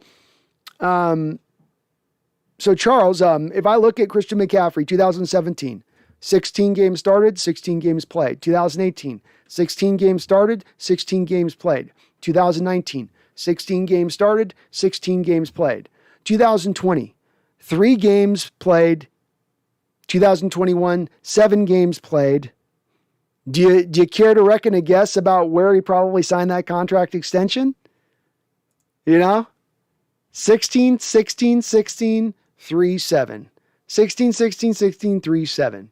And I agree with Charles. I think Christian is a little bit like those Watt brothers where you're like, is there maybe something he's using a little bit on that with that build at times? But at the end of the day, super healthy right up until the point he got paid. And the second he got paid, you're not even getting close. You're not even getting double digits of Matt McCaffrey in a season since he got paid. Alexander says that's what 2019 when we signed Lynch at the end of the season because every running back, halfback was on the IR. That was absolutely crazy. Yeah, Alexander, that's right. You're absolutely right. And it's every year you're running into this. Go to 15 when you had Alexander on the roster, right? Or not Alexander, but Marshawn Lynch on the roster. Right. So he's on the roster, but he gets that injured, the hernia surgery he had to get at the end of the year.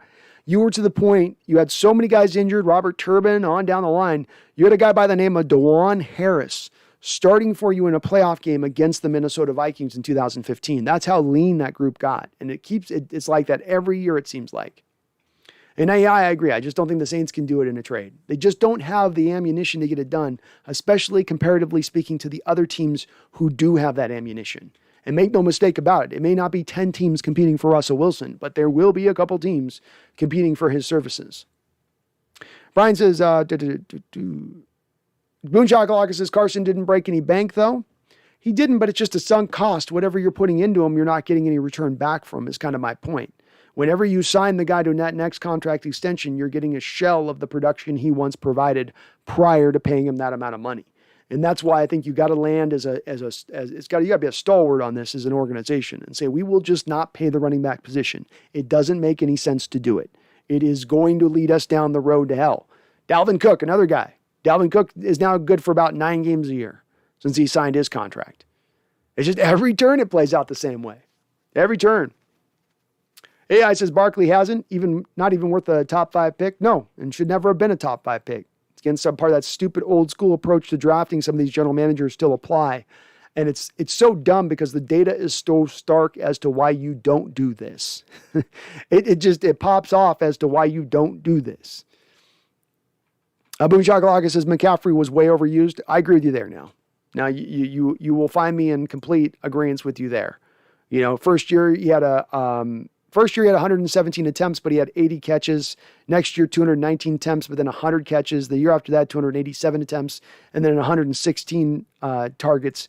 But this is just more to my point a little bit on this. If you're going to use and abuse that running back on his first contract, then know that you use and abuse that running back on his first contract, and you should not be paying him then on the second one. He's going to be damaged goods at that point in time. I agree with you there. King Bloop, I wouldn't be surprised if DK wanted to leave with the lack of targets. I wouldn't either, King Bloop, and he'd have a leg to stand on. I've had a lot of sympathy and patience for DK, and even in his outbursts, because I think when you ignore the guy and don't target him, 2 catches in this game, he had 1 drop, but he had a couple other throws that were way over his head, not catchable. I understand if you get frustrated by that, if that gets old after a while. I can't be mad at him for that.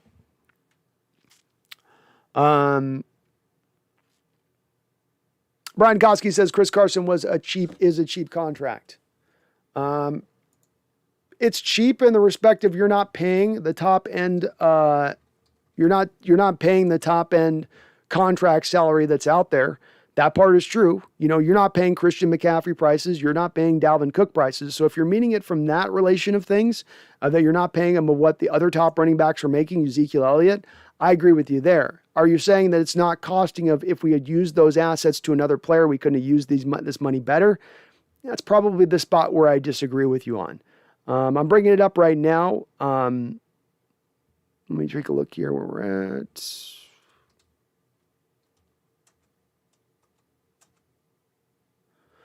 So this year, your cap hit for Chris Carson is $2.7 million, $3 million, which of course is not significant. But the key on this is to go take a look at the 2022 hit, because you added basically the voidable year in this contract, added the 3rd year to the deal to push out the bonus money at that point.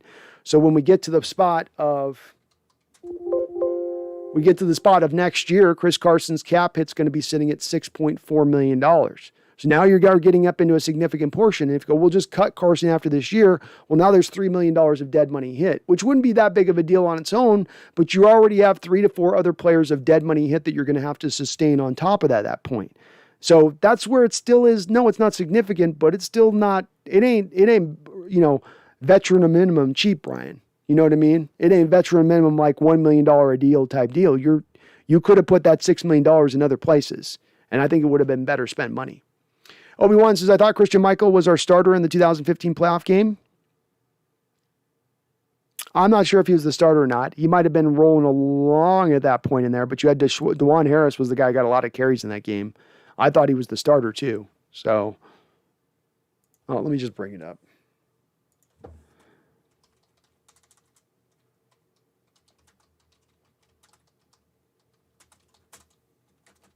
It's easy enough to check, boys. It's easy enough to check. Yeah, Christian Michael did play in that game and start for. He got 21 carries.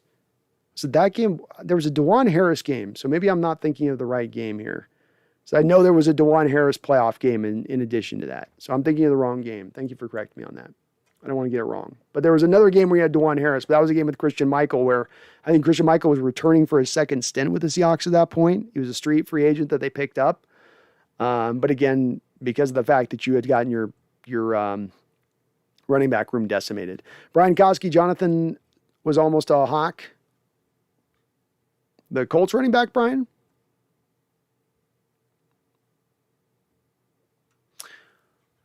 Charles says, honestly, I guess I never noticed McCaffrey because he's a loser on a loser team, and a fantasy football is whatever it is. Very true. 12 North, Myers has been one of the worst signings. It's not been a good signing. I think there's been many more worse. I think it just more speaks to 12 North, how bad you've been at your signings. BJ Finney was probably a worse signing. Hell, you go for just about almost any free agent signing that they've made recently, and they might be even worse than that. Myers hasn't been good, but he only cost you a couple million on the cap every year. So it's, you're paying a kicker money, but it's not substantially hitting your cap like some of these other bad moves you made. Like, for instance, $7 million to Greg Olsen. That 1 year, $7 million deal is by far way worse than anything we put into Myers. At least Myers has given you one Pro Bowl season within these 3 years of being here. Mac, Pacific Northwest, they had to park a food truck at the end zone to try and sap some production out of Eddie Lacy. That's true. He was done. He liked his food, that one. I wonder what Lacy's weight's at right now. What's the over-under on Lacy being 300 pounds from you guys? Larry says, I want take any risk on any running backs. I wouldn't either. Boom Shakalaka says, Cook always missed like 5 games a year. Yeah, he has always been kind of that way. That's true.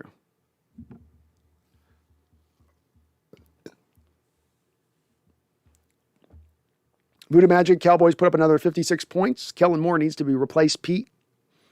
Prosser from Tosser, baby. Prosser from Tosser.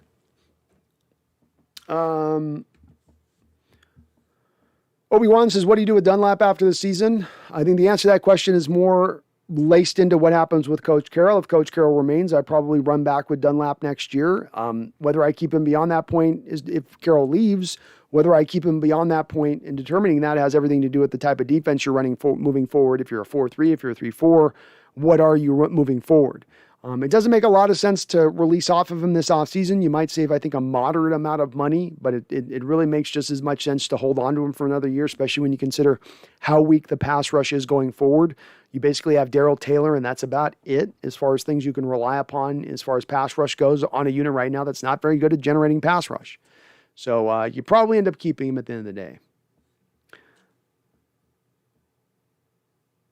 Boom Shakalaka says the Zeke contract for $90 million was ridiculous. It was. You knew it was bad for the Cowboys at the time. Zeke was a guy that had a lot of production running behind a fantastic offensive line for the Cowboys. He ran hard. He ran strong. Yes. He was good. He's been worse since he signed the contract. Yes. But at the end of the day, you got to understand where a lot of his success came from initially. And when you look at a guy as their backup and he's been in their running and he's been as productive as Zeke, if not more productive than Zeke when he's gotten his opportunities, I think that's pretty, again, that should open some eyes. That should lead you to a conclusion where you go, maybe running backs aren't quite as valuable as we once thought from the perspective we've got to spend a lot of assets to go get them. Maybe we should go build the offensive line first. Alexander Matthews says, why is a lot of people wanting Baker Mayfield? I don't get it. I think Larry's doing a little bit of a troll on this, Alexander. So he's just trying to have some fun with some people here. And he's being playful, I would reckon to guess. I don't know if it's people are seriously considering the Baker Mayfield talk. Brian Koski, I still suck at understanding how cap hits work. I'm so easily effing confused. Thanks. I still like Chris Carson, though. No, it's understandable you think on this, Brian, because it got sold to us as he didn't cost a lot, and people were referencing back to his cap hit this year being only $3 million, which was true, but you added that third year of that voidable year to the contract, which moved the bonus money out to 3 seasons, lowering down that first year of that cap hit, but that cap hit still does remain to some moderate degree, at least a little bit. Brian Koski says, yeah, Jonathan from the Colts, 41 pick. Hawks had 44 pick. Hawks almost had Jonathan as a running back.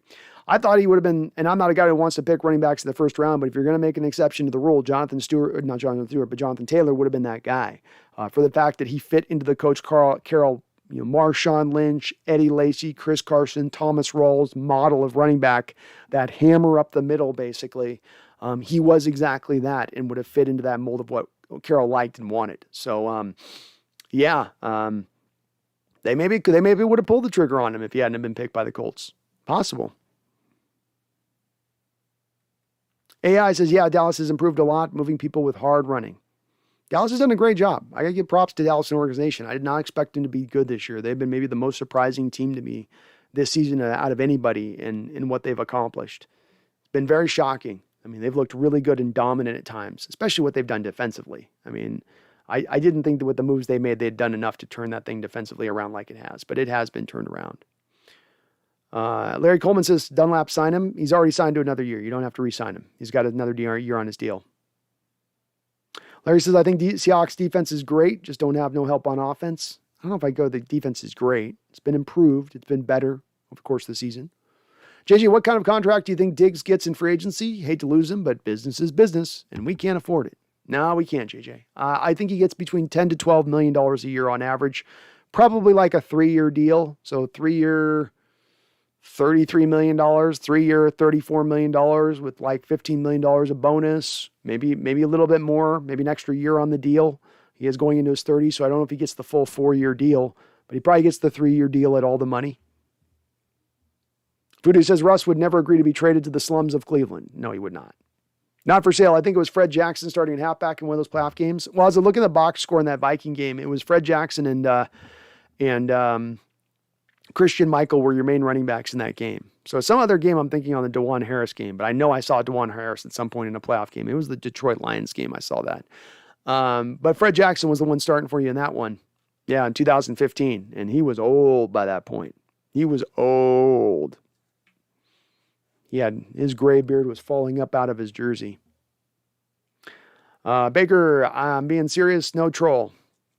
No troll. Well, fair enough, Larry. Fair enough. You're a man of his beliefs. Boom Chocolate cap is fake. See the Rams? I don't think the cap is fake. What the Rams have had happen to them is they've been bailed out by other teams rather than having to just straight force release a player.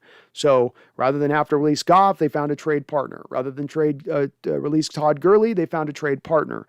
Rather than release Brandon Cooks, they found a trade partner. I could keep going down the list of these things, but they do a bad contract and then they get somebody who bails them out of that bad contract so that they don't have to feel the full pain and weight of those bad contracts when they hand them out. The cap is still real. The Rams still have to deal with it. They'll be dealing with it this offseason. You watch. They had no money to spend last offseason, Boom Shakalaka, right? They spent no money in free agency.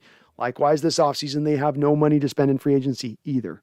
So it is a real thing. You can move the cap around. You can adjust it. You can play with it, but you can't avoid it. Charles Riley with a $5 donation. Thank you, Charles. You're awesome, my man. He says, Brando, why would any college kid be a running back?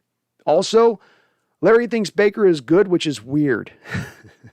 Can Baker go back to Oklahoma on an NIL and make more money? Maybe. Hey, it's wide open, the rules now in college. So now what about 6th, 7th year of, Baker would be the guy to do it if you could do it, right, Charles? I don't know. Larry loves himself Baker. I'm not sure what he's seen in Baker's play throughout the course of his career so far that's made him sold on Baker. Baker's had one of the best, if not a top 5 offensive line. He's had good playmakers to throw to the outside. He's had 2 great running backs through most of the time. 2 good to decent, good, better, great, whatever you want. 3 tight ends. And he's still not looked all that great. So I don't know. I don't know. To each his own. To each his own. Why do running backs in college, why would they be a running back? I think a lot of these guys move away from running back in college at times. For instance, Golden Tate moved away from running back when he got to Notre Dame, became more of a wide receiver. I think more of these guys are making this transition now, but I think it's born out of Pee Wee leagues. Pee Wee leagues back in the day weren't really leagues where you throw the football. So the only way to get your hands on the ball if you're a Pee Wee player is to be the running back. It is the glam position at that point when you're a youngster. So if you start into that running back, it just sort of takes hold and you continue on through. You're not thinking about the fact that, NFL running backs don't get really paid as a peewee. You're just like, I remember seeing Barry Sanders. I remember seeing Emmitt Smith. I remember seeing Walt Payton. I remember seeing this great running back do great things. I want to be that. You're not thinking about the damage when you're a kid. You're going to live forever. So it's a rule. It's something you just learn kind of late in the process, I would reckon to guess. But I think that transition's taking place. If you look at the running backs coming out recently in college, look at the last draft, Charles, with the running backs that came out. It was awful, right? It was awful. Like even Najee Harris, who I think was a first-round pick, really people were like, I don't know if he should be a first-round pick. And you had basically his upper-level talented guys in last year's draft for the running back position, just talented guys. You had Najee Harris, you had Javonte Williams, and that was just about it. That was just about it. And I think it's been like that over the last couple of years, the running back position in the draft. I think that speaks to a little bit of the talent starting to drain and go to other places. Starting to go to other spots, in my opinion.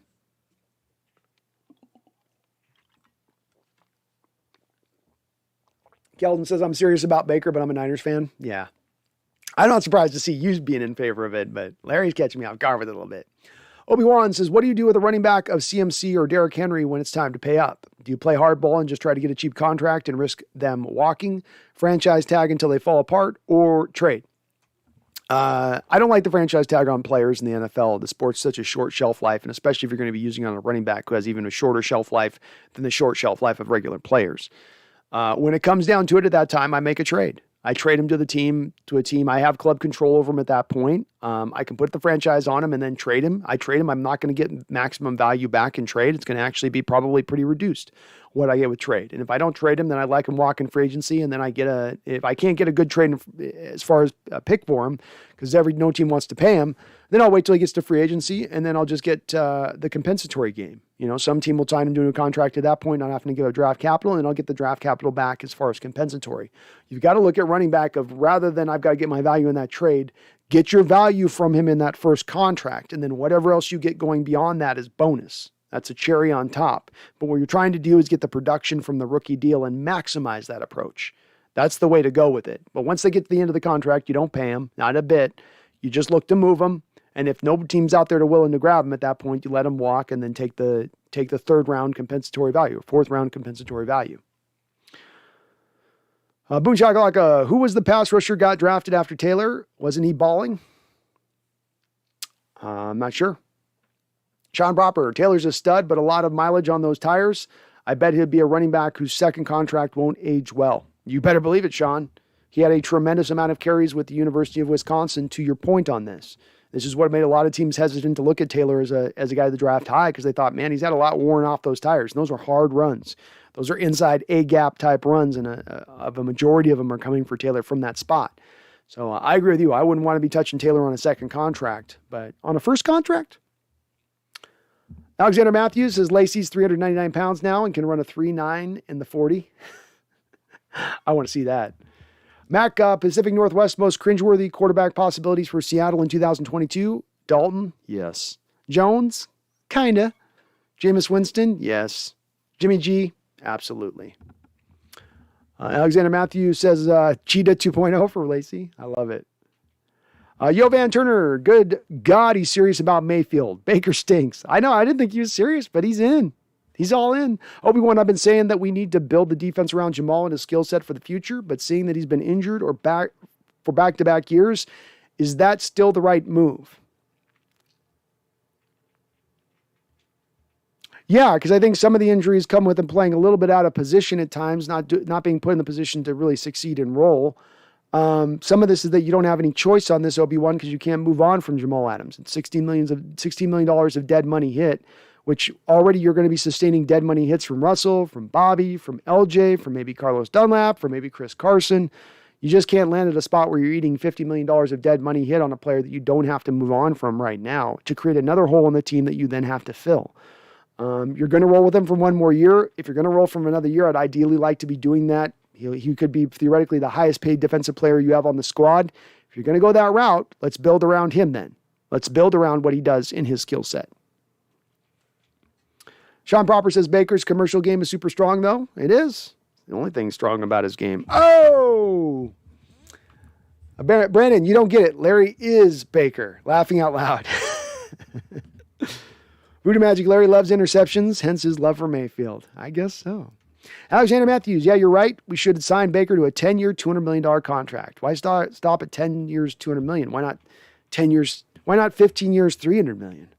JJ, Please let's stop talking about Baker. I might need a lobotomy just visualizing him on our team in our team colors. Yeah, I would go ape crap if that happened. I would not be able to take Baker on our team.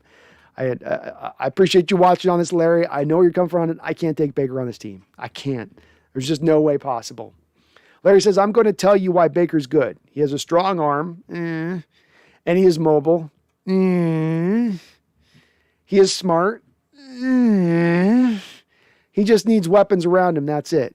He literally has weapons around him. He's literally not smart. He's not very mobile, and his arm strength is questionable. So I have to push back on all four of those items, Larry. Oh, goodness. Boomjack like running backs need a 2-year rookie contract, then pay them 4 years is a bull for a running back. That is, yeah. But of course, you can't pay him until after the 3rd year on a rookie deal. So they are stuck waiting 3 years. King Bloop, he literally has Chubb, Hunt, Landry. He has Beckham too. Don't forget King Bloop, that offensive line that has heavy investment like Jack Conklin or the kid out of Alabama they got a couple years ago. Treader's very good. Joe Bitonio has been awesome. 3 tight ends, Hunter Henry, David Njoku, Austin Hooper. He's had quite a bit to work with there.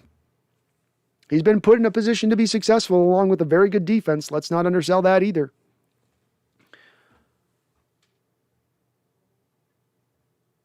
Boone Jockalock says the pass rusher on the Seahawks drafted like round 5 in the same draft as Taylor. That was Alton Robinson. ADL says we should draft a running back every 4 years and trade him before he gets paid, no matter how good or bad he's doing. I'm okay with that, but I don't want to pick high on those guys. I'll take a running back every year, ADL. If you want to pick a back every year in the draft, just to put the most talented assemblage of a group out there, I'm good with it. Pick them, though, 4th round and on. Because I don't think there's a huge difference in talent in running back position from the 4th round to the, let's say, first to the upper end of the first round to the 2nd round.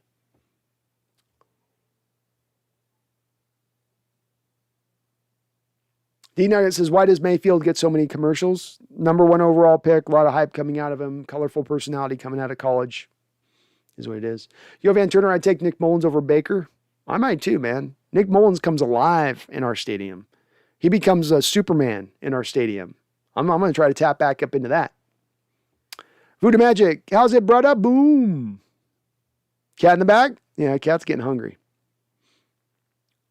AI says 30th in league pass rush is dog crap. It is. And for a team in a 4-3 defense that relies on the front 4 to generate pass rush, it's exceptionally bad. On top of that, you need your front 4 to do that work. But this is all, we can all file this under that same making the same mistake over and over again. You've been making the same mistake for 5 years as it concerns your pass rush. Short selling it, trying to do just enough, get just by with just a bare minimum, and it costs you. Your defense is ran by your front 4, not your back end. Your defense is run by your front 4, not your linebackers. This is a lesson that our coaching staff has been slow together. And good to see you, Voodoo Magic. Hope you're doing good. I'm doing awesome. Chi-Town Livingston. I went to dinner and had a Wagyu beef. All right. You're making me hungry. Charles, when I say guys like Larry, I mean college amateur football fans who celebrate minor league wins like it's cool. Why do I hate Baker, Larry? Because he's been set up to have all the success and he's failed. He's the number 1 overall pick who has a stacked a group around him to excel, and yet he's not excelling. And he's not a rookie anymore, and he's not a 2nd year anymore. He's old enough to be better than this. So when you got that much to work for and you're still falling short, I think you earned the criticism. 283128 says Nick Foles is better than Russell Wilson. Well, he's better today. He was. I don't know if I'd take him any outside of today, but he was today. Mac, Pacific Northwest, did you already talk about the new head coach options? If entering rebuild would want to go experienced versus first timer? I would rather go experienced myself. The 3 names that jump out at me that may be pie in the sky options, Mac, Pacific Northwest, but the 3 names nonetheless, these is my list. I could have the list. It's my list. My list would consist of, can I bring Sean Payton up here from the Saints to pair with Russell Wilson? That'd be option 1. Mike Tomlin's a free agent head coach. I might be interested in taking a look at him. And the other guy might be Harbaugh at Michigan. Any of those 3 names would get me interested. Jovan Turner, that's correct. The D-line is supposed to keep the linebackers clean so they can read. Yep. Not just in the run game too, though, Jovan. It's that you're a team that over the course of Carroll's time here in 10 years, you've blitzed probably as much the least amount as any team in football over that given period. Carroll does not want to blitz. So if you as a head coach, as a defensive-minded coach, don't want to blitz, then the offside of that is that your front four all needs to be able to generate pressure. Take a team like Tampa Bay that can even be a heavy blitz team, but they will at times, depending on the opponent, lean back into that front four. I got Jason Pierre-Paul, I got Shaq Barrett, I got Vita Vea, I got Ndamukong Suh, right? I got 4 guys that are all a threat to generate pass rush. Seattle has not had a foursome that was able to all generate pass rush. We have to go back to 2014 to find something like that. But it's what makes this defense work. It's what can make this defense lethal.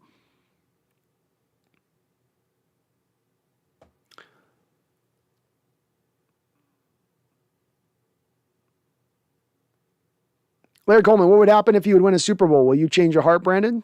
Sure. If Baker Mayfield wins the Super Bowl, I'll change my heart. I always say I don't get married, Larry, to an opinion where I can't be moved off an opinion. I think the people that get stuck on an opinion and on unmoved off opinions are those that are not changing with the new data. They're being stagnant. They're not looking at new stuff and trying to build on their knowledge base. And building on your knowledge bases, you're going to change your opinion at times. So I always reserve the right to change my opinion. But on Baker, I don't know. I don't think Baker's winning the Super Bowl. I think Baker's best opportunity when he looks back on his career to win the Super Bowl is going to be his time right now here in Cleveland, and he's going to see himself falling far short. Jai Townley says now Red Toes Gal is walking around with those sexy plaid red PJs. Help me. You got to take her down, man. Go get her. Boogum Chakalakamita traded Great White Hope Baker like Brady Quinn. They did indeed. ADL Williams, trade Pete and Russ for Tomlin and Big Ben as the bridge. Big Ben's done, man. He's done. And Tomlin's a free agent. You don't have to trade for him. He's going to be a free agent head coach. He's, I think, on the final year of his deal there in Pittsburgh. Chi-Town Livingston, she only breaks out the shoe booties when the Bears win. Ooh, it's going to be a lucky night tonight for Chi-Town. All right, buddy. At least somebody's getting lucky. Alexander, Baker has an average arm, mental makeup. His attitude is shaky as hell. Yeah, let's sign him. Last comment about Baby Baker. Sounds good. Baby Hand Baker. About Baby Hand Baker, Alexander? Nice. All right, well, we are 8 hours into the stream. My voice is officially now leaving me here. I've caught up to the chat here finally. My God, Charles, you were so awesome today on all of the donations. In fact, I think you even missed one here, which is, nope, we got it in there. I caught it there. So thank you, Charles. All your donations, you must have put $100 in the dono tray today. Thank you for doing that, buddy. You are awesome, amazing. Any superlative I can apply to you. William Leonard, Megan, Random and Daniel came in with a $50. Joey Mendez came in with two hot $20 donos. Boy, we have so much support on this channel. Thank you for all of you guys coming in and throwing that support down on this channel. We maintained, I think we broke a record today on people watching the stream. We have over 300 people at one point in on the stream today. I've said, man, it's been a tough year. Things have gone sideways for us, but it's not gone sideways for this channel. Your guys' support has been without peer. There's no other channel I feel like that gets as much support, bang for the buck, as I get here on this channel. Thank you guys all so much for doing that. Just an amazing show again today. Even when we're in the course of a losing season, to bring 300 people in here on a live stream is awesome. So I love it. Thank you guys for hopping on in. Chi-Town Livingston says I'd sign Kenny Pickett. Wasn't Kenny Pickett's going to be coming out in the draft. Boom Chakalaka says, Gruden the only coach to be traded? No. I thought it's happened one other time. I believe it's happened one other time. I can't remember which one it was. I want to say maybe it was like the Parcells going from the Jets to New England, I think maybe. Something like that. I think it's happened one other time, though. I do believe it has occurred before. I might be wrong on that, but I feel right. It feels right 8 hours in. Yovan Turner says, I'd rather eat a bowl of bullets and milk than watch Mayfield. Me too. No, I'm not there. I'm not there on that. I can't do it. Giant Opinion Sports is 8 hours. Holy shit. Yeah, I went. So Giant Opinion, I signed up for doing the play-by-play on the stream a couple weeks ago, and I knew when I did because I already go 4 to 5 hours on the post-game stream. So it does mean that I'm adding another 3 onto the stream when I do this. But like I said, when we're doubling the view count, when people are being so kind on watching, hitting the like button, putting donos in, saying, hey, we want to see more of the play-by-play, I'm going to keep expanding, because that's the point on this channel, is to keep expanding, to keep putting more and more content, longer content out there for you guys. That's just the way I roll. That's just how I like to do it. Okay. Tomlin leaving Claypool and walking in on DK with his pacifier, laughing out loud. Yeah. Well, at least Claypool's, if you want to say DK's a diva, Claypool's even more buck wild than DK, I think. And that's probably saying something. Shy-Town Livingston says Gruden needs to come to Chicago. I don't think Gruden's getting another coaching job. Sean Proper, you're the man, Brandon. Thank you for all that you do for the 12s. Well, thank you for watching, Sean. I really do appreciate it. It's my pleasure, man. I love doing this every bit as I hope that you guys love watching. I get just as much out from my end, so thank you. D Nugget says, Mele Akaliki Mama, Akaliki Maka, which means Merry Christmas in Hawaiian. Merry Christmas to you, D Nugget. TJ says, how in the hell did we blow a 10-point lead in the fourth? Took our foot off the gas. Defense slid into soft zones. Offense went into the tank. And that's how you land here. You know, this team does not close out very well. Hell, you even saw that in the Indianapolis game in week one. They'll let teams get back into it. They will take their foot off the gas pedal a little bit. And indeed, that's what a little bit of the team did. It's a combination of both. Defense sure went into those soft zones, though, TJ. Big time soft zones. I mean, deep, soft zones. King Bloop says, good night, folks. Have yourself a good night, King Bloop. Chi-Town Living says, Steelers got an old-fashioned chief whooping. Yeah, they did. Smack down. Eric99, have a good night, Brandon. Have a good night, Eric99. Thank you. Appreciate it. JJ says, well, ready for another week of disappointment next week. I'm so. D-Nugget says, let's run this back. Let's run back this season. Not run back as is, but yeah, let's run back the whole season. Let's redo. I want a mulligan, D-Nugget. Can we go to one of those alternate universes from the Spider-Man movie? The one where we're just beginning the season again and redo this again? Can we do that? I'd like to do that. Chi-Town says, I'm thinking the Bears' playoff hopes are still alive. Well, that's just because you're about to get laid, Chi-Town. Your brain's up in the clouds right now. Keldon, Brandon's a beast. Hey, you're a beast for watching, Keldon. I love doing this. It ain't hard for me to do when I love doing it. Chi-Town says, season review, Bears lose, Bear lose, Bear lose, then Bears wins when they play the Seahawks. There you go. Eric99, thanks for your stream. Helped heal the pain of this loss and this season. I hope it's done at least that, Eric99. That's what I'd like to do with these streams as much as anything, inform, be an entertainment. But when times are going rough, when things aren't breaking our way, when we're looking at, man, we got to wait another long off season and we're going to go through all this tumultuous drama again, going down this trek of things. Oh, man, I don't want to do this. But, hey, if I can make it a little easier, a little less painful, I'm doing my job here as a streamer, as a content creator, and I'm happy to do so. You guys are helping me just as much, Eric. If I was having to watch these games on my own and just sit here and stew in my own anger and resentment towards what this pain is showing me, I mean, it might have almost challenged my fandom. To have you guys here with me step for step, at least we're all commiserating and going through it together, it does make it just a little hair easier. It does make me just a little bit less more emotional because of that. Charles Riley has been donating throughout the stream. He's been consistent in every step. He's put damn near over $100 in on this stream. He always does on every stream show support. And you know what? He's going to finish this stream off right by putting a nice big fat $5 dono here to clean the sucker right. He says, Brando, I started the stream sober. Then I got drunk and listened to Larry. I sobered up and realized Larry's from Oklahoma. And now I wish you good night. Well enough. I bring you from sobriety to drunkenness back to sobriety on my streams. We're going all the way around this world, Charles, on these streams. You better believe it. And again, man, thank you so much for all you do on supporting this channel, brother. You are amazing for doing so. I hope it was fun being in on this, and good to always see you on the chat. But thank you so much. Yo, Van Turner, it'll just set in on me that we really lost the Bears. The Bears are terrible. I mean, really bad. It's bad. Hopefully this drives change, Jovan, in whatever form that takes. Hopefully this now drives change. Voodoo Magic, Belichick was traded from New York to New England. That's right. Okay, it's Belichick, not Parcells. I knew it was one of those two, Voodoo, so I thank you. I was close. I was banging the door, but I couldn't quite get in there on it. So it has happened before where coach has been traded for draft capital. Larry Coleman or Chi-Town says, Hawks fans, Bear fans, doesn't matter. We're all communists. All right, fair enough.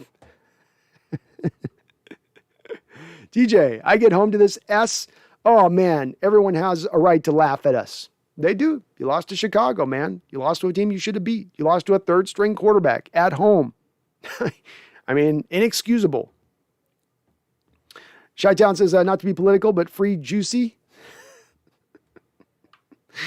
Chi-Town, the Bears aren't bad. They are really, really, really bad. Yeah, so are we. Zorn76, today's loss goes a long way in getting Pete fired. Zorn76, I hope you're right. I hope you're right, and it should. And there should have been a collection of other losses this season who should be driving that change to occur. That should be the case. I hope so. I really do hope so. You would think it would. You got fans literally throwing snowballs on the field. They're past booing. Now they're throwing objects at the players. Kind of seems like maybe the fans are starting to get a little annoyed, right? Maybe we need to do something. TJ says, my second team I watch is the football team, so I hope they can do something in the playoffs. Well, they didn't do a lot today. Whew. Got to beat the hell out of. They got an uphill battle, though, TJ. No, none of their edge rushers, no good quarterback play. It's tough for them. Larry says, Seahawks are going to do everything to get Baker. Donate to Baker, please, people. Oh, shoot. ADL, will there be a revolt if nobody is fired and we run it back next year? There will be in this chat. There will be from me. I will be going apocalyptic on it. You better believe that. Apocalyptic? Did I ever say that word? Yeah, I'll be there. And I think there'll be a large segment of the fan base that'll be there, ADL. It doesn't mean it won't stop them from maybe doing it. Doesn't mean that's going to keep them back. But I think that this would be not viewed with welcome open arms by the fan base in general. Kellen says, now I'm hungry. What is this show to do that? I don't know. You start talking Wago beef and it's all started down the path of hunger at that point. Good night, guys, says Alexander. Have a good night, my guy. ADL says more embarrassing loss. Today, Seahawks or Washington football team. I think the Seahawks loss is worse today. You should have beat the Bears. You're playing at home. That's a team you can beat. Maybe you don't resoundingly beat them. Maybe don't beat them by double digits, but you should beat them and beat them easily. Washington football team's going up against a Dallas team that's quickly fashioning itself into a little bit of a juggernaut right now. Those two things collide. And again, I think people keep forgetting Washington football team. You lost Chase Young and Montez Sweat, two very elite edge rushers. If you have of your top 15 edge rushers in this sport, you probably put both Chase Young and Montez Sweat in that top 15. That Washington football team lost those players. That's impacted them. And Heineke's always going to be limited in his quarterback play. So I think it's more of us as the more embarrassing loss. Alexander, we should be happy to have a team look at Oakland and St. Louis. I'm happy to have a team. Yeah, I appreciate having a team in football 100%. And I think we do, Alexander. We've had enough of our franchise try to be moved out the back door before that. We appreciate what we got. Eric 99, Miami tanked for Tua and continue to tank with them, laughing out loud.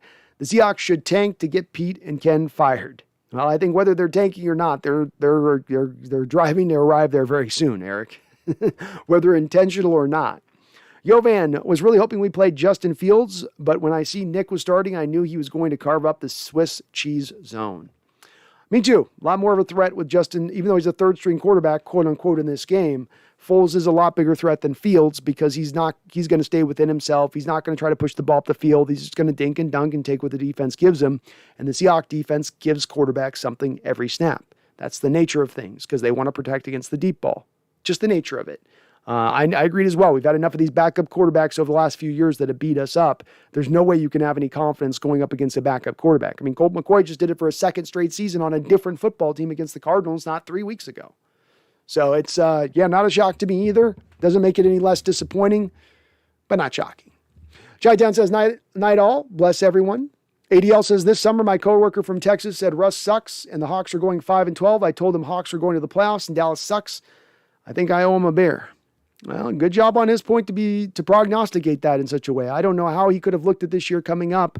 Saw Seattle had won a division last year, had added more talent this year than what they had last year, looked at the team and said they're going to be doubly as bad as they were last year at that point. I mean, maybe he's just that smart of a football fan and that much on it. I tend to believe ADL, he was just listening to the national perspective on this. The national perspective was they were selling on our Seahawks. And in retrospect, rightfully so. Rightfully so. So, understandable there. Voodoo, Derek Carr and 2 firsts for Russ and Pete.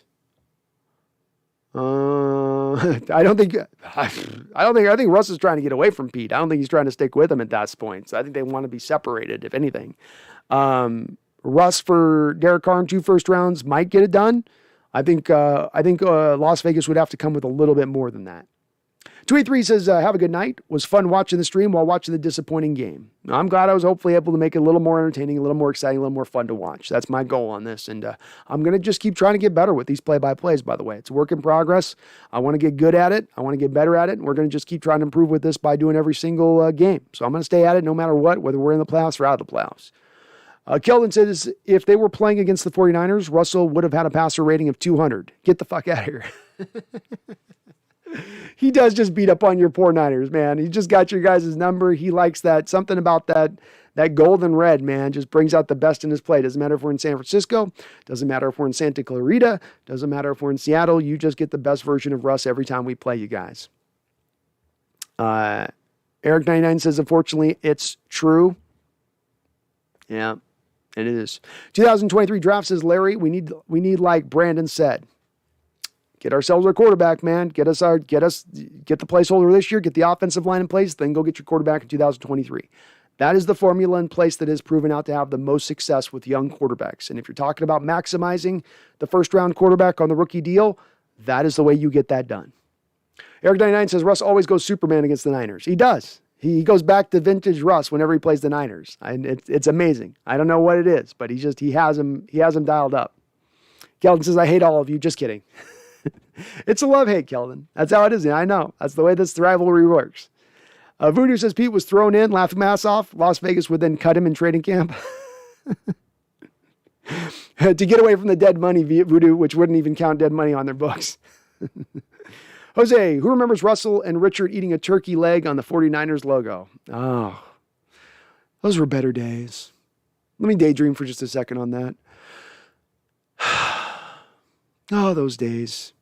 Eating turkey on the middle of the logo of the Niners field. The wonder. ADL, we can't even tank next year either because of Jamal. I don't know. Maybe. I think we can kind of, after next year, you can get out from under Jamal's contract. So you could tank next year if you wanted to. I don't think they will tank. Randall says, will you look for a bigger quarterback the next time we draft someone, more of a Josh Allen type because of the elements? Yeah, I would. To be honest with you, I know that we're having a little bit of an invigoration in the NFL with smaller quarterbacks, but having now had one for 10 years, I think that there's a little bit too much that you have to work around in order to get them to a successful position. I would lean back around to getting more of a guy with the size, prototypical size. I think you've got to have a quarterback who can see over the top of his offensive lineman, and I think it hurts when you don't. And I think it specifically hinders the short and intermediate passing attack, which the NFL is now being built on. Yovan, I think Russ doesn't like the Niners very much. I think he loves playing against the Niners. Joselias Sahagun. Went off-roading today, missed the game. What'd I miss? A tough game to watch. It was a good first half, a bad second half. Russ is still kind of in the tank. The defense played good first, played bad second half. He lost the Bears at home. Shouldn't have lost this game. Just a bad loss on a season with a collection of probably about 5 or 6 really bad losses. Chai tells us then pray for St. Helen of the Blessed Shroud. Do they owe $5,000 in property taxes? Oh, yikes. Yeesh. I saw something today about Chicago not being able to even pay out their city workers. I don't know if there's any truth to that, but I heard something about that. Keldon says, I see what you did there. Russell is leaving. Russ is Rusk. Yeah, Rusk Ivy, I think he is. Aaron Zhang. So, Brandon, hope the spirits are still high. I hope you had a good Christmas. I had a great Christmas. It makes this loss a little easier. It's been a very happy holiday season for me. And I hope you did as well. All of you had a great Christmas out there. Eric 99, we need a guy to come in like Pete first did. People forget he fired and sat veterans that were comfortable in their positions. He doesn't do this anymore. We need someone to shake this locker room up. You're very much true. That's very much right. I think you've got to try to replicate what you did before, which takes a wholesale change, which takes kind of turning everything over. I think they had turned over the whole roster like 3 times over within 2 years of being here. Probably you're going to have to do something along those lines.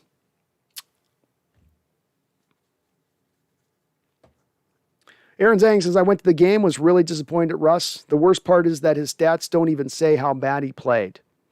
I agree, Aaron. I didn't get a chance to see the overhead view you did, but I wouldn't be the least bit surprised if we saw the all 22 and see him missing a lot of different reads across the field. I would not be surprised in the least. And we've seen that over and over in recent weeks. That's why I wouldn't be surprised. It's been part and parcel part of his game since he's come back off the injury. I don't know if the injury is causing it. I don't know if it's a part of it. I don't know if he's just up in his head. He's got the yips. He's just in a bad place right now, playing without any confidence. Whatever's at hand, he's playing very poorly, though. Giant Penguin broke a yardstick over Elwood's head. Randall says, you think Russell would accept a trade to Indy? Not the biggest market, but Peyton did okay with commercials and his brand. No, I don't think so. And I think they're going to be pretty happy with what they got out of Wentz there going forward. He's doing just a good enough for them. No, I think he wants a bigger market than that, Randall. They have the stacked team that would appeal to him. They have the great offensive line that would appeal to him. Maybe just enough playmakers on the outside, but I don't think he wants to go to Indianapolis.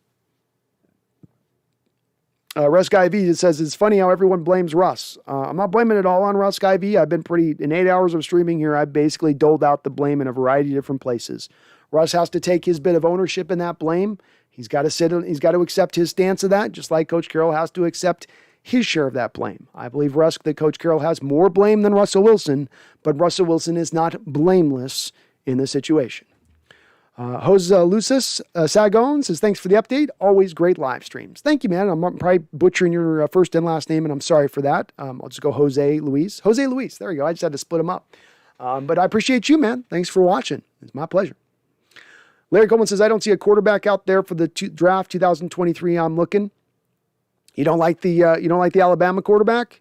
What about the kid who came in and took over for Spencer Rattler, who's going to transfer, I think, down to USC? What about him? Jason Tudor, Brandon, did you see the schedule for next year? Came out today. Looks pretty favorable to our Hawks. It does. I did see people putting a few of the opponents in there. I haven't had a chance to take a really hard look at it, but I saw you had the Jets on there. That always makes me feel better, you know. You had some winnable games, it looks like. So, and you got a last place schedule. That's what you get now. That is the flip side of that. Chi-Town says trade now, Nagy plus Fields for Carroll and Wilson. No. Randall, I'm telling you, Dan Quinn is our next head coach. Offer Kellen Moore an assistant head coach and pluck him too. I like Dan Quinn. I have a gut feeling Pete will retire. Dan's a possibility. I don't think he's going to be able to bring Kellen Moore with him. If Kellen Moore moves on, he's going to want a head coaching job, not make more of a lateral move, though I know he has some local ties, Randall.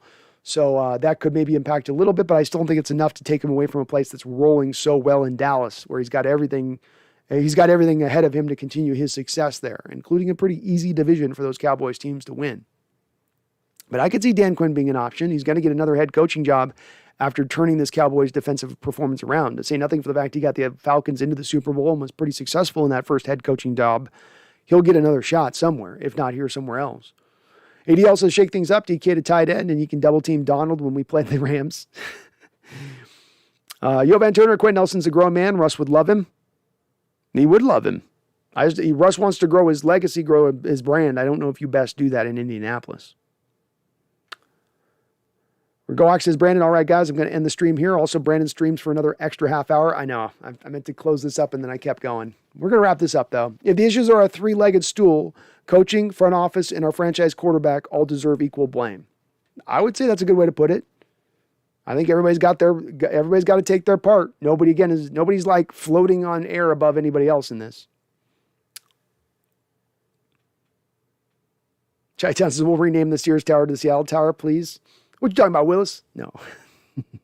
Cool Breeze, Brando, how do you feel about our talent without Pete? Saying he goes, how much would like to change in general? A major change for me, Cool Breeze. I'd like to bring in an offensive-minded coach. I'd like to transition to more of a 3-4 defense. So pretty hardcore wholesale change across the board from my standpoint of things. I would go full-on change. So pretty wide. Offensively, kind of depends on the quarterback you bring in, but you're trying to build up an offensive line kind of regardless of whoever you bring in. I make more of that the onus on top of that. Zorn76, the Seahawks need an offensive-minded future head coach. Me and Zorn are of like mind here. I want an offensive-minded head coach. Cool Breeze is my first move I make. Offensive-minded head coach. Go look at all the teams that are leading their divisions throughout football right now. Vast majority of them are offensive-minded head coaches. Look at teams that have won the division in recent years. Vast majority of them are offensive-minded head coaches. It's the easier path to getting you to a winning football club. Eric says Mike Tomlin would be an ideal head coach. Completely different philosophy. I think Russ would want to leave under Tomlin, though. Mike, don't do all that rah-rah, go Hawk stuff. Hard-nosed head coach is what we need. I agree, Eric 99. I'd like our hard-nosed head coach. And though I have advocated for wanting an offensive-minded head coach, if there was a guy that I was looking to maybe make an exception for on that, Tomlin might be that guy. I have a lot of respect for him and his ability as a coach and doing what he's done in Pittsburgh there. He might be a guy that I would be willing to go outside of that lane for. Aaron says, doesn't next season's schedule look bad for us? A lot of hard opponents? No, it'll be a little easier, Aaron. Remember, you've got now instead of 2 games, 3 games that are factored in off your record. You're going to have a last place schedule, so that's how you eventually land, I believe, at playing teams like the Jets next year. So based on what people were saying about the opponents that we're looking at, it looks easier than this year's schedule. Chi-Town's the best coaches ever, Papa Bear and Dicka. Idaman's, I can't pronounce that. It says, what do you feel about y'all draft pick this year? Will it be good or bad?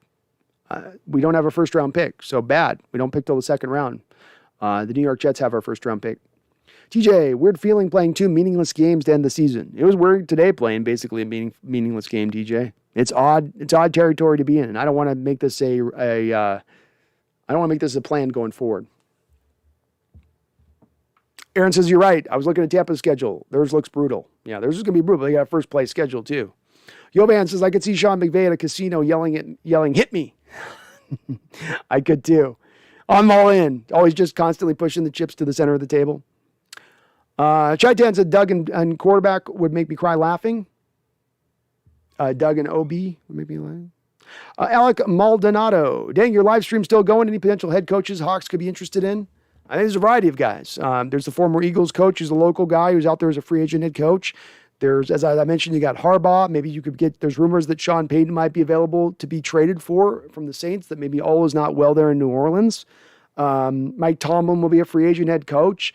As we were saying, Kellen Moore, a guy who might be in line to be a head coach. Eric Bieniemy of the Kansas City Chiefs is a guy that's going to be taken a look at. Those would be the main candidates off the top of my head.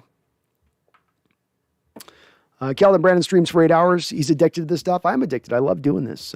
But I am going to wrap it up on that one. And Matez says, do you feel comfortable about next season?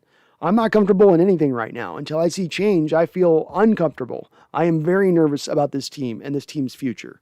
So there's nothing right now that I have any point that I'm operating from a standpoint of confidence as we move forward right now. I'm uncomfortable. I'm unsure. I'd like to see major change. And until those things happen, one and all, I'm going to continue to remain very nervous. Cat cameo? I get a little hungry here as the night gets late. As night gets late.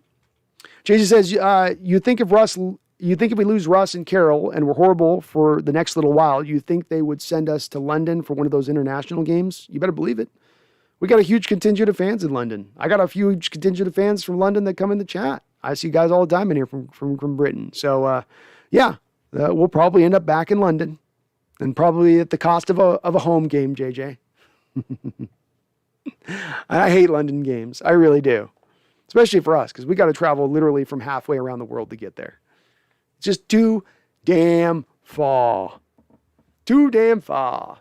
And I'm with you, Larry. I'm very nervous for next year right now. I don't have a lot of faith that this current regime, this current staff, this current front office can fix this, can right this ship. I don't. We got a little bit of a lilt. We're taking on water. You know what I mean? The pumps aren't working. The sharks are swimming around the boat, getting ready for the fresh meat to hit the water. It's kind of where we're landing right now. Making me nervous.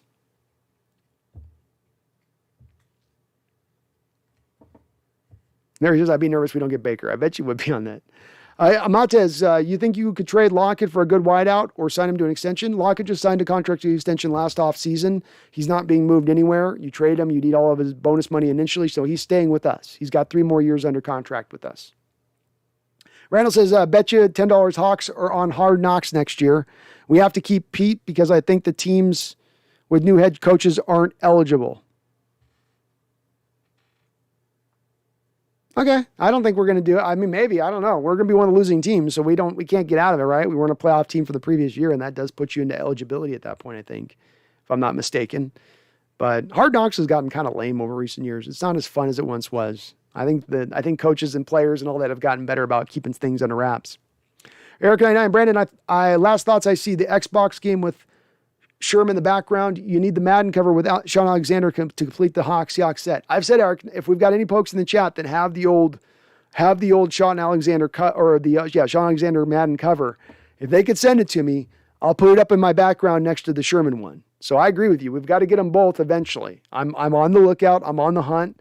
I may just need to get onto eBay to go get it. You know, I may need to do something like that. Spend like $70 for an old Madden game that's 14 years old. Chi-Town says, hey, great weather in Seattle, by the way. Love snow football, as a Chicagoite would, as I would expect a Chicagoite to like. I thought half this game, I thought we were in Chicago. I forgot it was a home game. ADL, winning on Thanksgiving, you get a turkey spread. Losing a London game, do you have to eat horrific English food? Yeah, you do. You're getting some fish and chips, stale chips, not even good like salmon type fish, right? It's like a white fish, like a cod type fish. Oh, yeah, a lot of that.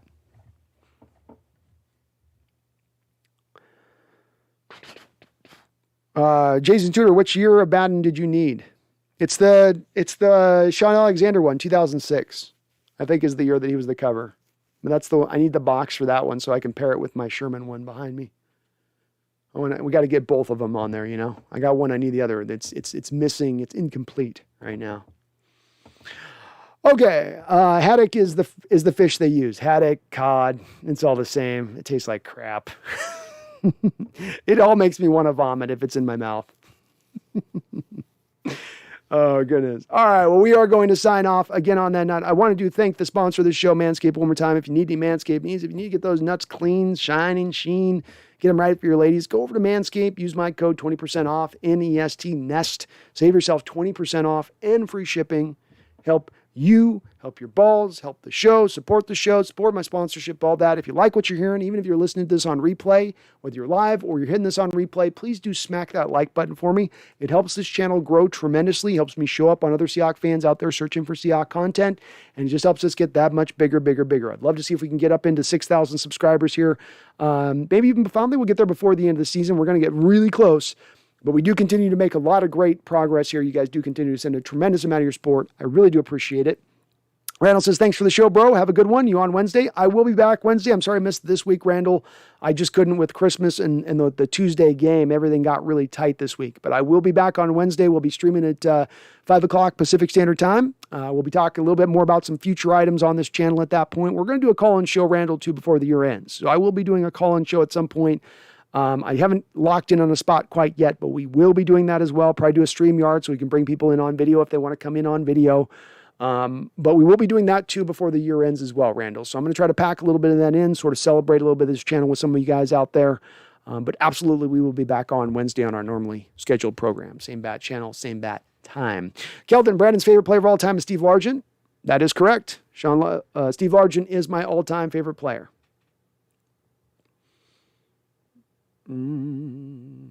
Mac P, yep, that's how I found this show. Showed up recommended. Thank you, Mac. That's exactly my point on it. The way that this shows up for new fans is you guys hit that like button. Then when fans search for Seahawks content, looking for Seahawks channel, my channel comes up at the top of the stack. So it seems like a weird thing hitting a like button. Like, I don't want to do that. It really does help the channel out considerably. And it doesn't cost you a thing, just a little clickety-clack of your mouse. And it sends me right up that flagpole of success where we're looking to get to where we can eventually do this full time. I can stream 5 days a week. We can be kicking out videos right and left. Hell, we can even get people on additional members of the Hawks Nest to really get going on this and make this truly all that it can be as far as the channel goes. Regardless, we're getting there, and you guys are helping us get there. Your guys' support monetarily, hitting the like buttons, new subscribers. Every day is more growth. Thank you to all of you for that. Thank you to all the new subscribers. Thank you to all my OGs. All of you are doing your part to get us here. So I appreciate that big time in that respect. We'll get the last couple of questions out here. I found you via Brendan Nelson's collabs. Yep. And me and Brendan Nelson are able, I think, with these collabs to kind of catch that same type of thing where Brendan catches a lot of new subscribers with some of his daily content that I might not catch on the searches. And I maybe catch some stuff doing my live stream that Brendan doesn't catch it. We can do a lot of our cross-pollination here, which helps out both of our channels, on top of the fact that I like Brendan's football mind. I like the way he looks at this stuff and thinks about this stuff. And we're very similar. We have certain differences, but we're overall pretty similar in how we look at this team. And I think that's intelligently. Goak says, what was more embarrassing, this game or the Chargers, Texans? This game's probably more embarrassing. I don't know. The Chargers losing the Texans would be more embarrassing, I guess, but this one feels more in the moment more embarrassing, I guess. You know, I don't know. Feels like it. All right. Thank you so much, you guys. Kelvin says, don't talk about the Texans. Niners play them next week. Thank you again, all you guys. Hit that like button. I do appreciate all of y'all in that.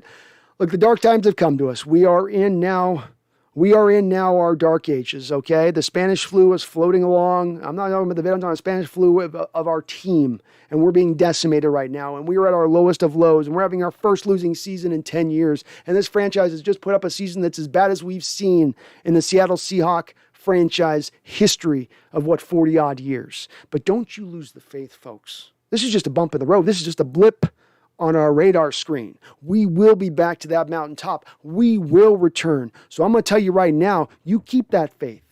You keep riding with this team. There are no bandwagoners here. We bleed blue. We bleed neon green, and we will continue to do so. It is a dark night now.